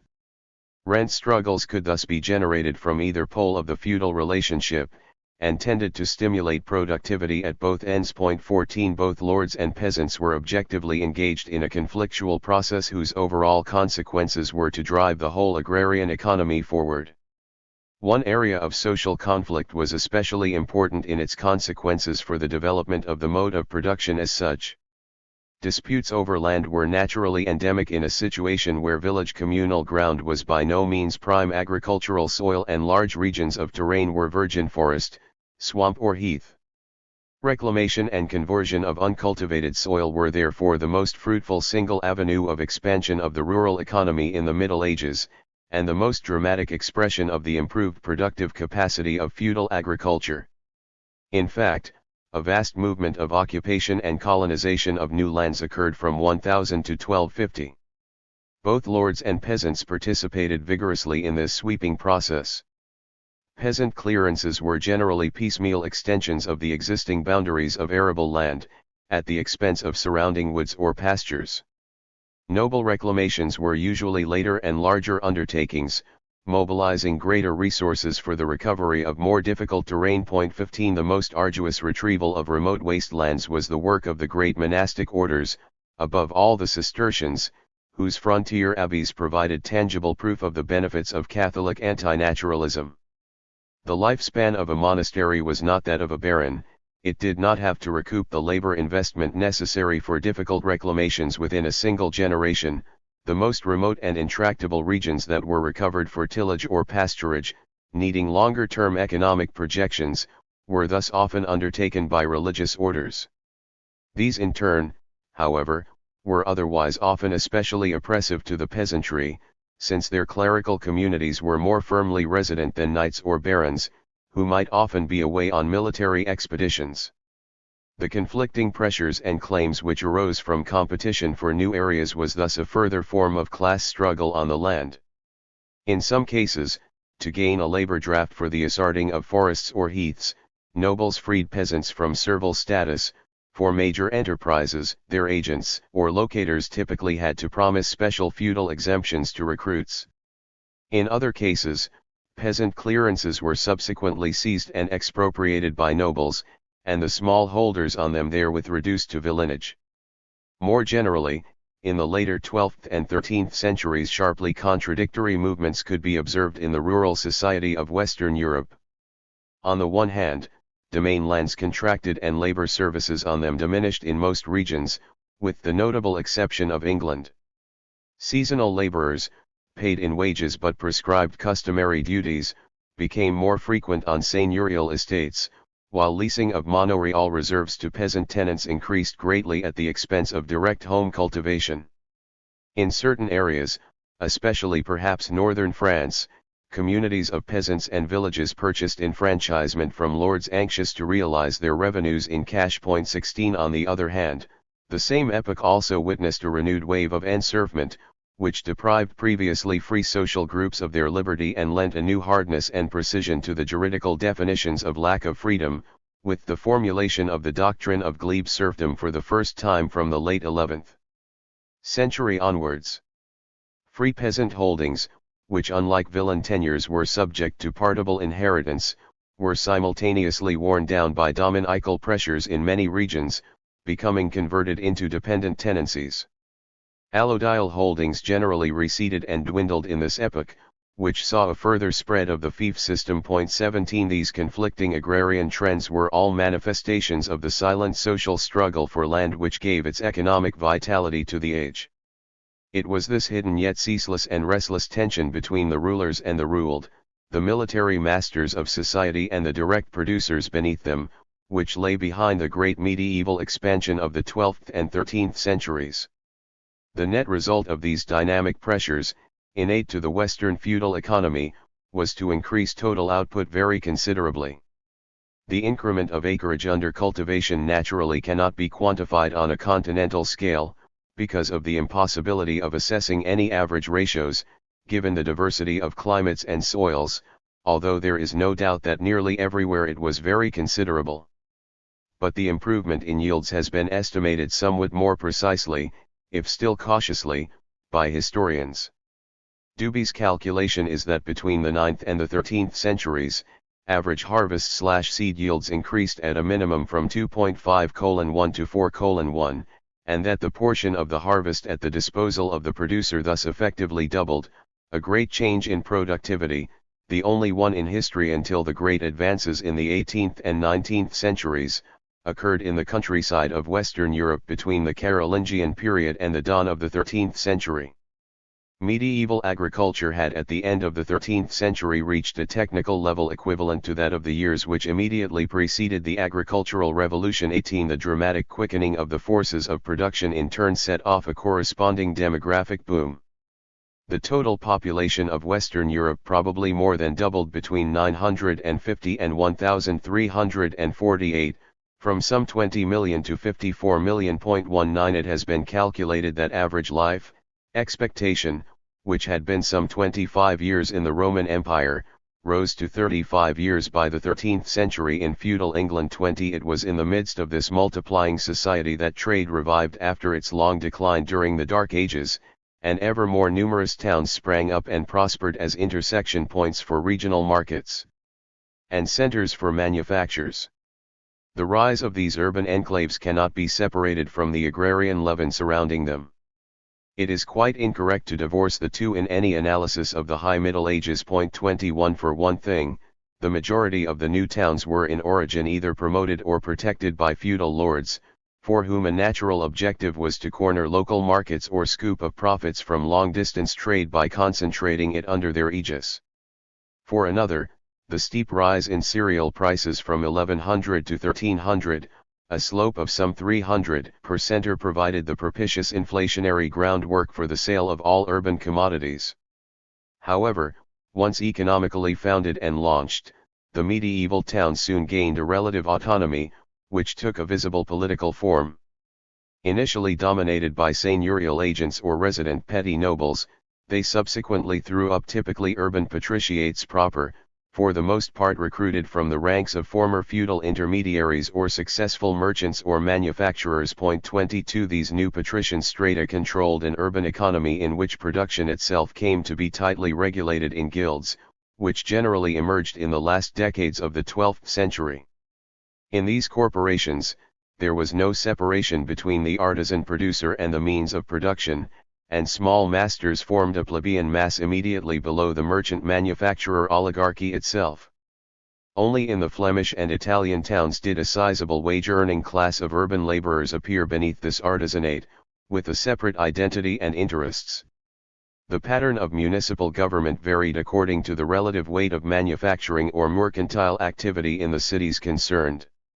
Where the former was of central importance, the artisan guilds eventually tended to win some participation in civic power, while where the latter were decisively predominant, the city authorities usually remained exclusively merchant. 23 Large-scale manufactures were concentrated essentially in the two densely populated regions of Flanders and North Italy.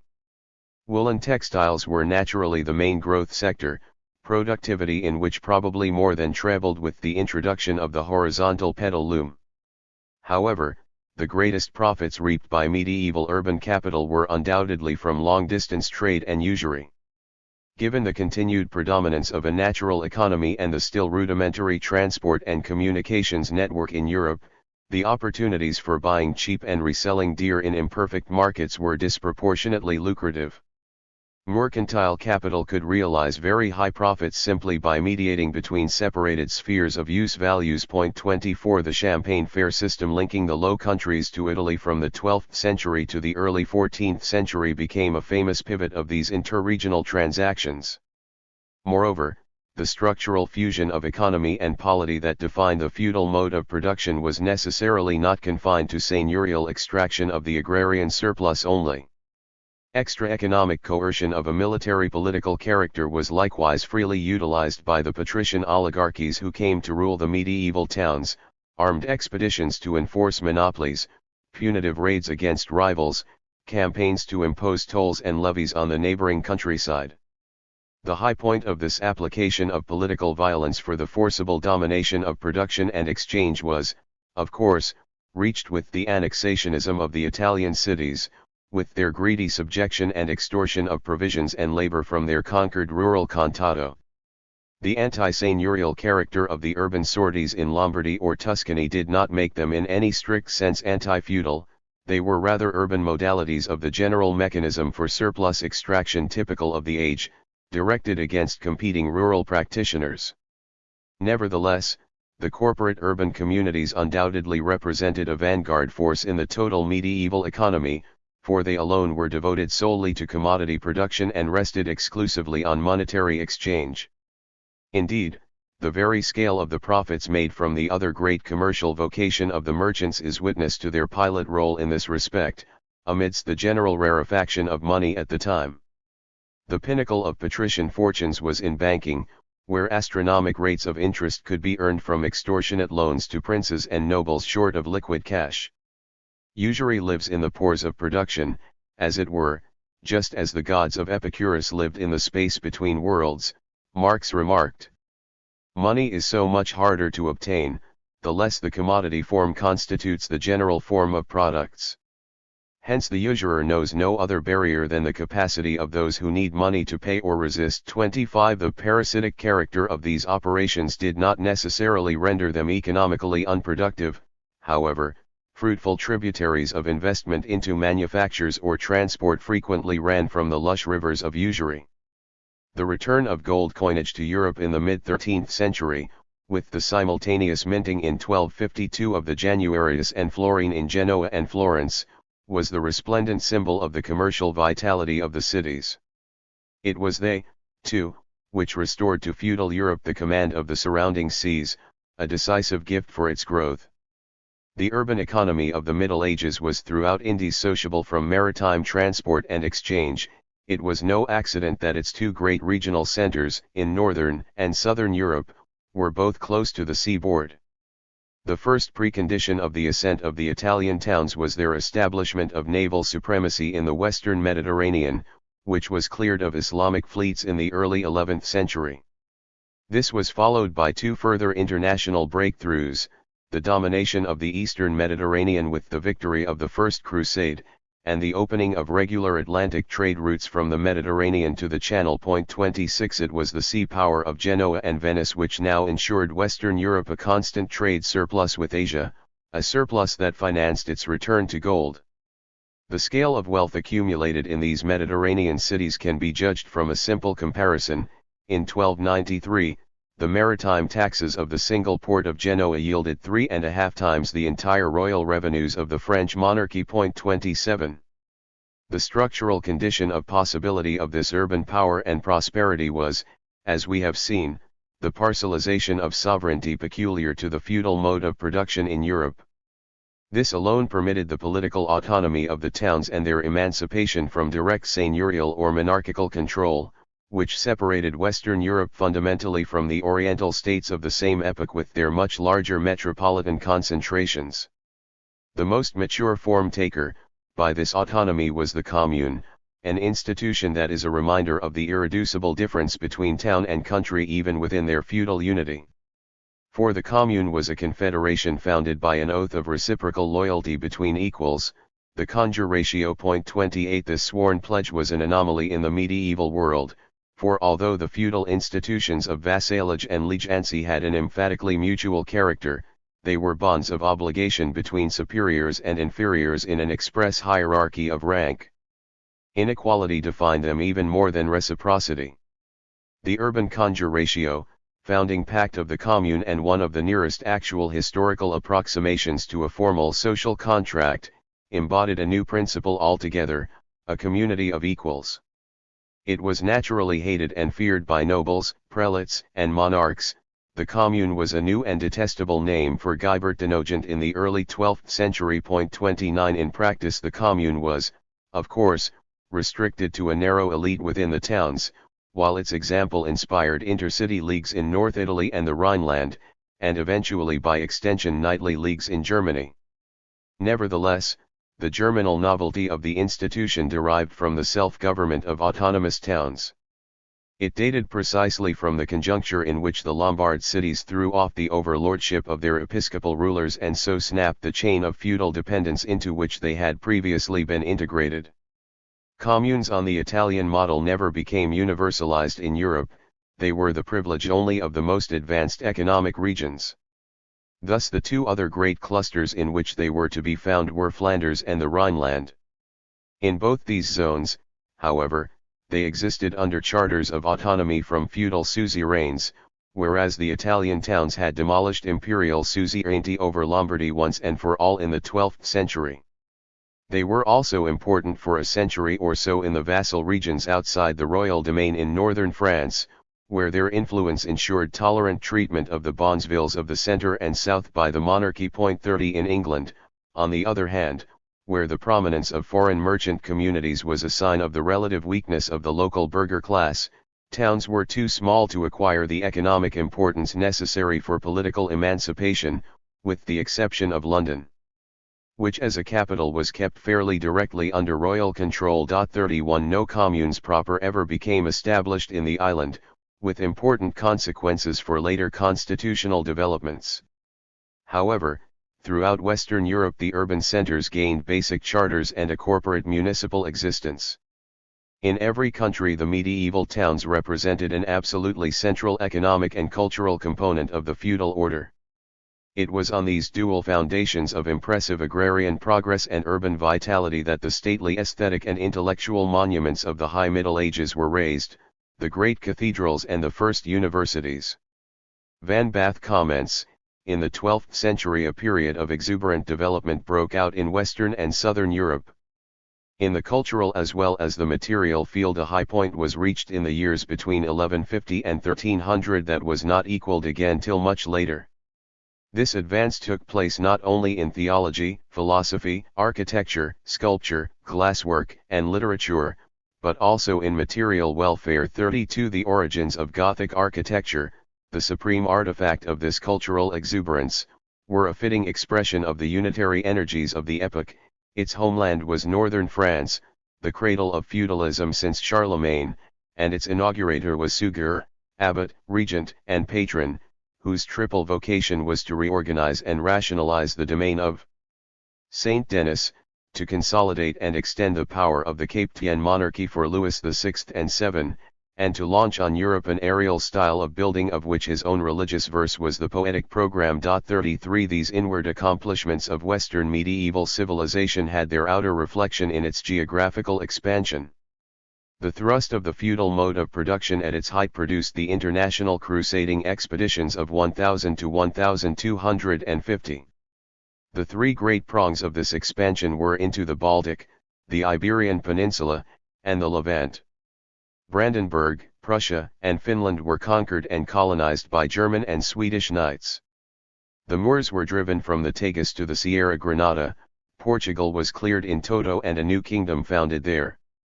Palestine and Cyprus were seized from their Muslim rulers. The conquest of Constantinople itself, definitively breaking the remains of the old Eastern Empire, seemed to consummate and symbolize the triumphant vigor of Western feudalism. 5. The general crisis. In fact, within the next 100 years, a massive general crisis struck the whole continent. It will be seen that it is this crisis which has often retrospectively appeared to be the watershed dividing the destinies of Europe.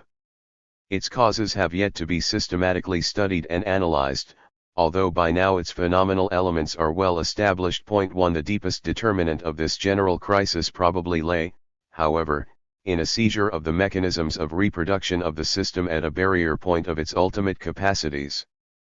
In particular, it seems clear that the basic motor of rural reclamation, which had driven the whole feudal economy forwards for 3 centuries, eventually overreached the objective limits of both terrain and social structure. Population continued to grow while yields fell on the marginal lands still available for conversion at the existing levels of technique, and soil deteriorated through haste or misuse. The last reserves of newly reclaimed land were usually of poor quality, wet or thin soil that was more difficult to farm, and on which inferior crops such as oats were sown. The oldest lands under plough were, on the other hand, liable to age and decline from the very antiquity of their cultivation. The advance of cereal acreage, moreover, had frequently been achieved at the cost of a diminution of grazing ground. Animal husbandry consequently suffered, and with it the supply of manure for arable farming itself. 2 Thus the very progress of medieval agriculture now incurred its own penalties. Clearance of forests and wastelands had not been accompanied by comparable care in conservation, there was little application of fertilizers at the best of times, so that the topsoil was often quickly exhausted, floods and dust storms became more frequent. 3 Moreover, the diversification of the European feudal economy with the growth of international trade had led in some regions to a decrease of corn output at the expense of other branches of agriculture, and hence to increased import dependence, and its attendant dangers. 4. Against the background of this increasingly precarious ecological balance, demographic expansion could tip into overpopulation at the first stroke of harvest misfortune. The opening years of the 14th century were soon studded with such disasters. 1315–16 were years of European famine. Lands began to be abandoned and the birth rate fell, even before the cataclysms which overtook the continent later in the period. In some regions, such as central Italy, rent-racking of the peasantry was already weakening its rate of reproduction by 13th century. 5 At the same time, the urban economy now hit certain critical obstacles to its development. There is no reason to believe that the petty commodity production on which its manufactures rested was yet seriously hampered by the guild restrictions and patrician monopolism which ruled the towns. But the basic medium of circulation for commodity exchange was undoubtedly gripped by crisis. From the early decades of the 14th century onwards, there was a pervasive scarcity of money which inevitably affected banking and commerce. The underlying reasons for this monetary crisis are obscure and complex. But one central factor in it was an objective limit of the forces of production themselves. As in agriculture, so in mining a technical barrier was reached at which exploitation became unviable or deleterious. The extraction of silver, to which the whole urban and monetary sector of the feudal economy was organically connected, ceased to be practicable or profitable in the main mining zones of Central Europe, because there was no way of sinking deeper shafts or refining impure ores. Silver mining came almost to an end in the 14th century. In Goslar there were complaints of a rise in the groundwater level. There was also trouble with water in the Bohemian mines. The recession had already begun in Austria as early as the 13th century. Mining activity in Deutschbrod ceased in 1321, in Friesach about 1350, and in Brandis about 1320. 6. The shortage of metals led to repeated debasement of coinage in one country after another, and hence to spiraling inflation. This in turn provoked a widening scissors in the relationship between urban and agricultural prices. 7. The decline in population led to a contraction of demand for subsistence commodities, so that grain prices slumped after 1320. Urban manufactures and high-cost goods produced for seigneurial consumption, by contrast, enjoyed a comparatively inelastic and elite clientele, and became progressively more expensive. This contradictory process affected the noble class drastically, for its mode of life had become ever more dependent on the luxury goods produced in the towns, while domain cultivation and servile dues from its estates yielded progressively decreasing incomes. The result was a decline in seigneurial revenues, which in its turn unleashed an unprecedented wave of warfare as knights everywhere tried to recoup their fortunes with plunder. 8. In Germany and Italy, this quest for booty in a time of dearth produced the phenomenon of unorganized and anarchic banditry by individual lords, the ruthless Raubrittertum of Swabia and the Rhineland, and the marauding condottieri who spread from the Romagna throughout northern and central Italy. In Spain, the same pressures generated endemic civil war in Castile, as the nobility split between rival factions over issues of dynastic succession and royal power. In France, above all, the 100 Years' War, a murderous combination of civil war between the Valois and Burgundian houses and an international struggle between England and France, also involving Flanders and the Iberian powers, plunged the richest country in Europe into unparalleled disorder and misery. In England, the epilogue of final continental defeat in France was the baronial gangsterism of the Wars of the Roses. War, chivalrous vocation of the noble, became his professional trade. Knight service increasingly gave way to mercenary captains and paid violence. The civil population were everywhere the victims. To complete a panorama of desolation, this structural crisis was overdetermined by a conjunctural catastrophe, the invasion of the Black Death from Asia in 1348. This was an event from outside European history, which shattered against it in something like the same way that European colonization did to American or African societies in later centuries. Passing from the Crimea via the Black Sea to the Balkans, the plague traveled like a typhoon through Italy, Spain, and Portugal, curved northwards through France, England, and the Low Countries, and then finally swung back east again through Germany, Scandinavia, and Russia. With demographic resistance already weakened, the Black Death cut a swathe through the population of perhaps a quarter of the inhabitants of the continent. Thereafter, outbreaks of pestilence became endemic in many regions.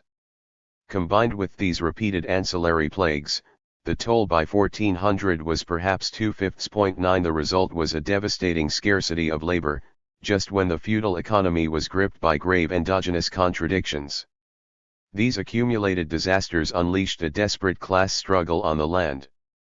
The noble class, threatened by debt and inflation, was now confronted by a sullen and diminishing labor force. Its immediate reaction was to try to recuperate its surplus by riveting the peasantry to the manor or battering down wages in both towns and countryside.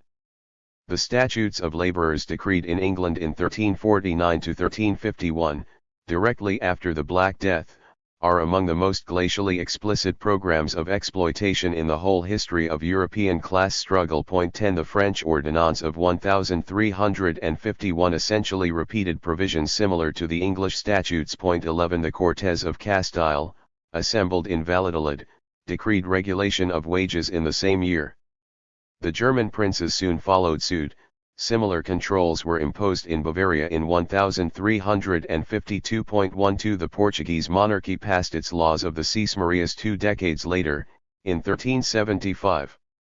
However, this seigneurial bid to reinforce servile conditions and make the producing class pay the costs of the crisis now met with wild, violent resistance, often led by better educated and more prosperous peasants, and mobilizing the deepest popular passions.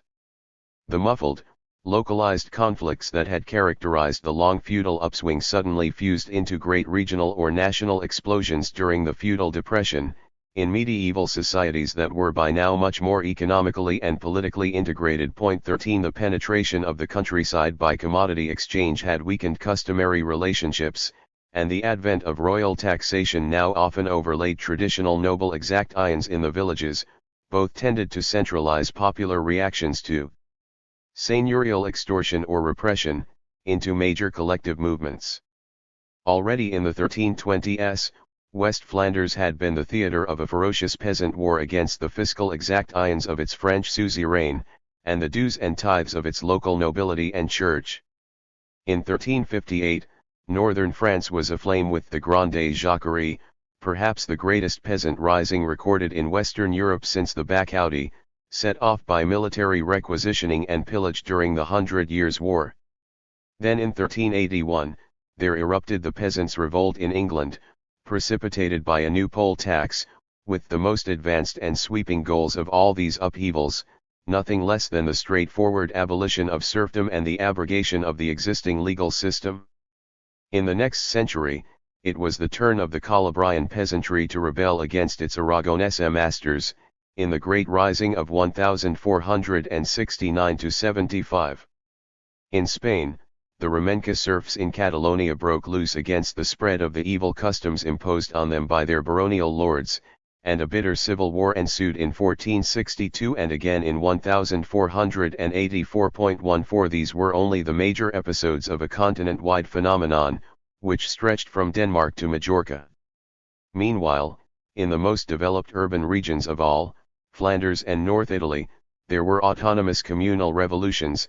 In 1309, the small masters and weavers of Ghent seized power from the patriciate and defeated the noble army which set out to crush them at Courtrai. In 1378, Florence experienced a yet more radical upheaval, when the famished Siam-P woolcombers, not artisans, but wage workers, established a brief dictatorship. All of these revolts of the exploited were defeated, with the partial exception of the Remenka movement, and politically repressed. 15 But their impact on the final outcome of the great crisis of feudalism in Western Europe was nevertheless a profound one. For one of the most important conclusions yielded by an examination of the great crash of European feudalism is that, Contrary to widely received beliefs among Marxists, the characteristic figure of a crisis in a mode of production is not one in which vigorous forces of production burst triumphantly through retrograde relations of production, and promptly establish a higher productivity and society on their ruins. On the contrary, the forces of production typically tend to stall and recede within the existent relations of production. These then must themselves first be radically changed and reordered before new forces of production can be created and combined for a globally new mode of production. In other words, the relations of production generally change prior to the forces of production in an epoch of transition, and not vice versa. Thus the immediate aftermath of the crisis of Western feudalism was not any rapid release of new technology in either industry or agriculture. This was to occur only after a considerable interval. The direct and decisive consequence was rather a pervasive social alteration of the Western countryside. For the violent rural upheavals of the epoch, even in their defeat, led imperceptibly to changes in the balance of class forces on the land. In England, rural wages had markedly declined with the proclamation of the Statute of Labourers.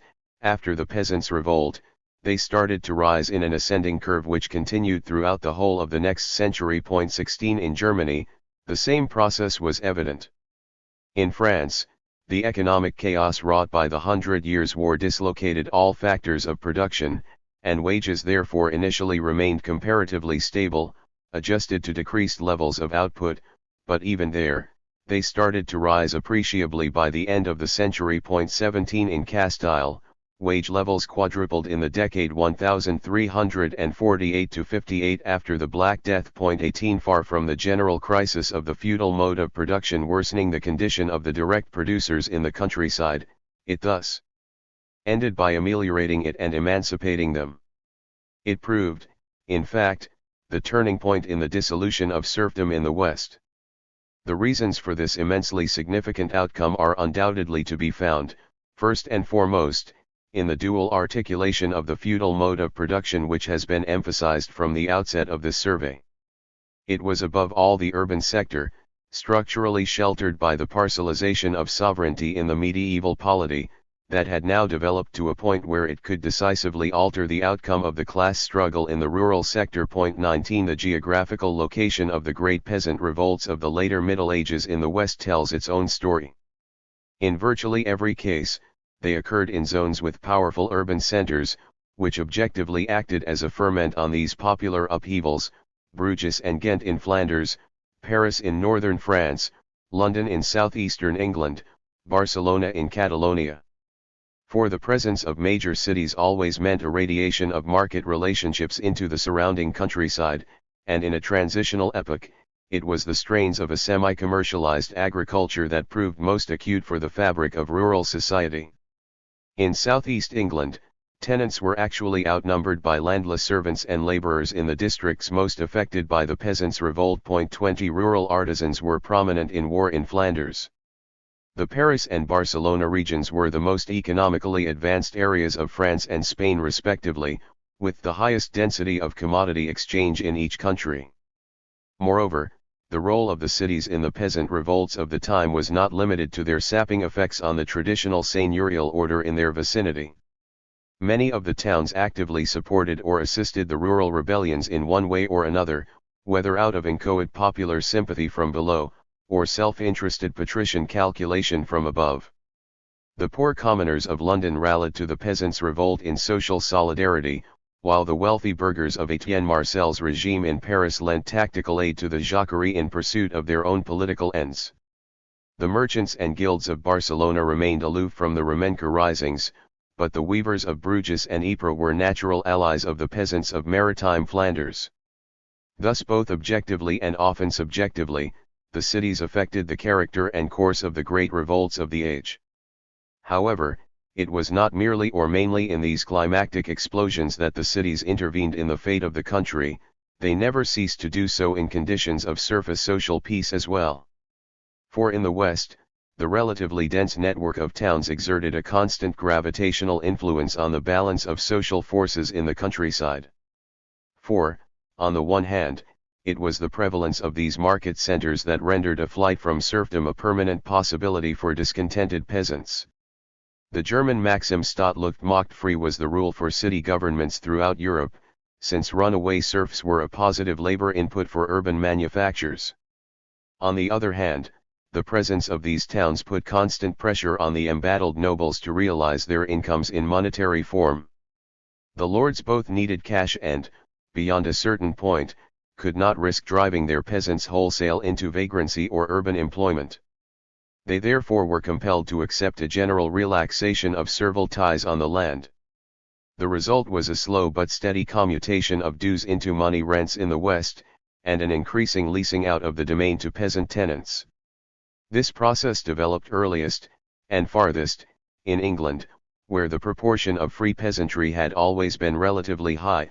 Their servile customary tenures had become silently converted into non-servile leases by 1400, and villenage had passed over into copyholding. 21 The next century probably witnessed a substantial rise in the total real incomes of the English peasantry, combined with sharply accentuated social differentiation within it, as a stratum of colloquialmen gained dominance in many villages and wage labor spread in the countryside.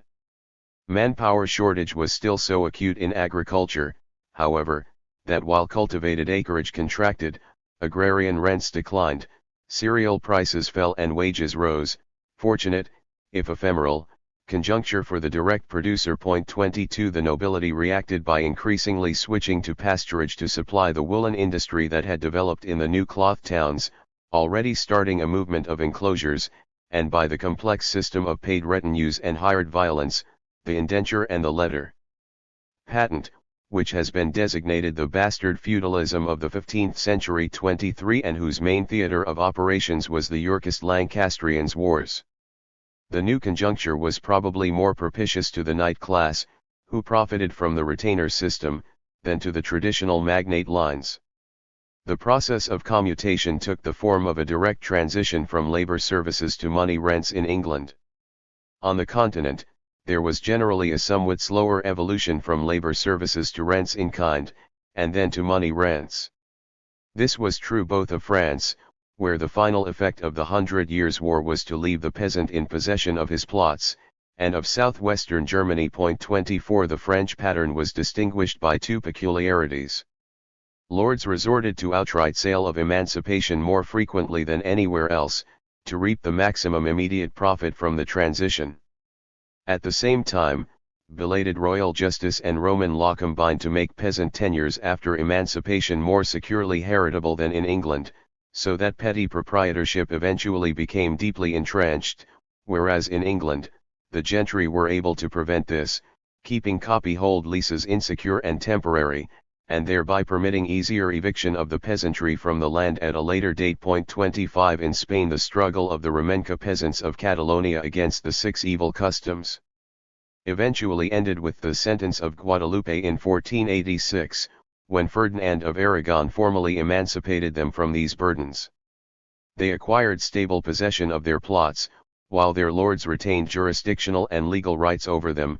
To discourage the example of rebellion, those who had participated in the Remenka risings were simultaneously fined by the monarch. 26 In Castile, as in England, the landowning class reacted to the labor shortages of the 14th century by widespread conversion of land to sheep farming, which henceforward became the dominant branch of agriculture on the Meseta.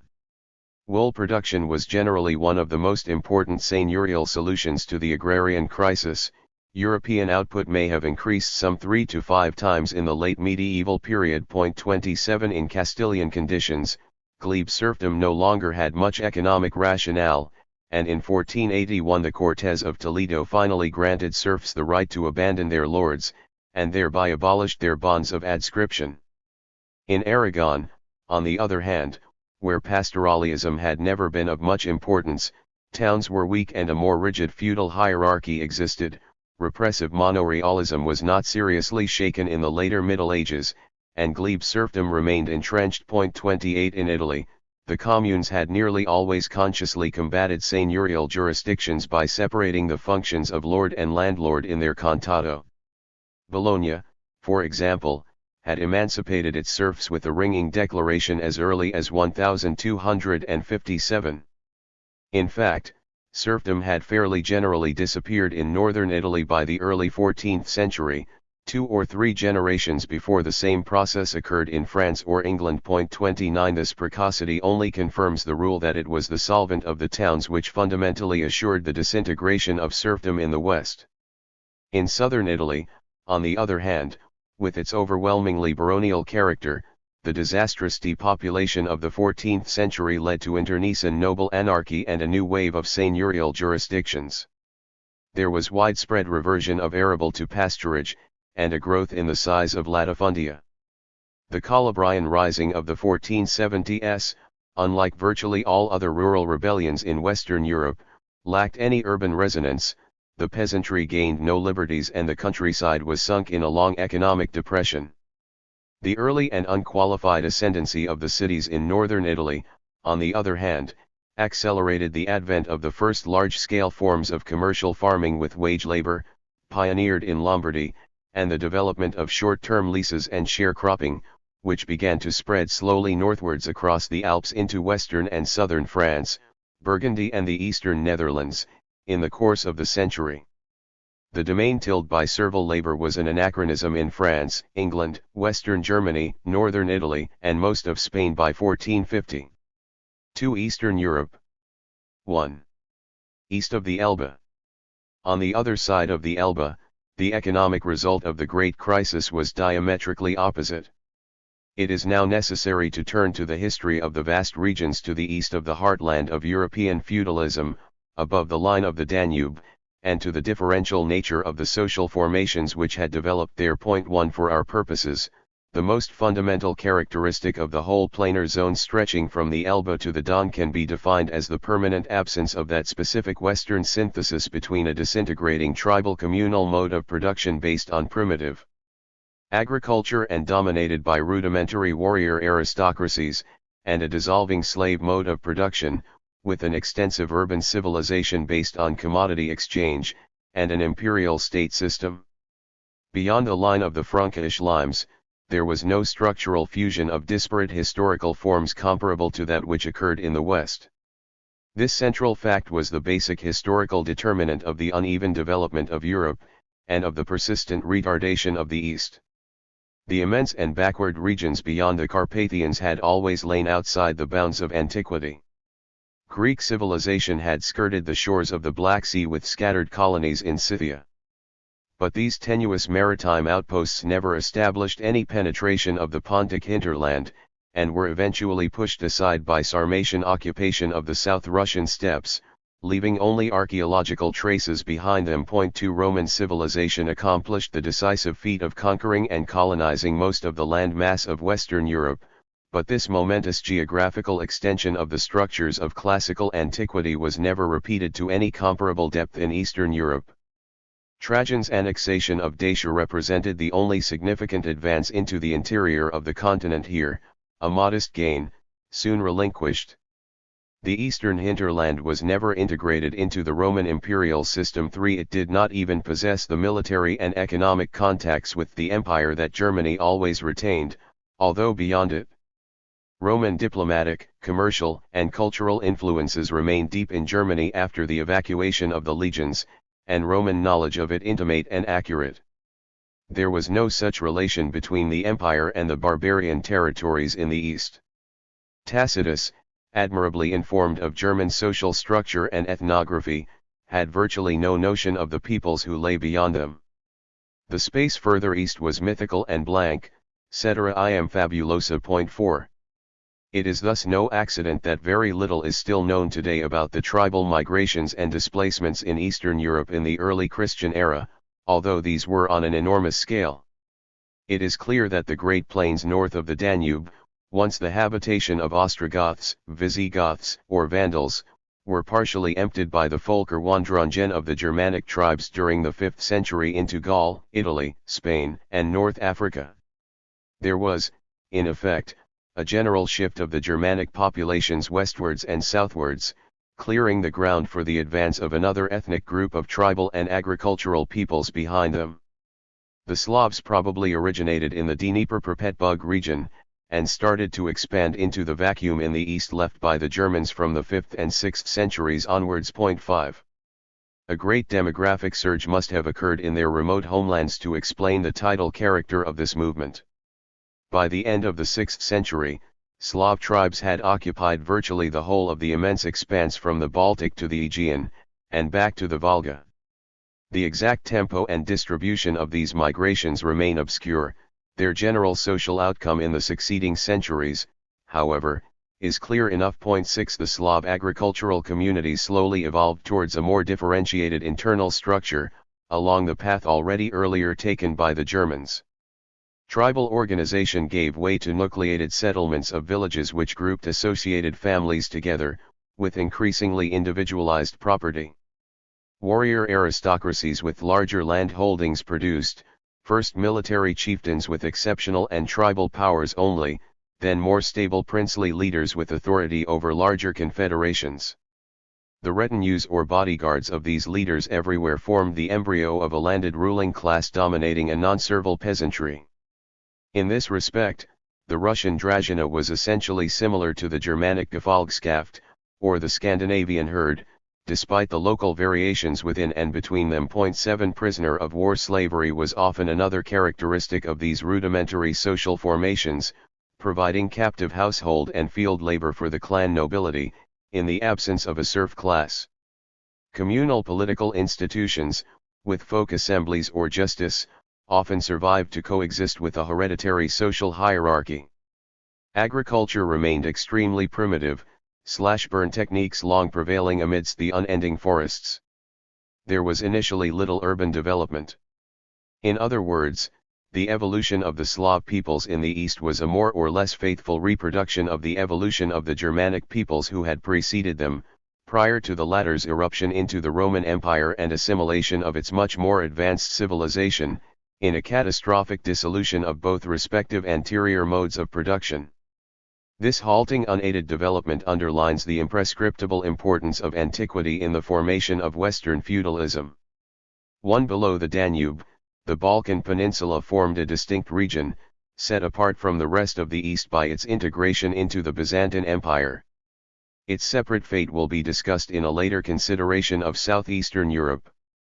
2. Rostovtsev, in his first important work, emphasized that Oriental influences were always more important than Greek in southern Russia, which was never durably Hellenized, Iranians and Greeks in South Russia, Oxford 1922, pages 8, 9. For a modern survey of the Black Sea colonies, C. J. Boardman, The Greeks Overseas, London 1964, pages 145-78. 3. It is noticeable that Dacia formed an isolated salient, jutting vulnerably out from the line of the imperial frontiers into the Transylvanian highlands. No attempt was made to occupy the intervening gaps formed by the plains towards Pannonia in the west and Wallachia in the east.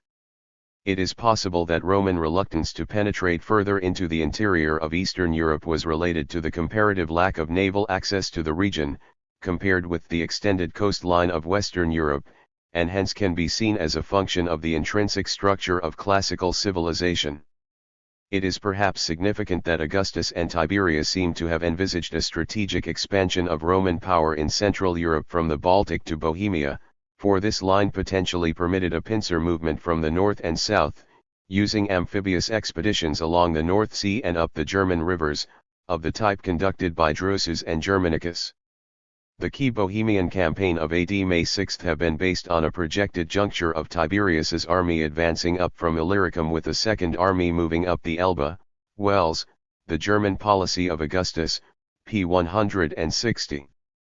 The depths of Eastern Europe beyond the Elbe did not offer the same sort of access.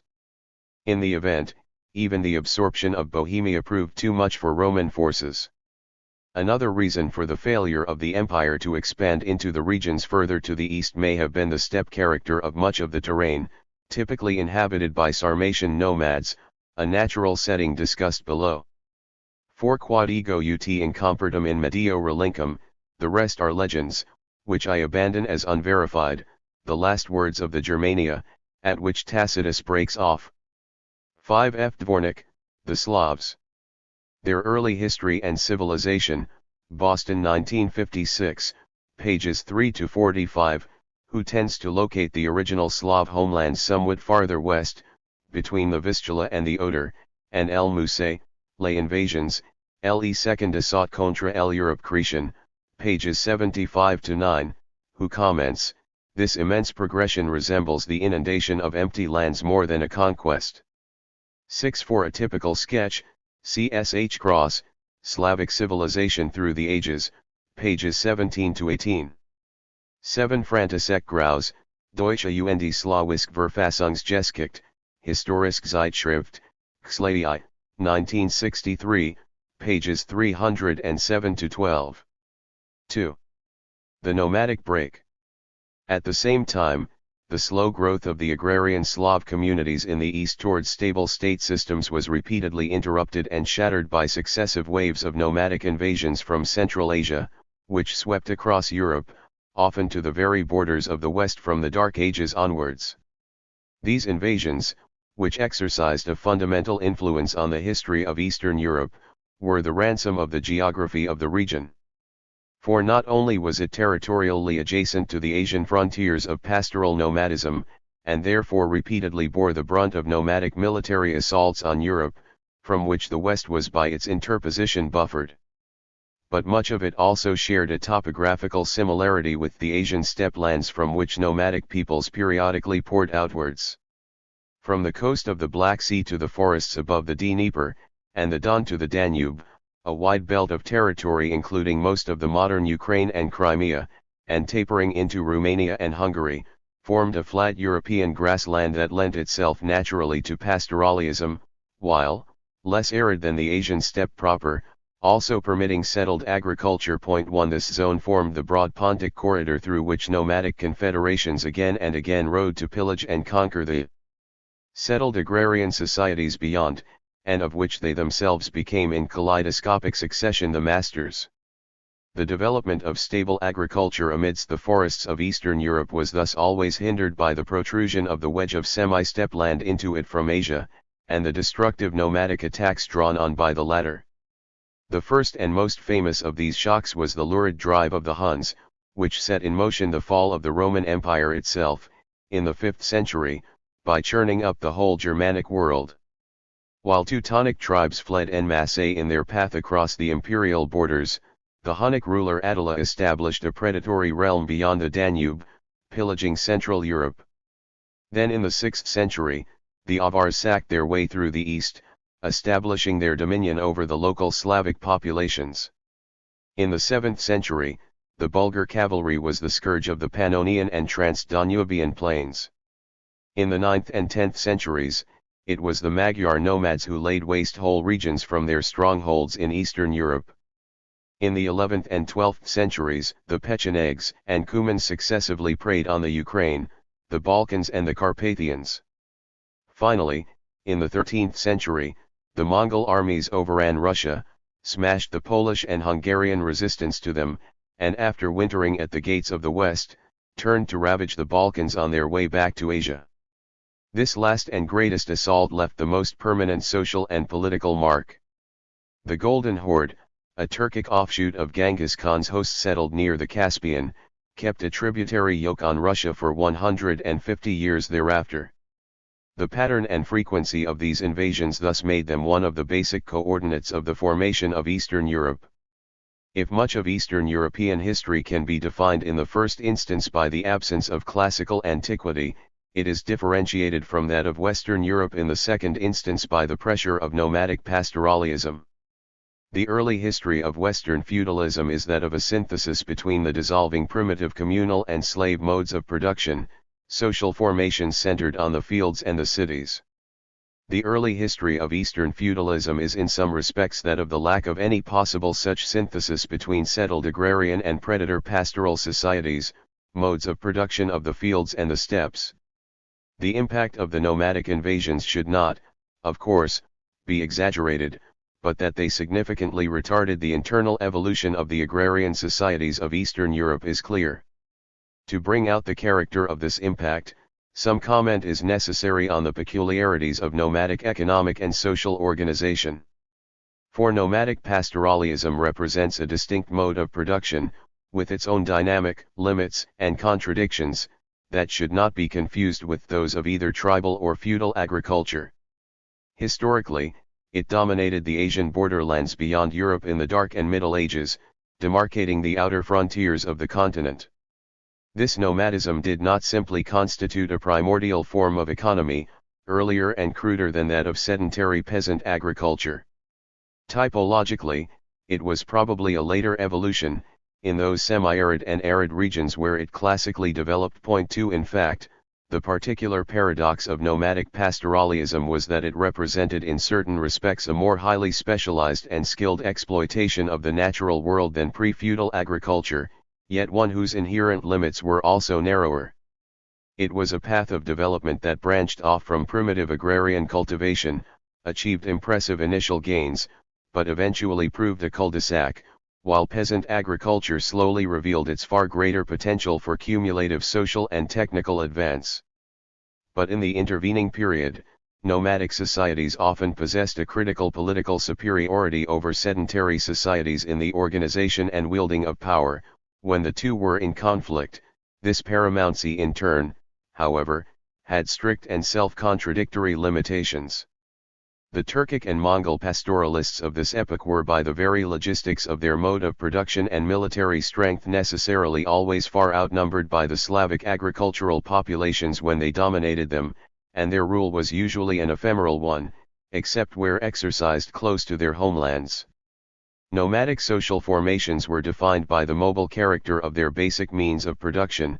Herds, not land, always constituted the fundamental wealth of transhumant pastoralism, and articulated the nature of its property system. 3 Nomadic societies thus typically combined individual ownership of livestock, with collective appropriation of land. Animals belonged to households, while their pastures were the usufruct of agnatic clans or tribes. Moreover, not only was landed property collective, it was not a fixed possession, unlike the soil of an agrarian society which is the object of permanent occupation and tillage. For nomadic pastoralism precisely signified a constant shifting of flocks and herds from one pasturage to another in a complicated seasonal cycle. In Marx's words, among nomadic pastoral tribes the earth, like all other conditions of nature, appears in its elementary boundlessness, e.g. in the Asian steppes and the Asian high plateaus. It is grazed and consumed by the herds, which provide the nomadic peoples with their subsistence. They regard it as their property, though never fixing that property. What is appropriated and reproduced is here only the herd and not the soil, which is always used in temporary commonalty wherever the tribe breaks its wanderings. For ownership of land thus meant the enjoyment of an intermittent and regulated traversal of it. In Latimore's phrase, the right to move, not the right to camp, is the decisive property. 5 Transhumance was a system of cyclical use, not of absolute domain. Social differentiation could thus proceed quite rapidly within nomadic societies, without necessarily rupturing their clanic unity. For the wealth of a pastoral aristocracy was based on the size of its herds, and could remain compatible for a long time with the communal cycle of migration and pasturage.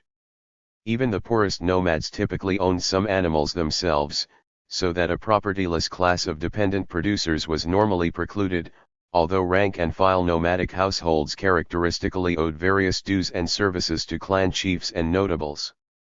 Constant internecine warfare on the steppes also led to the phenomena of attached subject clans, co-migrating in a subordinate role with the victor clan.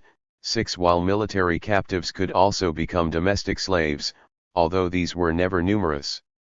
Clan assemblies gathered for important decisions. Tribal leadership was customarily semi-elective. 7 The aristocratic stratum characteristically controlled the allocation of pastures and the regulation of transhumances. 8 Nomadic societies, thus organized, revealed remarkable skill in the utilization of their inhospitable environment. The typical clan mustered a carefully variegated combination of herds, including horses, cattle, camels and sheep, the last of which provided the main social form of wealth. Each of these needed distinctive skills in treatment, and separate sorts of grazing land. Likewise, the complex annual cycles of migration demanded exact knowledge of the gamut of different terrains, in their respective seasons. The practiced exploitation of these mixed means of production involved a notable degree of collective discipline, integrated task performance and technical expertise. To take the most obvious example, the nomad's mastery of horsemanship probably embodied a higher level of work skill than any single labor technique in medieval peasant agriculture. At the same time, however, there were extremely rigid limits to the nomadic mode of production. To start with, it could support only a small labor force. Nomadic peoples were always vastly outnumbered by their herds, since the ratio of animals to men necessary to maintain transhumance in the semi-arid steppes was very high. No major increases in productivity comparable to those of arable farming were possible, because the basic means of production was not soil, qualitatively and directly malleable, but herds which depended on land, that was not itself touched by nomadism, and which therefore essentially permitted only quantitative augmentation. The fact that in the nomadic mode of production the basic objects and means of labor were largely identical, livestock, posed insurmountable limits to the yield of labor. Pastoral cycles of production were much longer than agricultural, and lacked interludes for the development of rural crafts. Moreover, all clan members participated in them, including chiefs, thereby preventing the emergence of a division of manual and mental labor, and hence of literacy. 9 Above all, nomadism by definition virtually excluded the formation of towns or urban development, where sedentary agriculture always ultimately promoted them. Beyond a certain point, the nomadic mode of production was therefore vowed to stagnation. Nomadic societies were thus usually hungry and poor, in their barren homelands. They were rarely self-sufficient, usually exchanging products with neighboring agricultural communities, in a meager trading system. 10 But they had one avenue of expansion to which they typically had spectacular recourse: tribute and conquest. For the horsemanship, which was the basic economic skill of nomadic pastoralists, also equipped them preeminently for warfare. They inevitably provided the best cavalry in the world. It was they who first developed mounted archery, and from Attila to Genghis Khan, it was their supremacy in this arm which was the secret of their formidable military power. The peerless ability of nomadic cavalry to cover vast distances at high speed, and their capacity for tight command and organization on long-distance expeditions, were further decisive weapons in war. The structural characteristics of nomad social formations thus tended to generate a typical cycle of predatory expansion and contraction, in which steppe clans could suddenly spiral up into huge empires, and then as quickly subside back again into dusty obscurity. 11 The process would typically begin with raids on adjacent trading routes or centers, the immediate objects for control and pillage, virtually all nomadic peoples showing a keen sense of monetary wealth and commodity circulation. 12 The next phase was characteristically the fusion of rival clans and tribes on the steppe into confederations, for external aggression. 13 Then actual wars of conquest would be launched, often unfolding one after another across immense spaces and involving the migrations of whole peoples. The end result could be a nomadic empire on a vast scale, in the extreme case of the Mongols an imperial territory larger than any other single state system before or since. The nature of these empires, however, doomed them to a short life. For they were invariably built on elementary tribute, the straightforward extortion of treasure and manpower from the conquered societies beneath them, which were usually socially more advanced than the nomadic overlord society itself, and were left otherwise unmodified by it. Monetary booty was the prime object of what the Romanian historian Iorga called these predator states. 14 Their tax system was simply designed to sustain the occupying nomad troops and provide a lavish income for the new steppe aristocracy, in command of the tributary state. Secondarily, the subject societies were often forced to provide conscripts for a greatly expanded nomadic military system, and artisans for a newly constructed nomad political capital. 15 Collection of taxes, control of trade routes, rounding up of recruits, deportation of craftsmen. The administrative operations of nomadic states were essentially limited to these. They were thus purely parasitic constructs, with no roots in the system of production on which they battened. The tributary state merely scooped an exorbitant surplus from the existing system of distribution, without otherwise substantially altering the subject economy and society, other than by blocking and stunting its development. Nomadic society itself, however, underwent rapid and drastic changes with the establishment of such an empire. Military conquest and fiscal exploitation inevitably stratified the original clan communities sharply. The passage from a tribal confederation to a tributary state automatically generated a princely dynasty and ruling nobility, cleft from commoner nomads organized in regular armies commanded by them. In cases where the original territorial base of nomadism was preserved, the creation of permanent field armies itself divided nomadic society vertically. A large section of it was henceforward split off from its pastoral homeland, for privileged duty as garrison troops in the conquered territories abroad, where riches were greater. It thereby tended to become progressively sedentarized and assimilated to the more developed or more numerous populations under its control. The final result could be a complete denomadization of the occupying army and administration, and a religious and ethnic fusion with the local ruling class. 16 Social and political disintegration by the whole empire usually followed, as the poorer and more primitive nomadic clans at home pulled away from the privileged and demoralized branches abroad. In cases where a whole nomadic people migrated to form an empire over new lands, the same dilemmas reappeared. Either the nomadic nobility gradually abandoned pastoralism altogether and merged with the indigenous landowning class, or the whole community remained semi-pastoralist and superimposed on the subject peoples, in which case the demographic superiority of the latter would eventually lead to a successful revolt and destruction of the conquerors. 17 For the numerical layer of nomadic control over conquered populations was always very thin, because of the inherent logistics of nomadism itself. In the ultimate case of Genghis Khan's dominions, the ratio of Mongols to tributary peoples was 1:100. 18 Nomadic empires, whether expeditionary or migratory, were fated to the same cycle of expansion and disintegration, because transhumant pastoralism as a mode of production was structurally incompatible with stable tributary administration as a political system. Nomadic rulers either ceased to be nomads or to rule.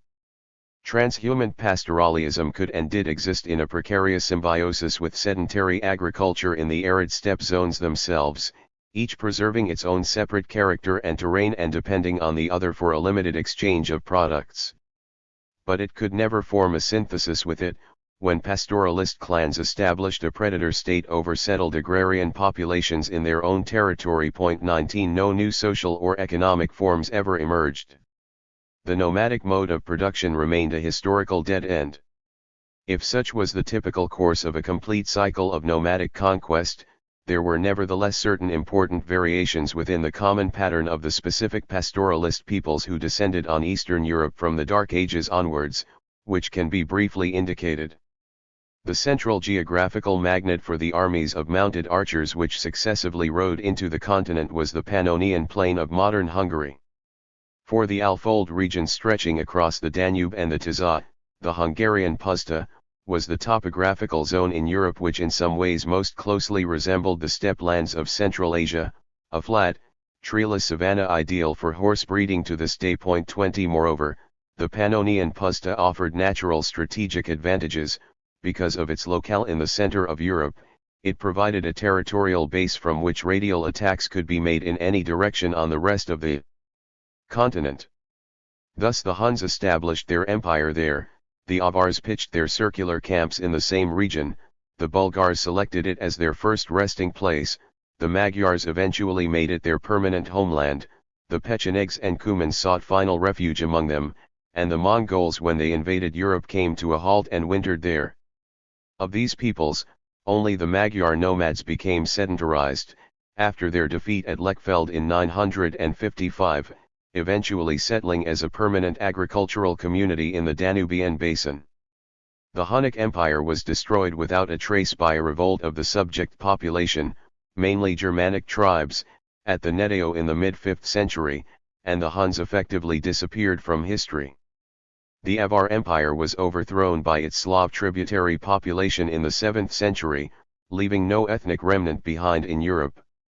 The Bulgars, another Turco-Tartar people, were evicted from Pannonia, but installed a Khanate in the southeast Balkans whose nobility eventually became assimilated to their subject population and Slavicized in the 9th century. The Pechenegs and Cumans, after dominating the modern regions of southern Ukraine and Romania for 2 centuries, were finally dispersed in the 11th and 13th centuries by Byzantine and Mongol armies respectively, their European remnants fleeing to Hungary, where the Magyar ruling class integrated them to strengthen its cultural and ethnic separation from Slav neighbors. Finally, the Mongol armies withdrew to the Gobi in the 13th century, to participate in the dynastic struggle after the death of Genghis Khan, but a Turkic subsection of the Mongol hosts, the Golden Horde, clamped a predator overlord system on Russia for 150 years before being shattered in its turn by an incursion of Tamerlane into its Caspian domain. The unique longevity of the Golden Horde's power was due essentially to its geographical fortune. Russia was the nearest European country to the Asian steppes, and the only one which could be subjected to tributary rule by nomad conquerors from the borderlands of pastoral territory itself. The Golden Horde's capital near the Caspian was poised for military intervention and control within agrarian Russia, while itself remaining within steppe country, thereby avoiding the dilemmas of either direct superimposition or distant garrisoning in the conquered country. The impact of these successive nomadic assaults on Eastern Europe was naturally uneven. But the general effect, of course, was to retard and thwart the indigenous development of both forces of production and state systems in the East. Thus the Avar Empire overlaid and manipulated the great Slav migrations of the 6th century, so that no commensurate political forms emerged from their territorial advances, in contrast with the state formation of the epoch of the German migrations in the West. The first autochthonous Slav state, the shadowy Greater Moravia of the 9th century, was levelled by the Magyars.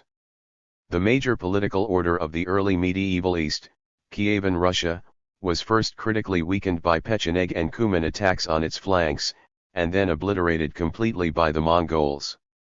Poland and Hungary were by comparison only bruised by the Mongol invasion, yet the defeats of Legnica and Sejo ended Piast unification for a generation in the one, and disrupted the Arpad dynasty in the other, leaving both countries in disorder and disarray.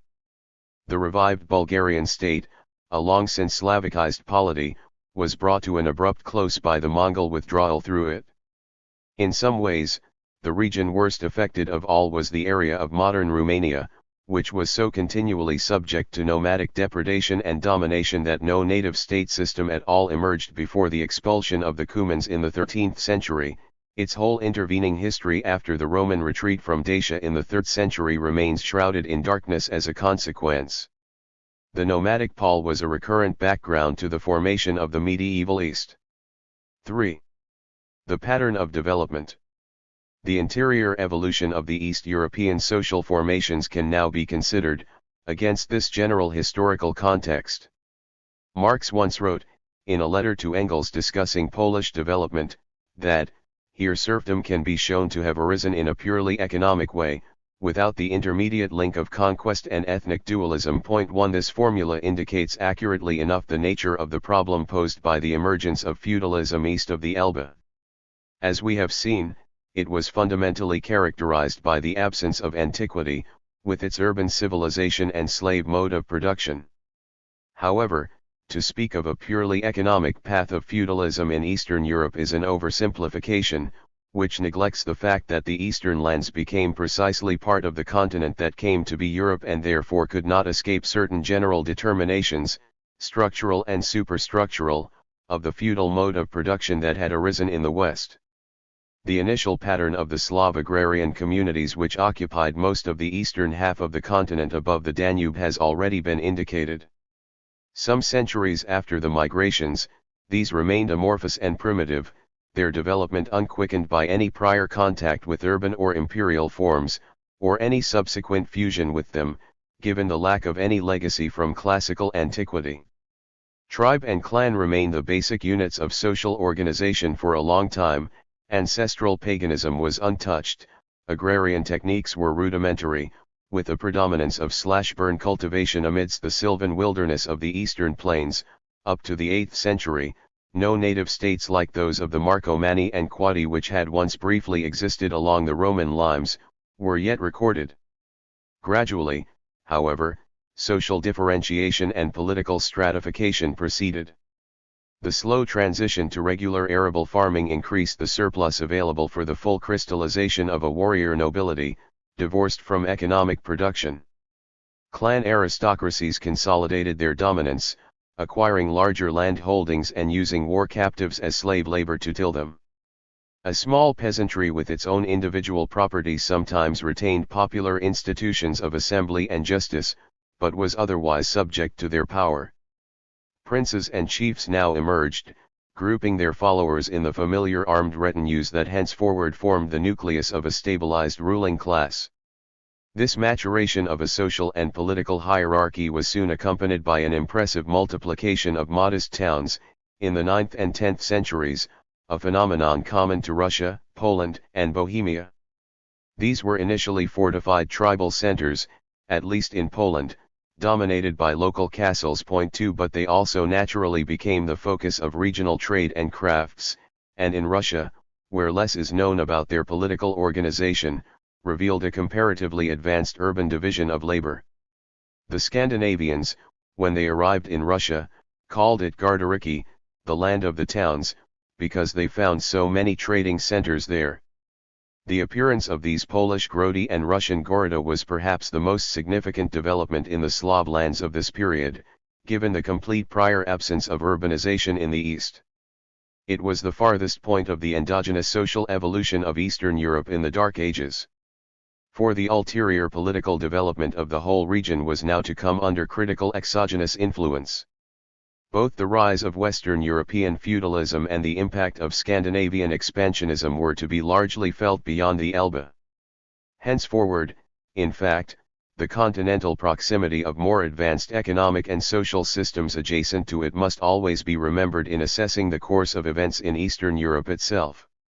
The profound influence these exercised, in different ways, on the political structures and state systems of the medieval East, can be seen from the consistency of the philological evidence for it. 3 Thus virtually all key Slavonic words for higher political rank and dominion in this period, the vocabulary of the state superstructure itself, are derived from Germanic, Latin, or Turanian terms. The Russian Tsar, Emperor, is borrowed from Roman Caesar. The Polish Kral, South Slav Kral, King, is taken from the eponymous name of Charlemagne himself, Carolus Magnus. The Russian Knyaz, Prince, derives from the Old German König, while Druzina, retinue, perhaps comes from the Gothic Dringen. The Russian and South Slav boyar noble, is a Turanian word, adopted from the nomad aristocracy of the steppes, first designating the Bulgar ruling class. The Czech rytíř, knight, is the German writer. The Polish and Czech words for fief, lan and lan, are likewise simply transcriptions of the German lehen. 4 This massive predominance of foreign terms tells its own story. Conversely, it is significant that perhaps the most important purely Slav word in the superstructural sphere, Russian voivoda or Polish wojewoda, means simply he who leads warriors, the tribal military chieftain of the early phase of social development described by Tacitus. This term survived to become transmuted into a formal title in the Middle Ages. Otherwise, the vocabulary of rank was nearly all borrowed from abroad. There was a second external catalyst in the formation of the state structures in the East. This was the Christian Church. Just as the transition from tribal communities to territorial polities was invariably accompanied by religious conversion in the epoch of the German settlements of the West, so in the East too the foundation of princely states punctually coincided with the adoption of Christianity. As we have seen, the abandonment of tribal paganism was normally an ideological precondition of the supersession of clanic principles of social organization, and the establishment of centralized political authority and hierarchy. The successful work of church emissaries from the outside, Catholic or Orthodox, was thus an essential component of the process of state formation in Eastern Europe. The princedom of Bohemia was founded by the Přemyslid dynasty, when its first ruler Václav, who ruled from 915 to 929, became an ardent Christian. The first unitary Polish state was created when the Piast potentate Mieszko I simultaneously adopted the Catholic faith and the ducal title in 966. The Varangian realm in Kievan Russia achieved its completed form when the Rurik Prince Vladimir accepted Orthodox baptism in 988, in order to obtain an imperial marriage with the sister of the Byzantine Emperor Basil II. The Hungarian nomads were similarly salintarized and organized into a royal state, with the conversion of the first Arpad ruler Stephen, who, like Mieszko, received both his creed and his monarchy, the one in exchange for the other, from Rome. In all these cases, princely adoption of Christianity was followed by an official Christianization of their subjects. It was an inaugural act of state. In many cases, a popular pagan reaction broke out later, in Poland, Hungary and Russia, mingling religious and social protest against the new order. Religious innovation was an easier step in the consolidation of royal states, however, than the passage from a retainer to a landed nobility. It has been seen that the emergence of a retinue system everywhere marks a signal rupture with bonds of kinship as the basic principle of social organization. A retinue represents the threshold for a transition from a tribal to a feudal aristocracy. Once such a princely retinue is formed, a cross-clan group of nobles constituting the personal military entourage of the ruler, who are economically maintained by his household and share in his war booty in exchange for loyal service in combat and administration, it typically becomes the prime initial instrument of royal government. Yet for a feudal nobility proper to develop, out of a military retinue, a further crucial step is necessary, its territorialization as a landowning class. In other words, a compact group of royal guards and warriors must be dispersed to become seigneurial lords with provincial estates, held as fiefs in vassalage to their monarch. This structural passage was invariably a very hazardous one, since the final phase of the whole movement always threatened to cancel the gains of the first phase, by producing an anarchic local nobility recalcitrant to any centralized royal authority. The danger then fatally arose of a disintegration of the original monarchical state itself, whose unity was paradoxically assured with less difficulty in the less advanced household retinue stage. The implantation of a stable and integrated fief system was thus an extremely difficult process. It had only emerged after centuries of confused and inchoate gropings in the West, during the Dark Ages, and was finally consolidated amidst a general breakdown of unitary royal authority in the 10th century, half a millennium after the Germanic invasions. Thus it is no surprise that in the East, too, there was no linear progress from the first dynastic states of the Przemyslids, Piasts, and Ruriks, to fully fledged feudal systems. On the contrary, in each case, Bohemia, Poland, and Russia, there was an eventual relapse back into confusion and disorder, a political regression in which both princely power and territorial unity were fragmented or eclipsed. 5 Viewed in a comparative perspective, these vicissitudes of the early Eastern state systems were rooted in the problems of forging a cohesive seigneurial nobility within a unitary royal polity.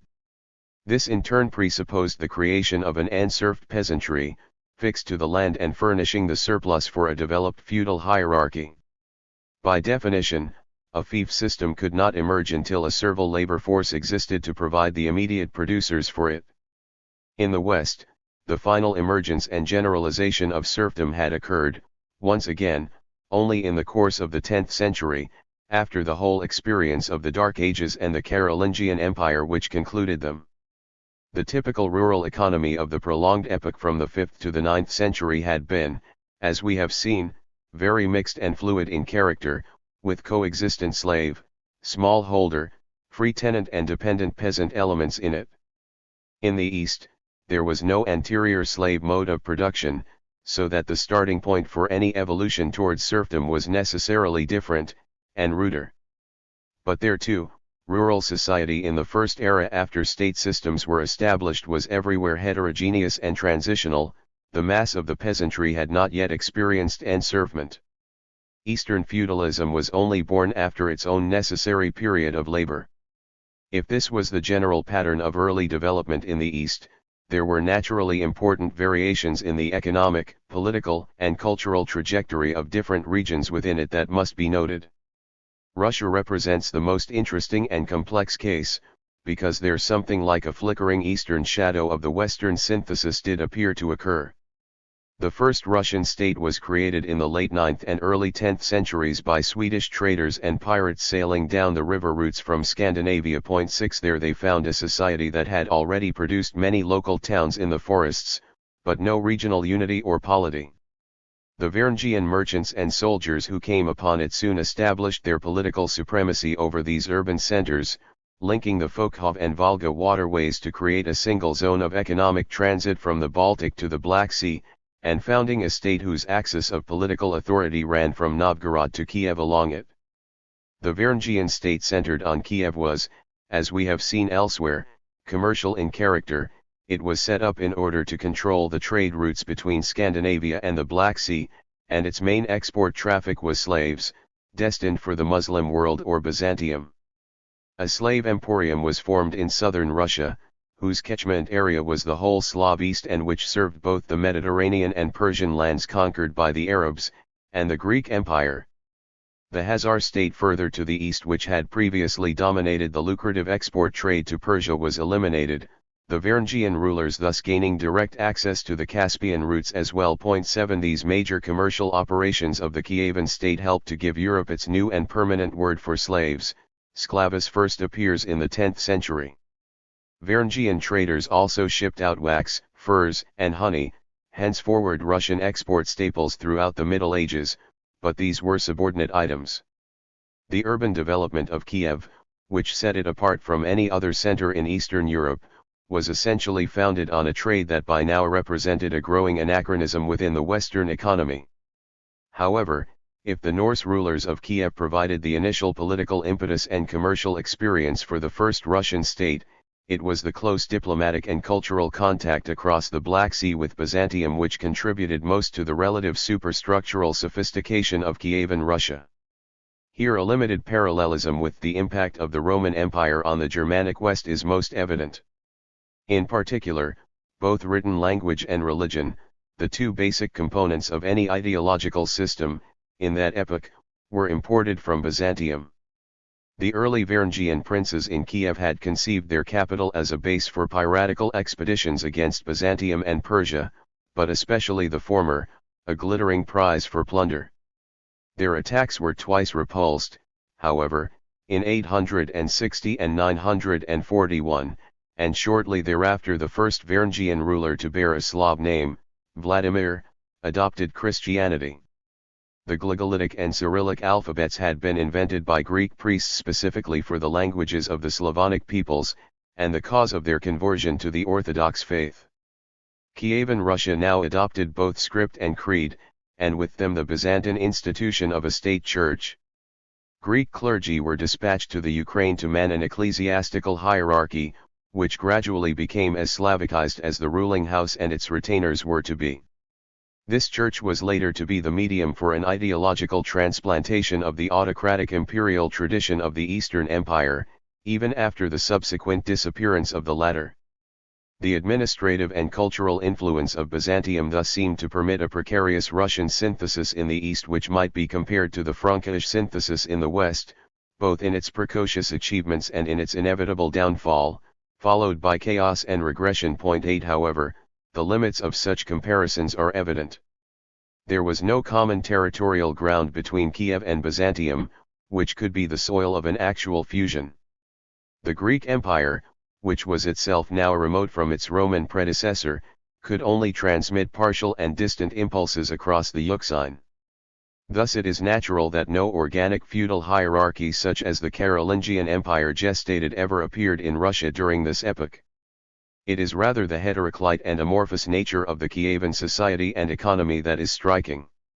A ruling class of princes and boyars, derived from the Varangian druzina, collected tribute and controlled trade in the towns, where there typically subsisted oligarchic councils or vechia, the remnants of former folk assemblies.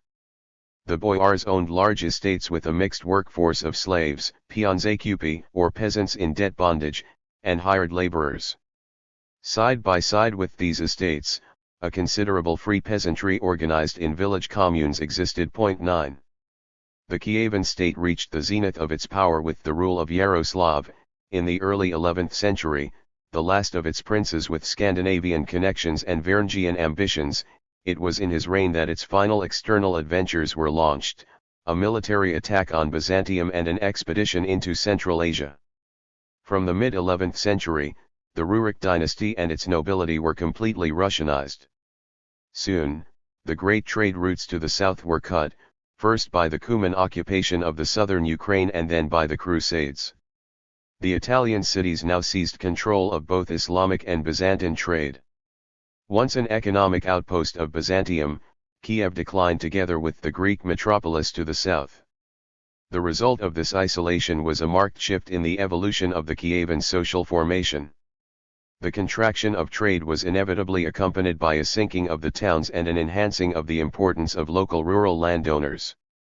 Deprived of their commercial incomes from the slave trade, the boyar class turned inwards to compensate themselves with enlarged domains and an increased agrarian surplus. 10 The consequence was marked economic pressure on the peasantry, which now began to decline towards serfdom. Simultaneously, the political unity of the Kievan state started to break up into mediatized principalities which mauled one another as the House of Rurik disintegrated into dynastic quarrels. Seigneurial localism developed together with increasing degradation of the peasantry. The path of development in the Czech and Polish lands was naturally affected in the main by German rather than by Scandinavian or Byzantine influences, but within this more westerly environment, a comparable evolution is discernible. The initial social formations of those regions were not unlike that of early Kievan Russia, without the extensive river commerce that was the basis of its exceptional urban growth. Thus local aristocracies presided over a mixture of immediate producers, including smallholders, slaves, and peons, very widely in the east, a reflection of the transition from simple social structures, whose clan warriors had used slave prisoners to till their lands in the absence of a dependent peasantry, towards differentiated state systems with increasing subordination of the whole rural labor force via mechanisms of peasant indebtedness or practices of commendation. In Poland, Silesia, Bohemia, or Moravia, agricultural techniques often remained extremely primitive, with slash-burn cultivation and field pasturage still practiced by a heterogeneous population of freeholders, tenants, and slaves. The first political structure to emerge was a somewhat spectral Bohemian state in the early 7th century, established by the Frankish merchant Samo, who led the local Slav revolt which overthrew the Avar Empire in Central Europe. Samo's state, which was probably a trade-controlling realm like that of the early Varangians in Russia, failed to convert the population of the region and did not last long. 200 years later, a more solid structure emerged further to the east, the greater Moravian state of the 9th century. This princedom rested on numerous castles and aristocratic fortifications, and was an important power on the confines of the Carolingian Empire, whose diplomatic alliance was sought by Byzantium against Frankish expansionism. It was there that the Orthodox brothers Cyril and Methodius were dispatched to the ruler, Rastislav, on the mission of instruction and conversion for which they created the Slavonic alphabet. Eventually, their efforts were trumped by Catholic priests from Rome. The Czech lands, however, became the first beachhead of Christian conversion in the east, before the Moravian state was overwhelmed by a Magyar invasion in the early 10th century. It was in Bohemia, less gravely damaged by nomadic devastation, that a political recovery henceforward gradually occurred. By the early 11th century, a Czech state had once again appeared, this time with a more advanced social structure that included an early version of a fief system. The Ottonian renovation had led to a great increase in German pressure on the eastern marches of the empire. Bohemian political development was henceforward always subject to the contradictory impact of German intervention and influence in the Czech lands. On the one hand, this accelerated the formation of feudal institutions and stimulated the attachment of the Slav nobility to its own local state, symbolized by the fervent cult of its patron saint. Wenceslas. 12 On the other hand, it checked the consolidation of a stable monarchy, since German emperors from Otto I onwards claimed Bohemia as a fief of the empire, and exacerbated dynastic rivalries within the Czech aristocracy. For the unitary Bohemian state was soon compromised by a long and debilitating struggle between the Přemysliv and Slavnikovic families for political dominance, which plunged the country into repeated civil wars. 13 By the later 12th century, Bohemian fiefs were heritable and the peasantry increasingly subjected to seigneurial dues, as a provincial aristocracy took root in the countryside. By the same process, central political power was weakened and compromised, as Bohemia receded into princely disputes and divisions. In Poland, tribal and clan organization lasted longer. By the 9th century a vague regional confederation of the Polanes existed with its center at Gniezno. It was not until the advent of the Piast leader Mieszko I in the late 10th century that the first unitary Polish state was formed. Mieszko adopted Christianity in 966, and imposed it on his domains, as the organizing religion of the new political system. 14 The successful mission in Poland was the work of the Roman Church, which brought with it Latin, henceforward the official literary language of the country. Mieszko was confirmed in his ducal title by the papacy in exchange for his religious allegiance. His duchy rested on a well-integrated and extensive retinue system, a druzina of some 3,000 nobles, who were stationed either in the ruler's entourage or in the regional garrisons of fortified groti with which the country was covered. The use of these royal retainers as castle commandants represented an effective intermediate device in the passage from a household to a landed aristocracy. The early Piast state benefited from the incipient urban development of the previous pagan century, and derived respectable revenues from local trading centers.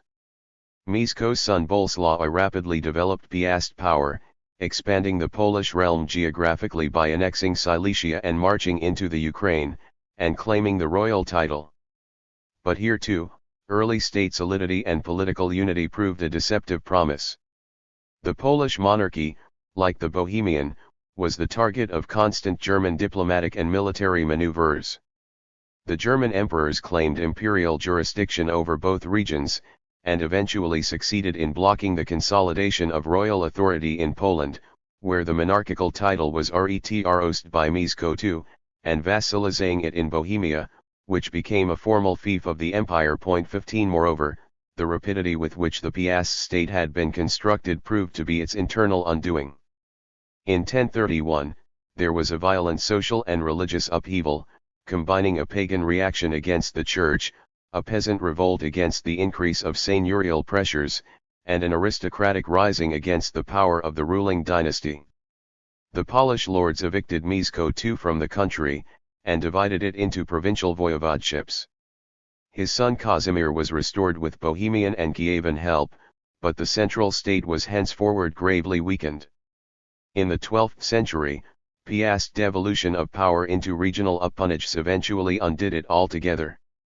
Poland now split into innumerable petty duchies, while small peasant property declined and predial exactions multiplied in the countryside. Clerical and noble lands still Englisho but only some 45% of the rural population, but the trend was clear. 16 In Poland, as elsewhere, the condition of the native peasantry was slowly deteriorating in the direction of servitude towards the 12th century. This process was common to Russia, Livonia, Poland, Bohemia, Hungary, and Lithuania. In general, it took the form of a steady extension of large estates by the local aristocracies, a decline in the number of freeholders, an increase in peasant tenancy, and then a gradual convergence of dependent tenants and captive or penal slaves into a single unfree rural mass, factually under seigneurial jurisdictions but not yet formally servile. 17.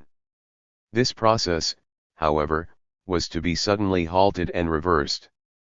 During the 12th and 13th centuries, as we have seen, Western feudalism expanded rapidly outwards, from Spain to Finland, from Ireland to Greece. Two of these advances were especially important and lasting, those achieved in the Iberian Peninsula and in the Transylvangian East. But whereas the Reconquista in Spain and Portugal evicted and advanced, if decaying civilization and involved little if any immediate economic improvement of the terrain newly won, The mainly German colonization of the East wrought a dramatic growth of output and productivity in the lands affected by it. The forms of this colonization varied greatly. Brandenburg and Pomerania were occupied by marcher lords or princes from northern Germany. Prussia and Livonia were conquered by crusading military organizations, the Teutonic Order and the Knights of the Sword. Bohemia, Silesia, and to some extent Transylvania were gradually peopled with immigrants from the west who formed townships and villages side by side with the Slav inhabitants, without drastic changes in the political status quo. Poland and Lithuania likewise received Germanic communities, mainly urban merchants and artisans. The pagan Baltic tribes, Prussia and others, were subdued manu militari by the Teutonic Order, and a so-called Wendish crusade was launched against the Obodrite Slavs between the Elbe and the Oder. But apart these two sectors, the bulk of the colonization was a relatively peaceful affair that was often encouraged by the local Slav aristocracies, anxious to settle their own sparsely populated spaces with a new and comparatively skilled labor force. 18. The specific conditions of this colonization determined its peculiar impact on the social formations of the East. Land was abundant, if heavily forested and not always of very good quality. Population, on the other hand, was scarce.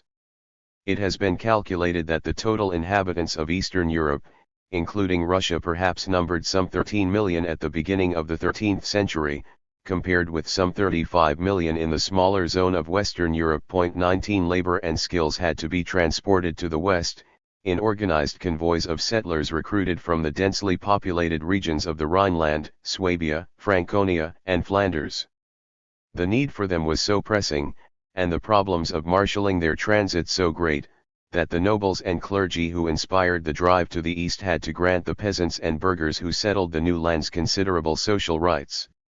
The deftest peasantry in Europe for the diking and drainage work that was so essential for reclamation of uncultivated regions was to be found in the Netherlands, and particular efforts were made to attract them to the east.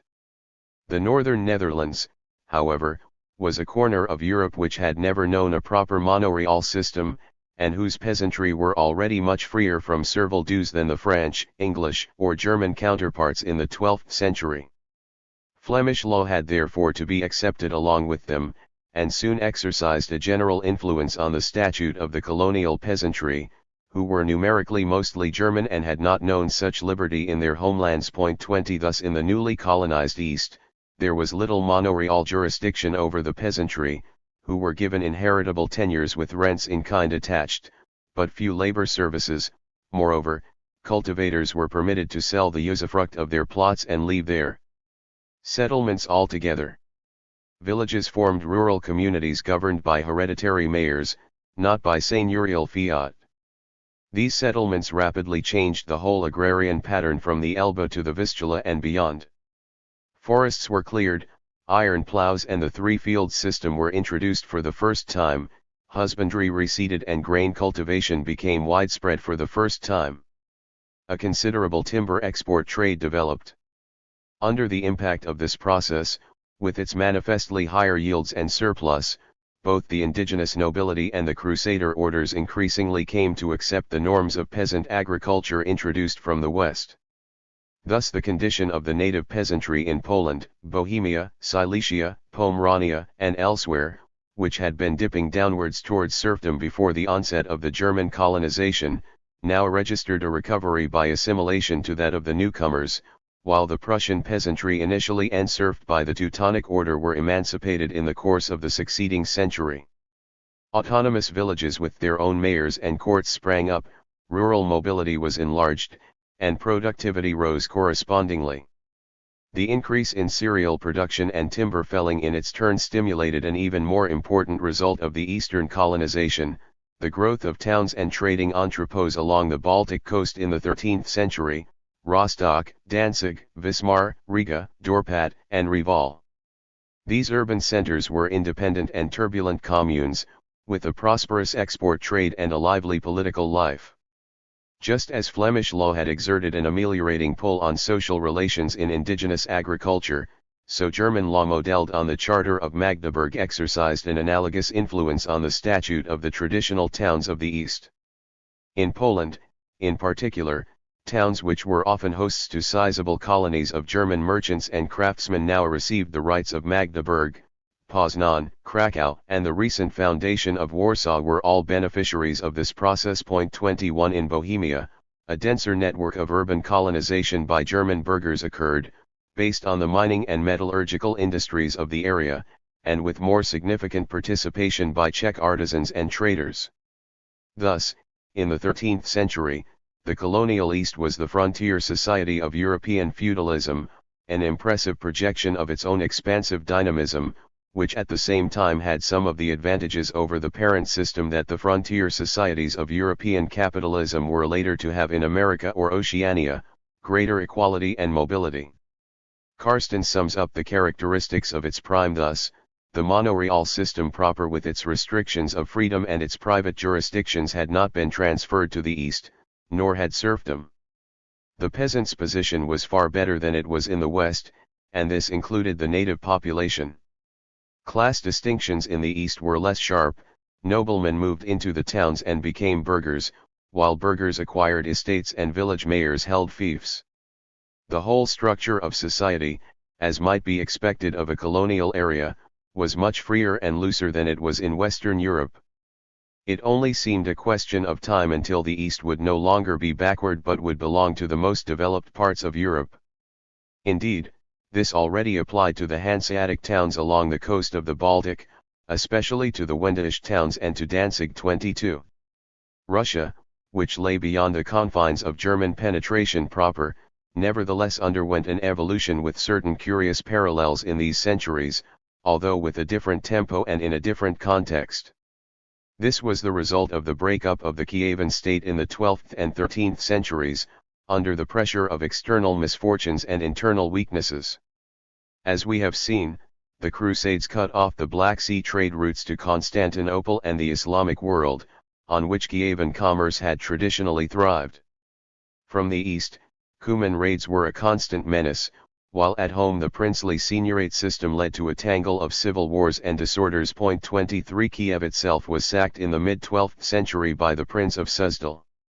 Then, 70 years later, there occurred the hurricane shock of the last great nomad invasion from Central Asia.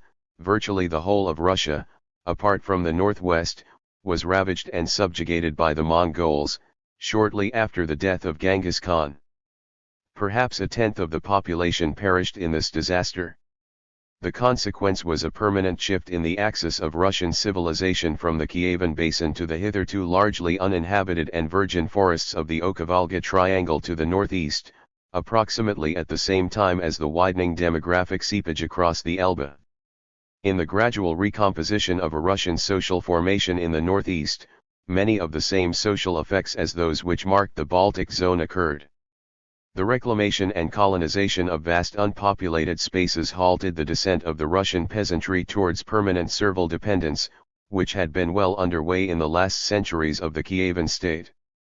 Princes were obliged to offer exemptions from dues, communal rights, and personal mobility to peasants, to induce them to settle the recently cleared lands. Nobles and monasteries followed suit, if with closer monoreal controls over the new villages. Political authority became further subdivided and feudalized among territorial lords, while the peasants beneath them gained greater freedom. 24 The farther the distance from the main sites of political power in the central region, the greater was the degree of liberty which the peasantry won in this way. It was characteristically fullest in the remote northern forests, where seigneurial jurisdictions only fitfully reached. At the same time, the shift of the demographic and economic axis of the country to the Oka-Volga Triangle greatly stimulated the trading towns of Novgorod and Pskov to the northwest, in the intermediate zone between Russia and German-colonized Livonia. Henceforward Central Russia provided the cereal supplies for the Novgorod trading empire, with its tributary exactions over the subarctic tribes to the north and its pivotal role in Baltic commerce. Although ruled by a municipal assembly, Novgorod was not in fact a merchant commune comparable to the German towns on the coast. The Veche was dominated by landowning boyars very unlike the Hansa burghers.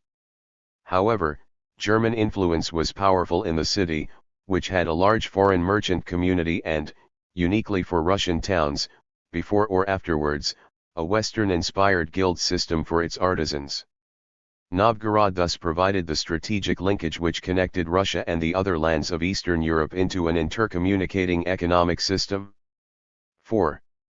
The crisis in the East. The crisis of European feudalism started later and was probably in absolute dimensions more mitigated in the East, while in Russia it was staggered over a distinct time sequence. But its relative impact may, if anything, have been even greater, for it struck a much more recent and fragile social structure than in the West. The blow was more diffuse, but the resistance to it was weaker. It is necessary to keep both these contradictory aspects of the general Eastern crisis in mind, for it is their combination alone which renders intelligible its course and outcome. Conventional accounts tend to collapse the whole feudal depression of the 14th and 15th centuries into an unduly homogeneous continental slump. Yet it is clear, in the first instance, that the basic mechanism of the feudal crisis in the West, an overreaching and stalling of the forces of production at the barrier limit of existing social relations of production, leading to a demographic collapse and economic recession, would not in itself be replicated in the East. For there the implantation of new agrarian techniques and social organization was still relatively fresh, and had by no means attained the boundaries of possible expansion. The type of dense overpopulation that existed in the West by 1300 was unknown in the East.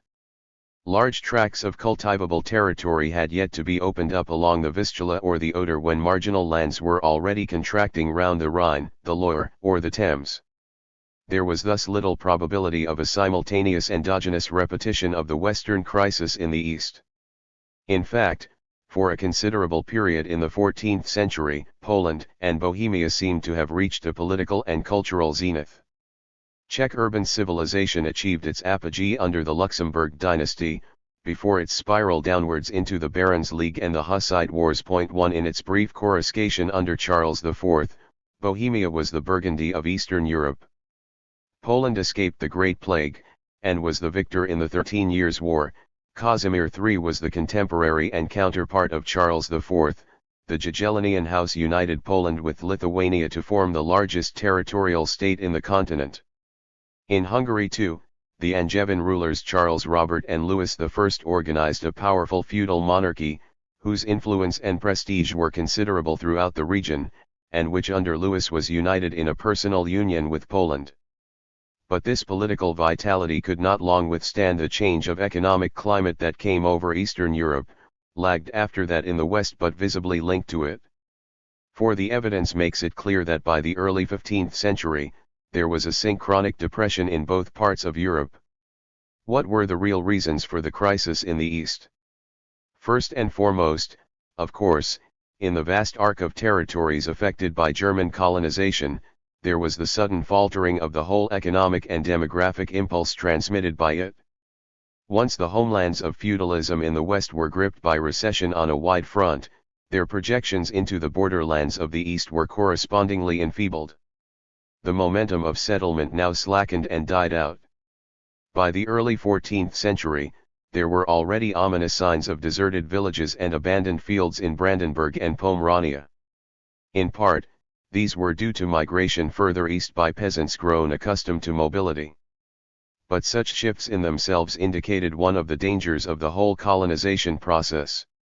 Just because land was abundant, it could be briefly exploited and then left behind, in a recurring trail of the type that was to create dust bowls in other continents and epochs. The sanded soil of the Baltic littoral was particularly prone to exhaustion unless carefully treated, thus here, too, inundation and erosion gradually set in. Moreover, the decline in cereal prices in the West because of the precipitous fall in demand inevitably affected the East, where a modest volume of grain exports had already begun. The rye index in Königsberg during the next century closely reflected the decline of wheat prices registered in the western cities. 2 At the same time, as we have seen, the bottlenecks in mining technique affected the stocks of mintable metals throughout the continent, even if Bohemian mines were less affected than Saxon. Devaluation of the coinage and a drop in seigneurial incomes, keenly felt in Brandenburg, Poland, and elsewhere, were a common result. Nor was the East spared the concomitant scourges of the Great Crisis in the West, the terrible effects of the Depression which became the causes of its reiteration. Pestilence, dearth, and war swept across the eastern plains scarcely less than elsewhere. There were 11 major outbreaks of the plague in Prussia between the 1340s and the 1490s. 3 There were 20 visitations in Russia from 1350 to 1450. 4 The Muscovite ruler Simeon himself died of it, together with his brother and 2 sons, in 1353. Poland, alone of any major area of Europe, by and large escaped the Black Death. Bohemia was not so fortunate. The crop failures of 1437–9 in Prussia were the worst in a century.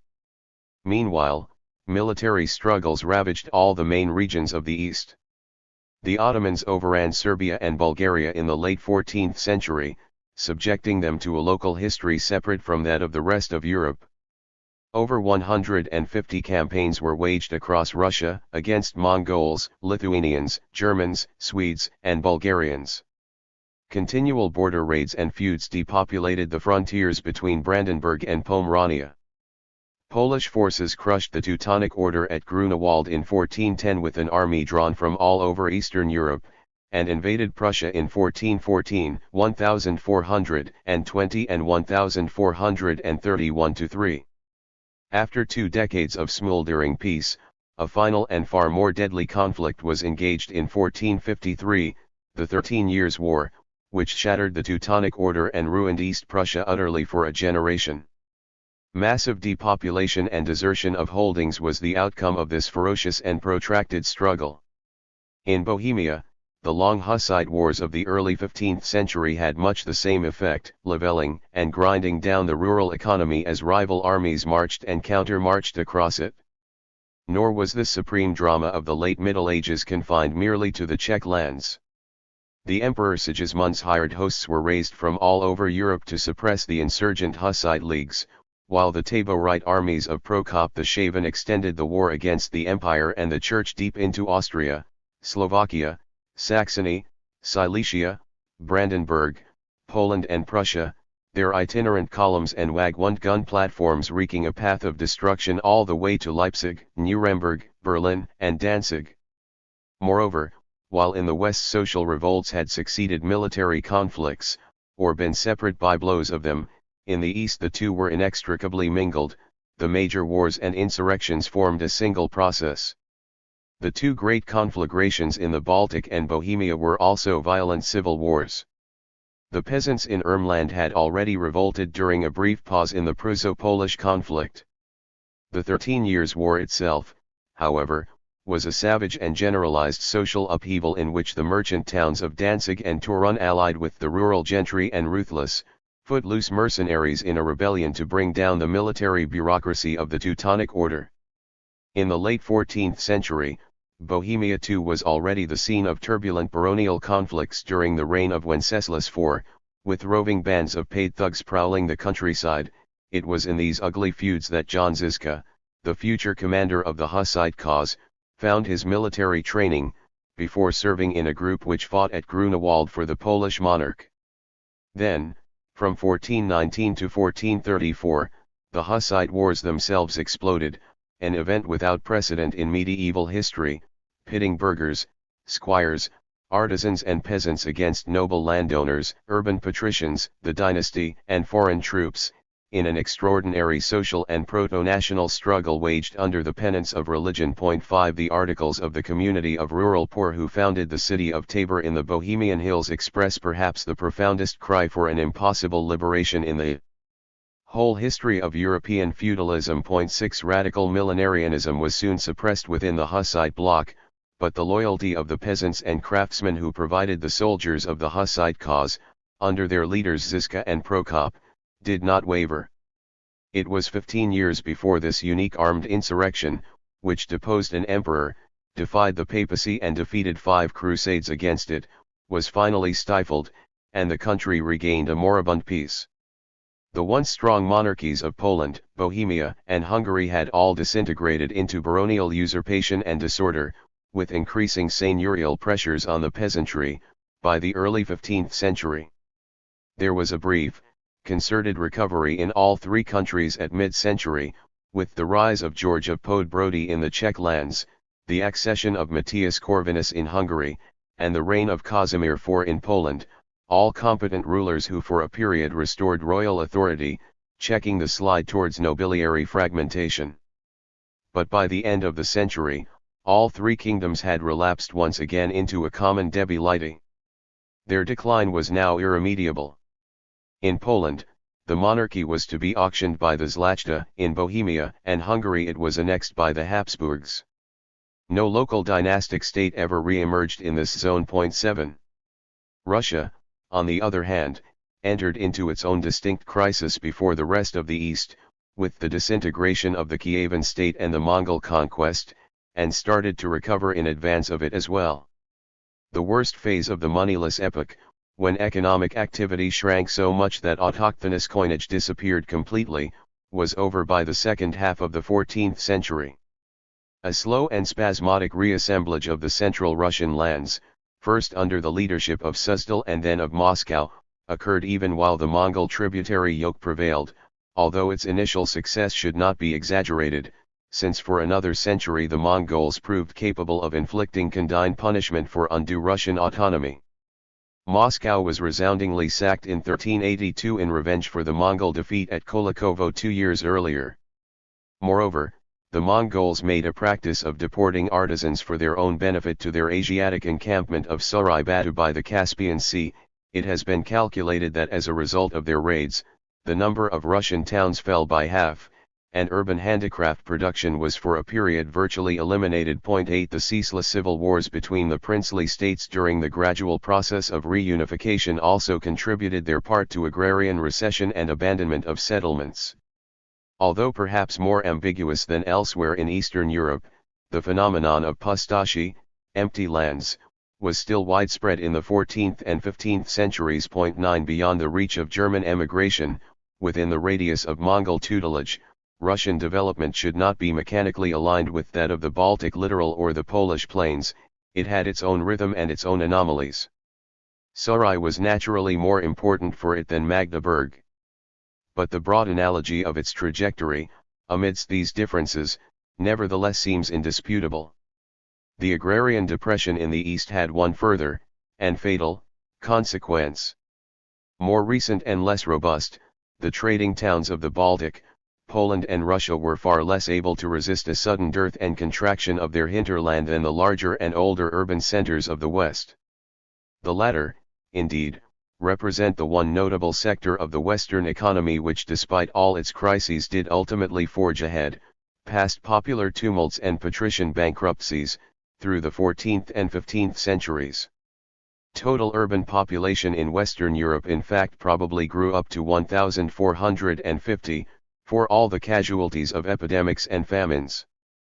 The eastern cities, however, were far more exposed. The Hansa towns may have equaled the Italian ports by 1300 in their volume of their turnover. The value of their trade, however, composed largely of cloth imports and sylvan and natural agricultural exports, was much smaller, nor did they control any rural contado, needless to say. Furthermore, they were now faced with intense maritime competition from Holland. Dutch ships started to navigate the Sound in the 14th century and by the end of the 15th century they were logging 70% of the traffic that passed through it.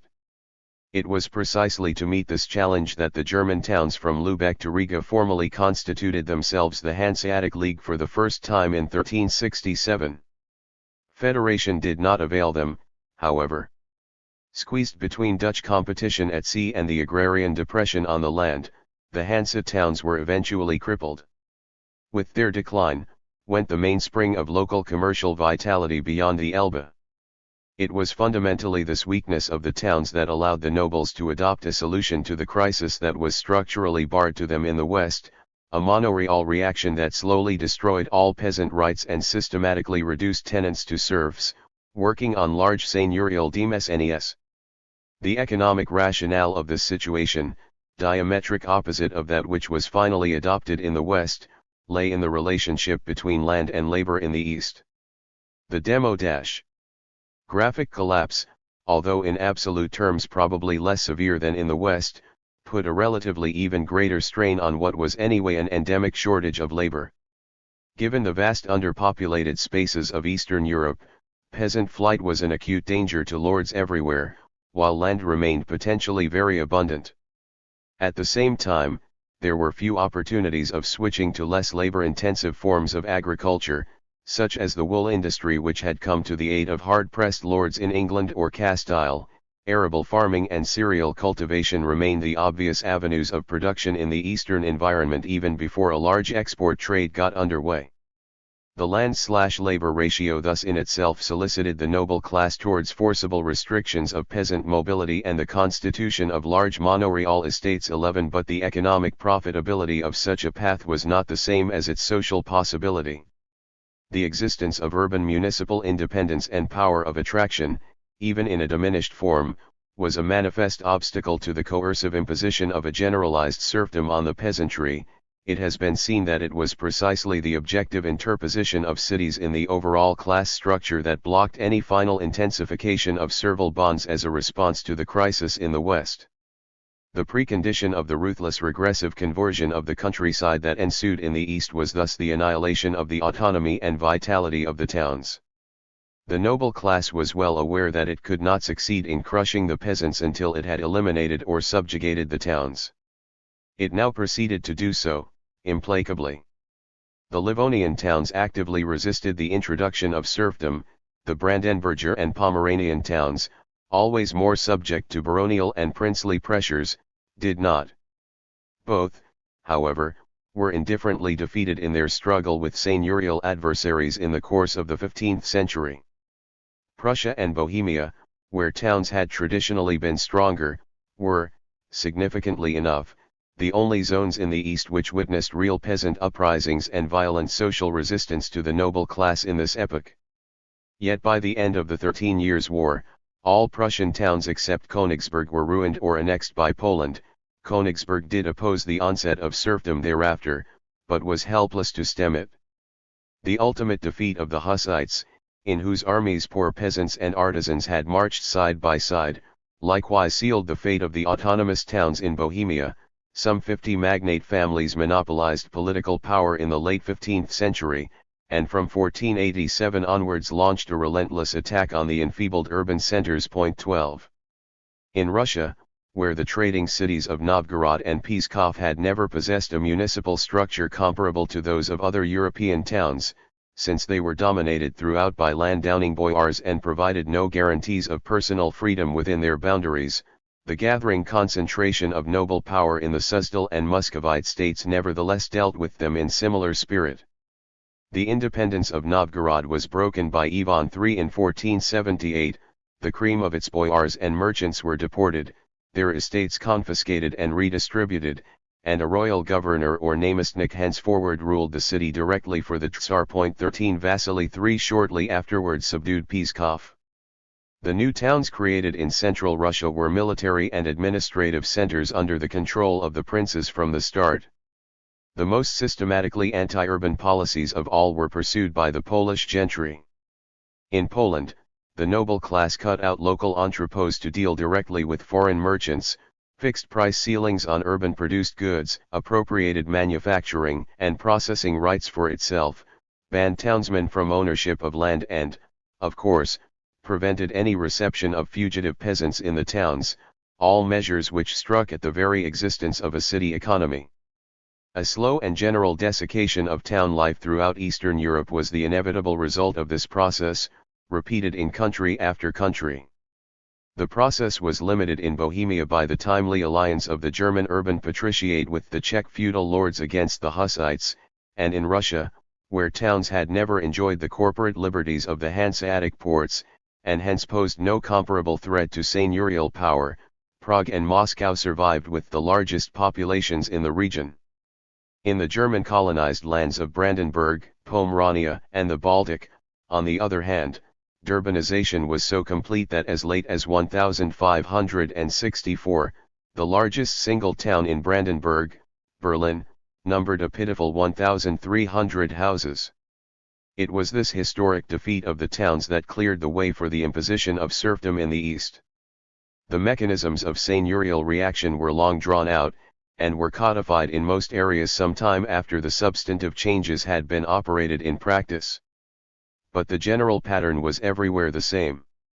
During the course of the 15th and 16th centuries, peasants in Poland, Prussia, Russia, Brandenburg, Bohemia, and Lithuania were gradually restricted in their mobility, punishments were inflicted for flights, debts were used to tie them to the soil, dues were screwed up. 14 For the first time in history, the East now witnessed the emergence of a true monoreal economy. In Prussia, the Teutonic Order decreed the expulsion at harvest time of all those without fixed abode from the towns in 1402, the return of runaway peasants to their lords in 1417, the regulation of wage maximums for laborers in 1420. Then during the 13 Years' War, the order alienated lands and jurisdictions wholesale to the mercenaries whom it had hired to fight the Poles and the Union, with the result that a territory previously dominated by smallholders paying rent in kind to a military bureaucracy which had then appropriated and marketed it, now saw transfers of land on a massive scale to a new nobility and the consolidation of large demesnes and seigneurial jurisdictions. By 1494, the Prussian landowners had won the right to hang fugitives without trial. Eventually, the debilitated order dissolved itself in the early 16th century, amidst the suppression of peasant rebellions and secularization of church estates, its remnant knights merging with the local aristocracy to form a single junker class, henceforward presiding over a peasantry deprived of its customary rights and irreversibly tied to the soil. In Russia, the attack on the rural poor was similarly linked to a reshuffling within the feudal class itself. The rise of the service estate or pomesty at the expense of the allodial patrimony or votchina under the auspices and in the interests of the Muscovite state produced a new stratum of ruthless gentry landowners from the late 15th century onwards. Here there was a temporary decrease in the average size of the feudal estates, combined with an intensification of exactions from the peasantry. Dues and services were steadily hoisted, while the pomeshchiki clamoured against peasant patterns of mobility. In 1497, Ivan III's administrative code formally abrogated the traditional right of the debt-free peasants to leave estates of their own volition, and restricted their departures to a week on either side of St. George's Day. Under his successor Ivan IV in the next century, departures were increasingly forbidden altogether, at first under the pretext of provisional national emergencies because of the catastrophes of the Livonian Wars, then, as time went on, they became normal and absolute. In Bohemia, the redistribution of land after the Hussite upheavals, which led to the dispossession of a church which had hitherto owned 1/3 of the cultivated surface of the country, produced enormous noble latifundia and a simultaneous quest for stable and dependent labor to work them. The wars had led to great depopulation and shortage of manpower. Consequently, there was an immediate trend towards coercive restrictions of peasant movement. In 1437, 3 years after the defeat of Prokop at Lipan, the land court gave a ruling for the pursuit of fugitives. In 1453 the Sejm reenacted the same principle. Formal and legal adscription was then decreed by the Statute of 1497 and the Land Ordinance of 1500.15 in the next century. Labor services were intensified and the typical development of pond fisheries and brewing on the Czech estates added further emoluments to seigneurial revenue. 16 But the survival of a respectable urban enclave in the economy seems to have limited the local degree of rural exploitation. In Brandenburg, the banning of seasonal migration by Poland in 1496 seriously aggravated the labor problem of the German landowners there, and helped to precipitate the expropriation of small peasant holdings and the forcible integration of the rural workforce into the domains which were to be the great characteristic of the next century. 17 In Poland, the monoreal reaction went furthest of all.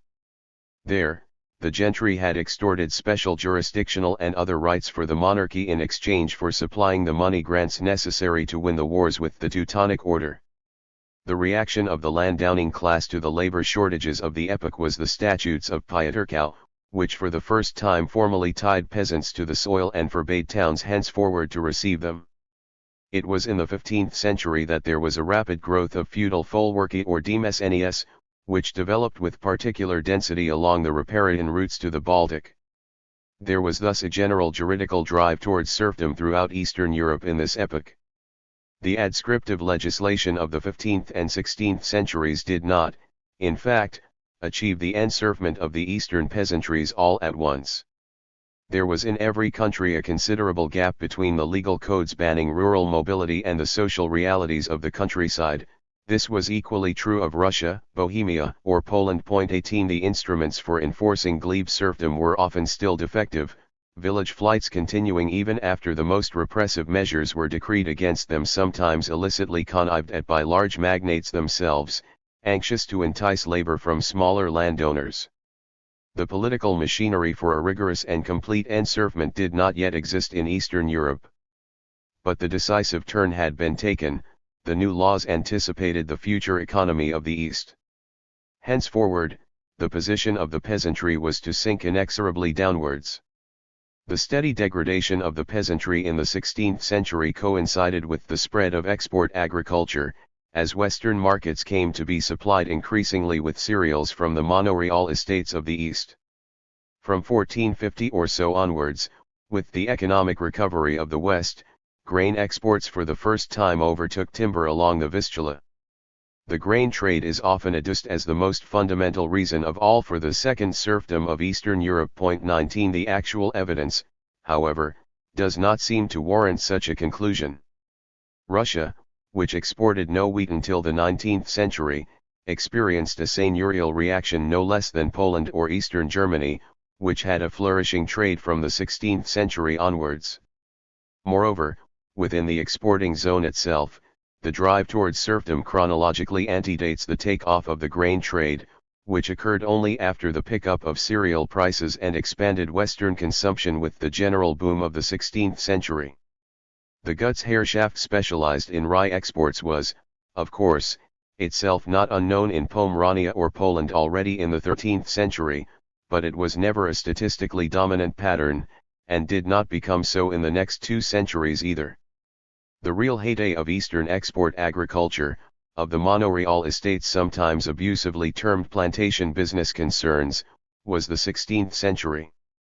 Poland, the main producer country of the region, exported some 20,000 tons of rye a year at the start of the 16th century.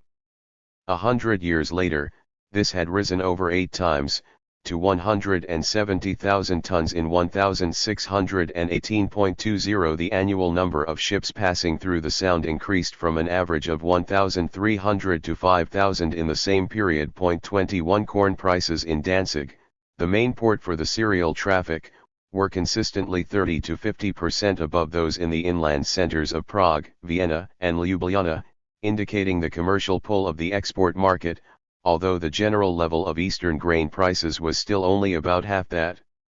In the West itself, by the later 16th century. 22 However, the role of the Baltic trade in the cereal economy of Eastern Europe should not be exaggerated.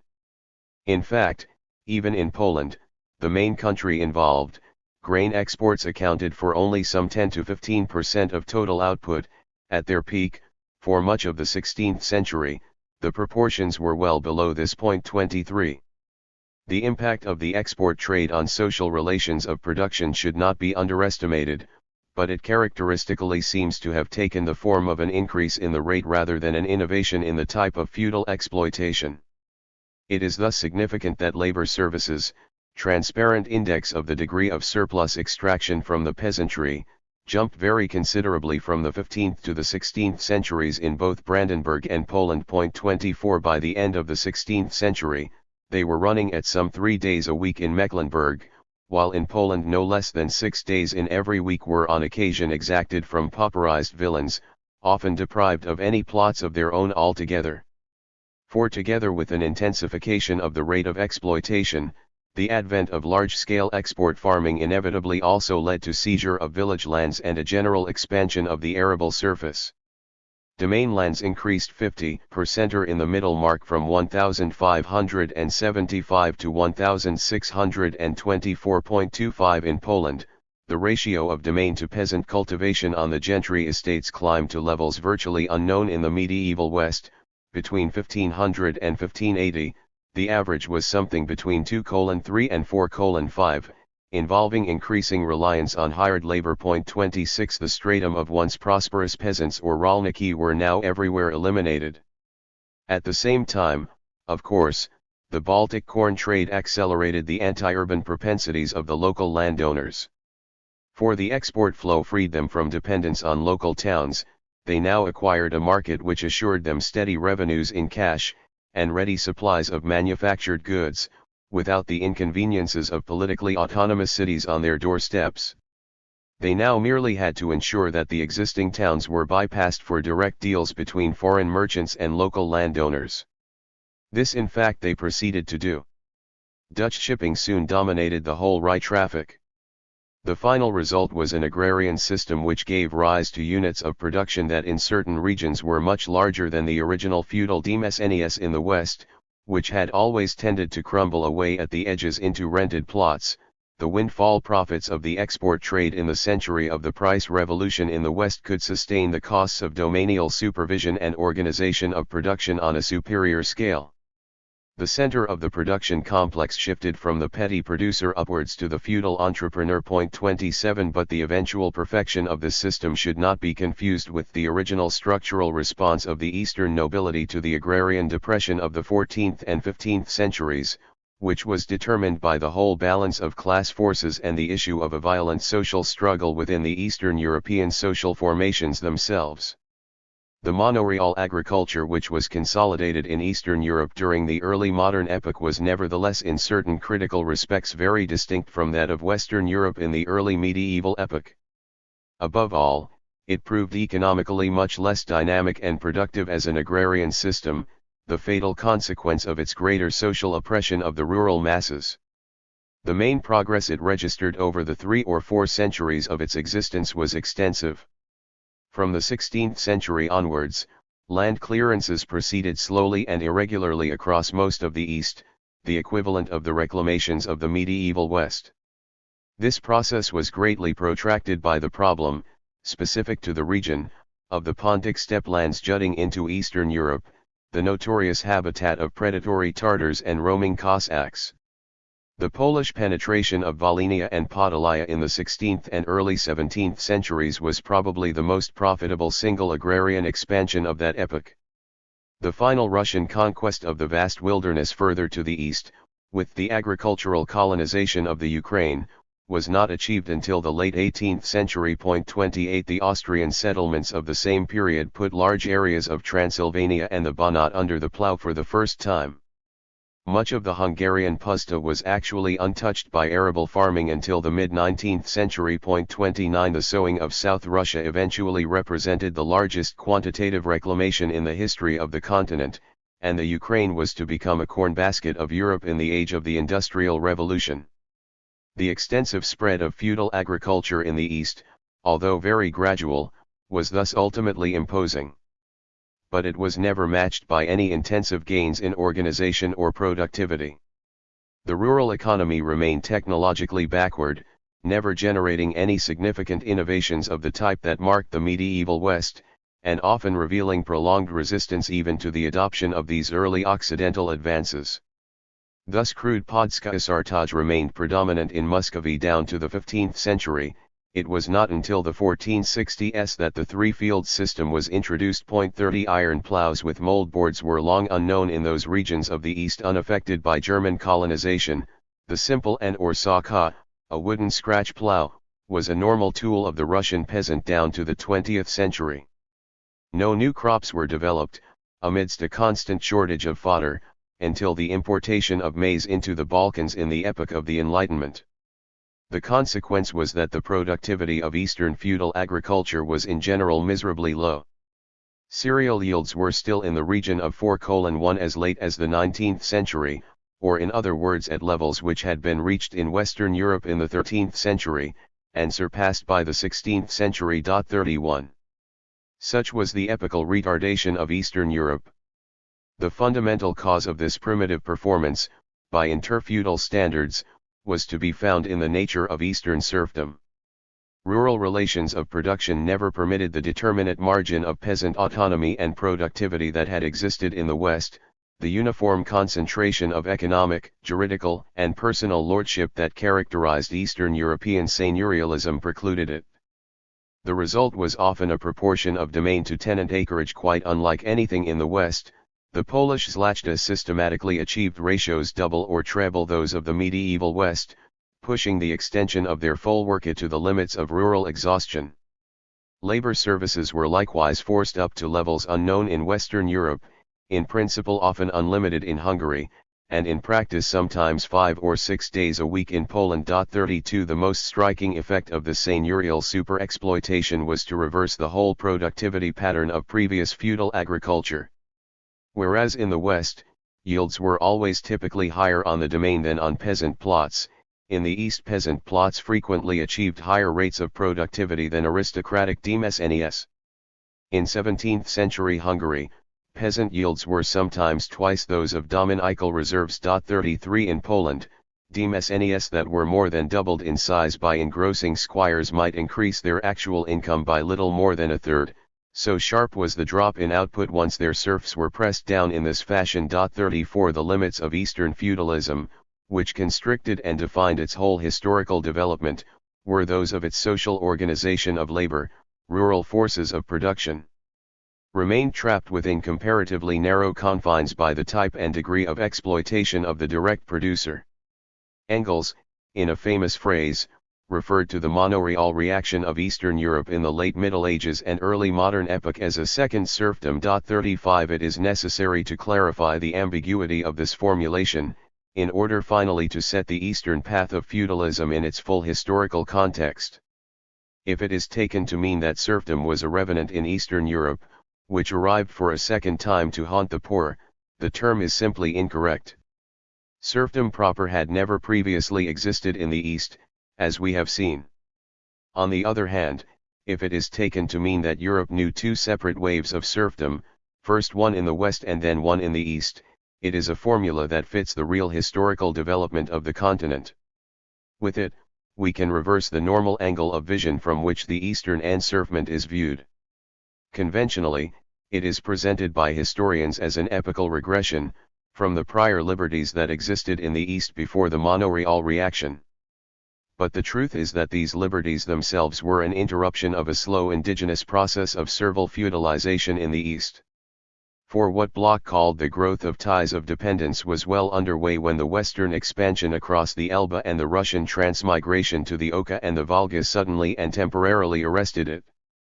The monoreal reaction in the East from the late 14th century onwards can thus be seen, in a longer perspective, as a resumption of an autochthonous journey towards an articulated feudalism that had been externally blocked and deviated for 2 or 3 centuries. This journey had started later, and was much slower and more halting than in the West, above all, as we have seen, because it had no original synthesis behind it. But the unraveling line of its march appeared to point ultimately towards a social order not dissimilar to that which had once existed in the less urbanized and more backward regions of the medieval West. From the 12th century onwards, however, no purely endogenous evolution was ever again possible. The destiny of the East was altered by the intrusion of the West, initially and paradoxically towards a greater emancipation of the peasantry, and subsequently into the common ordeal of a long depression. Finally, the native return to manorialization was itself determined and marked by the whole intervening history, so that it was henceforward irrevocably other than it would have been if it had developed in relative isolation. Nevertheless, the basic distance between East and West remained throughout. Eastern European history was from the outset immersed in an essentially distinct temporality, from Western European development. It had started much later, and hence even after its intersection with that of the West, it could resume an earlier evolution towards an economic order that had been lived out and left behind elsewhere in the continent. The chronological coexistence of the opposite zones of Europe, and their increasing geographical interpenetration, creates the illusion of a simple contemporaneity of the two. In fact, the East had still to run through a whole historical cycle of servile development just when the West was escaping from it. This is in the end the deepest reason why the economic consequences of the general crisis of European feudalism were to be diametrically opposite in the two regions: commutation of dues and withering away of serfdom in the west, monoreal reaction and implantation of serfdom in the east. 5. South of the Danube. A distinct sub-region remains to be discussed, whose historical evolution separated it from the rest of Eastern Europe. The Balkans might be said to represent a zone typologically analogous to Scandinavia, in its diagonal relationship to the Great Divide running across the continent.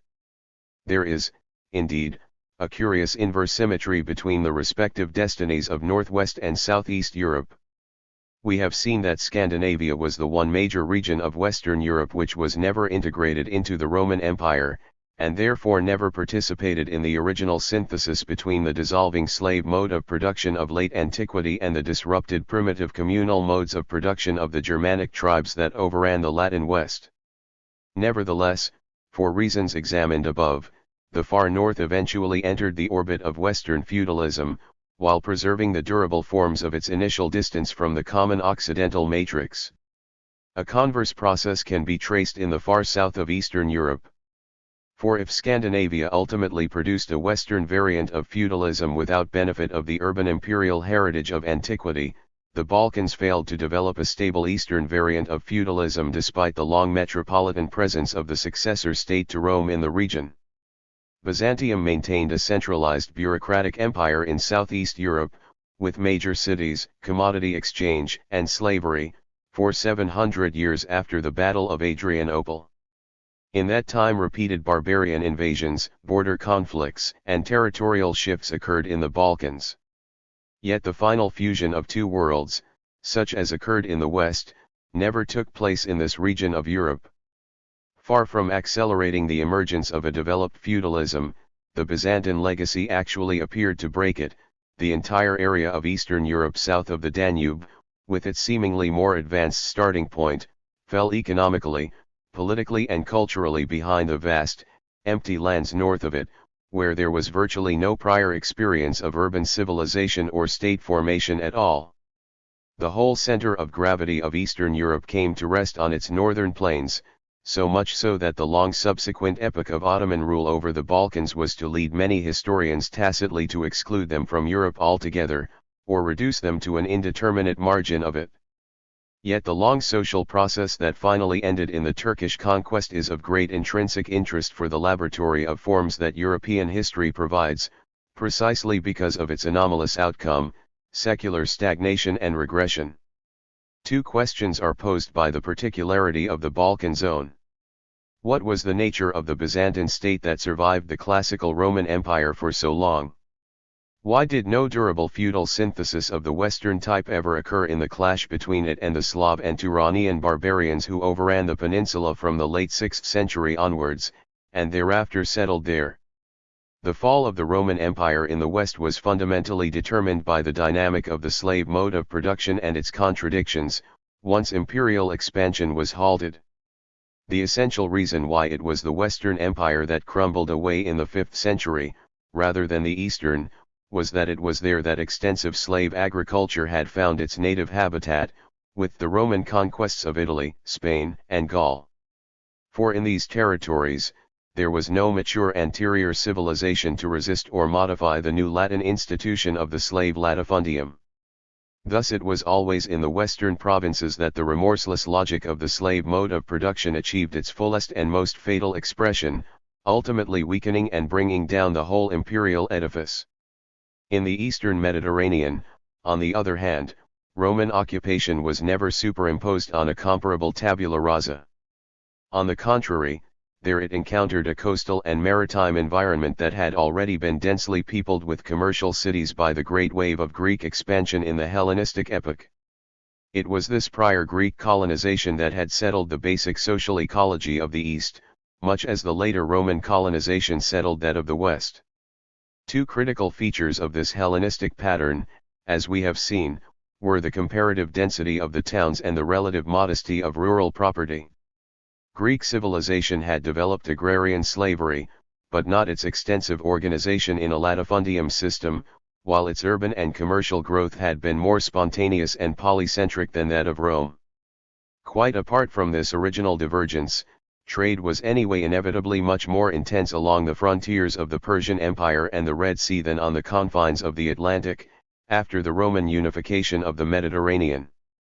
The result was that the Roman institution of the large slave estate never took root in the eastern provinces to the same general extent as in the western. Its introduction was always tempered by the persistent urban and rural pattern of the Hellenistic world, in which small peasant property had never been so savagely weakened as in post-Punic Italy, and municipal vitality had a longer and more indigenous tradition behind it. Egypt, the granary of the eastern Mediterranean, had its colossal Apian slave owners, but it nevertheless remained predominantly a region of smallholders. Thus when the time of crisis came for the whole slave mode of production and its imperial superstructure, its effects were far more mitigated in the East, just because slavery had always been more limited there. The inner solidity of the social formation of the eastern provinces was consequently not so shaken by the structural decline of the dominant mode of production of the empire. The development of a colonate from the 4th century onwards was less marked, the power of large landowners to undermine and demilitarize the imperial state was less formidable, the commercial prosperity of the towns was less eclipsed. It was this internal configuration that gave the East the political compactness and resilience to resist the barbarian invasions that felled the West.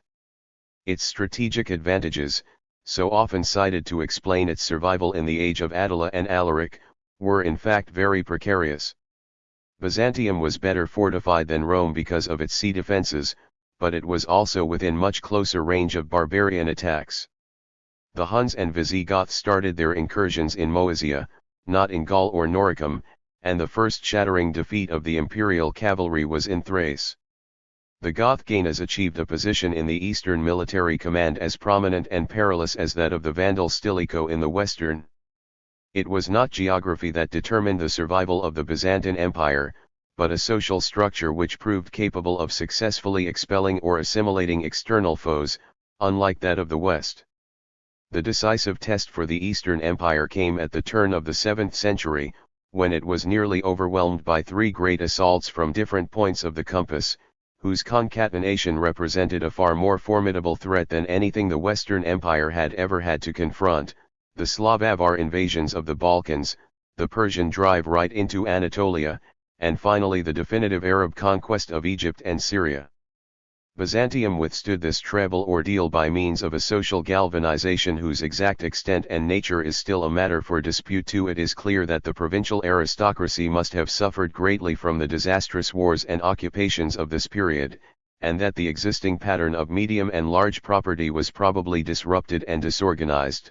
This may even have been especially true of the usurper reign of Phocas, product of a mutineers' revolt in the ranks of the army. 3. It is equally evident that peasant adscription to the soil, implanted by the late Roman colonate system, progressively dwindled away in Byzantium, leaving behind a large mass of free village communities, composed of peasants with individual private plots and collective fiscal responsibilities to the state. For it is possible, although far from certain, that a further radical division of landed property was promoted by the imperial establishment under Heraclius of a military system of soldier smallholders, who received farms for their maintenance from the state, in exchange for war service in the Byzantine themata. 5. At all events, there was a substantial military recovery, which achieved first the defeat of the Persians and then, after the initial Islamic seizure of Egypt and Syria, whose loyalty to Byzantium had been sapped by religious heterodoxy, the arrest of the Arabs at the barrier of the Taurus.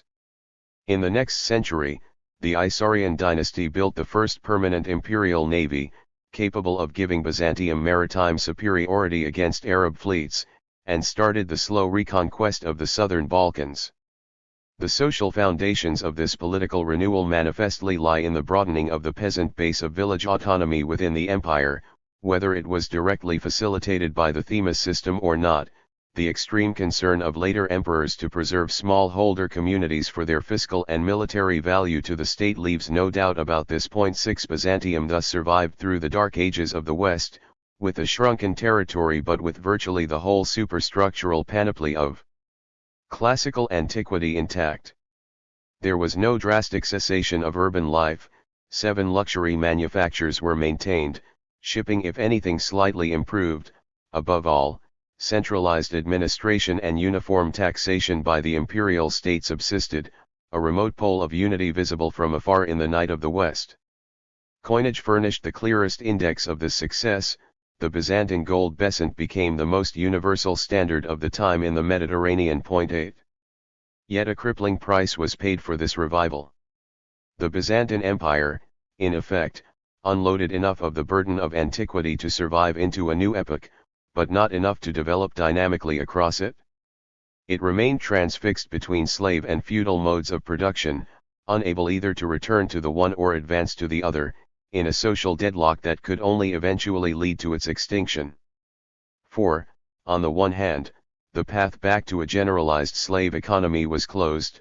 Only an immense imperial program of expansion could have created the captive labor force necessary to recreate one.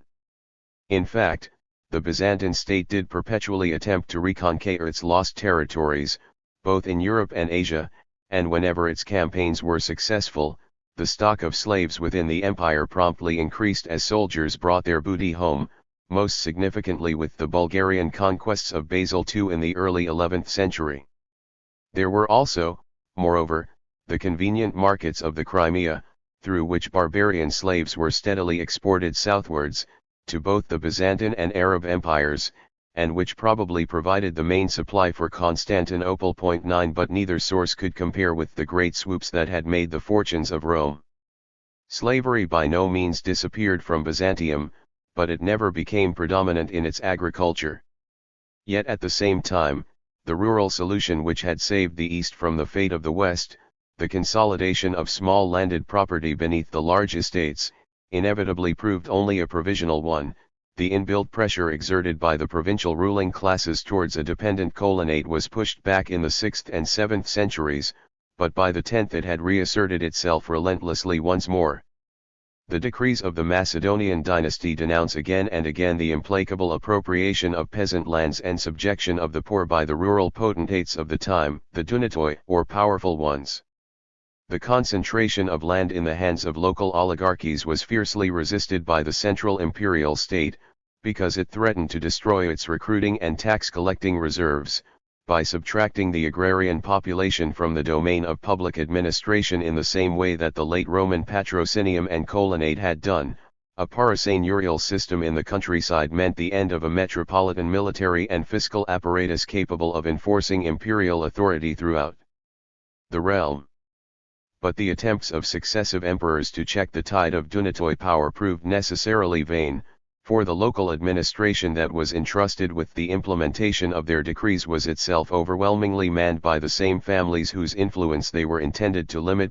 10 Thus not only did economic polarization proceed in the countryside, but the military network of the themata was itself increasingly captured by local magnates. Its very decentralization, initially the condition of its robust vitality, now assisted its confiscation by coteries of provincial potentates, once its original smallholder basis was undermined. The stabilization of late ancient forms achieved in the Byzantine renewal of the 7th and 8th centuries was thus increasingly compromised by tendencies towards a proto-feudal disintegration in rural economy and society. On the other hand, if any durable reversion to the type of social formation characteristic of antiquity was impossible, progression towards a developed feudalism was equally thwarted. For the supreme bureaucratic apparatus of the Byzantine autocracy remained essentially intact for 500 years after Justinian, the centralized state machine in Constantinople never relinquished its overall administrative, fiscal, and military sovereignty over the imperial territory. The principle of universal taxation never lapsed, although after the 11th century there were more and more frequent departures from it in practice. The economic functions of the late ancient state thus never disappeared. Significantly enough, indeed, hereditary slavery remained dominant in the state manufacturing sector, as it had in the Roman Empire, and this sector in turn enjoyed monopoly privileges which made it pivotal both for the Byzantine export trade and procurements industry. 11 The peculiarly intimate connection between the slave mode of production and the imperial state superstructure which had marked antiquity was thus retained right down to the closing centuries of Byzantium. Moreover, slave labor in the private sector of the economy was by no means negligible either. Not only did it continue to provide the bulk of domestic service for the wealthy, but it was also used on large estates down to the 12th century.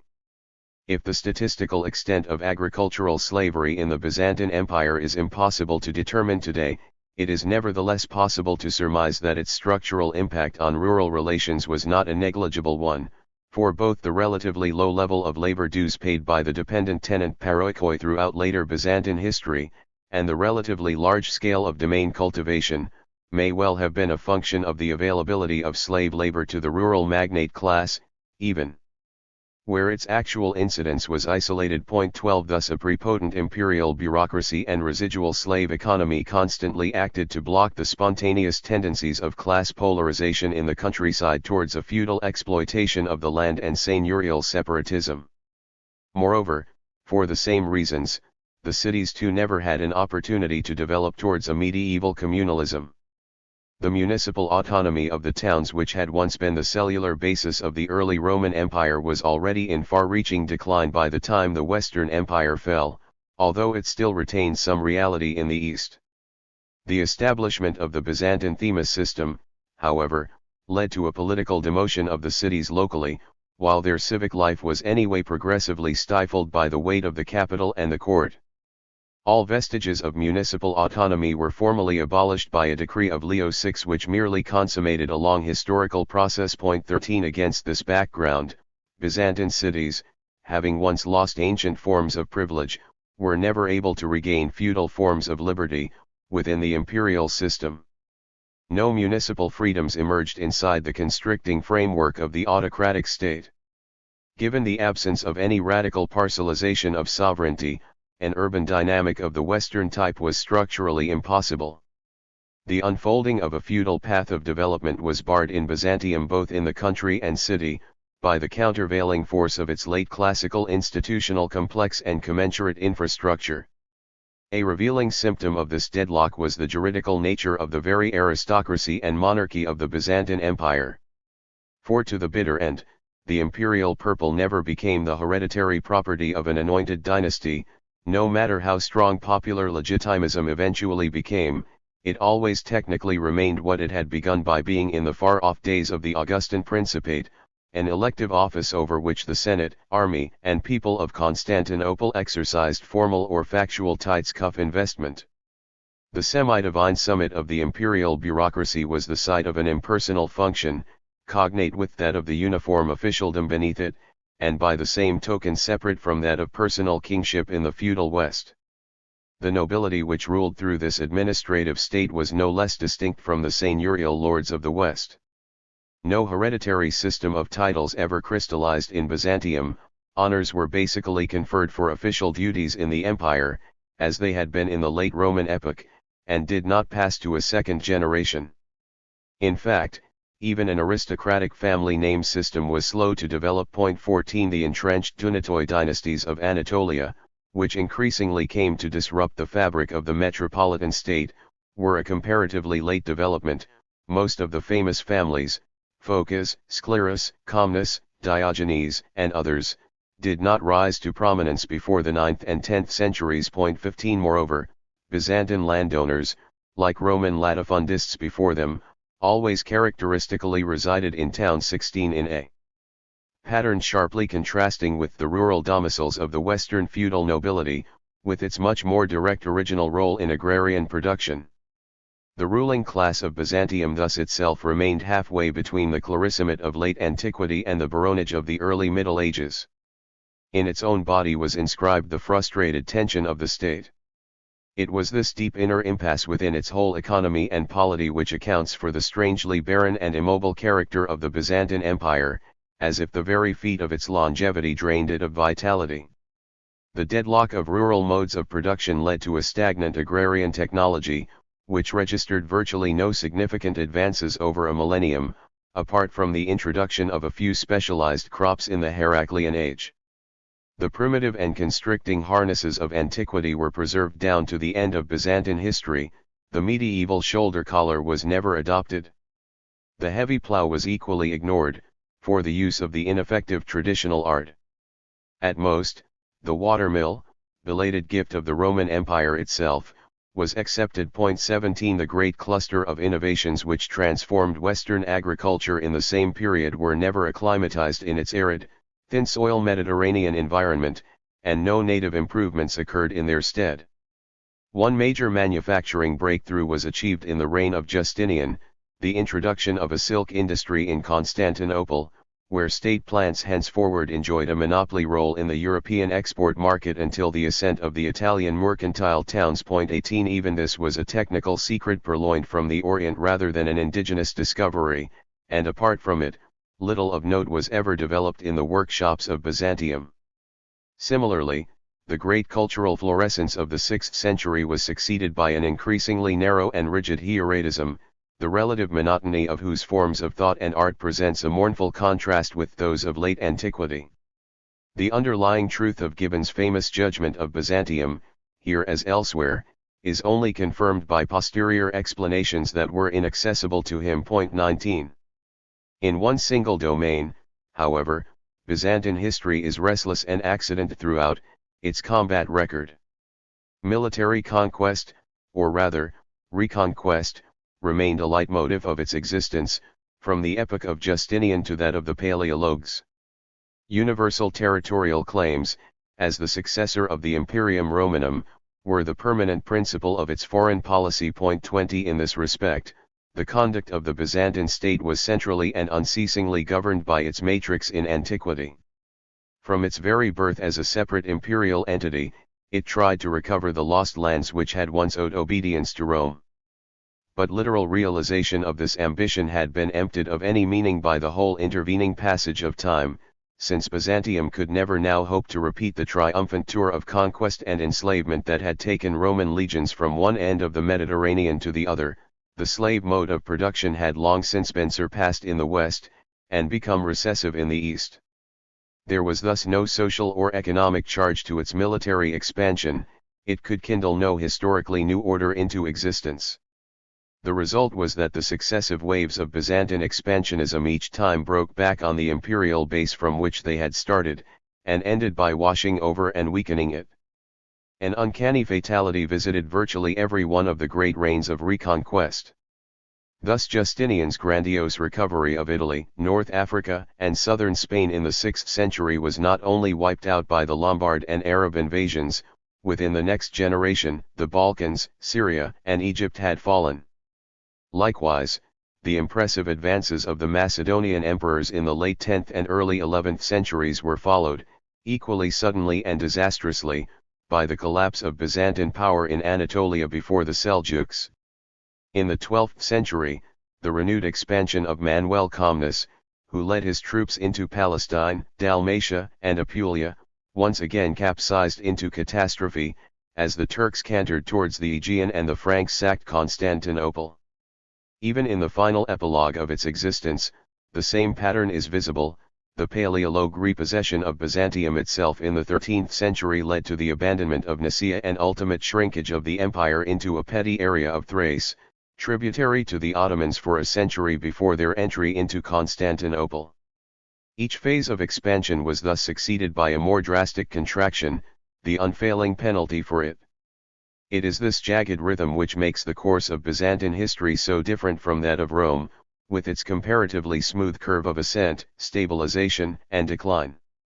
It is clear, of course, that within the sequence enumerated above there was one, truly decisive crisis which settled the fate of the empire irrevocably, the period from the Bulgarian campaigns of Basil II to the Seljuk victory of Manzikert, in the 11th century.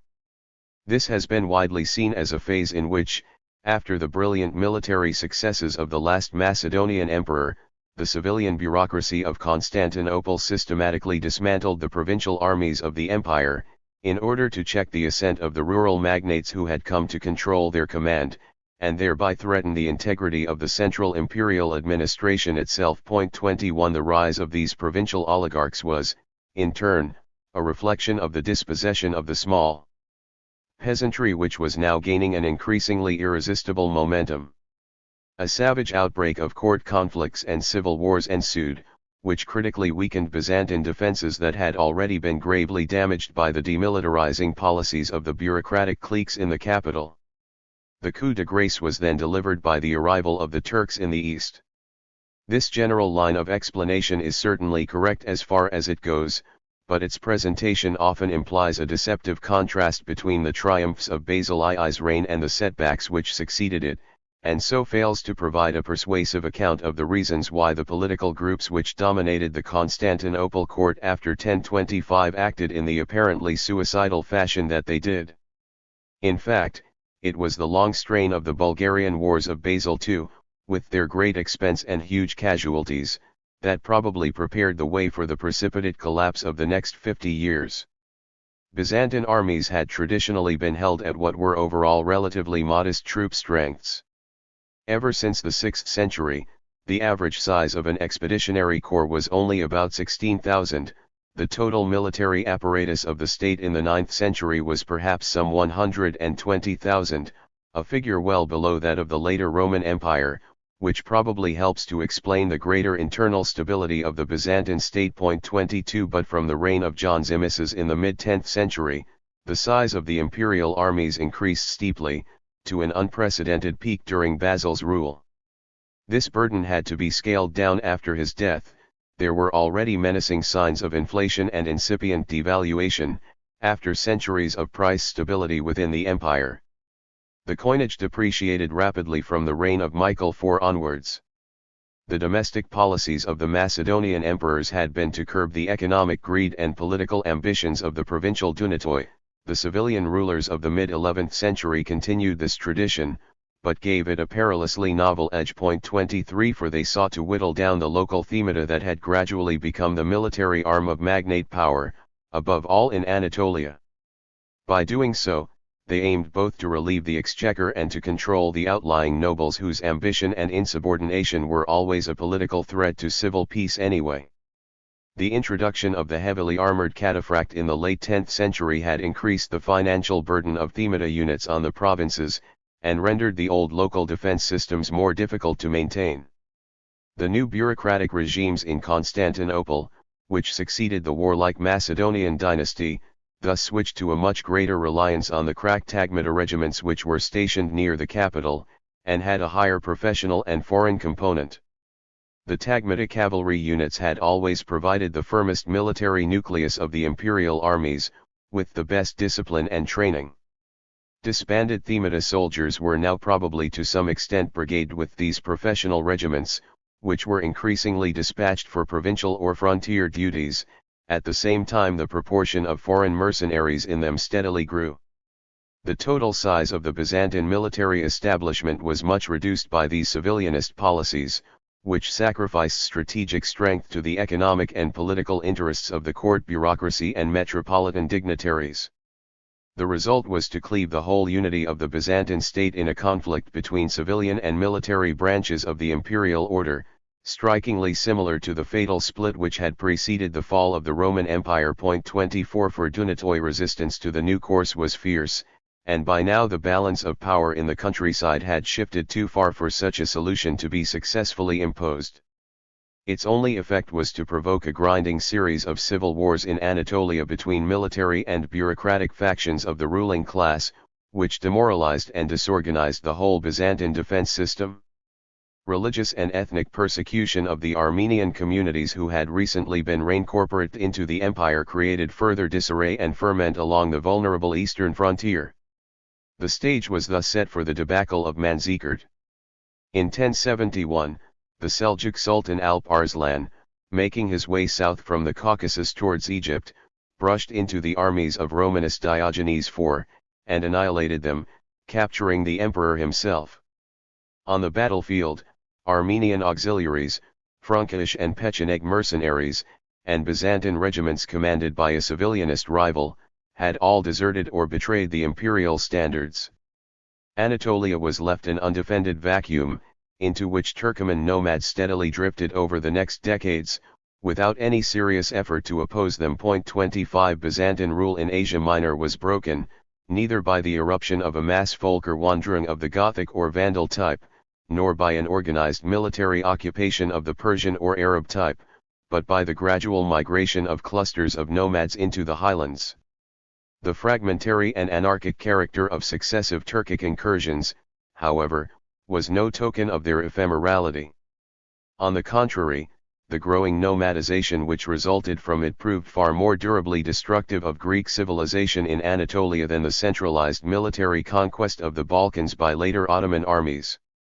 Chaotic Turkoman raiding and savage pillaging slowly deurbanized region after region, dislocating settled agrarian populations and destroying Christian cultural institutions. 26 The nomadic disruption of the rural economy eventually tailed away with the rise of the Seljuk Sultanate of Konya in the 13th century, which restored peace and order to most of Turkish Anatolia, but the respite was to be only temporary. Meanwhile, the very informality of the Turkoman settlements in the interior allowed the Byzantine state of the later 11th century to survive and counter-attack from the coasts of Asia Minor, but never to regain the central plateaus. Under the Komni, the provincial military oligarchies that had been accumulating power on their estates and at the head of their local levies, finally gained control of the imperial state. The major magnate groups were not elevated to court office by Alexius I, who reserved these for his own ramified family connections, to ensure against powerful Dunatoy rivals, but the medium and lower gentry now came into its own. The barriers to feudalization were now progressively swept aside. Administrative benefices or pronoa were granted to gentry landowners, which gave them fiscal, judicial, or military powers over fixed territories in exchange for specific services to the state. Multiplied by the Komni, they eventually became hereditary under the Paleologues. 27 Nobles gained immunities or excosiae from the jurisdiction of the central bureaucracy, and received donations of monastic or church lands for their personal use. None of these institutional forms acquired the logic or order of the Western feudal system, they were at best partial and broken versions of it. But their social trend was clear.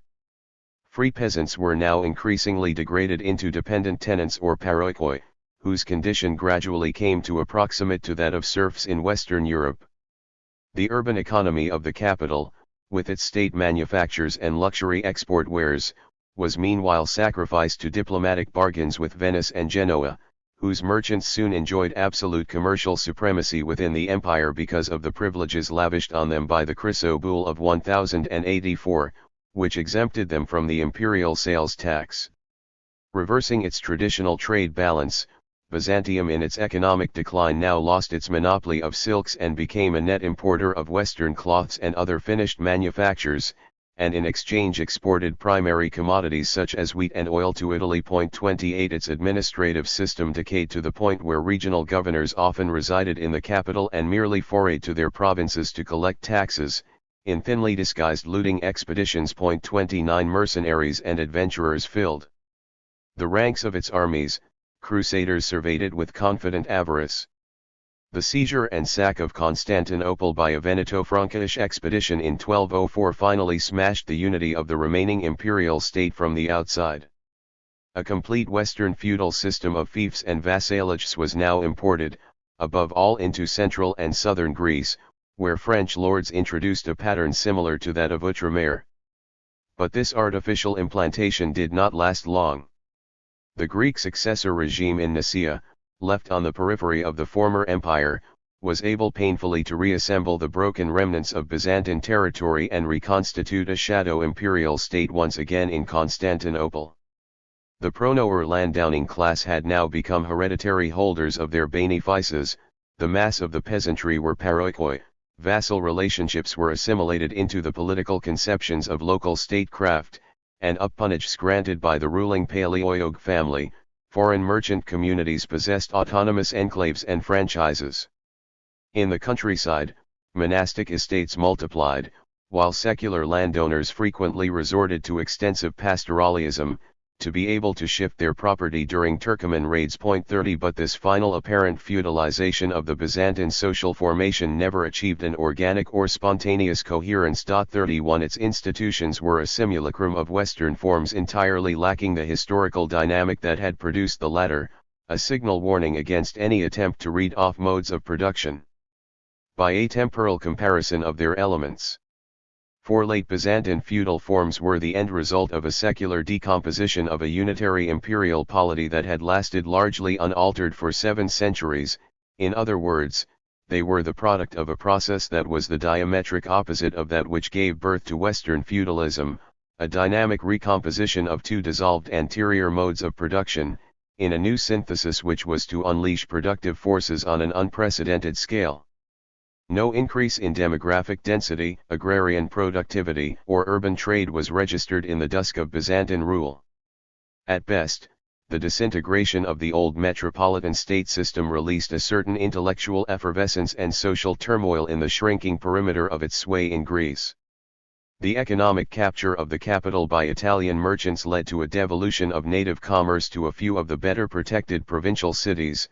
Increased cultural traffic with the West diluted the grip of orthodox obscurantism. The last significant episode of Byzantine history, ultimate, dying flare-up of vitality, paradoxically combined the manifestation of new ferments generated by the incipient feudalism of the Greek East, with the influence of processes derived from the crisis of descendant feudalism in the Latin West.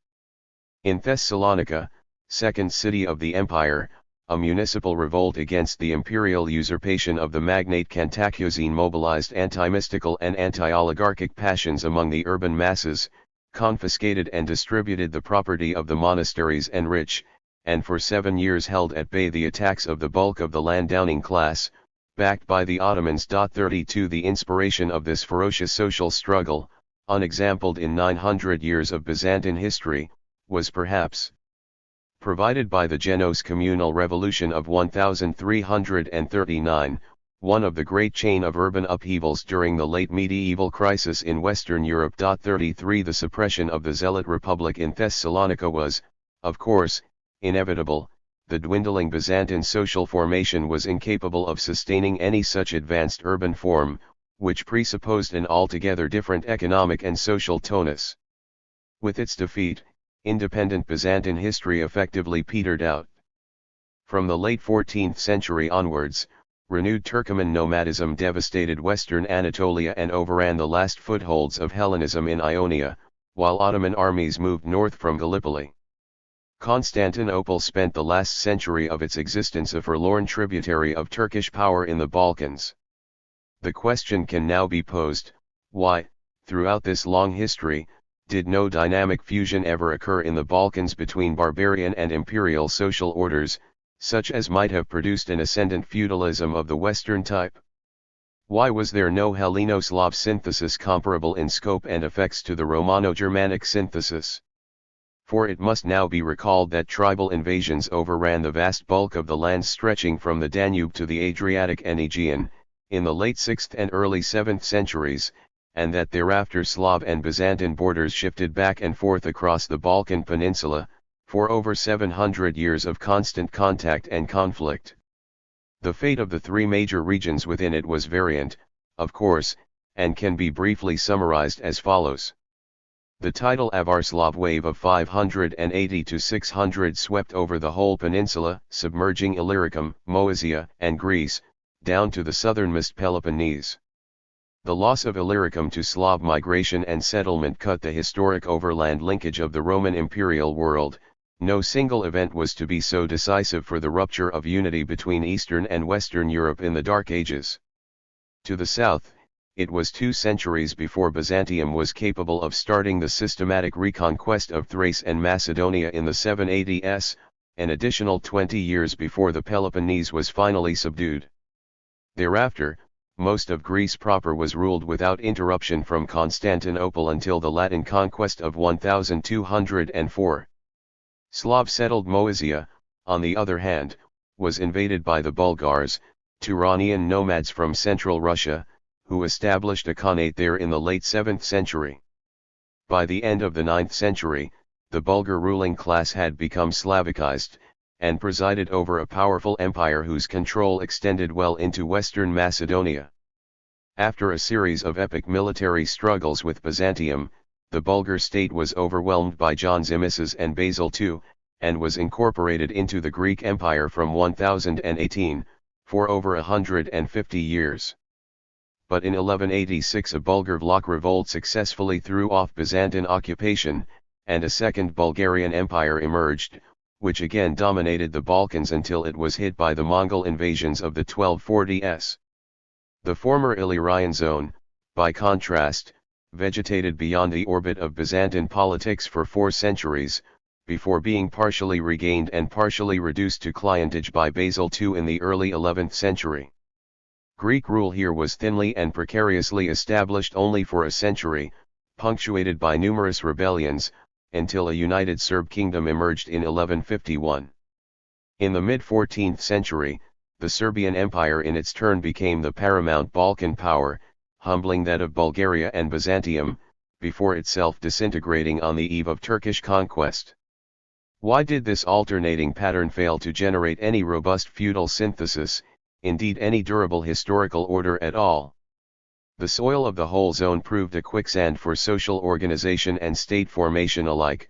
Nothing is more striking than the ease with which the Ottomans finally took possession of it, after every local power had sunk into a common abeyance by the end of the 14th century. The answer to the question surely lies in the peculiar stalemate between the post-barbarian and late imperial orders in the Balkans. The Byzantine Empire, after the loss of the peninsula in the 6th and 7th centuries, was still too strong to be destroyed from without, and was able partially to recover its ground there, after an interval of 200 years.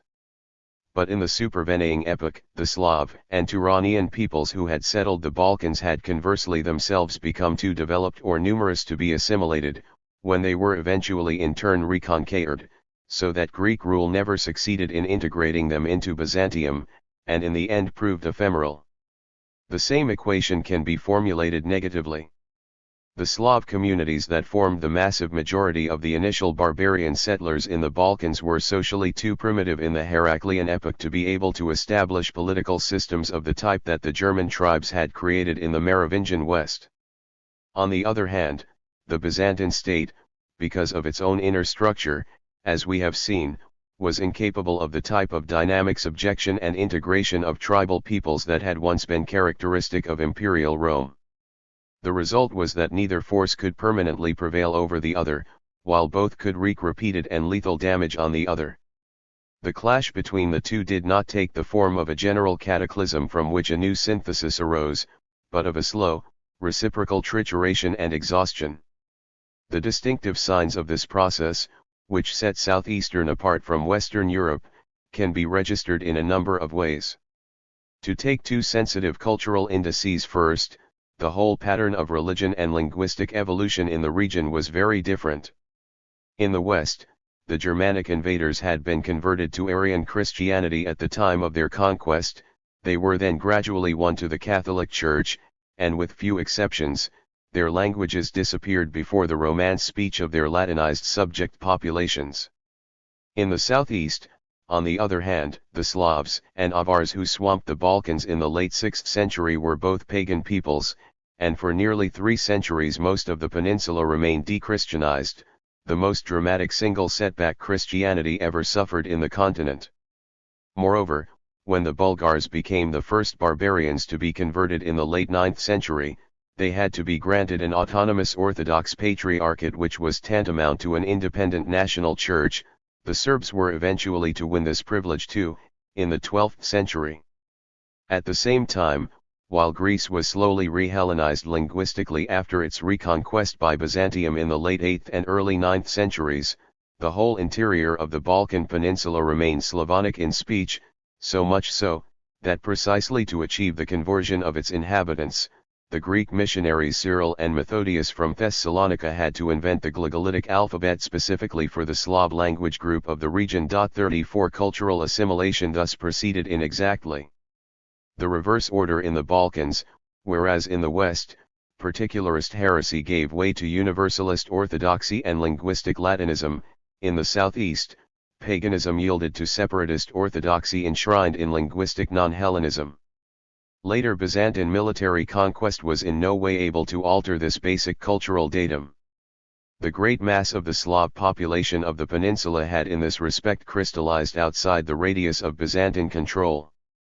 Greater demographic density of settlement may in part account for the contrast with the Germanic invasions. But there is no doubt that the nature of the initial Byzantine environment was also a prime determinant. If at the cultural level, barbarian/Byzantine relations reveal the relative weakness of the latter, at the political and economic levels, they indicate no less the peculiar limits of the former. The general problems of early Slav state formation have already been discussed earlier. The particular Balkan experience throws them into sharp relief. It seems clear, in fact, that it was the nomadic Avar military organization that commanded and led the original barbarian drive into the Balkans which made possible their conquest.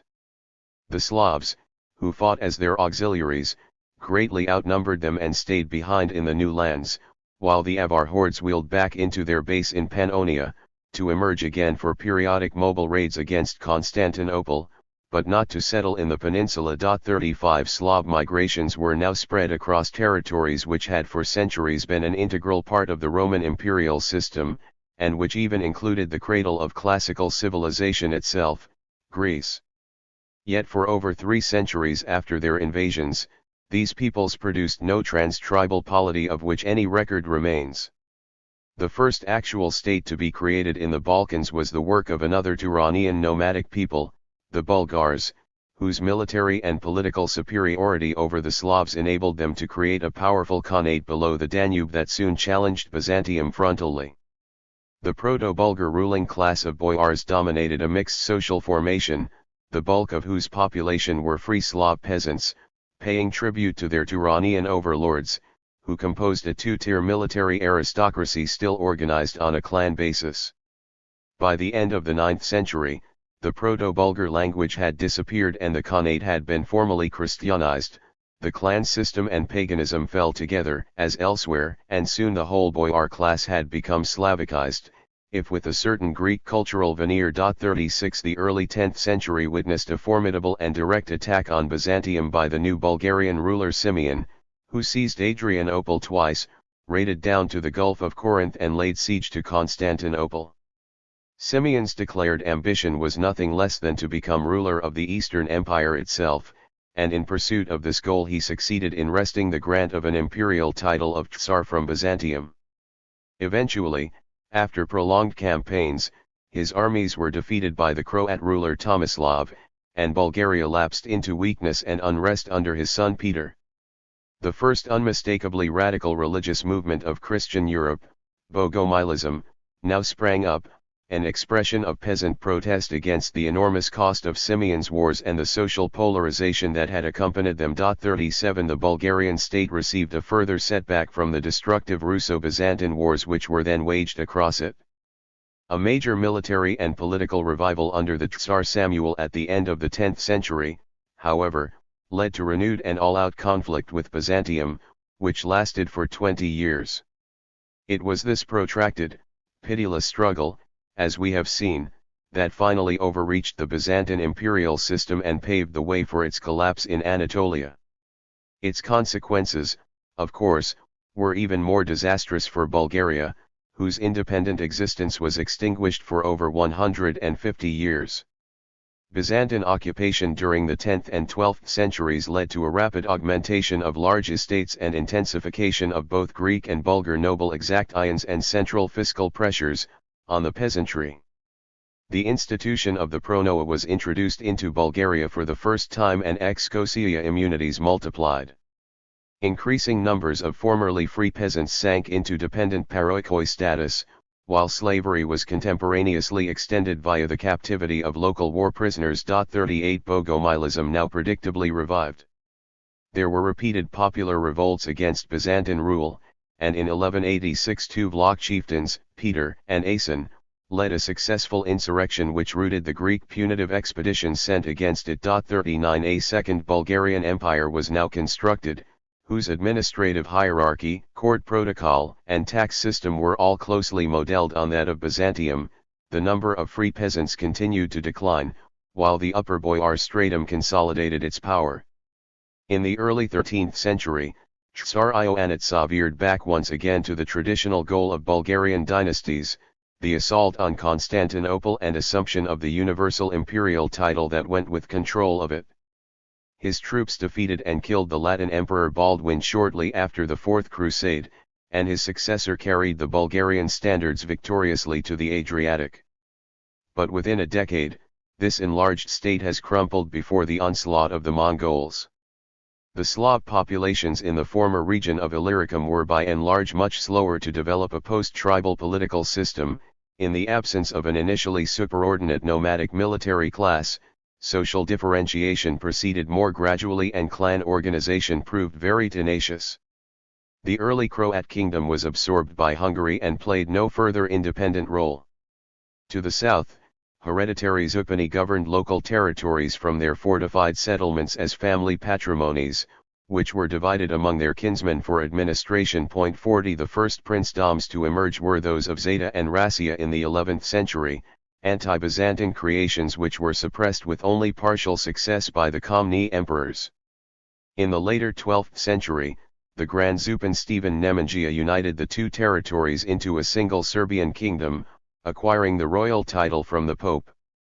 But although Byzantine efforts to reconquer Serbia were checked, it was another 100 years before its fragmented clan notables had undergone a sufficient annalling process to form a unified landowning class, with seigneurial rights over a servile peasantry, and a military capacity to expand the territory of the Serbian monarchy. But the eclipse of Bulgaria and Byzantium by the early 14th century gave it the opportunity to win dominance of the Balkans. Stephen Dušan annexed Macedonia, Thessaly and the Epirus and proclaimed himself emperor of the Serbs and Greeks at Skopje in 1346. The social and political structure of the Greater Serbian Empire is documented by the comprehensive law code or zakonik which was drawn up under Dušan just afterwards. The ruling nobility possessed hereditary allodial estates, which were worked by dependent spri, the Serb equivalent of the Byzantine paroikoi, peasants owing labor services, who were formally bound to the soil by royal decree. The monarch had wide autocratic powers, but was surrounded and advised by a permanent council of magnates and prelates. Dušan abolished the title Zupan, with its clan overtones, and substituted it with that of the Greek Philiga, the Byzantine term for an imperial governor. The court, chancellery, and administration were rough copies of those of Constantinople. 41 Some of the Danubian coastal towns exercised municipal self-government by reason of their close links with the Italian cities. The silver mines which provided much of the royal income were worked by slave labor, and managed by Saxons. The Serbian Empire was undoubtedly the most advanced Slav state to emerge in the medieval Balkans. Both Western and Byzantine cross-currents are visible in the mixed character of its political system, intermediate between an outright fief system and an autocratic bureaucracy. But the same heterogeneity of its elements condemned it to a very brief life. Within a few years of Dušan's death, it had disintegrated back into squabbling despotates and divided upanages. One last Slav power succeeded it. For 50 years in the latter half of the 14th century, it was the turn of Bosnia to predominate along the Adriatic, but the Bogomil faith of its dynasty and the elective character of its monarchy rendered this mountain outpost incapable of emulating the Serbian Empire which had preceded it.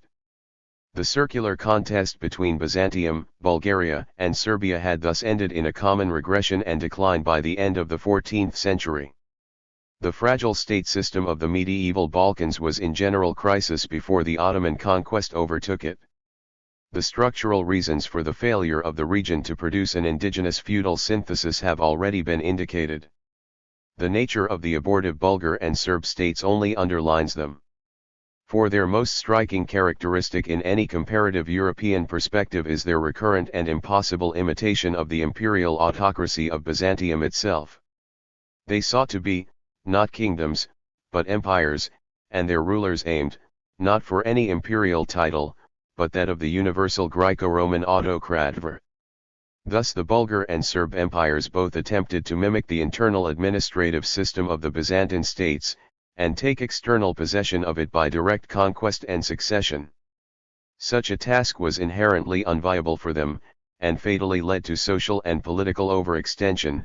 A direct transition from local tribal to imperial bureaucratic rule was beyond the resources of any nobility in the region, and corresponded to no real economic infrastructure, in the absence of either an urban or slave economy. Hence the reciprocal ruin of the three-cornered struggle for an imperial dominion that was itself by now an illusory anachronism.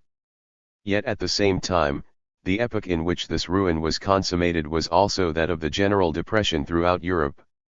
Documentation of the rural economy in the Balkans in this age is still too sparse, in part because of the subsequent Ottoman obliteration of its institutions, for any firm judgments now to be made as to its inward tendency. But here as elsewhere the great plagues took their toll. Recent calculations suggest that between 1348 and 1450 there was an overall demographic decline of 25% or from some 6 million to 4.5 million, in what was anyway a thinly inhabited region. 42 Moreover, in the Balkans too, social revolts now erupted. The commune of Thessalonica has already been described. Simultaneous with it was a peasant insurrection on the Thracian plains, in 1342, against the provincial Byzantine landlords there. Along the Adriatic, Kotar and Bar were the scene of municipal upheavals. In Bulgaria, a rural rebellion in 1277 had briefly brought a plebeian usurper to power. In the 14th century, vagabondage and banditry spread, as land became increasingly concentrated. The strains of would-be imperial state construction by the various aristocracies of the peninsula had naturally led to greater fiscal and predial exactions on the poor, who responded with distrust and unrest. It is noticeable that there was virtually no popular resistance in the countryside to the arrival of the Ottomans, except, significantly, in the primitive alpine fastnesses of Albania, where tribal and clan organization still checked large landed property and obstructed social differentiation. In Bosnia, where the Bogomil peasantry had been particularly persecuted by the Catholic Church as Tatarane heretics, and delivered over to slave raiding by Venetian and Ragusan merchants. 43 The rural masses and sections of the local nobility welcomed Turkish rule and were eventually widely converted to Islam. Braudel, indeed, has written categorically, the Turkish conquest of the Balkans was only possible because it benefited from an astonishing social revolution. A seigneurial society that lay hard upon the peasantry was taken by surprise and collapsed of its own accord. The conquest, which eliminated the large landowners, was in certain respects a liberation of the poor. Asia Minor had been conquered patiently and slowly, after centuries of obscure efforts by the Turks. The Balkan Peninsula, so to speak, made no resistance to them. 44 Such a judgment is, however, too summary. In fact, there was little sign of any spontaneous or outright collapse of the indigenous social order prior to the Turkish attacks. The noble class was everywhere increasingly oppressive, and its political systems were in crisis. But a subsequent recovery could not be excluded. It was the Ottoman assault which destroyed any possibility of a further autochthonous development in the Balkans. The fields of Maritsa and Kosovo, on which the Bulgarian and Serbian aristocracies went down to their defeat, were hard fought. There was no simple Turkish walkover. On the other hand, once the decisive Ottoman blows had been delivered, the precarious state structures of the Balkans had no reserves left to pursue the struggle against Islamic invasion. After the local princes and nobles had been routed, the sole remaining chance of stemming the Turkish tide lay with the defensive expeditions to save the Balkans organized by Western feudalism. 2 international crusades set out from Vienna, and were successively crushed by Ottoman armies in 1396 and 1444 at Nicopolis and Varna. Western feudalism, now itself in full tribulation, was no longer capable of the victories of its prime. In these disasters, southeastern Europe fleetingly rejoined the general destiny of the continent, before departing from it again more radically than ever before. The medieval world thus ended in generalized crisis. Both the homelands of feudalism in the west, and the territories of the East to which it had extended or where it failed to develop, were the scene of deep processes of socio-economic dissolution and mutation by the early 15th century. At the threshold of the early modern epoch, as the ramparts of Constantinople fell to Turkish cannon, the consequences of these changes for the political order of Europe still lay largely hidden. The denouement of the state system that was to come into being from them, remains to be explored.